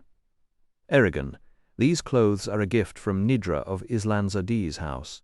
May good fortune find you, peace rest in your heart, and the stars watch over you. Berion Duhelder." When Eragon read it aloud, Saphira simply said, "It doesn't matter. I won't need to eat for a while after yesterday's feast." His companion did snag a few seed cakes, claiming it was only to avoid appearing rude, and they tasted faintly of honey and pine, a pleasant surprise. Eragon carried the bundle of clothes to his bed and carefully unwrapped it, revealing 2 long tunics in a deep russet shade with edging of berry green, a set of cream-colored leggings meant to wrap around his calves, and 3 pairs of socks so soft that pulling them through his hands felt like handling liquid silk. The fabric was far finer than anything the women of Carverhall could produce, and it made his current dwarf-made clothes seem rough and coarse by comparison. He was genuinely grateful for the new garments, since his own tunic and breeches had been battered by weeks of rain and sun since leaving Farthendur. Stripping quickly, he pulled on one of the luxurious tunics and savored the smooth, downy texture against his skin. He had just laced his boots when a knock rattled the bedroom screen. "Come in," he said, reaching for Zarok. Auric poked his head inside, then stepped in cautiously, testing the floor with each foot before trusting it. He stared at the ceiling and grumbled, "Give me a cave any day over a bird's nest like this." "How was your night, Eragon, and Saphira?" "Well enough." "Yours?" Eragon replied. I slept like a rock, the dwarf said, chuckling at his own joke as dwarves are prone to do. Then his chin sank into his beard, and he tapped the head of his axe. I see you've already eaten, so come with me. Arya, the queen, and a whole pack of elves are waiting at the base of the tree. He fixed Eragon with a serious look. Something's going on that they haven't told us about. I don't know what they want from you, but it's important. Illanza-dee is tense as a cornered wolf. Thought I'd warn you before you walked into it. Eragon thanked him, and the two went down the stairs while Saphira glided to the ground. They found Illanza-dee waiting below, draped in a mantle of ruffled swan feathers that looked like snow heaped on a cardinal's breast. She greeted them with a curt nod and said simply, "Follow me." A winding path led them to the edge of Elsmera, where the buildings thinned out and the trails were nearly lost to disuse. At the base of a wooded knoll she stopped and spoke in a voice that made the air feel heavier. "Before we go any farther, the three of you must swear in the ancient language that you will never speak to outsiders of what you are about to see without permission from me, my daughter, or whoever succeeds us to the throne." Auric frowned. Why should I gag myself? Saphira asked as well, "Why indeed do you not trust us?" The queen shook her head. "It is not a matter of trust, but of safety. We must protect this knowledge at all costs. It is our greatest advantage over Galbatorix. If you are bound by the ancient language, you will never willingly reveal our secret. You came to supervise Eragon's training, Auric Vodra. Unless you give me your word, you may as well return to Farthen Dûr." Eragon silently groaned. Another oath, because the last one had worked out so well. But he kept his face neutral as Auric thought it over.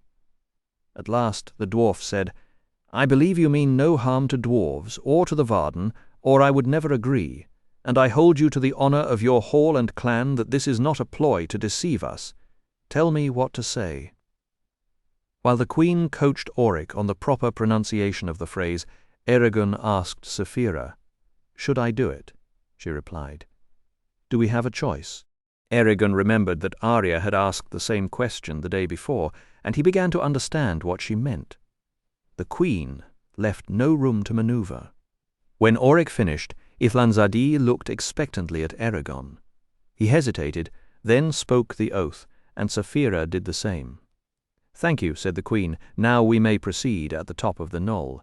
The trees opened into a bed of red clover that ran a few yards to the edge of a stone cliff. The cliff extended a league in either direction and dropped 1,000 feet to the forest below, which pooled outward until it merged with the sky. It felt as if they stood on the edge of the world, staring across an endless expanse of forest. Eragon recognized the place at once. It was the same landscape from his vision of Togira Ikonoka. Thud. The air shivered with the force of the impact. Thud. Another dull blow rattled Eragon's teeth. Thud. The pressure in his skull spiked, and he clamped his hands over his ears, sure they would split open.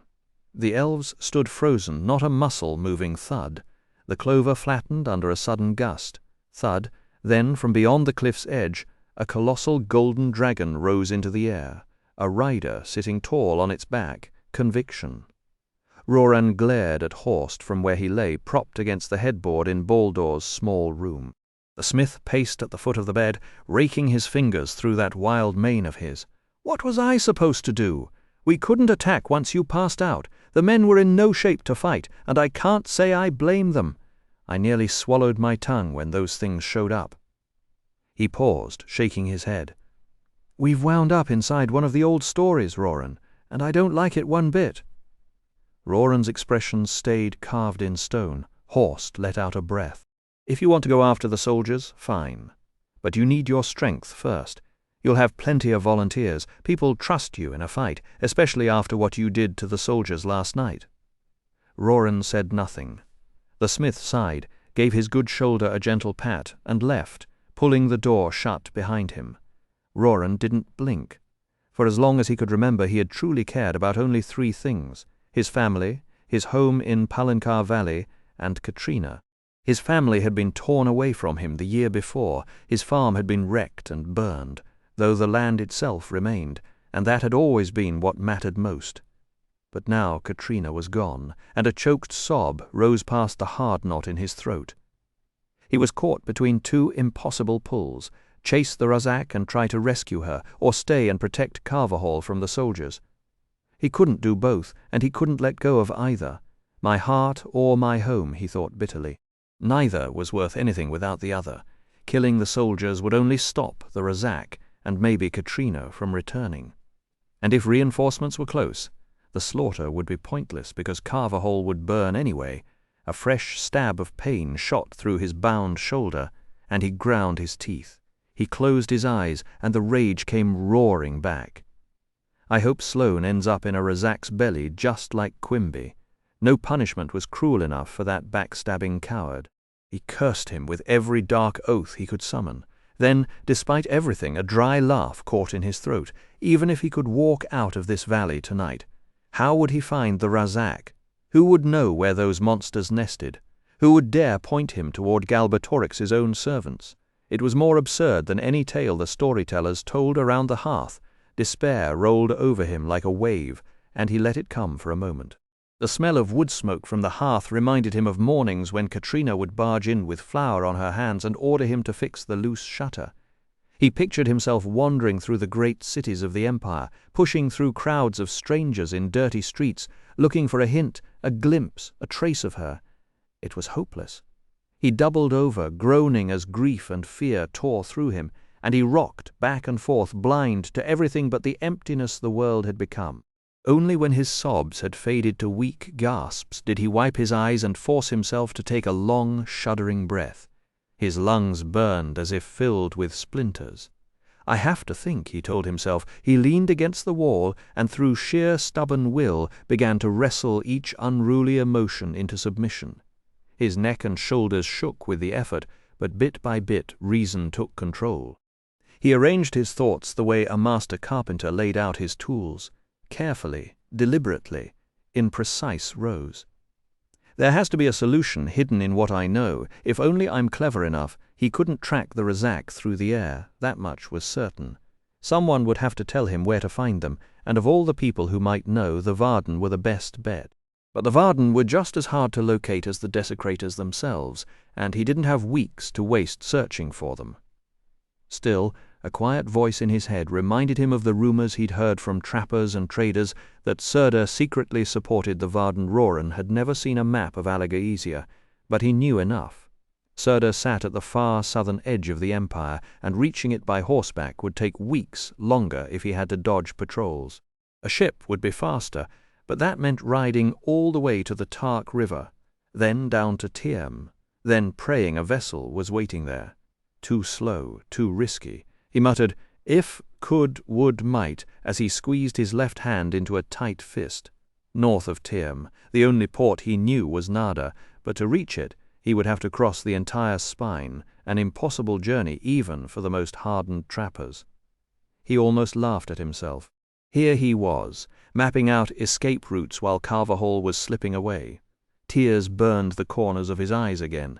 He'd already decided the village was doomed. But then the thought came crashing in. What if Carvahall didn't have to be left behind? What if every remaining villager walked with him to Nada and then sailed with him to Surda? The idea was so reckless it felt like a fever dream. Farmers would have to abandon their fields, merchants their shops. It was practically sacrilege. But the alternative was slavery or death. The Varden were the only ones who would shelter fugitives from the Empire, and a village full of people who had already fought for their lives would be exactly the kind of recruits they needed. Roran also knew that delivering 300 loyal souls would earn him enough trust to speak openly about the Razak. Maybe, just maybe, they could explain why Galbatorix was so desperate to capture him. Sure, he thought bitterly, because a long, impossible march through enemy territory is exactly the kind of plan a sane man makes. And yet, what other plan was there? The timing was cruelly tight. New troops would arrive in a matter of days, meaning he'd have almost no time to arrange a mass departure. Logical arguments wouldn't convince anyone. He'd need something close to religious fire, a way to reach into each person's heart and make them willing to let go of everything they owned. Fear alone wouldn't work. Fear made people cling harder to their homes. He had to give them purpose. He had to make them see that joining the Varden and defying Galbatorix wasn't just the safest option. It was the noblest thing they could ever do. Passion like that could not be shattered by hardship, starved by suffering, or silenced by death. In his mind, Katrina stood before him, pale and quiet, her amber eyes fixed on his face. He remembered the warmth of her skin, the spiced scent of her hair, and the secret darkness they'd shared. Behind her stretched a line of faces, his family, his friends, the dead, and the living. If not for Eragon and me, the Razak would never have come here, he told them. I have to save the village. I have to save Katrina. The certainty burned through his exhaustion. He pushed himself out of bed, and his wounded shoulder roared with pain. He staggered, catching himself against the wall, teeth bared. Will I ever use my right arm again? The pain gave him no answer, so he forced himself upright and strode from the room. Elaine was in the hallway, folding towels. She gasped and dropped one. "Roran, what are you? Come," he snapped, already moving past her. Baldur stepped out of a doorway, his face full of worry. "Roran, you shouldn't be walking around. You lost too much blood. Let me help you. Come." Behind him he heard them follow as he descended the curved stairs. At the entrance Horst and Albric stood talking, and both looked up at him with astonishment. Come. The single word cut through the buzz of questions. Roran yanked open the front door and moved out into the faded evening light, where a heavy sprawl of clouds was edged in gold and violet. He walked fast, leading the small group to the edge of Carverhall, calling out the same blunt summons to every person he passed. When he reached the town's boundary, he pulled a torch from the grasping mud, spun around, and marched back to the center of the village. He slammed the pole into the ground between his feet, shot his left arm into the air, and let out a roar that bounced off every wall. Come. The valley echoed with it. Villagers emerged from doorways and shadowed lanes, drifting slowly toward him. Some watched with wide eyes, some with sympathy, a few with barely hidden anger. Roran kept chanting until nearly the whole town had gathered around him. Loring pushed through with his sons. Birgit and Delwyn came from the north. Fisk arrived with his wife Isolde at his side. Morn and Tara slipped out of the tavern together and joined the press of bodies. When silence fell, Roran closed his fist until his nails gouged his palm, drawing blood that dripped from his knuckles. Katrina. The name was a wound inside him. He raised his hand, uncurled his fingers, and showed the crowd the crimson trickle running down his arm. "This is my pain," he said. "Look closely, because yours will be the same unless we stop the fate that's chasing us down. Your friends and family will be shackled, dragged into slavery in strange lands, or cut apart right in front of you by soldiers who don't see you as people. Galbatorix will turn our fields to salt and leave them barren forever. I know this. I've seen it." He paced restlessly, head low, eyes burning, circling the crowd like a wolf measuring its prey. They needed to feel what he felt. He needed to light the match inside them. "They murdered my father. My cousin has vanished. My farm is a pile of ash, and the woman I love was torn away from me by the hands of her own father, the same snake who killed Bird and sold out this whole town. Quimby was devoured. The hay barn was put to the torch along with Fisk's and Delwyn's houses. Parr, Wigliffe, Ged, Bardrick, Farreld, Hale, Garner, Kelby, Melkolf, Albem, and Elmond, all lying dead. Many of you are wounded like me, broken enough that you can barely do a day's work anymore. Isn't it enough that we break our backs every single day just to survive at the mercy of the weather? Isn't it enough that Galbatorix squeezes every last coin from us in taxes? Do we really have to endure this cruelty on top of all that?" A wild, jagged laugh tore from Roran's throat, and he threw his head back like an animal, hearing the madness echo in his own ears. The crowd stood motionless, watching him. Oh, but of course he's not satisfied. Why would a tyrant ever be satisfied? Galbatorix is a corruption, a plague on the world. He destroyed the riders and the peace they gave us. His servants are inhuman, risen from some foul pit. But your taxes aren't enough. Your suffering isn't enough. He wants to drown all of Alagoesia in misery, to keep our children and grandchildren under his boot until they're nothing but slaves and worms and insects for his amusement, unless, Roran lowered his voice to a ragged whisper, unless we dare to resist. We've fought soldiers and Razak before. But what was the point if we simply die alone, forgotten, or get hauled off in chains? We can't stay here, and I refuse to let Galbatorix destroy the things that make life worth living. I would sooner have my eyes gouged out and my hands chopped off than watch that tyrant win. I'm choosing to fight. I'm climbing out of the grave and letting my enemies dig their own. He took a breath and looked up at the darkening sky. I'm leaving Carverhall. I'm going to cross the Spine, book passage on a ship out of Narda, and sail down to Surda to join the Varden. They've fought for decades to set us free, and I intend to stand with them. The villagers stared, stunned by his words.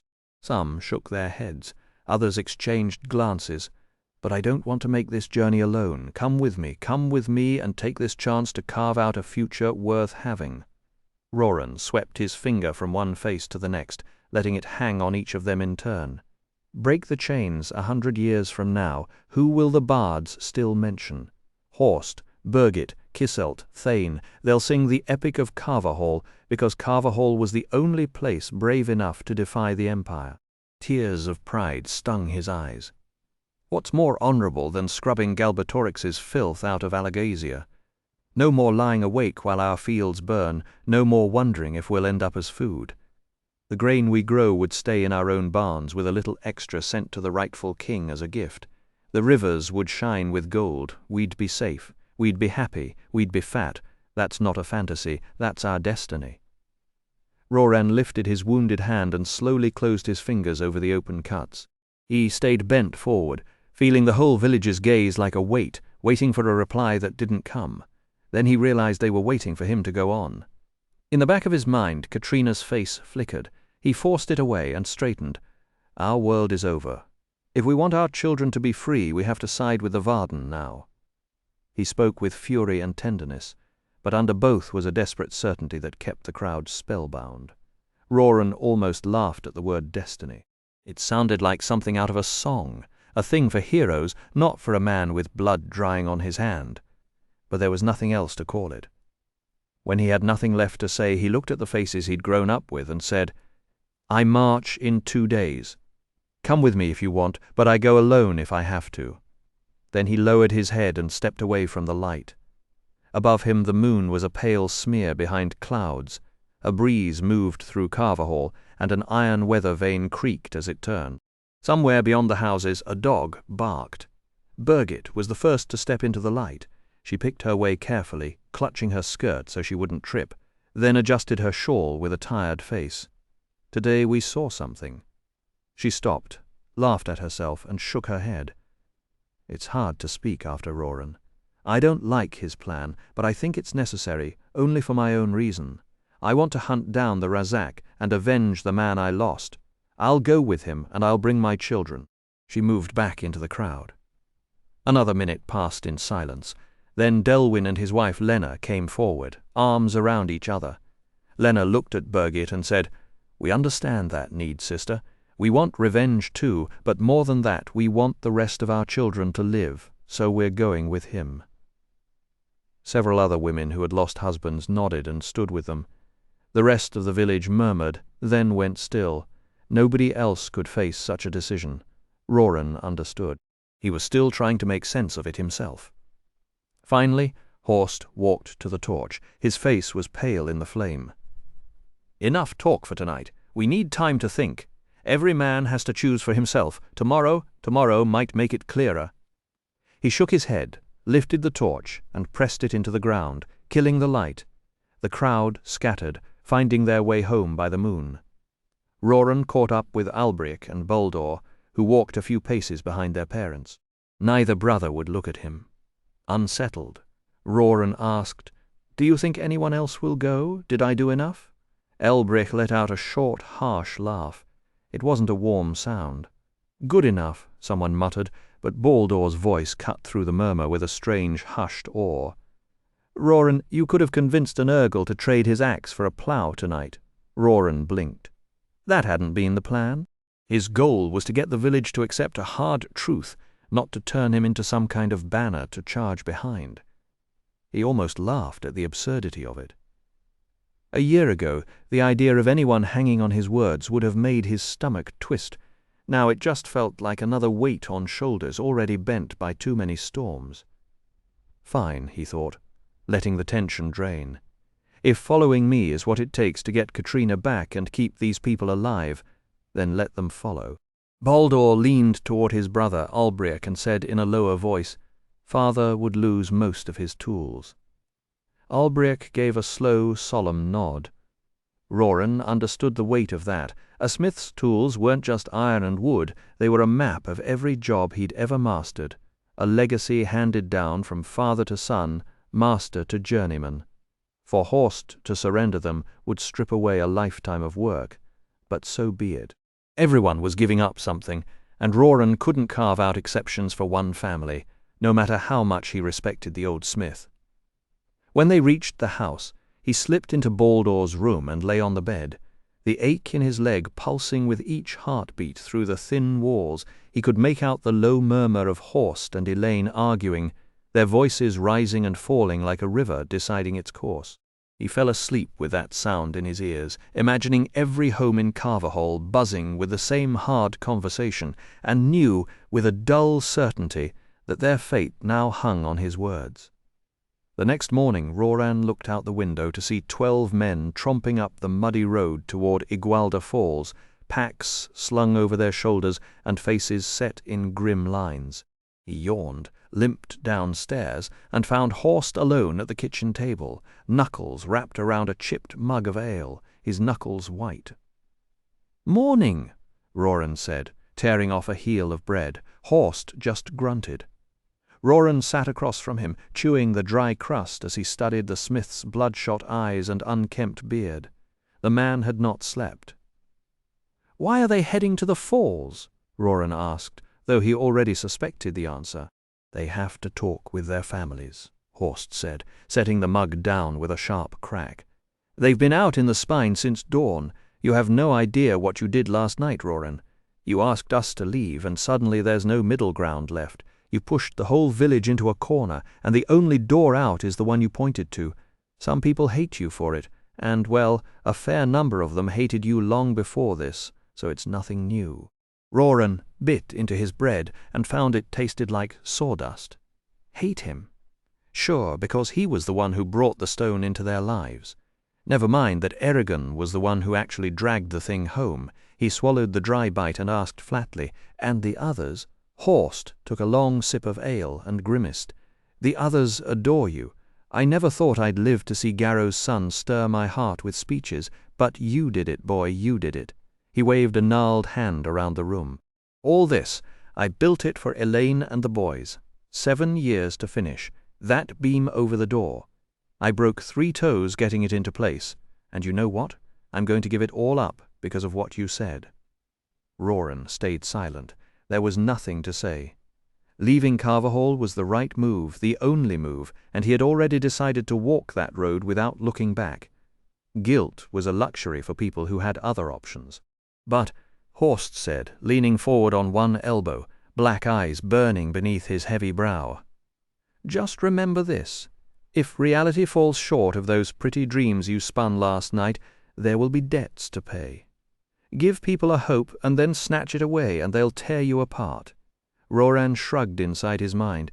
"If we reach Surda, the rebels will greet us like saviors. If we don't, dying will settle every account." He waited a beat, then asked, "Where's Elaine?" Horst scowled, clearly annoyed by the shift in topic, and muttered something about her checking on the horses. Horst gestured toward the back, then rose and straightened his tunic over his broad shoulders. He muttered about needing to clear out the smithy and decide which tools to take with the rest hidden or destroyed. "The Empire won't get a single thing from my work," he said. Roran offered to help, but Horst shook his head firmly. "This is something only Albric, Baldur, and I can do. That forge has been my whole life, and theirs too. And with that shoulder of yours you'd only be in the way. Stay here. Elaine will put you to work." Once the smith had gone, Roran pushed open the side door and found Elaine talking with Gertrude by the tall stack of firewood Horst kept stocked year-round. The healer came straight over and pressed her palm to his forehead. "I was afraid you'd come down with a fever after all that excitement yesterday. Your family heals at an incredible rate.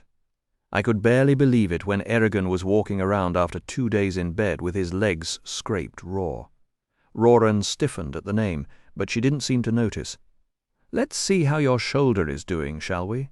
He dipped his head so Gertrude could reach behind him and untie the knot on the wool sling. Once it was loose, he carefully lowered his right forearm, still locked in a splint, until his arm hung straight. She slid her fingers under the poultice and peeled it away. Oh my! A thick, rancid smell filled the air. Roran's stomach lurched, and he clenched his teeth, then looked down. The skin under the poultice was pale and spongy, like a patch of dead flesh.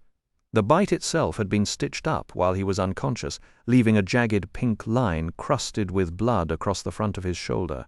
Swelling had forced the twisted catgut threads to cut deep into his skin, and beads of clear liquid oozed from the wound. Gertrude clucked her tongue as she inspected him, then refastened the bandages and looked him in the eye. "You're healing well enough, but the tissue could turn diseased." "I can't tell yet. If it does, we'll have to cauterize your shoulder." Roran nodded. "Will my arm work once it heals?" "As long as the muscle knits together properly," she said, "and it depends on how you want to use it." "Will I be able to fight?" The healer paused, then said slowly, "If you want to fight, I suggest you learn to use your left hand." She patted his cheek and hurried back toward her hut. "My arm." Roran stared at his bound limb as if it no longer belonged to him. It hadn't hit him until that moment how deeply his identity was tied to his body. Injuring his flesh had wounded his psyche too, and the other way around. He'd always taken pride in his strength, and seeing it broken sent a jolt of panic through him, made worse because the damage was permanent. Even if the arm healed, he'd carry a thick scar forever as a reminder. For a heartbeat, despair clawed at him. Then he forced it down. Self-pity wouldn't free Katrina. He'd train his left hand to be just as deadly if that's what it took. Elaine took his hand and led him back inside, where she crumbled mint into a kettle and set it on the stove to boil. "You really love her, don't you?" "What?" He looked at her, startled. Elaine rested a hand on her belly. "Katrina, I'm not blind. I know what you've done for her, and I'm proud of you. Not every man would go that far." "It won't matter if I can't free her." The kettle began to whistle stridently. "You will, I'm sure of it, one way or another." She poured the tea. "We'd better start preparing for the trip. I'm going to sort through the kitchen first. While I do, can you go upstairs and gather all the clothes, bedding, and anything else you think might be useful?" "Where should I put it?" Roran asked. "The dining room's fine. With the mountain passes too sheer and the woods too tangled for any wagon, Roran quickly realized they were stuck carrying whatever they could on their backs, plus whatever they could pile onto Horst's horses. One of those horses had to stay mostly unloaded just so Elaine could ride when the trail got too rough for her pregnant body. Worse, several families in Carverhall didn't have enough animals to haul both their supplies and the little ones, the elderly and the sick who couldn't keep up on foot. Everyone would have to share, but with whom remained the big, unanswered question. Aside from Birgit and Delwyn, they still had no clue who else was planning to leave. So once Elaine had packed the truly necessary things, mostly food and blankets, she sent Roran out to ask whether anyone needed extra space, and if not, whether someone could spare some for the handful of comfort items she hated to leave behind. The village felt wrong. People hustled past with their heads down, and a strange, brittle quiet hung over the street like the calm before a storm that never quite breaks. A dog cowered under a cart as Roran passed, and he noticed a child's wooden toy abandoned in the mud. When he reached Orville's farmhouse, he had to bang the iron knocker for nearly a minute before the farmer cracked the door open. "Oh, it's you, Stronghammer," Orville said, stepping onto the porch. He tapped a long black pipe against his palm and rolled it between his fingers, not quite meeting Roran's eyes. From inside came the scrape of furniture and the clatter of pots. Roran laid out Elaine's offer and request. Orval squinted at the grey sky. I figure I've got enough room for my own things. Ask around if you still need space. My oxen can carry a bit more.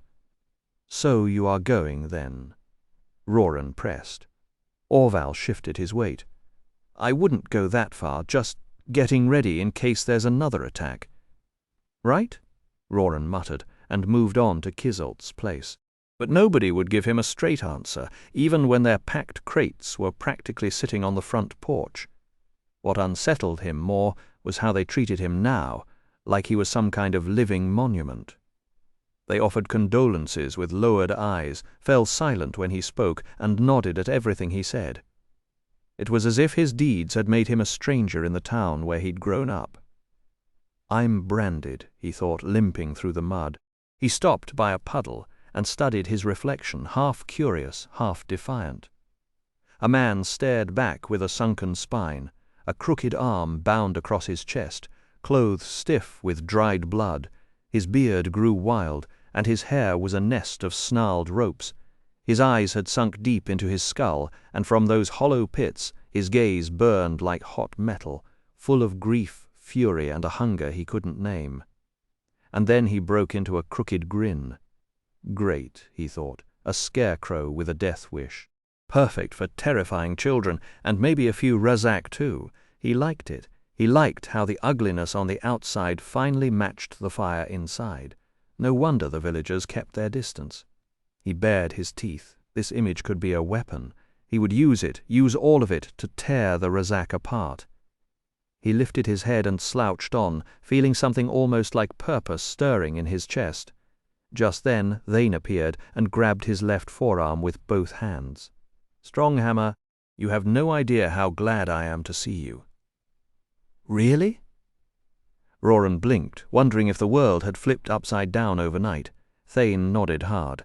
Ever since we attacked those soldiers, I've felt like everything was hopeless. It shames me to say it, but that's the truth. He paused, lowering his voice. But seeing you looking like that, I think maybe we still have a chance. Roran gave him a dark smile. Good, because hopeless is exactly what they want us to feel, and I'm done giving them anything. Thorn spoke with a trembling voice. My heart pounded all the time like I was leaning over a well about to topple in. My hands shook, and I felt sick enough to think someone had poisoned me. It was worse than death. But your words yesterday healed me in one instant and let me see purpose and meaning in the world again. I can't describe the horror you saved me from. I'm in your debt. If you need anything, just ask and I'll help. Deeply moved, Roran gripped Thorn's forearm. Thank you, Thorn, thank you. Thorn bowed his head, tears in his eyes, then let go and walked away, leaving Roran alone in the middle of the street. What have I done? Roran stepped into the weary furrow, Morris's tavern, and a wall of smoky, sour air hit him. He stopped beneath the Urgle horns nailed over the entrance and waited for his eyes to adjust. Hello! A mangy dog that had followed him from the edge of town skulked under a table near the door, ears flat, as if it expected trouble. The back door banged open, and Tessa charged out with Morris behind her. Neither looked happy to see him. Tessa planted her broad hands on her hips. What do you want here? Roran studied her for a moment, trying to find the source of her anger. Have you decided whether to come with me into the spine? None of your business, she snapped. Oh, but it is, he thought. He kept the thought to himself. If you're going, Elaine wants to know whether you have room in your bags for a few more items, or if you need extra room. She has extra room. Morris broke in, waving at the oak casks lining the wall behind the bar. I've got 12 barrels of winter ale packed in straw, kept at the perfect temperature for 5 months, Kimball's last batch, and hogsheads of lager and stout besides. If I leave, the soldiers will drink it all in a week, or worse, they'll spike the barrels and pour it into the ground for grubs and worms. 12 years. I've run this place the way my father did, and then you and Eragon had to start this trouble. He stopped, breathing hard, and wiped his battered face with his sleeve. Roran almost said that dead men don't much care about beer, but he held his tongue. He also refused to point out that a man couldn't toast his own funeral. Now, Tessa said, putting her arm around Morris and jabbing a finger at Roran.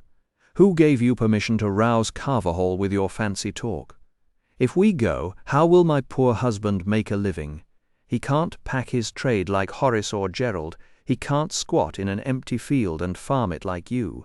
If we stay, we starve. If we go, we still starve. You've ruined us. Roran looked from Tessa's flushed, angry face to Morris's distraught one. He turned, opened the door, and paused on the threshold. I've always counted you among my friends, he said quietly. I wouldn't have you killed by the Empire. Then he stepped out, pulled his vest tight, and walked away from the tavern, turning the whole exchange over in his mind at Fisher's Well. He stopped for a drink. Bridget came up beside him. She watched him wrestle with the crank using only one hand, then took it from him, hauled up the bucket, and handed it over without drinking. He sipped the cold water and passed it back. Glad you're coming, he said. Bridget gave him a long, hard look. I recognize the force that drives you, Roran, because it drives me too. We both want to find the Razak, but once we do, I'll expect my due for Kimball's death. Don't forget that. She shoved the full bucket back into the well and let it drop, the crank spinning wildly. A hollow splash came up a second later. Roran watched her walk away and smiled. He was more encouraged than troubled by her declaration. If everyone else in Carverhall gave up or died, Bridget would still help him hunt the Razak afterward. Supposing there was an afterward, he would have to pay her price or kill her. There was no other way to settle such a thing. By evening, Horst and his sons returned to the house carrying 2 small bundles wrapped in oilcloth. Elaine asked, Is that everything? Horst nodded shortly, dropped the bundles on the table, and unwrapped them to reveal 4 hammers, 3 tongs, a clamp, a medium-sized bellows, and a 3-pound anvil. When the 5 of them sat down to dinner, Ulbrich and Baldur talked about the people they had seen getting ready in secret. Roran listened carefully, keeping track in his head of who had lent a donkey to whom who showed no sign of leaving, and who might need help to get out. The biggest problem, Baldur said, is food. We can only carry so much, and hunting enough in the spine to feed 200 or 300 people will be hard. Horst shook a finger while chewing a mouthful of beans, swallowed, and said hunting won't work. We'll have to bring our flocks. Together we own enough sheep and goats to feed everyone for a month or more. Roran lifted his knife. Wolves. I'm more worried about them wandering off into the forest, Horst replied. Herding them will be a job, of course. The great escape plan depended on a crowd of woolly animals with no sense of direction. Roran bit back a laugh and said nothing. The next day Roran helped whoever needed him, spoke little, and made sure people saw him working for the village. He fell into bed late, exhausted but hopeful. Dawn broke into his dreams and woke him with a feeling of importance. He tiptoed downstairs, went outside, and looked at the misty mountains in the silence. His breath made a white plume in the cold air, but his chest felt warm because his heart was hammering. A dog barked somewhere in the grey light. After a subdued breakfast, Horst brought the horses around front, and Roran helped Albric and Baldur load them with saddlebags and bundles. When he picked up his own pack, he hissed as the strap pressed into his shoulder. Horst closed the house door, lingered with his hand on the knob, then took Elaine's hand and said, Let's go! Walking through Carverhall, Roran saw sombre families waiting by their houses with piles of goods and restless animals. Sheep and dogs wore bags tied to their backs. Children sat on donkeys with red eyes, and sledges carried crates of chickens. He saw what his efforts had brought about, and he did not know whether to laugh or cry. As they passed the smithy, a cracked cart wheel leaned against the wall, and Roran thought of everything they were leaving behind. Near the north edge, they stopped and waited. A minute passed, then Birgit came up with Nolf of Rel and the younger children. She greeted Horst and Elaine and stood nearby. Ridley and his family arrived from outside the tree line, driving over 100 sheep from the eastern side of Palancar Valley. Figured it was better to keep them out of Carverhall, Ridley called. Good thinking, Horst shouted back.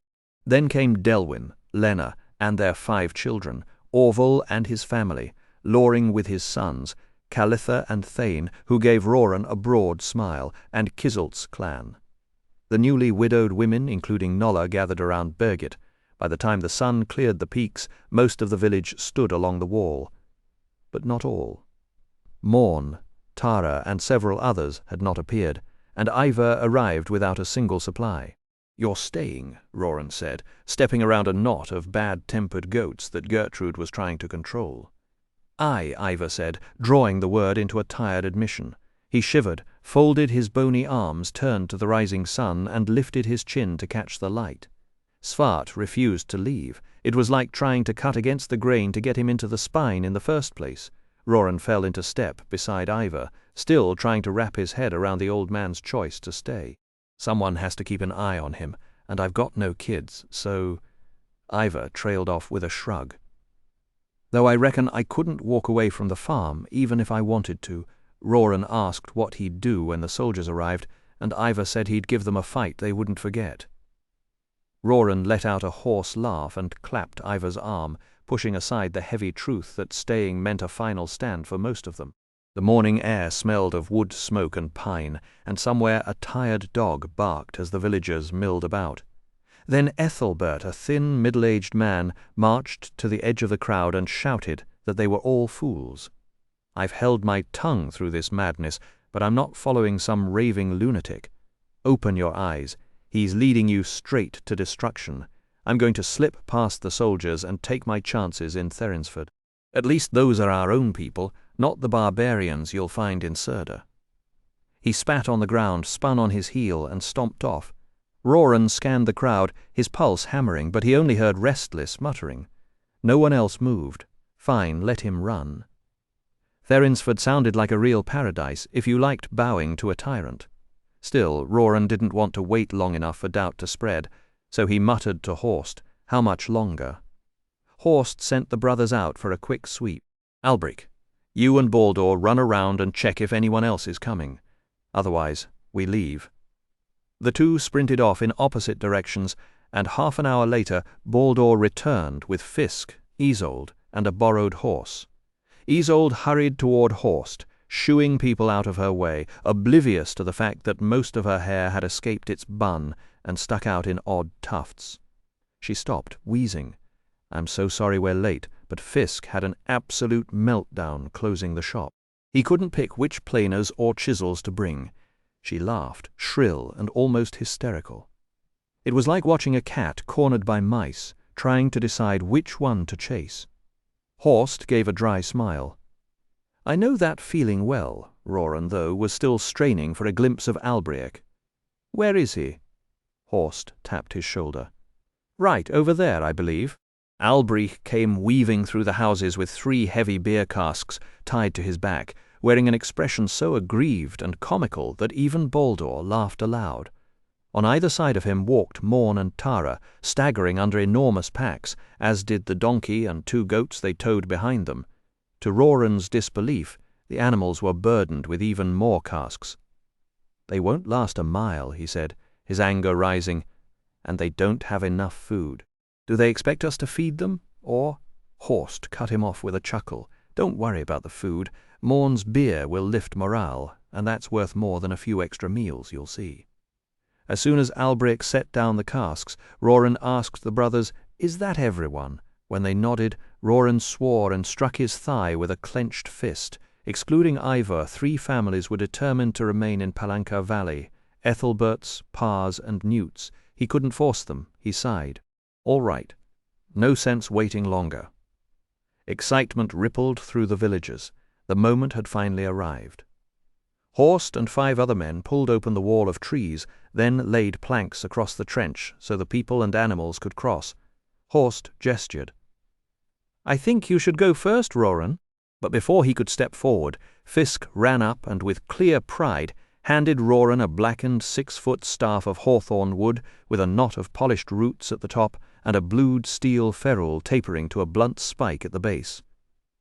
"I made it last night," the carpenter said. "I thought you might have need of it." Roran ran his left hand over the smooth wood, genuinely moved. "I couldn't have asked for anything better. Your skill is masterful." "Thanks," Roran said, flashing a grin at Fisk before backing away. With the entire village watching, He turned his face toward the mountains and the distant curtain of Igualda Falls. The leather strap of his pack bit into his shoulder, and he could feel his father's grave behind him, along with everything he had ever known. Ahead, the jagged peaks clawed at the pale sky, looking like obstacles meant to crush his will, but he would not be stopped, and he would not look back. Katrina was out there somewhere. He lifted his chin and started walking, his staff knocking on the wooden boards of the bridge as he crossed the trench and left Carverhall behind, the villagers quietly following him into the wild. Above, a lone hawk circled, as if checking to see if the ragged procession would make it. A heavy thud broke the morning. Eragon and the others gathered along the crags of Tel Nair looked up as a dragon hovered in a blaze of golden light, its wings sending gusts of wind through the grass and bending the trees. The creature seemed to be on fire, its scales scattering flecks of sunlight like sparks. It made Saphira look small. This dragon was centuries older, with a thicker neck and heavier limbs, and the rider on its back wore robes so brilliantly white they stood out against the gold. Eragon dropped to his knees, face lifted to the sky. "I'm not alone." A wave of awe and relief washed over him, easing the load he'd carried since the Varden and Galbatorix had pressed in on him. Here was one of the old guardians, risen from the depths of time to lead him, a living proof of the legends he'd been raised on, his master. But when the dragon turned to land, Eragon gasped. The foreleg on the creature's left side was gone, cut off by some terrible blow, leaving nothing but a pale stump. Tears slid down his cheeks. The great beast settled onto the clover with a swirl of leaves and dirt, folding its wings, and the rider carefully climbed down along the remaining foreleg. He was an elf, silver-haired and ancient, his face marked not with wrinkles but with a patient, profound kindness. "Othato Chetoa," Eragon whispered, then, remembering the ancient custom, he touched his lips and added, "Atra esterni ono thelduin." The elf smiled and lifted Eragon to his feet with both hands on his shoulders, his eyes so deep and gentle that Eragon could barely breathe. "My true name is Oromis, Eragon Shadeslayer?" Before Eragon could answer, Queen Islanzadi stepped forward, her face twisting from hurt to fury. "You knew. You knew he existed, and you didn't tell me. Why, Shortugul, why betray me?"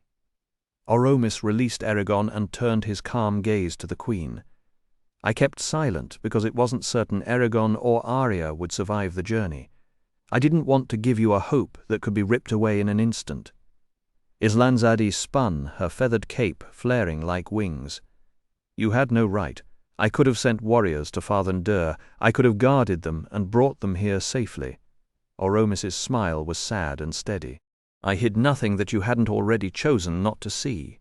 Scry the lands, Islanzadi, that is your duty. If you had, you'd have seen the truth of Arya and Eragon and the chaos sweeping Alagasia.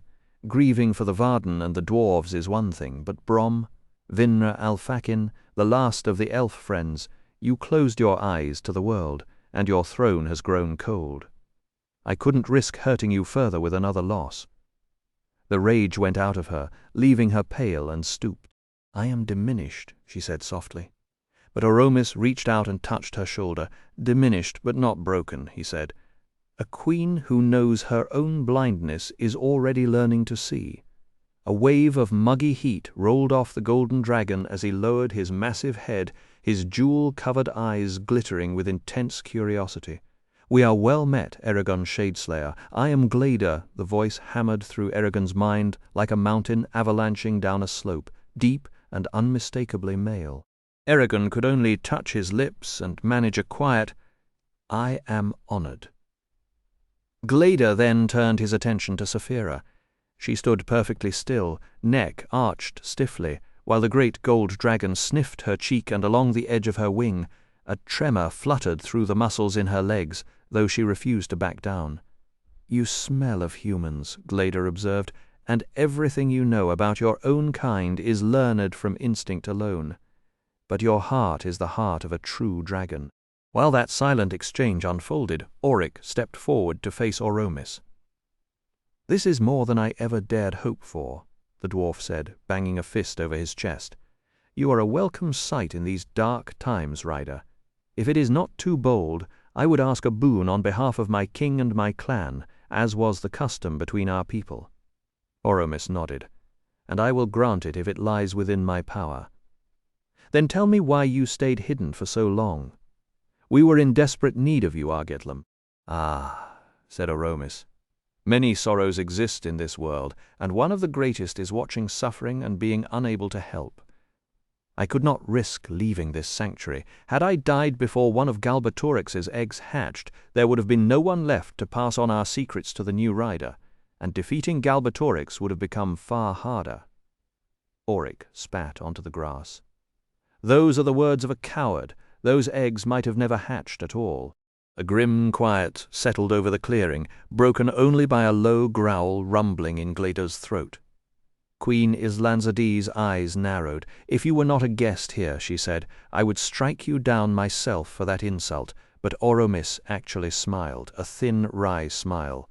"No, I am not offended. In fact, that is exactly the right reaction.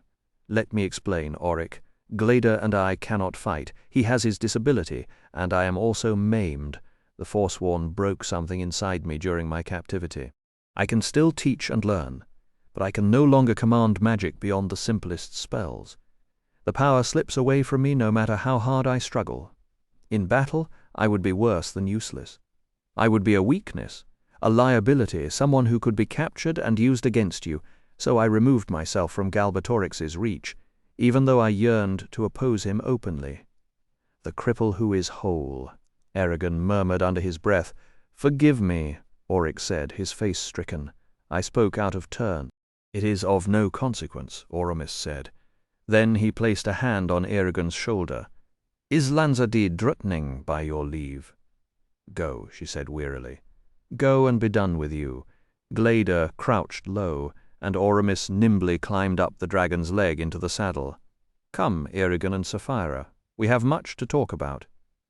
With that, the gold dragon sprang off the cliff and circled upward on a warm draught. Eragon and Auric clasped arms one last time. "Bring honor to your clan," the dwarf said.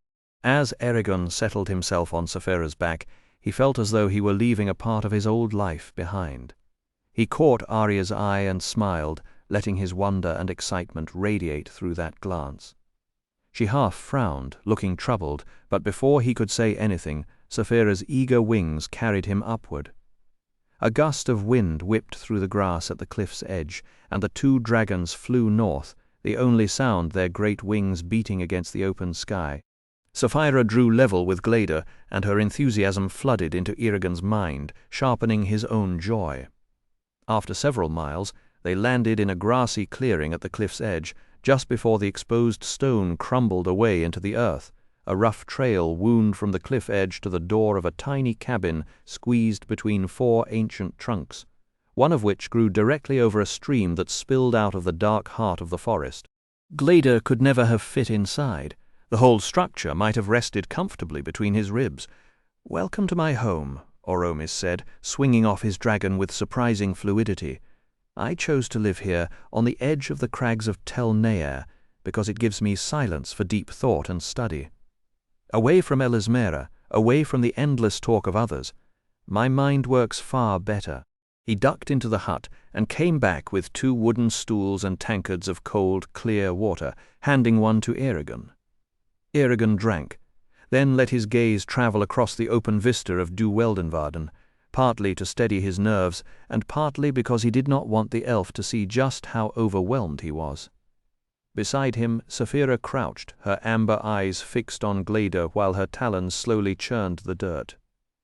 The quiet stretched until it became almost unbearable. 10 minutes crawled past, then 30. Then a full hour, marked by the slow slide of sunlight through the branches. Aside from the song of a distant bird and the stream's murmur, nothing moved. If this was an elvish exam in patience, Eragon thought, it was working, though he could not help wondering if there was a more efficient way to test him. He had survived a shade and a mad dash through the spine. A little silence was not going to kill him. At first his mind raced with questions, but eventually the stillness worked its way into him, and he let it. He simply watched the light shift and breathed. Only then did Oromis speak. "You have already learned the value of patience. That is good. It took Eragon a second to find his voice. "You can't stalk a deer if you're in a hurry." Oramis lowered his cup. "True enough. Now let me see your hands. They tell me a great deal about a person." Eragon pulled off his gloves, and the elf gripped his wrists with long, dry fingers tracing the calluses. "Tell me if I'm wrong. You have swung a scythe and pushed a plough more often than you have used a sword, though you know your way around a bow." "Aye, and you have spent little time writing or drawing, perhaps none at all." "Brom taught me my letters in term." Beyond what you choose to do, it seems plain to me that you are reckless and careless of your own safety." "Why do you say that, Oromis Elder?" Eragon asked, choosing the most respectful title he could think of. "Not Elder," Oromis corrected gently. "You will call me Master in the common tongue and Ebrithil in the ancient language, nothing else. You will show the same honor to Glada. We are your instructors, you are our students, and you will treat us with proper respect." His voice stayed soft, but it carried the weight of absolute authority. "Yes, Master Oromis." "And you, Saphira?" Eragon felt the burn of Saphira's pride as she forced herself to answer, "Yes, Master." Oromis nodded. "Now then, a person with your collection of scars has either been cursed with terrible luck, fights like a berserker, or deliberately goes looking for danger. Do you fight like a berserker? No. Nor do you seem unfortunate, in fact, quite the opposite. That leaves only one option, unless you have a different explanation." Eragon thought back over his life on the farm and along the road, trying to sort his choices into patterns. "I suppose once I commit to a goal or a path, I see it through, no matter the price, especially if someone I care about is in danger." His eyes flicked to Saphira. "And do you deliberately seek hard tasks?" "I like a challenge." "So you feel you must throw yourself against hardship in order to prove your strength?" "I love beating challenges, but I've known enough trouble to understand it's stupid to make life harder than it already is. Right now, staying alive takes all I've got. Yet you followed the Razak when you could have stayed safely in Palancar Valley, and you came here. It was the right thing to do." "Master." For a long while, neither of them spoke. Eragon tried to read the elf's face, but it was like trying to read a stone. At last Oromis stirred, and the silence broke. "Tell me, Eragon, did anyone in Tarnag happen to give you some sort of keepsake? A ring, a pendant, even a simple coin?" Eragon nodded and reached into his tunic, pulling out the necklace with its tiny silver hammer. "Ganel forged it at Hrothgar's request to keep anyone from spying on Saphira or me through magical means. They worried Galbatorix might have learned what I look like. How could you possibly know that?" Oromis inclined his head. "Because I could no longer feel your presence. Someone attempted to scry me near Silthrim about a week back." "Was that you?" The elf elder shook his head. "Once I had made contact with your mind through Arya, I had no reason to rely on such blunt instruments.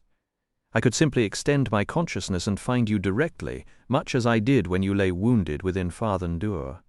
He lifted the amulet, spoke a few quiet phrases in the ancient language, and then let it fall back against Eragon's chest. "There are no hidden enchantments woven into it that I can uncover. Wear it always, it was a thoughtful gift." He pressed the tips of his long fingers together, his nails gleaming like polished fish scales, and gazed past them toward the bright horizon. "So, Eragon, why have you come?" "To finish my training, and what, in your view, does that involve?" Eragon shifted his weight, uncomfortable. "More instruction in magic and combat. Brom never got the chance to teach me everything he knew." Oromis regarded him steadily.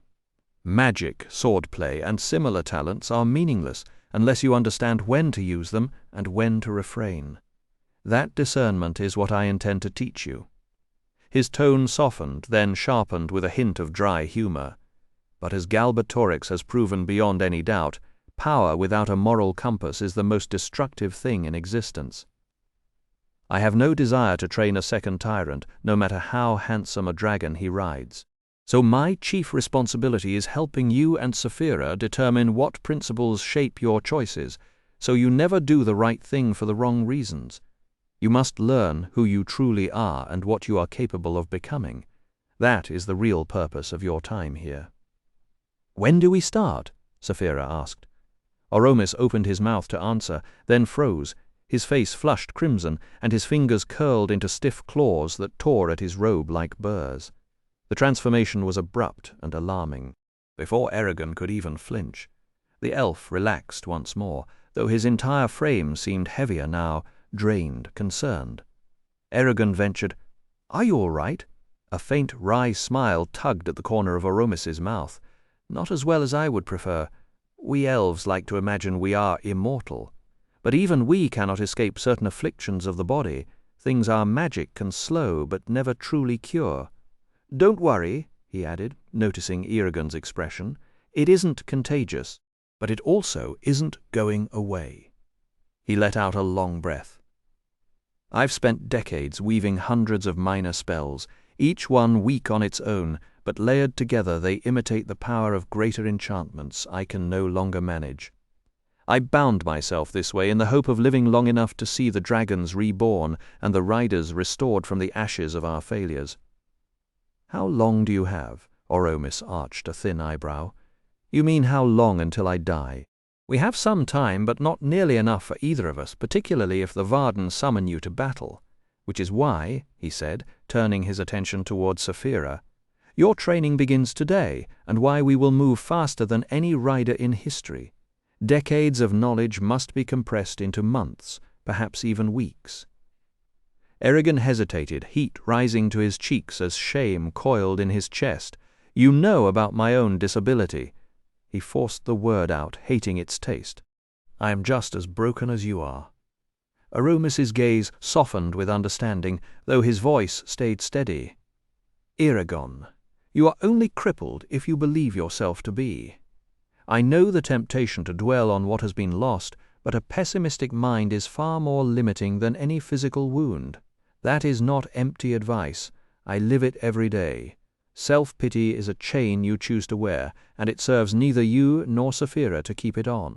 The other spell-weavers and I will dig into your affliction and see whether we can find some way to ease it, but for now your training goes ahead as if nothing has changed."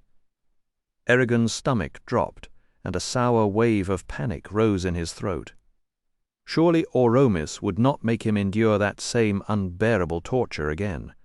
"The pain is too much," he said, his voice cracking. "It would destroy me, I cannot—" "No, Eragon, it will not destroy you, that much I know about your curse. But we each have our duty, you to the Varden, and I to you. We cannot turn aside simply because the road hurts. There is far too much at stake for us to fail now." Eragon could only shake his head as fear clawed at him, trying to find an argument that would hold, but the truth sat too heavy in his chest. "Eragon, you must take this burden willingly. Is there no one, nothing worth sacrificing yourself for?"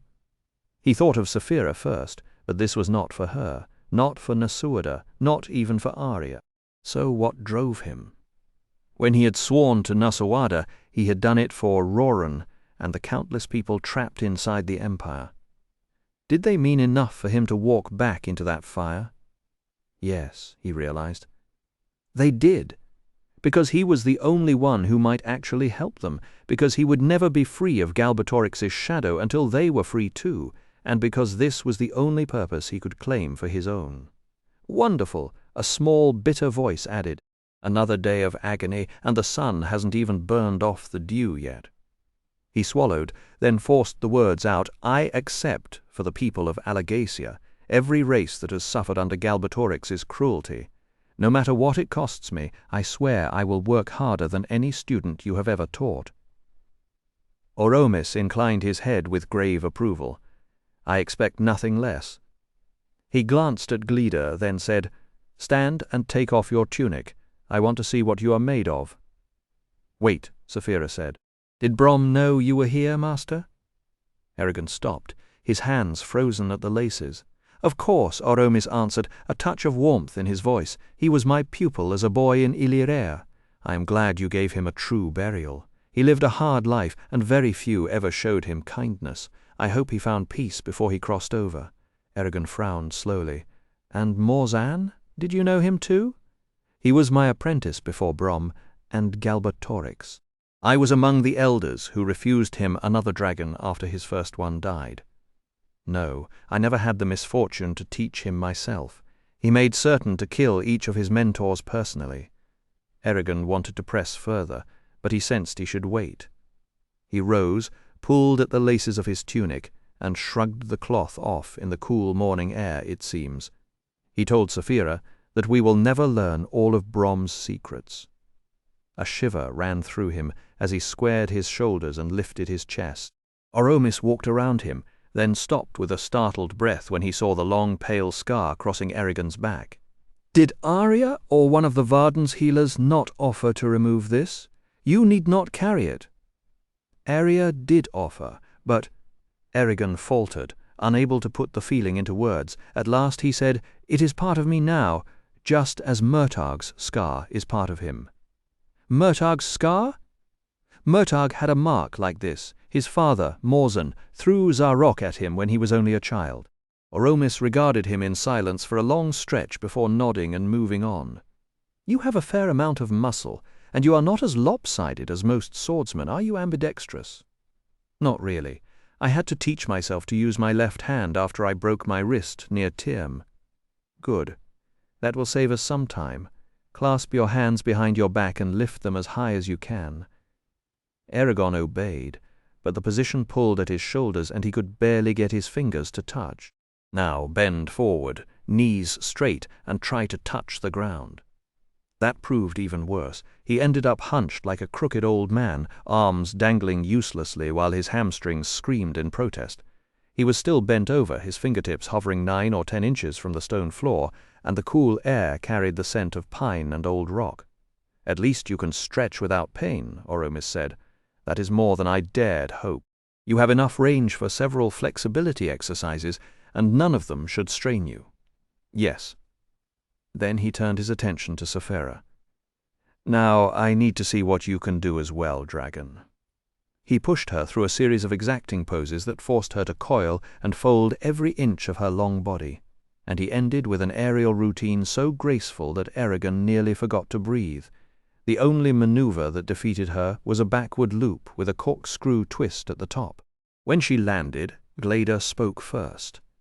"We coddled the riders," the Golden Dragon said. "If our hatchlings had been left to survive in the wild like Saphira, as our ancestors were, maybe they would have gained her skill." Oromis disagreed. Even if Saphira had been raised at Vroingard under the old traditions, she would still have been a remarkable flyer. He had rarely seen a dragon so naturally built for the sky. Saphira blinked, shuffled her wings, and then busied herself cleaning one of her foreclaws to hide the obvious pleasure in her expression. "You can improve as we all can," Oromis added, "but only a little." He settled back into his seat, his spine long and straight. For the next 5 hours, by Eragon's reckoning, Oromis picked through everything they knew like a miner sifting every layer of earth. He asked about plants, woodcraft, metals, and healing, but he saved his hardest questions for history and the ancient language.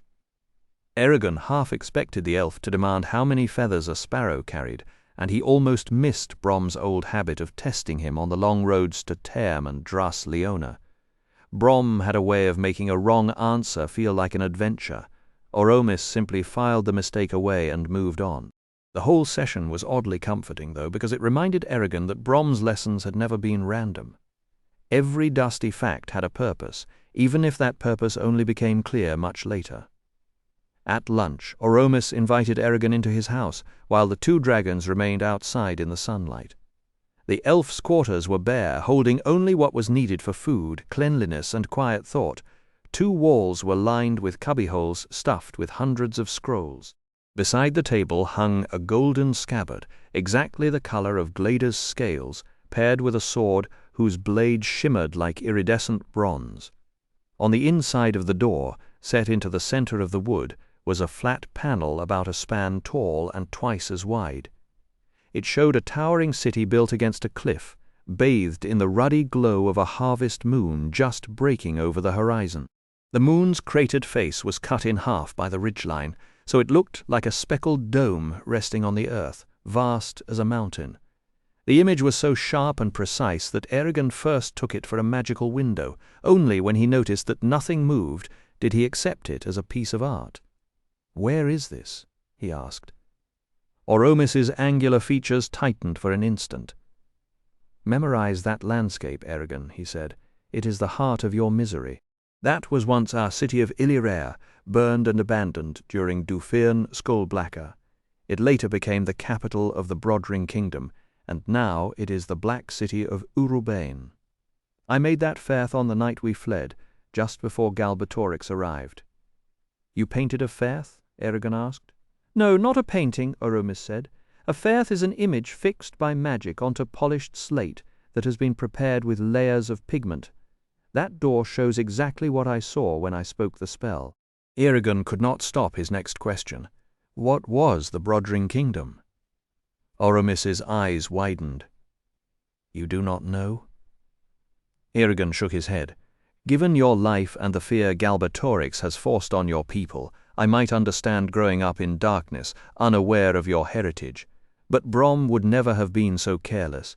He would not have left you without knowledge that even the youngest elf or dwarf possesses." "I probably know less about recent history than the children of your Varden," Oromis said. "They could teach me more about the past than I could ever tell you. Brom was more concerned with keeping me alive than telling me stories about dead people," Eragon replied. Oromis fell silent, and the pause stretched long enough that Eragon began to wonder whether he had spoken out of turn. Finally the elf said, "Forgive me, I didn't mean to question Brom's choices. I'm simply more impatient than I should be. We have so little time, and every new lesson I teach you takes away from what you might otherwise learn while you're here." He went to the curved wall, opened a row of hidden cupboards, and brought back bread rolls and bowls of fruit, which he arranged on the table.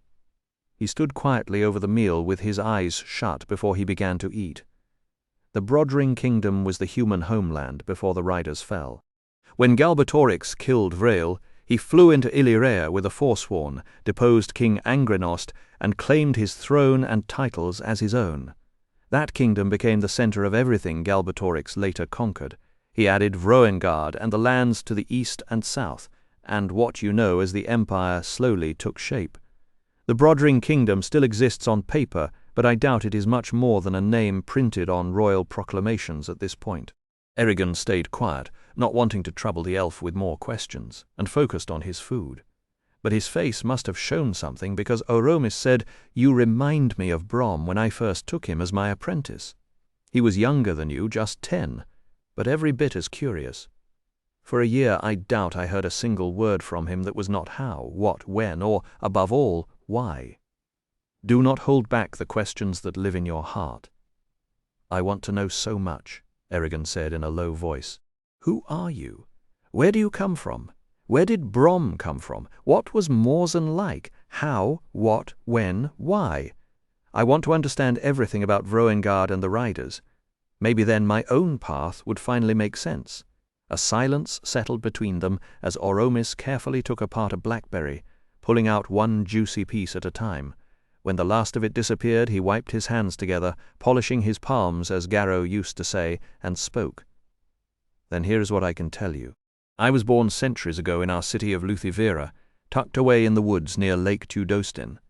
At the age of 20, as happens with all elf children, I was brought before the dragon eggs that the dragons had given the riders. Glader hatched for me, and we were trained together as riders. For nearly a century we travelled the length and breadth of the world carrying out Vrail's will. In time it was decided that we should retire from our travels and pass on our knowledge to the next generation. We took up a place in Illyria and taught new riders, 1 or 2 at a time, right up until Galbatorix destroyed us all." "And Brom?" Eragon pressed. "Brom came from a family of illuminators in Coasta, a town so completely cut off from the rest of Alagasia by the spine that it grew into a peculiar place full of strange customs and superstitions. His mother was Nelda, his father Holcomb. When he first arrived in Illyria, Brom would knock on any door frame 3 times before stepping through. The other students tormented him over it until he finally gave it up. A shame, really. Maybe a bit more knocking would have done some of them good." Oromis's brief hint of humor faded. "Morzan was my greatest failure. Brom idolized him. He never left his side, never contradicted him, never believed he could outdo Morzan in anything. and Morzan, I am ashamed to admit, since it was within my power to stop it, knew all of that and used Brom's devotion against him in countless ways. He grew so arrogant and so cruel that I nearly separated them myself. But before I could act, Morzan helped Galbatorix steal a dragon hatchling, Shruikan, to replace the dragon Galbatorix had lost. Along the way, Shruikan's original rider was killed. Then the two of them fled together, and our fate was sealed. A chill seemed to settle in the air around them. Oromis looked at Eragon, and for a moment his ancient eyes held something that was almost grief. You will never grasp what Morzan's betrayal did to Brom until you truly understand how deeply Brom loved him. It was not simple friendship. It was not even loyalty. It was complete devotion to the one person he believed could never fall. When Morzan fell, he brought that whole part of Brom down with him. When Galbatorix finally revealed himself and the Forsworn destroyed Brom's dragon, every ounce of rage and grief in Brom zeroed in on one target, Morzan. Oromis paused, his expression etched with solemnity. Do you understand why losing your dragon, or the reverse, normally proves fatal to the survivor? I can imagine, Eragon said, grimacing at the thought. The shock alone would be devastating, but the real killer is feeling part of your own mind, your own identity, die right along with them. When it happened to Brom, I believe he lost his grip on sanity for a while, Oromis said. After you were captured and escaped, you brought him to Elismera for safety, but he wouldn't stay. He marched with the army to the plains of Ilirea instead, where King Evandar was slain. The confusion then was beyond description. Galbatorix was busy consolidating his power, the dwarves were retreating, and the southwest churned with rebellion as human refugees fought to carve out what would become Serda. On top of it all, they had just lost their king. Out of that disaster, Brom somehow built a resistance, a darkly comic feat when you think about it. He hunted down exiles, broke prisoners out of their cells, and scraped together the ragged core of what would become the Varden. He led them for a few years, then handed the reins to someone else, not out of humility, but because he had a one-track mind when it came to Morzan's downfall. Brom personally put 3 of the Forsworn in the ground, Morzan included, and had a hand in the deaths of 5 others. He wasn't what you'd call a happy man, but he was a damn good rider and a good man, and Oromis considered knowing him an honor. I never heard his name connected to any of the Forsworn's deaths, Eragon objected. Galbatorix made sure of that. His reign depends on the illusion that no one can touch his servants. Admitting that someone already had would have cracked the whole facade. Eragon felt his mental picture of Brom shifting yet again, and it was getting harder to reconcile with each new layer. Storyteller, warrior, magician, dragon rider, and now firebrand, revolutionary leader and assassin. The pieces didn't fit together neatly, and the ache of that realization settled deep in his chest. I barely knew him, he thought. I wish we had sat down just once and talked about all of this. He was a good man, Eragon agreed, turning to the round window that overlooked the cliff's edge. Afternoon light flooded the room, warm and golden, and the scent of sun-baked pine drifted up from the treetops below. Saphira was making a spectacle of herself. She circled Glader, tail flicking, twisting to examine some random tree, then shuffling her wings and inching toward the larger dragon like she was deciding whether to pounce on a rabbit. It was cute, in a way that made Eragon want to hide his face. She reminded him of a kitten trying to coax an old tomcat into playing, except Glader stayed stone-faced through all her antics. "Saphira," he said. She flicked a distracted thought at him. "Saphira, answer me." "What? I know you're excited, but don't make a fool of yourself. You've made a fool of yourself plenty of times," she snapped. The words hit him like a slap, casually cruel in a way that felt almost human. "That doesn't make it any better," he managed. She grunted and shut him out, though the thread of her emotions still hummed between them, taut and distant. When Eragon came back to himself, Oromis was watching him with those pale grey eyes, sharp enough to read every hidden exchange. Eragon forced a smile and nodded toward Saphira.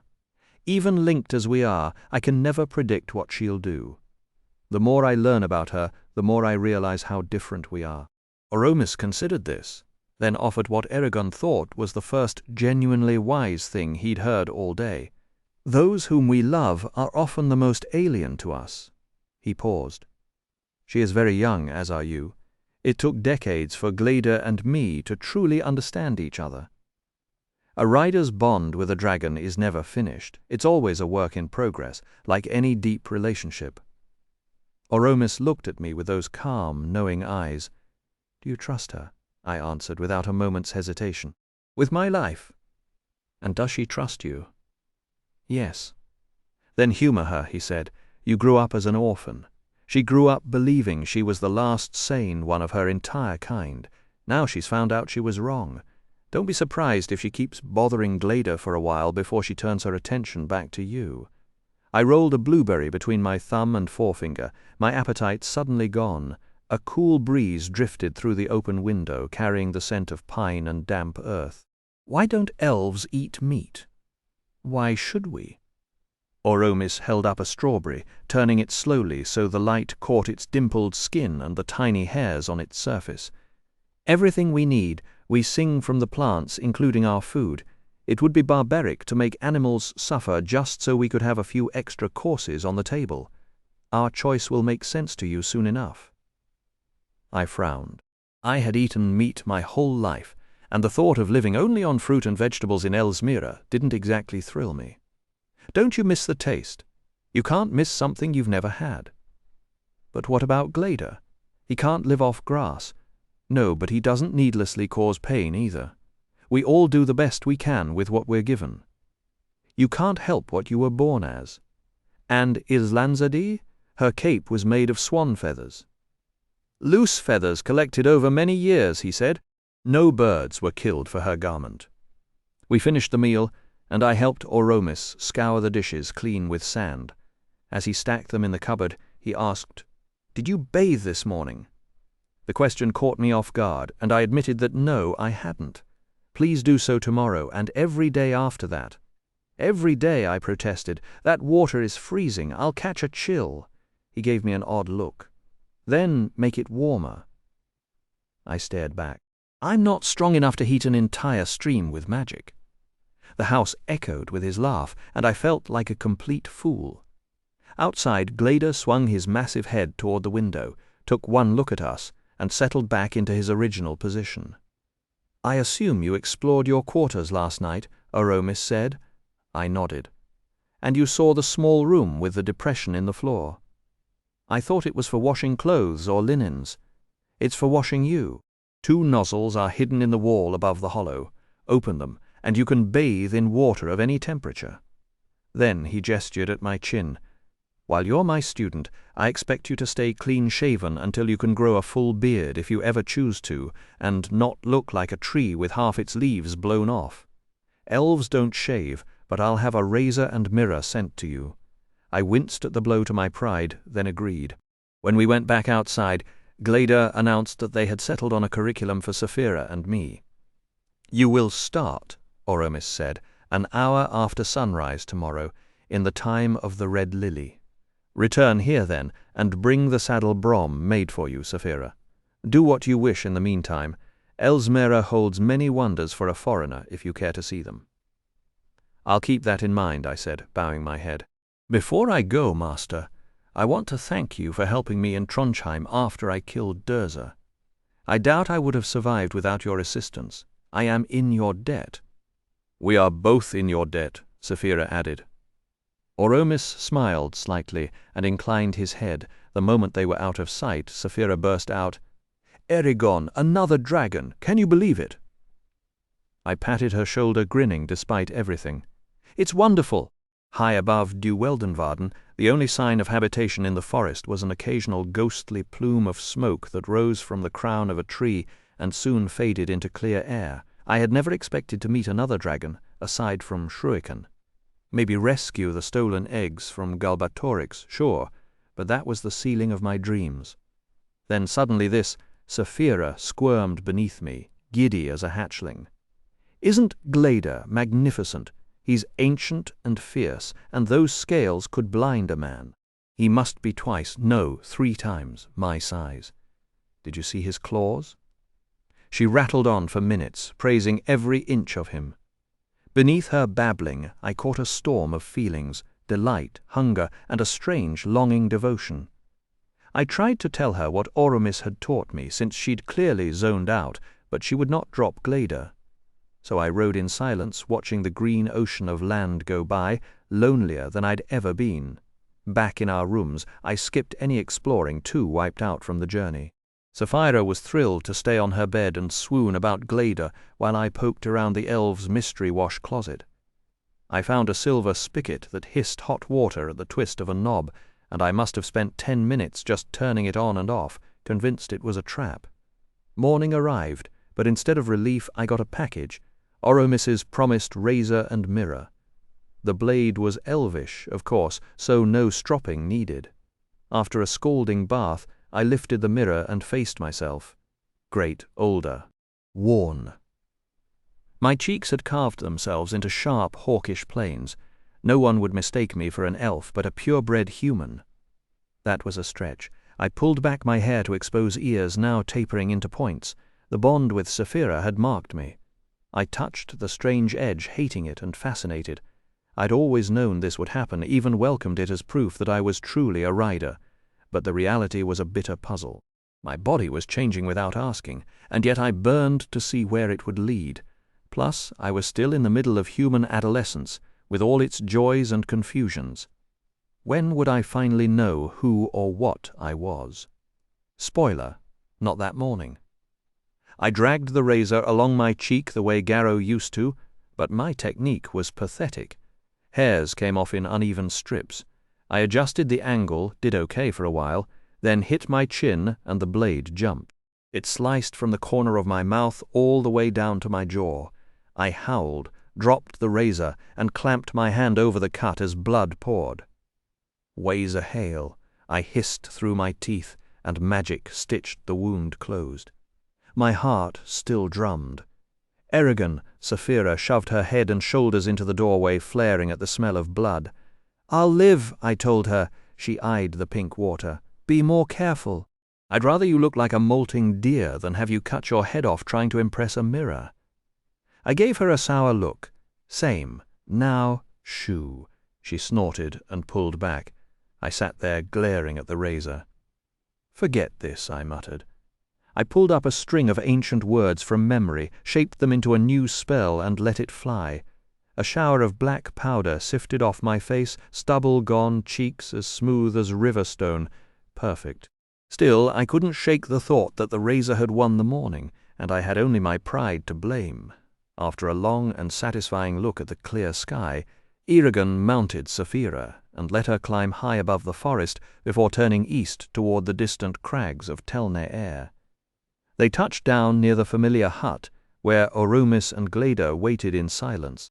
Oromis ran his fingers along the straps of Sapphira's saddle, checking each buckle and stitch, then nodded and said it was more than acceptable, especially for work done in an emergency.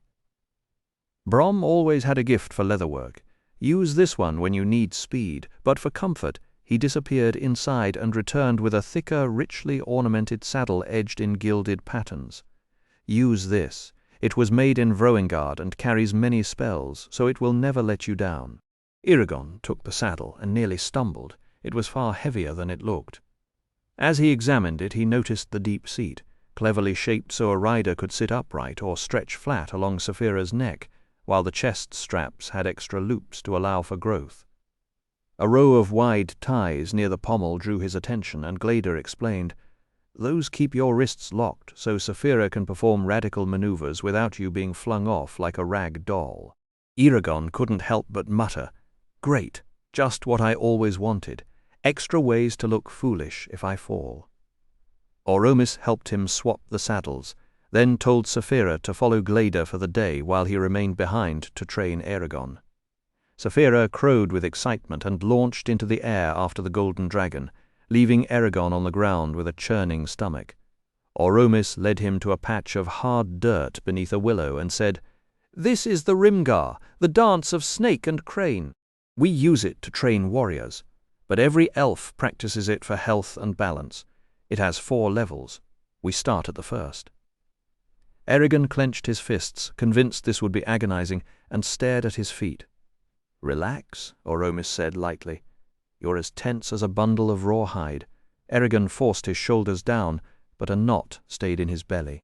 Then Oromis walked him through the first movements, feet together, arms raised, palms touching, a deep bend to the ground, a jump back, then an upward push into a triangle. To Eragon's complete surprise, the positions were gentle enough that his back didn't scream, but demanding enough that sweat popped out on his forehead. He felt a grin spread across his face, and, for the first time since before the battle at Farthendur, he moved without fear. Maybe I really am getting better.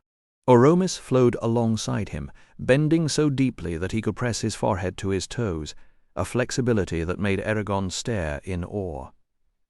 Oromis moved through the entire session with a stillness that seemed almost inhuman, as if he were taking a casual walk rather than pushing Eragon to his limits.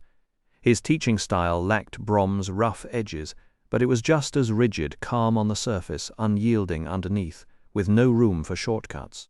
When they finally stopped, he simply said, "Let us wash the sweat from our limbs." They walked to the stream beside the dwelling and stripped down without ceremony. Eragon tried not to stare, but his curiosity got the better of him. The elf was lean to the point of being gaunt, yet every muscle stood out in sharp, precise relief, like the lines of an old woodcut. There was no hair on his chest or legs, not even a trace, which made Eragon think of a carved statue rather than a living man. In Carverhall he had grown up around bearded, burly hunters, so this hairless form struck him as almost unsettling, though he had to admit there was a sleek, feline grace to it.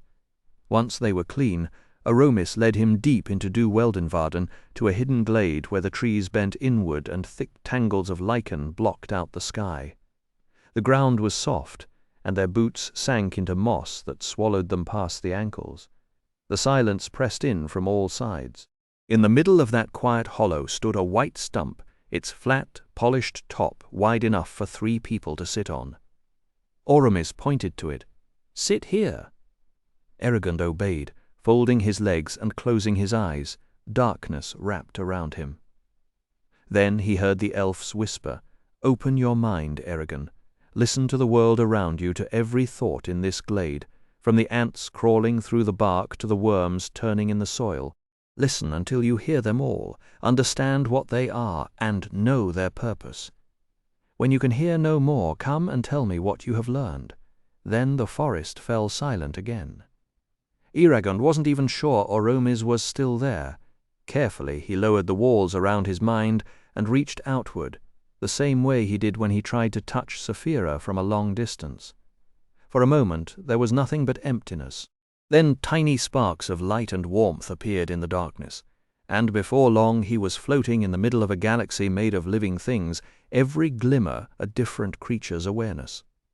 Up until now, whenever he'd linked minds with someone, Kadok, Snowfire, or even Solembum, he had zeroed in on that one being like shining a lantern in a dark room. This was entirely different. This was like standing in a packed crowd, suddenly hearing every conversation at once after being deaf his whole life. Great, just great. There he was, completely open, every corner of his consciousness exposed, a perfect target for anything that wanted to slither in and take control. He curled inward instinctively, and his connection to the hollow vanished. Remembering one of Oromis's drills, he forced himself to slow his breathing and focus on the rhythm of his lungs until the panic eased. Then, gingerly, he opened his mind again. This time he was ready for what he felt, or so he told himself. Insects dominated the glade. Their numbers were staggering. A single square foot of moss held tens of thousands of tiny lives, and those numbers multiplied endlessly through the hollow and far beyond, spilling into the forest like an ocean he couldn't see. The sheer scale of it rattled him. He'd always known humans were scarce and scattered across Alagasia, but being here made him realize just how massively outnumbered they were by a world of crawling, buzzing things. Curious, and needing something familiar to focus on, he turned his attention to the red ants marching in neat columns across the ground and up a wild rosebush, just as Oromis had mentioned. He didn't pick up actual thoughts from them, their minds were too simple for that, but he felt clear urges: hunger, caution, the drive to defend home, the pull to reproduce. By watching those instincts, he could start to piece together why they moved the way they did. He found it oddly fascinating that, apart from a few scouts wandering beyond the colony's borders, the ants always seemed to know exactly where they were heading. Try as he might, Eragon could not uncover the signal that kept the ants moving in such perfect lines, yet their paths from nest to food and back were as regular as the turning of a wheel. What they did with their food, however, was something he had never imagined. Yes, they killed and scavenged like any proper predator, but most of their energy went into nursing a scattering of tiny life forms that clung to the rosebush. He strained his senses to understand those specks, and when the answer finally clicked, he almost laughed at the absurd simplicity of it. Aphids. The ants were farmers, herding the aphids like cattle, stroking their bellies with the tips of their antennae to draw out sweet nourishment while guarding the flock from any threat. He felt slightly ridiculous for having expected something more mystical. Curious, he followed the ants beneath the soil, tracing a hidden maze of tunnels and chambers until he reached a cavern occupied by a single ant several times larger than the others. Workers swarmed around her, pushing her this way and that, grooming her, and carrying away the small pale droplets she released at steady intervals. He could not guess her purpose, and after a long while he decided there was nothing more to learn by sitting there all day. Just as he prepared to return to his own body, a squirrel bounded into the glade. To senses attuned to the slow buzz of insects, the animal was like a vivid flare, and Eragon was instantly flooded with its life, the sharp, piney smell of the forest through its nose, the rough scrape of bark under its claws, the swish of air through the plume of its tail. Compared to an ant, this creature burned with a fierce, undeniable intelligence. Then it leaped away, and the world went dark and still. When Eragon opened his eyes, he took a slow breath and looked around, truly noticing for the first time how much hidden life surrounded him. Unfolding his stiff legs, he walked over to the rosebush and bent close to the branches. Sure enough, the aphids were there, along with their crimson guardians, and near the plant's base sat the mound of pine needles that concealed the ants' entrance. It was odd to see it with his own eyes, because nothing about the scene betrayed the complex, subtle interactions he had just witnessed. He returned to the clearing, stepping carefully and wondering what quiet drama might be crushed under every heel. Then he emerged from the shelter of the trees and could not believe how low the sun had sunk. He must have spent at least 3 hours watching that patch of ground. He found Oramis in the hut, scratching away with a goose-quill pen. The elf finished his line, wiped the nib clean, stoppered his ink, and asked, "And what did you hear, Eragon?" Eragon poured out everything, his voice rising with excitement over the ants' society, the aphids, the strange giant ant below the earth, and every tiny observation he had stored away. He was proud of how much he had gathered. When he finally stopped, Oramis lifted an eyebrow. "Is that all?" Dismay coiled around him as he realized he had missed the point of the exercise. "Yes, Ibrithil? And what about the other organisms in the earth and the air? Can you tell me what they were doing while your ants tended their herds?" "No, Ibrithil." Oramis set down his quill. "Therein lies your mistake. You must become aware of all things equally, and not blinker yourself in order to concentrate on a particular subject. Here's the core lesson," Oramis said, tapping the table. "Until you've truly mastered it, you'll be meditating on that stump for an hour every day. When you can observe one thing and understand everything from it, you'll know you're there." Eragon frowned, but joined Oramis at the table. The elf laid down a blank sheet, a quill, and an ink bottle. "You've gotten by on scraps of the ancient language. None of us know every word, but you need the grammar and structure down so you don't accidentally destroy yourself with a misplaced verb. I don't expect you to speak like an elf, because that's a lifetime's work, but I do expect unconscious competence, using the language without thinking. Plus, you'll need to read and write it. That helps with memorizing, and it's key if you ever need a long spell and your memory isn't up to the job, or if you find a spell written down and want to use it." He gestured at the paper. "Every race has its own way of writing the language. Dwarves and humans use runic alphabets, but those are makeshift tools that can't capture the real subtleties, Our Lidwen Kavedi, the poetic script, was designed to be as elegant and exact as possible, 42 shapes that combine into nearly endless glyphs for single words or whole phrases. The mark on your ring is a glyph, the mark on Zarok is another. Now then, what are the basic vowels? Excuse me, that's when Eragon's holes began to show. Brom had taught him survival words and hammered his pronunciation until it was sharp. But grammar? Nobody had bothered. He couldn't tell you the difference between a definite and an indefinite article if his life depended on it. Oromis didn't flinch, or if he was secretly grinding his teeth, he hid it well, and just kept drilling.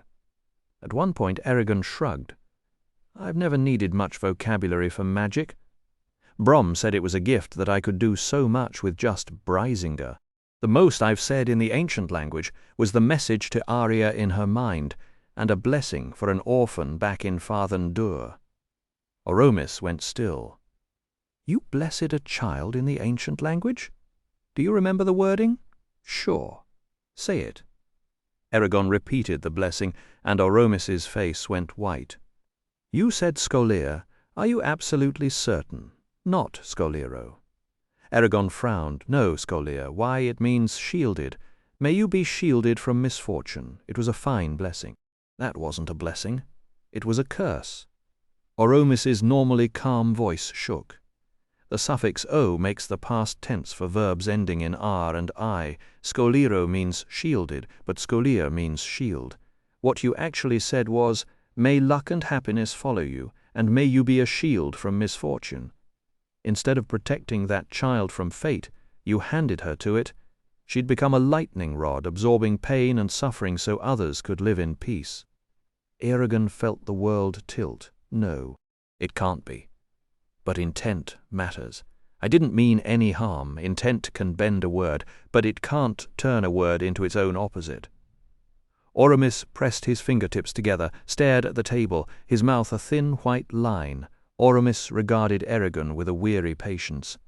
I'll take you at your word that you meant no harm, he said, his voice low, or else I'd refuse to keep teaching you.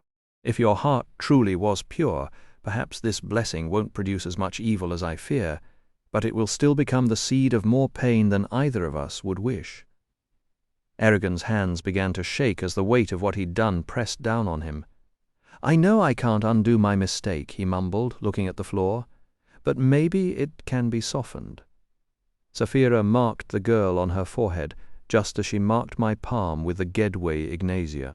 For an instant, Oromis seemed to lose his composure, something Eragon had never witnessed before. The elf's grey eyes went wide, his mouth fell open, and his fingers dug into the arms of his chair until the wood groaned. A child bearing the mark of the riders, yet not a rider, he whispered. In all my centuries, I've never seen anyone like the two of you. Every choice you make ripples outward further than anyone could guess. You reshape the world on a whim. Is that good or bad? Eragon asked. Neither. It simply is. Oromis paused, then asked, Where is the child now? Eragon tried to gather his thoughts. With the Varden, either in the Dwarven city or somewhere in Surda. Do you think Saphira's mark will help her? I don't know, Oromis said. There is no precedent to guide us. There must be a way to remove the blessing, to cancel the spell, Eragon pleaded. There are ways, but you would have to perform them yourself, and you can't leave your training now. Even with the best luck, traces of your magic will cling to that girl for the rest of her life. That is the nature of the ancient language. He studied Eragon's face. I see you grasp how serious this is, so I'll say it only once. You carry full responsibility for this girl's fate, and because of the wrong done to her, you are duty-bound to help her whenever the chance appears. By the rider's law, she is your shame, as if she were a child born out of wedlock. A disgrace among humans, if I recall correctly. Aye, Eragon whispered. I understand. Inside, a bitter, unwelcome thought surfaced. He had shackled a helpless baby to a destiny she never chose. Could anyone truly be called good if they never had the chance to be bad? He had turned her into a slave. If someone had bound him like that without permission, he would hate his jailer with every breath. "Then we will speak of this no more," he said, forcing the words through his throat. "Yes, master." The walk back to the clearing was silent, and Eragon kept his eyes on the ground, avoiding the gaze of every elf who passed. By the time the sun sank into the tree-tops, he was still hollow-eyed and quiet. When they stepped outside to meet Saphira and Glader, the wind from the dragon's wings shook the branches and scattered loose leaves across the clearing. Saphira pranced toward him, proud as a cat with a fresh kill, her jaws stretched into a wolfish grin. A stone cracked under Glader's weight as the ancient dragon fixed one enormous eye, big as a dinner plate, on Eragon. "What are the 3 rules for spotting downdrafts and the 5 for escaping them?" he rumbled. Startled, Eragon blinked. I don't know." Then Oromis turned to Saphira. "What creatures do ants farm, and how do they milk them?" Saphira sniffed. "I wouldn't know," she declared, sounding insulted. A flash of anger crossed Oromis's eyes, though his voice stayed calm. He crossed his arms. "After everything you two have been through, I'd have thought you'd learned the most basic lesson of a Shortugal. Share everything with your partner. Would you cut off your right arm? Would you try to fly with one wing? No? Then why do you ignore the bond between you? By doing so, you reject your greatest strength, the edge that lets you defeat any single enemy. You should not merely speak with your minds. You should merge your consciousnesses until you think and act as one. From now on, I expect each of you to know whatever the other has learned. What about our privacy?" Eragon objected. Privacy. Glader's voice was calm, but the word landed like a hammer. "Keep your thoughts to yourself when you leave here, if that pleases you. But while we tutor you, you have no privacy." Eragon's stomach dropped as he glanced at Saphira. She avoided his gaze, then stamped one foot and faced him head-on. "What? They're right, we've been careless." "I didn't say it was your fault." But she had already guessed his real thought. He resented the attention she gave Glader, and how that connection kept pulling her away from him. "We'll do better, won't we?" "Of course," she snapped. She still didn't offer Oromis or Glader an apology, so Eragon had to shoulder that burden alone. "We won't disappoint you again." Oromis studied them both. "See that you don't. Tomorrow you will be tested on what the others learned." He opened his palm, revealing a small round bauble. It was about the size of a walnut, carved with deep twisting whorls that led up to a knob shaped like a moss rose blossom. "Wind it regularly, and it will wake you at the proper time each morning. Return here once you have bathed and eaten." The device was surprisingly heavy when Eragon took it, as if it were packed with stone. He turned the knob, heard 3 clicks from a hidden ratchet, and managed a quiet, "Thank you." Under the great Manoa tree they said their farewells, and then Saphira took off with her new saddle swinging from her front claws. All around them, the lanterns of Elsmera glittered through the ancient branches as the city settled into evening. Neither of them spoke about it, but their minds eased open as they flew, and Eragon's tangled emotions spilled through the connection before he could stop them. "What happened then?" Saphira asked. The pain behind his eyes throbbed as he told her about the terrible crime he had committed in Farthen Dûr, the blessing that had twisted into something cruel. Saphira was just as horrified as he was. "Your gift may help that girl," he said, "but what I did is inexcusable. It will only hurt her. The blame isn't all yours. I shared your knowledge of the ancient language, and I didn't see the mistake either." Eragon stayed silent. "At least your back didn't cause any trouble today. Be grateful for that," he grunted. "Oh yes, wonderful. His back was fine, while the rest of his choices crumbled into ash. And what did you learn this fine day?"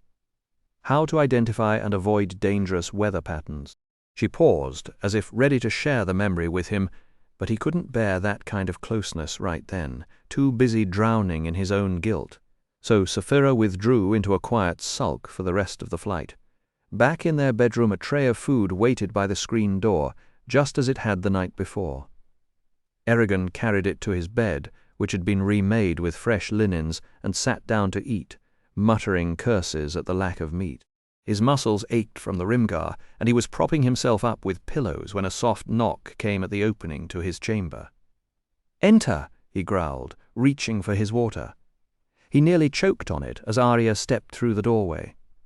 She had traded her usual leather for a soft green tunic, cinched at the waist with a girdle dotted with moonstones. Her headband was gone, and her dark hair spilled freely around her face and shoulders. But the real change wasn't her clothes. It was the way she carried herself. The brittle tension that had clung to her since the moment Irigon first met her had melted away, leaving something almost peaceful in its place. Her feet were bare, and she moved without a sound. Irigon scrambled up, surprised. "Arya, why are you here?" She touched her first 2 fingers to her lips. "Do you plan on spending another evening inside?" "Aye, you've been in Elsmere for 3 days now and still haven't seen anything of our city. I know you've always wanted to explore. Set aside your weariness for once and come with me." She glided toward him, lifted Zarok from where it lay by his side and beckoned. Eragon, still off balance, had no choice but to follow. He climbed off the bed and followed her into the entryway, dropping through the trapdoor and down the steep, twisted stairway that wound around the rough trunk. Above, the last gold of sunset bled through gathered clouds before the sky snuffed it out. A chunk of bark smacked Eragon on the head. He looked up to see Saphira perched on the edge of their room, talons dug into the wood. She launched herself without spreading her wings, plummeted 100 feet, and hit the ground with a booming puff of dust. Then, "I'm coming." Arya smiled as if she'd expected exactly that. Eragon frowned. He'd wanted to be alone with her, but he knew better than to argue. They moved into the trees, where dusk was already creeping out of hollow logs, rock crevices, and under the crooked eaves of root-grown homes. Gem-bright lanterns hung at intervals, casting warm little pools of light along the path. Elves worked in those glow bubbles most alone, a rare couple touching shoulders. High above, several elves played slow, melodic songs on reed pipes. Others just stared at the sky, hovering in that calm place between awake and asleep. One elf sat before a spinning pottery wheel, a delicate urn taking shape under his fingers, with the Wecat Maud crouched in the shadows beside him, watching. Maud's eyes flared silver as they passed, and the elf looked up, nodded, and went right back to his work. Through a gap in the trees, Eragon spotted a figure, impossible to tell gender, squatting on a boulder in a stream, whispering a spell over a crystal orb. He craned his neck, but the image slipped away into the gloom. "What do most elves actually do for a living?" he asked, keeping his voice low so he wouldn't shatter the peace. Arya answered just as quietly. "Our magic gives us all the leisure we want. We don't hunt or farm. We spend our days chasing whatever fascinates us, and there's almost nothing we're forced to do." Eragon couldn't tell if that sounded like paradise or an endless recipe for boredom. He'd seen enough of human villages to know that a life with no struggle was a strange thing to wrap his head around. They ducked through a tunnel of dogwood vines and entered the open atrium of a house that had grown from a ring of trees. In the center stood a wall-less hut sheltering a forge and a rack of tools that would make his old friend Horst weep with envy. A woman elf held tongs in a bed of glowing coals, her right hand working the bellows. With startling speed she drew out a white-hot steel ring, hooked it through the edge of an unfinished mail shirt on the anvil, grabbed a hammer, and sealed the ring shut with a single burst of sparks. Only then did Arya step forward. "Atra esterni ono thilduin," she said. The elf turned, her face lit from below by the ember's crimson glow. Her skin was traced with a delicate web of lines, the oldest Eragon had seen on any elf, and she didn't answer Arya's greeting, which he knew was a serious insult, especially from a commoner to the Queen's daughter. "Runan Elder," Arya said. "I've brought you the newest rider, Eragon Shadeslayer." Runan stared at Arya. "I heard you were dead." Her voice was a low, rasping scratch. Unlike any other elf's, it reminded Eragon of the old men in Carver Hall who sat on their porches, puffing pipes and spinning tall tales. Arya smiled. "When did you last leave this house, Runan?" "You should know. That midsummer's feast you dragged me to." She frowned, banking the coals and covering them with a grated lid. "Was it really 3 years ago?" She sounded less annoyed, more weary. Eragon decided he liked her. The old smith's mood curdled the moment she laid eyes on her visitors. Well, what of it? I find company trying. All that mindless chatter is enough to drive anyone mad. She shot Arya a sharp look. Why are we even speaking this common gibberish? I suppose you want me to forge a sword for him. You know I swore an oath never again to create an instrument of death, not after that treacherous rider and the destruction he brought with my blade. Eragon already has a sword, said Arya. She raised her arm, offering Zarok to the smith. Runan's expression softened into wonder as she accepted it, her fingers gliding over the wine-red sheath, pausing on the black symbol etched into the leather, then brushing away a fleck of grime from the hilt. When she drew the blade, she did so with the certainty of a seasoned warrior.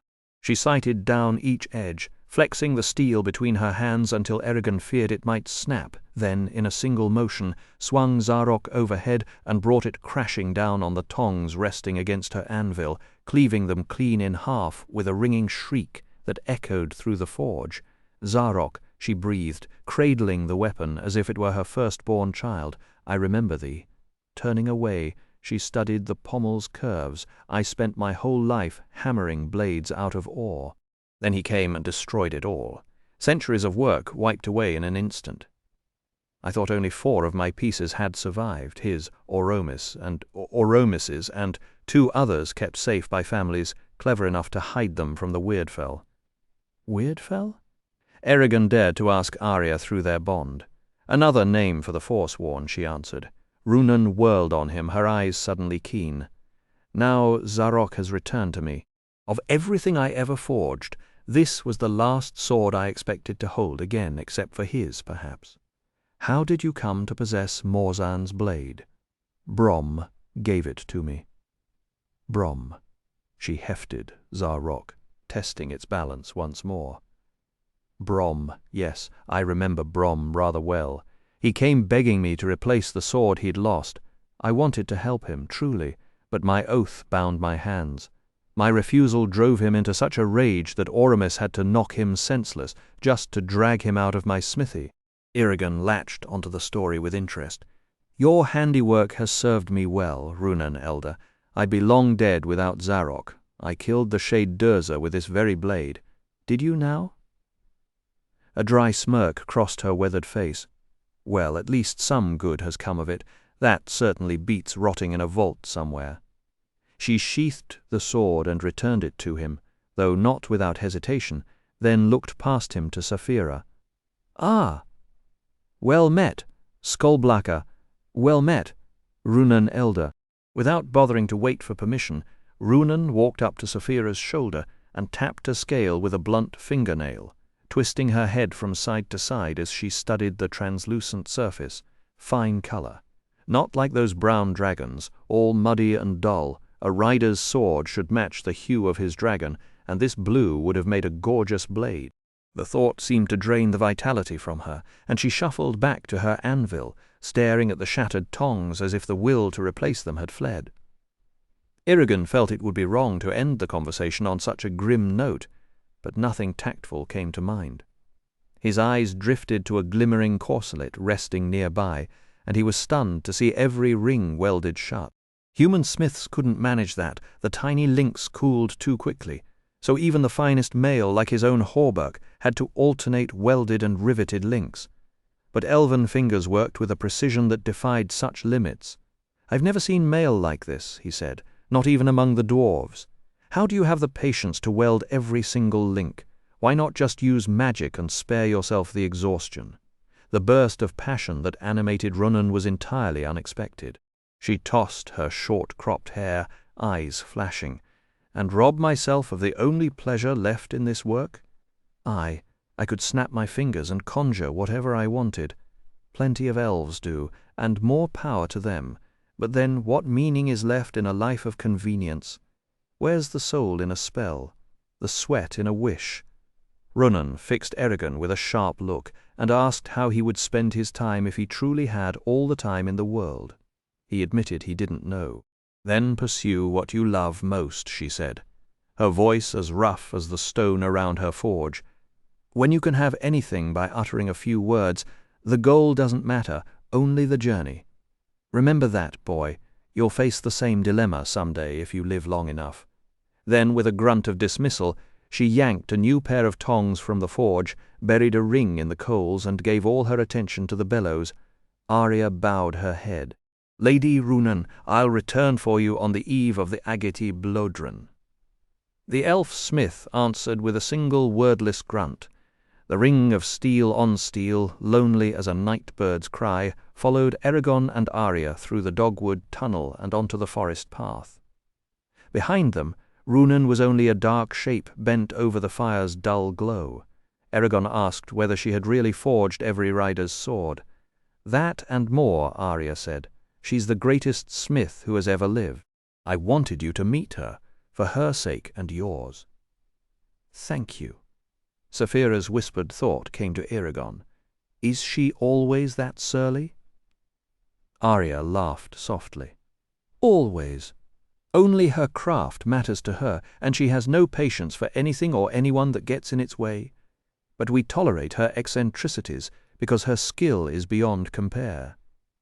Eragon then tried to puzzle out the words Ageti Blodren. He knew Blod meant blood, and Blodren meant blood oath, but Ageti was a mystery. "Celebration," Arya said when he asked. "We hold the blood oath celebration once every century to honor our pact with the dragons. You two arrived at a fortunate time. It's almost upon us." Her slanted eyebrows drew together. Fate has arranged a most auspicious coincidence. Eragon thought auspicious was one word for it. A forest full of elves, centuries-old blood promises, and a dragon who was still learning to trust anyone. This would either be magnificent or an absolute disaster. He didn't dare say that aloud. Instead, he followed Arya deeper into Duweldenvarden through thickets of nettle and currant until the last lantern glow vanished behind them. Saphira's night vision kept him from tripping over roots, though more than once a low branch scraped his cheek. The crags, gnarled trees grew broader and closer, pressing in on every side until the path seemed impossibly blocked. Just when Eragon felt the forest would swallow them, the trees fell away and they stepped into a clearing bathed in silver. A single pine tree stood at the center, no taller than its neighbors, but so enormous around that 100 trees couldn't match its girth.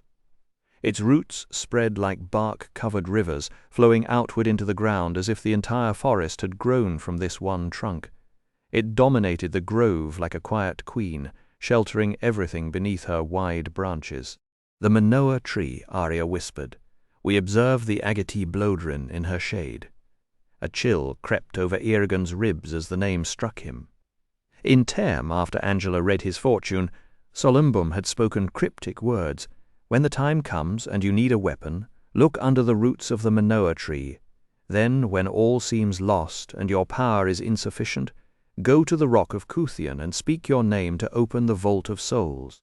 Eragon still couldn't imagine what kind of blade could lie buried under such a tree, or how he'd ever find it. "Do you see anything?" he asked Saphira. "No," she replied, "but I suspect Solembum's words won't make sense until our need is clear." Eragon related both halves of the Wekat's council to Arya, as he had with Ajihad and Islanzadi, but he kept Angela's prophecy to himself. It was too personal, and he feared that if he shared it, Arya might see the truth of his feelings for her. After Eragon fell silent, Arya considered his words before answering. "Werkats aren't known for generosity," she said slowly. "When they do offer help, it's wise to take it seriously. For all my years I know of no hidden weapon in these lands, not in songs, not in legends. As for the Rock of Kuthian, that name haunts the edges of my memory like a dream I can't quite recapture. Familiar, yet impossibly far away. I know I've heard it before, but where, I can't say." They had reached the base of the Manoa tree. In the dim light, Eragon spotted a river of ants flowing across the roots, dark specks against the bark.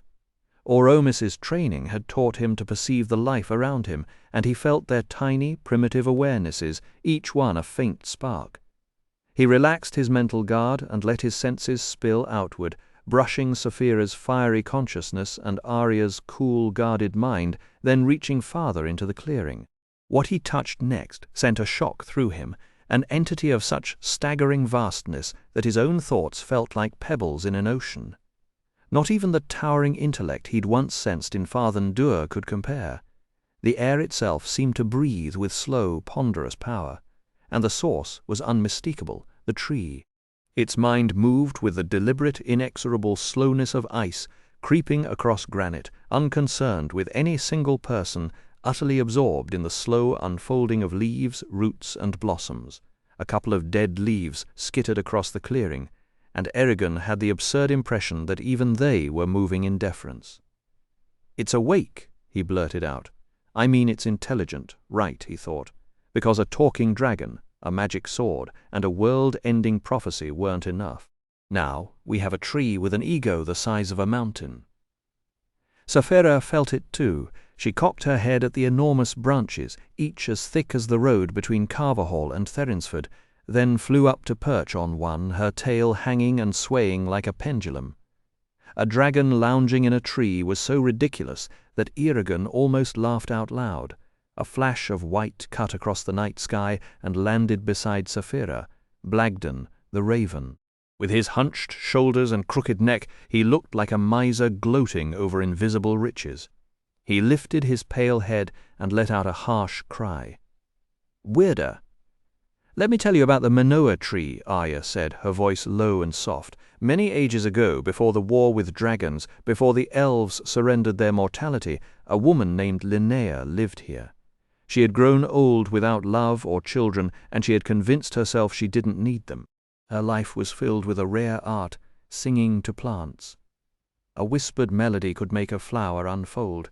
The very forest would lean toward her voice. Then a young man came to her door. He was charming, bright, and he woke something in her she had never dared acknowledge, a desperate hunger for all she had missed. She put aside her songs and followed him, and for a while they were happy. But he was young, and his eye began to wander. He found a woman closer to his own age, with a laugh that sounded like a brook, and he loved her. For a while they too were happy. When Linnea learned she had been cast away, her grief curdled into madness. He had shown her the fullness of life, then torn it away with no more thought than a rooster hopping from hen to hen. She confronted him, and in a rage killed him with a single stab. Even then she knew it was evil. She knew what she had become. She understood that even if cleared of murder charges, her old life was gone forever. Joy had drained out of everything, so she sought out the oldest tree in Duweldenvarden, leaned into its bark, and sang with all her being, renouncing her own kind. For 3 days and nights her voice rang through the forest, and when at last she fell silent, she had merged with the plants she loved. All the millennia since she has watched over the woods, and that is how the Manoa tree came to be. The night air smelled of pine and damp earth, and fireflies drifted through the clearing. When Arya finished, she and Eragon were perched side by side on a giant root 12 feet above the ground. Eragon kicked his heels idly, wondering if she meant the story as a quiet warning or just a piece of history. Any doubt vanished when she asked, "Do you think that young man was responsible for what happened?" He replied carefully, aware that a clumsy answer might alienate her. He was cruel, but Linnea overreacted. They both share the blame. Arya held his gaze until he had to look away. They were never right for each other. Eragon started to argue, then caught himself. She was correct, and she had guided him into saying it aloud, straight to her face. "Maybe," he admitted. The silence between them stacked up like sand against a wall neither dared break. From the edge of the clearing, the cicadas buzzed in their high-pitched chorus. He tried to think of something clever, but his brain offered only a mental image of himself, tripping over his own feet. "Being home seems to agree with you," he managed, hating how flat it sounded. She said it did.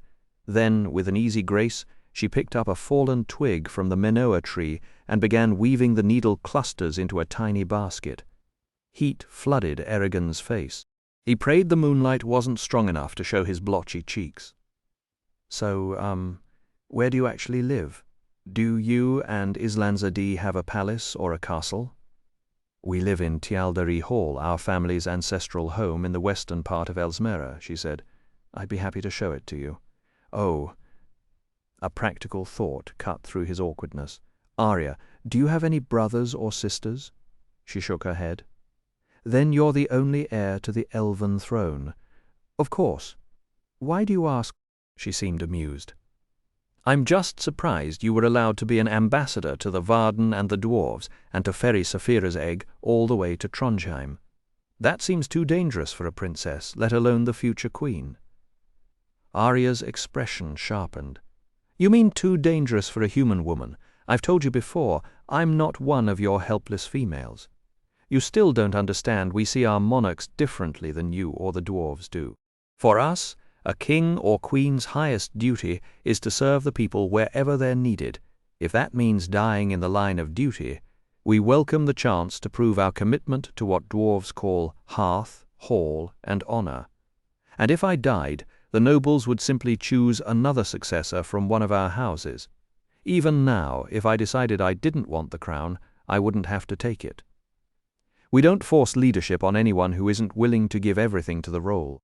She paused, then pulled her knees to her chest and rested her chin on them. I had years to perfect those arguments with my mother. For a minute the cicadas filled the silence again.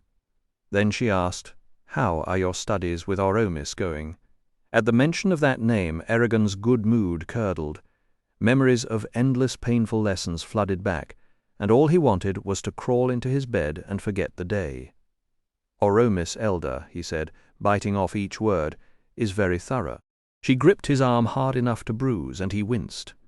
What's gone wrong? Her fingers closed around his forearm, but he tried to pull free. Nothing. She didn't release him. I've spent enough time on the road with you to know when you're happy, angry, or hurting. Did Oromis say something? If so, tell me, and we can sort it out before it gets worse. Or is it your back? We could. It's not my training. He clipped the words, then felt a stab of guilt when he saw the concern in her eyes. Ask Saphira. She'll give you the whole story. I'd rather hear it from you, Arya said gently. Eragon's jaw tightened until the muscles twitched. In a voice barely above a whisper, he told her about the meditation he had botched in the glade, and then the memory that had curled inside him like a snake, the blessing he had spoken over the child. Arya's hand went to an exposed root of the menua tree as if the ground were tilting beneath her. Barzul. He stared at her, startled. She never swore, and the dwarf word meant ill fate. I knew about Father Dur, she said, but I never dreamed, I never imagined that this could happen. Forgive me, Eragon, for pulling you out tonight. I didn't understand what you were carrying. You must want to be alone. No, he said, and the sound of his own voice surprised him. No, I needed company, and I needed this. A few fireflies drifted through the darkness between the great roots.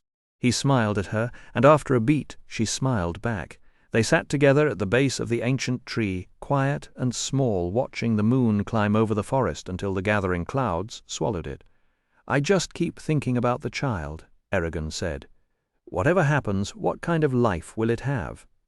Above them, Blagden ruffled his bone-white feathers and let out a shriek that cut through the night. Weirda! Nasuoda stood in the open courtyard, arms folded, making no effort to hide her irritation as she looked over the two men. The one on the right was built like an ox gone wrong, a neck so massive his head seemed to stick straight out from his shoulders, a heavy brow shadowing his eyes, and lips perpetually puckered into a pink knot. She'd learned long ago not to underestimate him based on looks, though that blocky head had a tongue sharp enough to keep up with any court jester.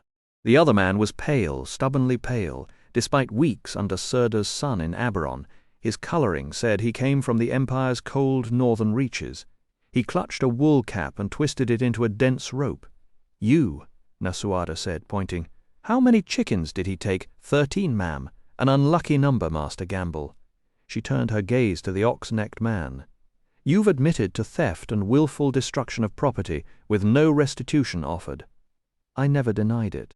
Forgive my curiosity, but how did you manage to eat 13 chickens in 4 days? Is there ever a moment when you aren't hungry? Gamble's grin was cheerful, and the scrape of his untrimmed fingernails across his stubble set her teeth on edge. Not to be rude, ma'am, but I wouldn't be breaking into coops if the Varden fed its workers proper. I'm a big man, and after half a day swinging a mattock in the quarry, I need meat in my belly. I fought it, I swear I did. But 3 weeks of short rations watching farmers drive fat flocks past me while I'm eating watered stew? That'll break any man's will. I like food hot, and I like a lot of it. And I know I'm not the only one who's been tempted. That, Nasuada thought, was the real danger, not the missing chickens, but the slow-burning anger taking root among the ranks. Fading the Varden had become a daily arithmetic problem with no clean solution, even with King Orin of Surda emptying his treasury to help. Unlike Galbatorix, who simply marched his army across the empire and helped himself to whatever his subjects had, Orin refused to take anything without paying for it. A noble principle, Nasuada admitted, and one that made her job considerably harder.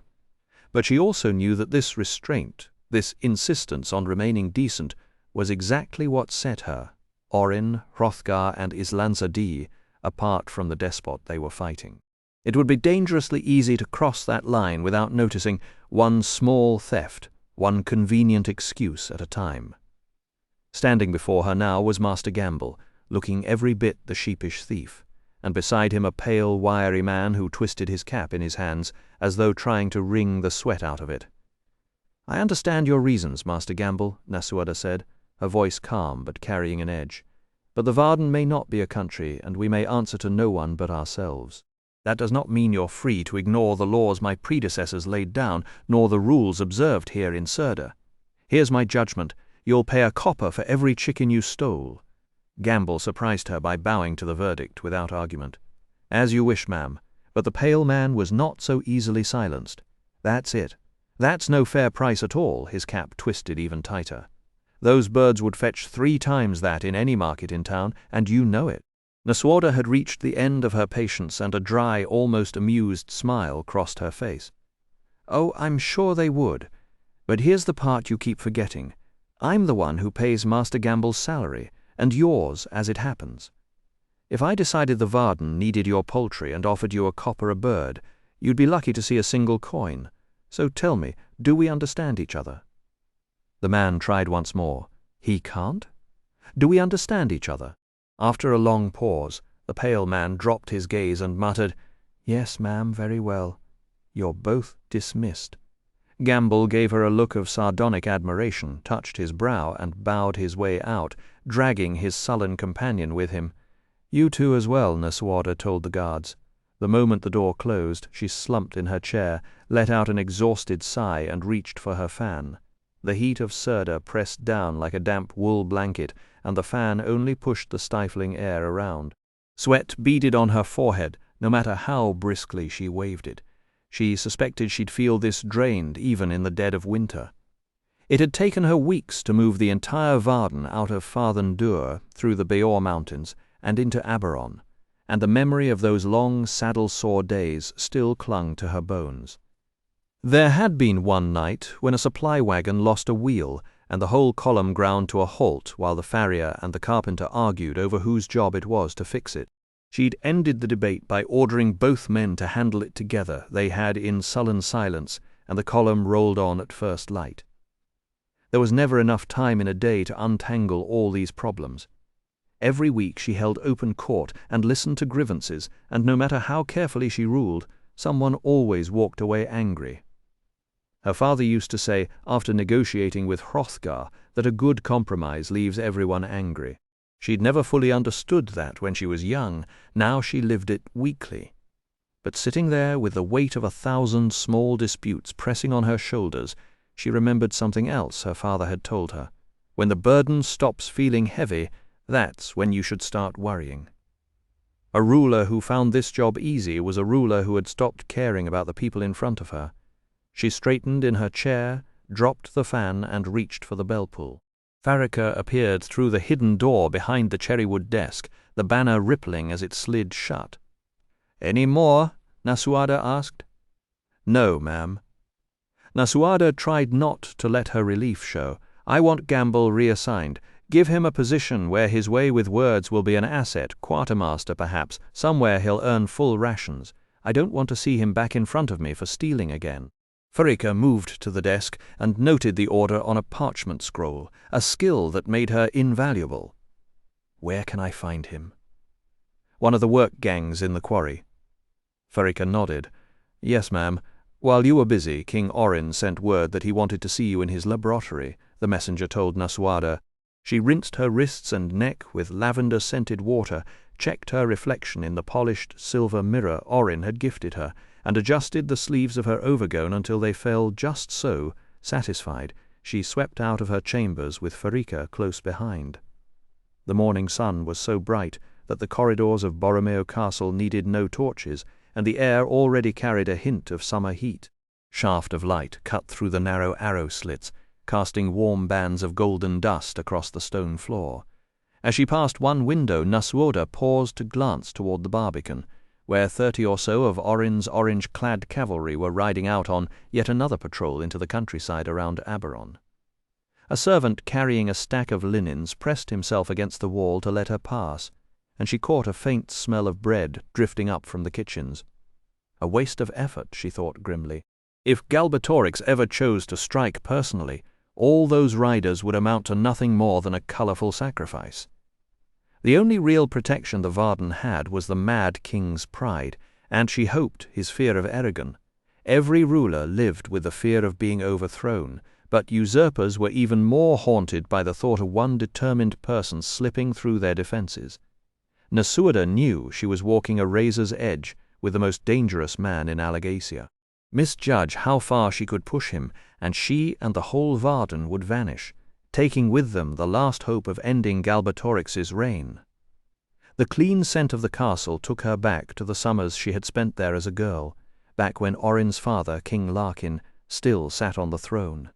Orin had been 5 years older, already swallowed up by his duties as prince, and she barely saw him then.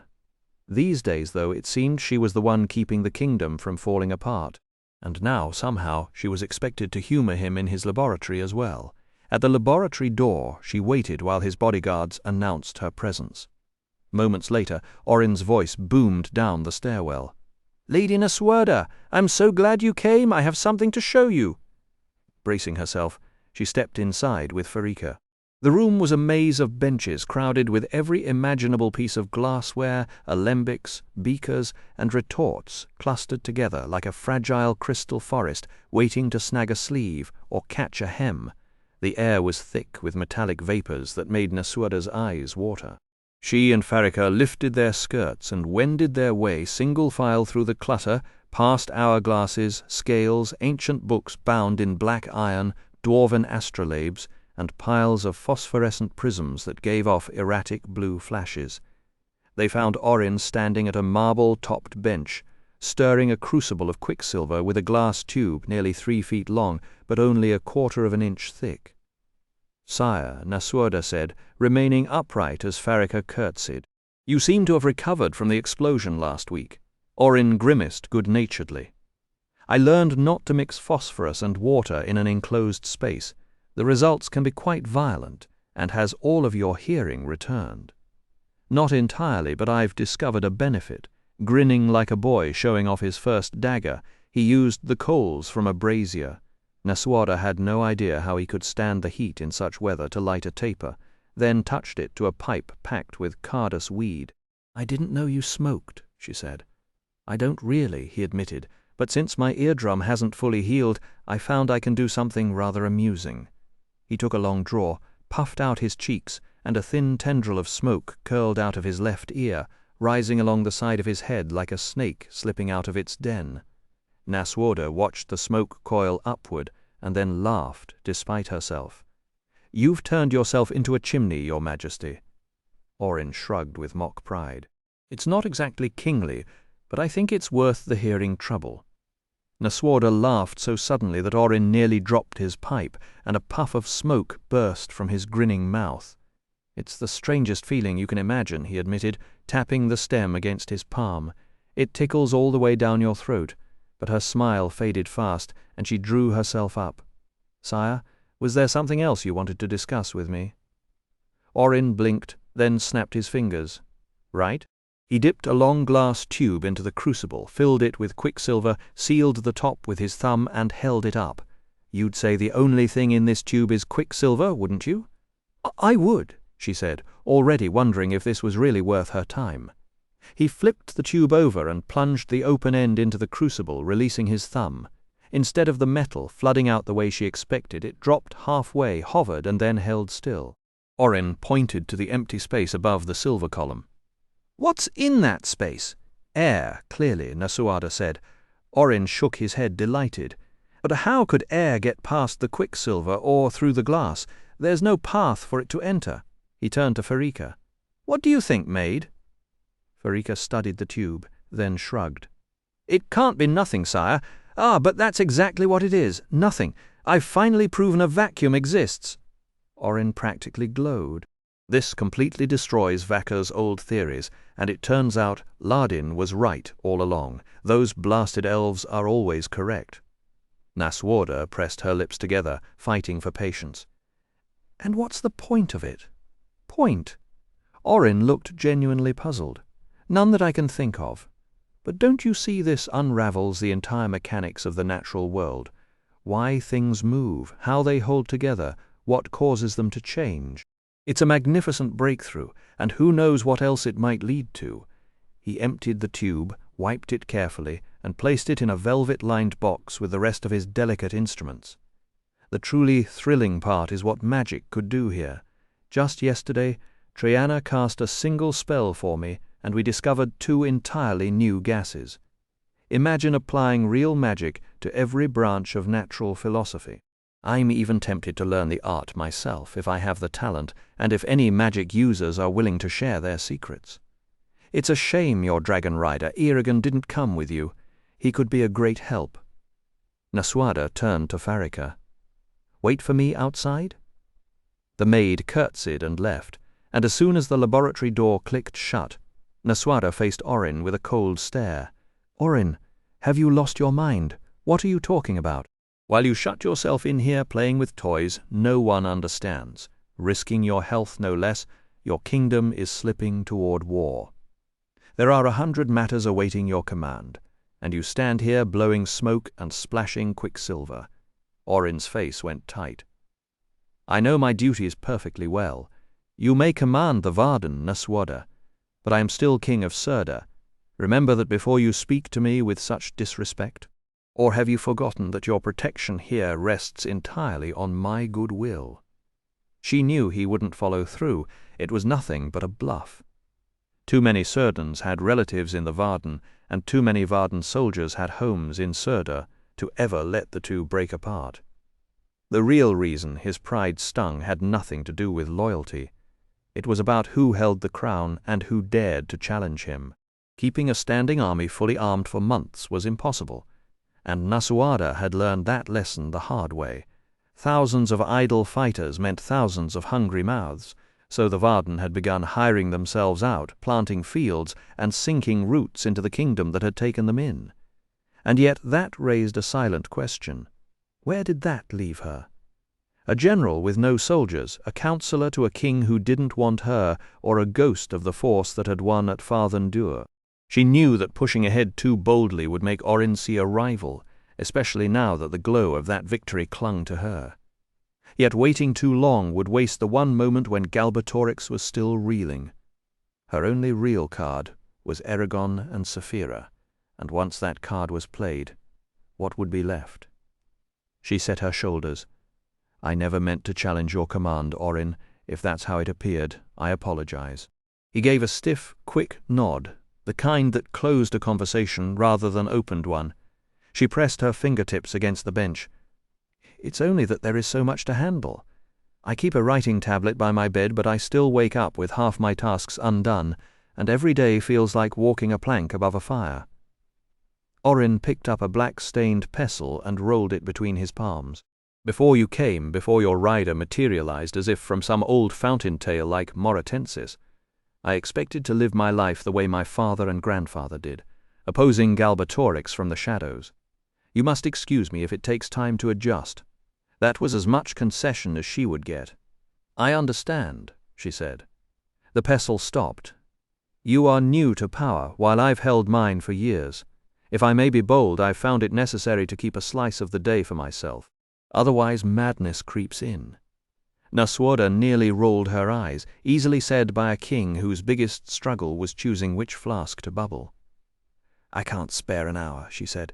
"The moment I stop, Galbatorix gains ground, the pestle stopped again, then you're doing the Varden no favors. Nobody can push forever. It doesn't have to be long, 5 minutes, 10. Shoot some arrows if you like, you'll still be serving, just with a steady hand. That's why I built this laboratory. I play with smoke and quicksilver so I don't spend the rest of the day screaming." Her first instinct was to dismiss him, but the truth in his words dug into her like a splinter. The image of herself overworking until she cracked was not heroic. It was just another form of surrender. "I'll keep that recommendation in mind," she said. A hint of his old cheer returned. "That's all I ask." She walked to the window and shoved the shutters open. Aberon spread out below, merchants with quick hands shouting at passers-by, a caravan with frayed banners raising a thick yellow dust from the western road as it neared the gates, heat shimmering over tile roofs, and the smell of cardus, weed, and incense drifting from the marble temples beyond the city. The fields lay in curves like flower petals. A sparrow landed on the sill, studied her and flew away. Without turning, she asked, "Have you received the latest reports from the Empire?" "I have." Orin crossed the room to stand beside her. "What's your read on them?"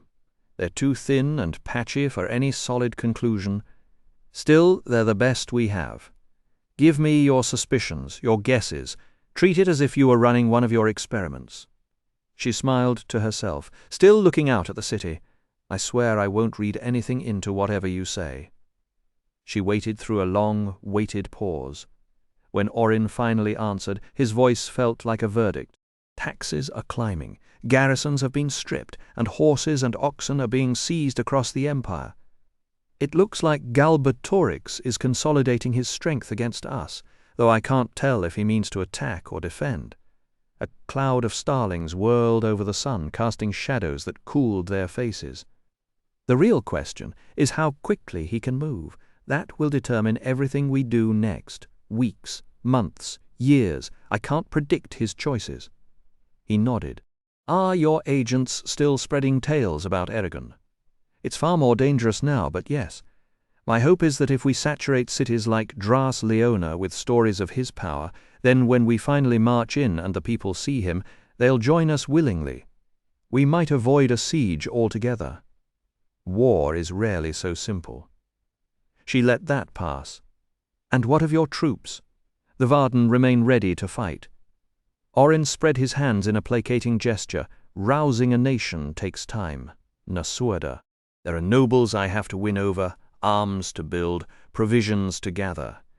And meanwhile, how am I supposed to feed my people? We need more land than you've given us." "I know," he said. "The only way to get it is to invade the Empire, unless you'd rather make the Varden a permanent part of Surda. If that's your choice, you'll have to find homes for the thousands you brought from Farthen Dur, and my citizens won't be happy about it. Decide quickly, because if you keep hesitating, your people will turn into an uncontrollable mob." She tried not to sound threatening. Orin clearly felt the sting anyway. His lip curled. "Your father never lost control of his men. I trust you won't either, if you want to keep leading them. As for our preparations, there's a limit to what can be done in such a short window. You'll have to wait until we're ready." Her fingers dug into the stone windowsill hard enough that veins rose along her wrists, but her voice stayed calm. "Then will you lend the Varden more gold for food?" "No. I've given all I can spare. How will we eat?" "I suggest you raise the money yourself." Fury burned through her, and she answered with the widest, brightest smile. She owned holding it until he shifted uncomfortably. Then she curtsied low like a servant and let the smile turn into a razor's edge. "Farewell, sire. I hope the rest of your day is as pleasant as this conversation."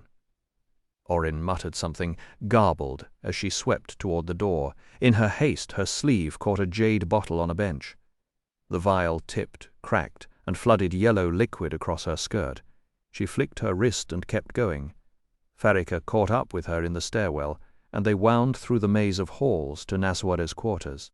Hanging by a thread, throwing open the doors, Naswoda dropped into her chair and stared blindly at the room. Her spine was so rigid that her shoulders never touched the backrest. Her chest rose and fell so slowly it barely seemed to move. "I have failed," she thought. The words sat in her like stones. "Ma'am, your sleeve." Farraka's voice yanked her back. Smoke was curling from the embroidered fabric, and Farraka was already beating at it with a cleaning rag. Naswada shot to her feet and twisted her arm, searching for the source of the heat, but as the smoke thinned, a different thought settled into her bones. Failure wasn't a truth. It was a verdict she refused to accept. She had dragged the Varden through worse than a stone-walled king, and she would drag them through this too. Farraka stamped out the last glowing thread, and Naswada straightened her shoulders, already planning her next move. Her sleeve and skirt were shredding into pale, chalky webs, and the air filled with a sharp, chemical burn. "Get me out of this," she barked, holding the spoiled arm away from her body while Farraka scrambled to undo the laces. The handmaid's fingers slipped at the knots, but finally the heavy wool shell came loose. Naswada yanked herself free and stood panting by the desk, wearing only her slippers and thin chemise. To her relief, the costly silk underneath had survived, though it smelled like a sick room. "Did it burn you?" Farraka asked. Naswada shook her head, not ready to speak. Farraka poked the ruined overgown with her shoe. "What is this stuff?" "One of Orin's wretched concoctions." Naswada rasped. "I spilled it in his laboratory." She forced herself to breathe slowly and looked at the dress with a sinking heart. The dwarf women of Durgrimstingatum had woven it for her last birthday, and it was the finest thing in her wardrobe. There was no money to replace it, not with the Varden scraping for every coin. "I'll just have to get by without it." Farraka retrieved a pair of scissors and began cutting away what was usable. "Such a shame," she murmured. "I'll salvage the good pieces and burn the rest." That practical remark only sharpened Naswada's irritation. She paced the room, furious at her own stupidity and at the way this one spill seemed to symbolize everything else going wrong. "And what will I wear to court now?" she snapped. "Your linen dress, perhaps?" Farraka offered. "Oh, perfect! I can already see Orin's face. The leader of the Varden arrives in a frock meant for breakfast, and everyone whispers about how destitute we've become." Farraka did not flinch. "Give me the dress, ma'am. I can make it look twice as fine as this one ever did. And if you stop apologizing for it, the other ladies will copy you before the week is out." Naswada raised an eyebrow, but the older woman was already taking the ruined cloth to the guard outside with a quiet order to burn it and breathe not a word. The guard saluted, and Naswada found herself smiling despite everything. "How would I manage without you, Farraka?" "Quite well, I should think," Farraka said. Later, after changing into the green hunting frock with its light skirt, Naswada took Orin's advice, if only to annoy him by not sulking. The sound of hammers rang up from the forges below as she sat with Farraka ripping out old stitches and talking through the Varden's money troubles. It was dull work, but it let her thoughts settle into a rhythm. Farraka's only comment was dry. "Most troubles in this world come down to gold. Have enough, and we could buy Galbatorix straight off his black throne and never swing a sword." Naswada laughed once, but the truth of it stuck.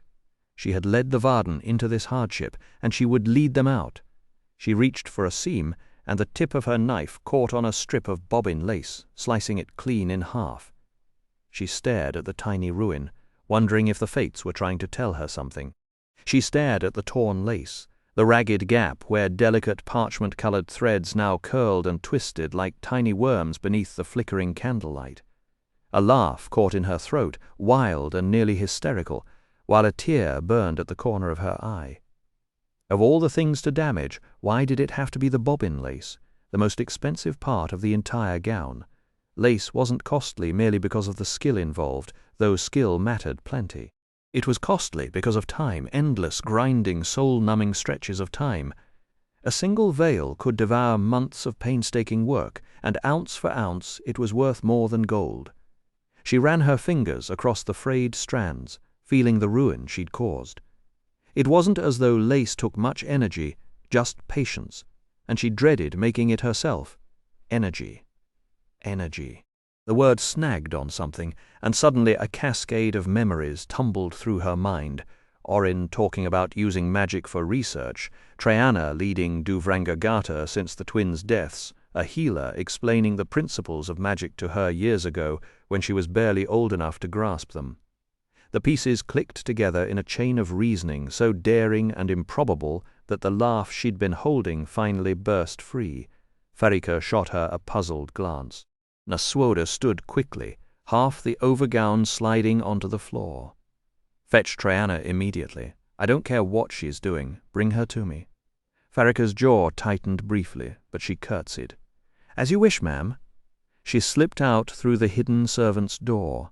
"Thank you," Naswoda whispered to the empty room. She understood Farika's unease. Magic unsettled her too.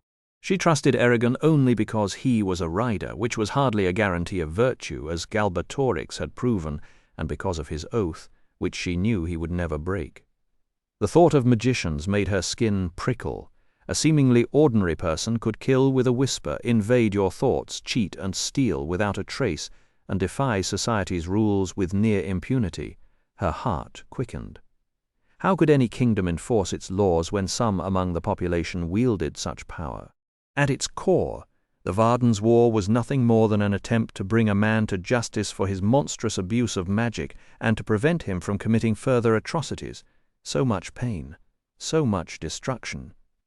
All because no one had been strong enough to stop Galbatorix, and the man wouldn't even die a natural death like a normal tyrant. She disliked magic. She distrusted it. But she wasn't foolish enough to think victory was possible without it. She needed the magicians now. Later, once Galbatorix was defeated, she would deal with the problem they represented. A sharp knock at the door pulled her from her thoughts. She smoothed her expression into practiced pleasantness and carefully guarded her mind as she had been trained to do. Enter. It wouldn't do to seem rude, not after the blunt summons she'd sent. The door swung open, and Triana strode in, her dark hair piled hastily atop her head as if she'd just crawled out of bed. She bowed in the dwarven fashion. "You asked for me, lady?" "I did." Naswoda settled into a chair and let her gaze drift over the sorceress. Triana lifted her chin, meeting the scrutiny head-on. "Tell me, what is the most important rule of magic?" Triana frowned, considering the question. "Whatever you do with magic requires the same amount of energy as it would to do otherwise. And what you can do is limited only by your ingenuity and your knowledge of the ancient language. Other strictures apply, but in general, yes." "My lady, why the sudden interest? These are elementary principles of magic, hardly state secrets, and I assume you're already well versed in them." "I am. I just wanted to be certain I understood them correctly." Without bothering to rise, Naswoda bent down, scooped up the overgown, and held the torn lace up for Triana to see. "So, with those limitations in mind, you should be able to craft a spell that manufactures lace through magic." A mocking smile curled the sorceress's lips. "Duvrangagata has more pressing duties than mending your wardrobe, my lady. Our art isn't meant for trivial whims. I'm sure your seamstresses can handle that perfectly well. Now, if you'll excuse me, Silence, woman," Naswoda said in a flat, cold voice. Triana froze mid-word, her mouth hanging open.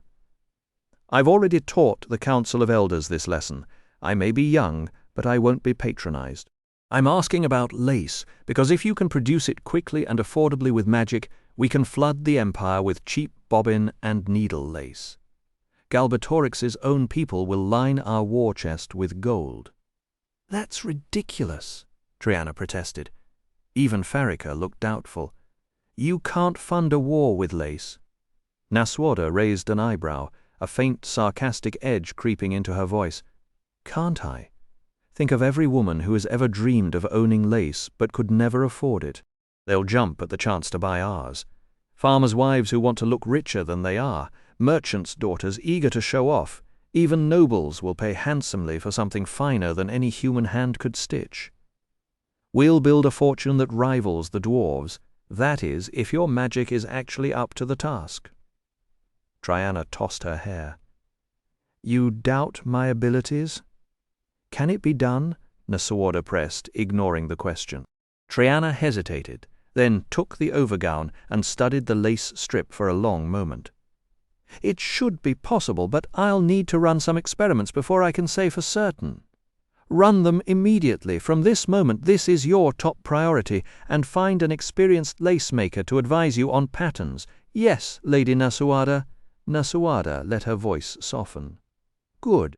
I also want you to gather the brightest minds in Dew Vrangagata and work with them to invent other magical techniques that could benefit the Varden.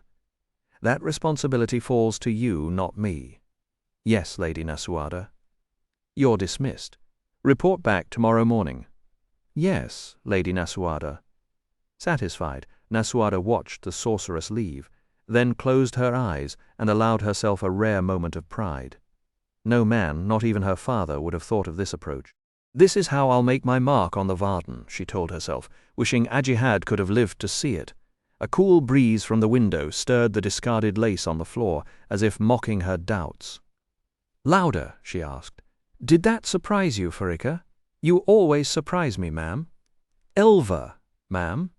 You're needed, ma'am. Nasuada stirred, reluctant to abandon her thoughts. She opened her eyes and saw Jormundur entering the chamber. The wiry veteran pulled off his helm, tucked it under his arm, and walked toward her with his left hand resting on his sword's pommel. The links of his chainmail clinked softly as he bowed. My lady, welcome, Jormundur. How is your son today? She felt genuine warmth at his presence. Among the council of elders, he had accepted her leadership with the least resistance, offering her the same stubborn loyalty he had once given Ajihad. If all my warriors were like him, she thought, no enemy could stand against us. His cough has eased, my lady. I'm glad to hear it. Now, what brings you? Creases formed on Jormundur's forehead. He ran his free hand over his ponytail, then caught himself and forced it back down to his side, a flicker of unease crossing his face. Magic of the strangest kind, Jormundur said. Nasuada lifted an eyebrow. Oh, do you remember the baby Eragon blessed? I remember her, Nasuada said. She had caught only a single glimpse of the infant, but tales about that child had grown wilder with each retelling. The Varden whispered of birthmarks that glowed and a laugh that could chase away shadows. They pinned their dreams on her, hoping she would grow into a weapon against Galbatorix. Nasuada was less sentimental. Whatever the girl would become, the war would be over long before she came of age. Someone wants you to see her, Jormundur said. Wants? Who and why? A boy on the training field? He told me to bring you to the child, that you'd find her interesting. He wouldn't give his name, but he had that slippery, knowing look like the witch's whack-at in one of its other skins. So I thought you should hear it. Jormundur shifted on his feet, clearly uncomfortable. I asked around about the girl. The men say she's different. Different how? He shrugged. Different enough that I think we should listen to a whack-at's advice. Nasuada frowned. The old stories warned that ignoring a whack-at was the height of foolishness, a sure path to ruin. But the whack-at's companion, Angela the herbalist, was another magic user she didn't fully trust, too headstrong, too fond of riddles. Magic, she muttered, turning the word into a slap.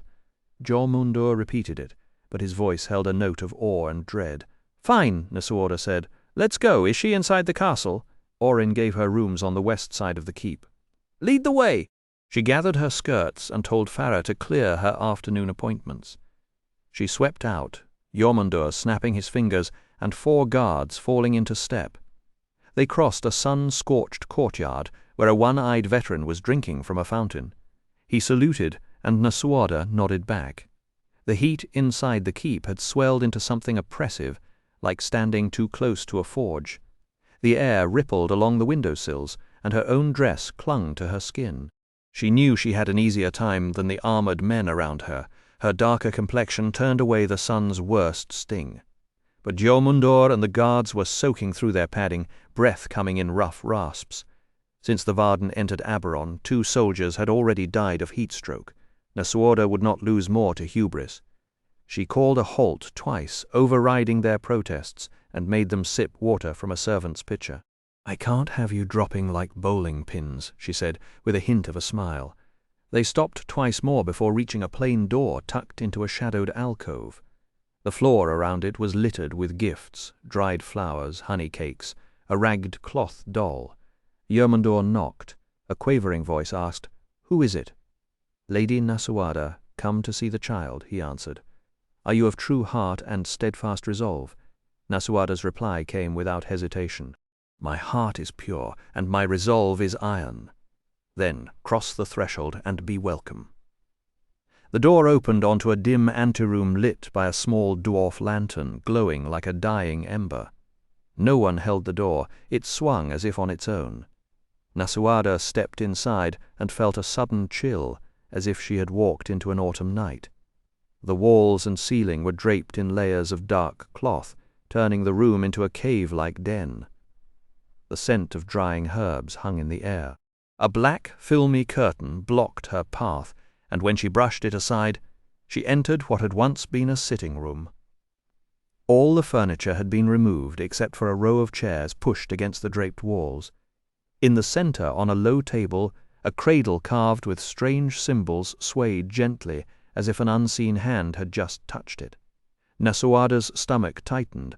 Magic, she thought, and this time the word carried the weight of both dread and wonder. A handful of dim dwarf lanterns hung in a shallow hollow of the drooping canvas overhead, throwing odd, multicolored shadows across the walls. The air carried the smell of dust, dried herbs, and something sour.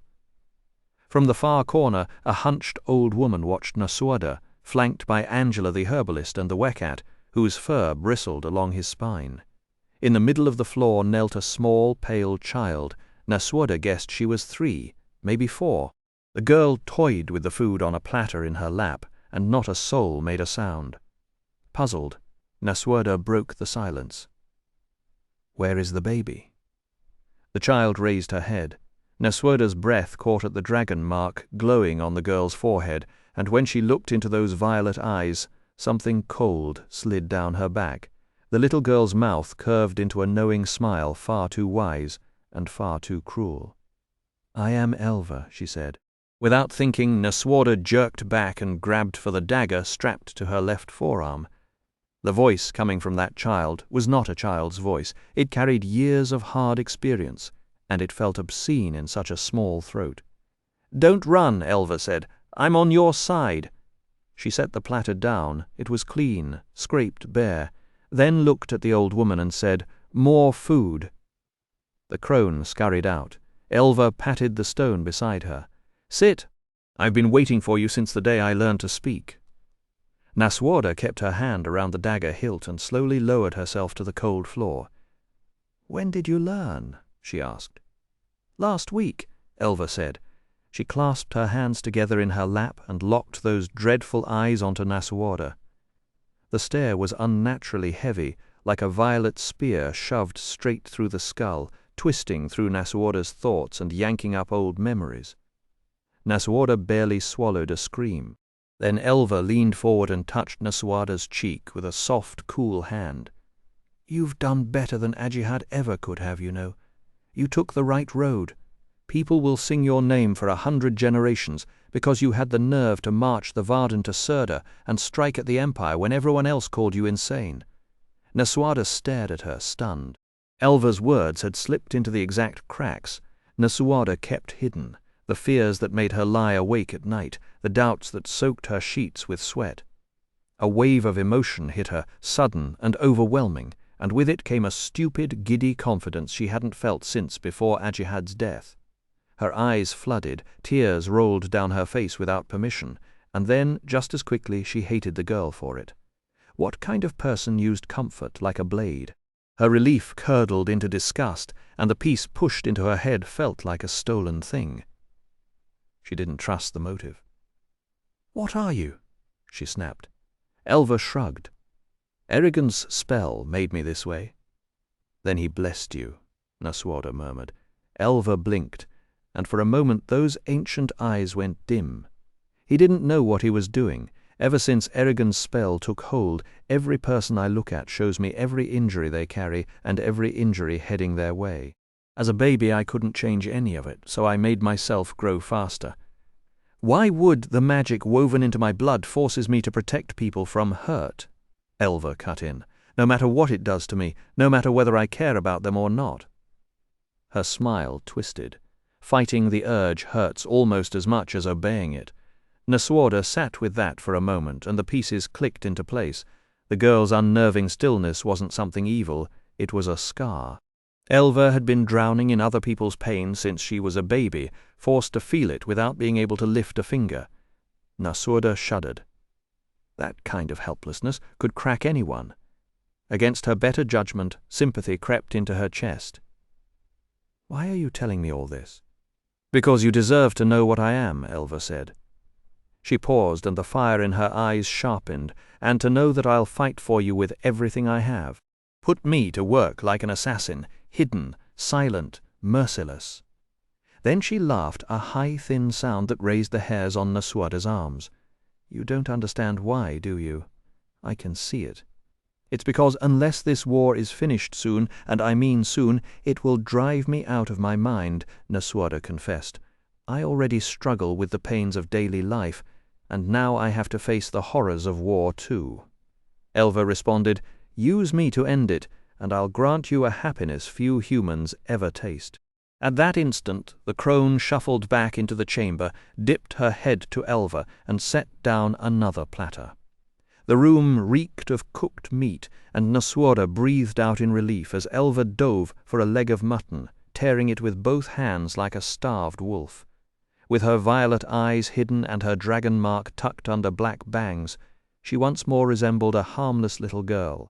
Naswada waited until the child had finished speaking, then followed Angela's gesture through a side door, leaving Elva alone in the dim, cloth-wrapped room, a pale, dire fetus ready to hatch when the moment came.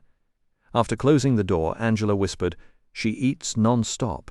Our rations can't keep up." Naswada rubbed her arms, trying to forget those awful violet eyes. "She'll be fed. Don't worry." A pause. "Has this ever happened to anyone else?" Angela shook her head, curls bouncing. "Not in the entire history of magic. I tried to cast her future, but it's a hopeless quagmire." Lovely word, quagmire, because her fate is tangled with too many others. "Is she dangerous?"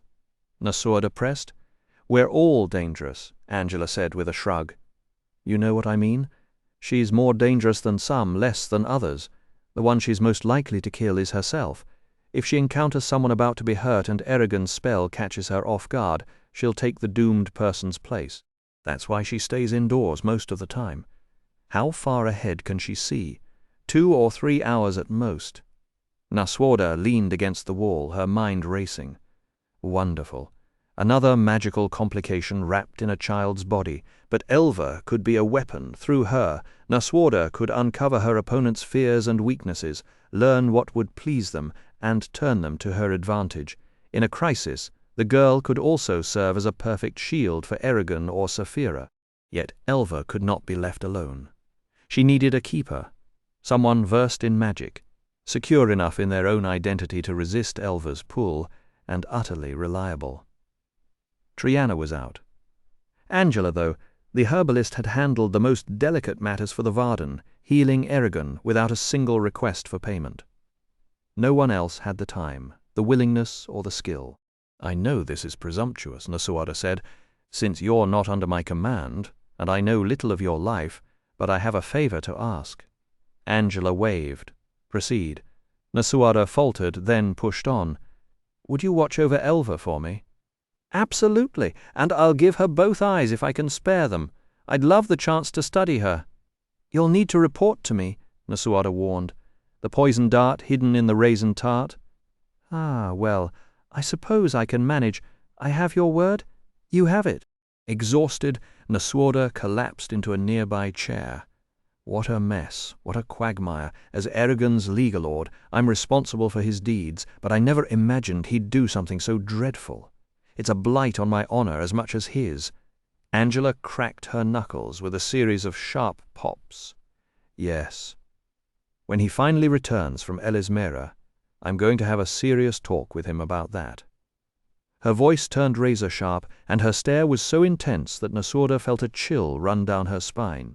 "Just don't do anything that'll slow him down, all right? We need him in one piece."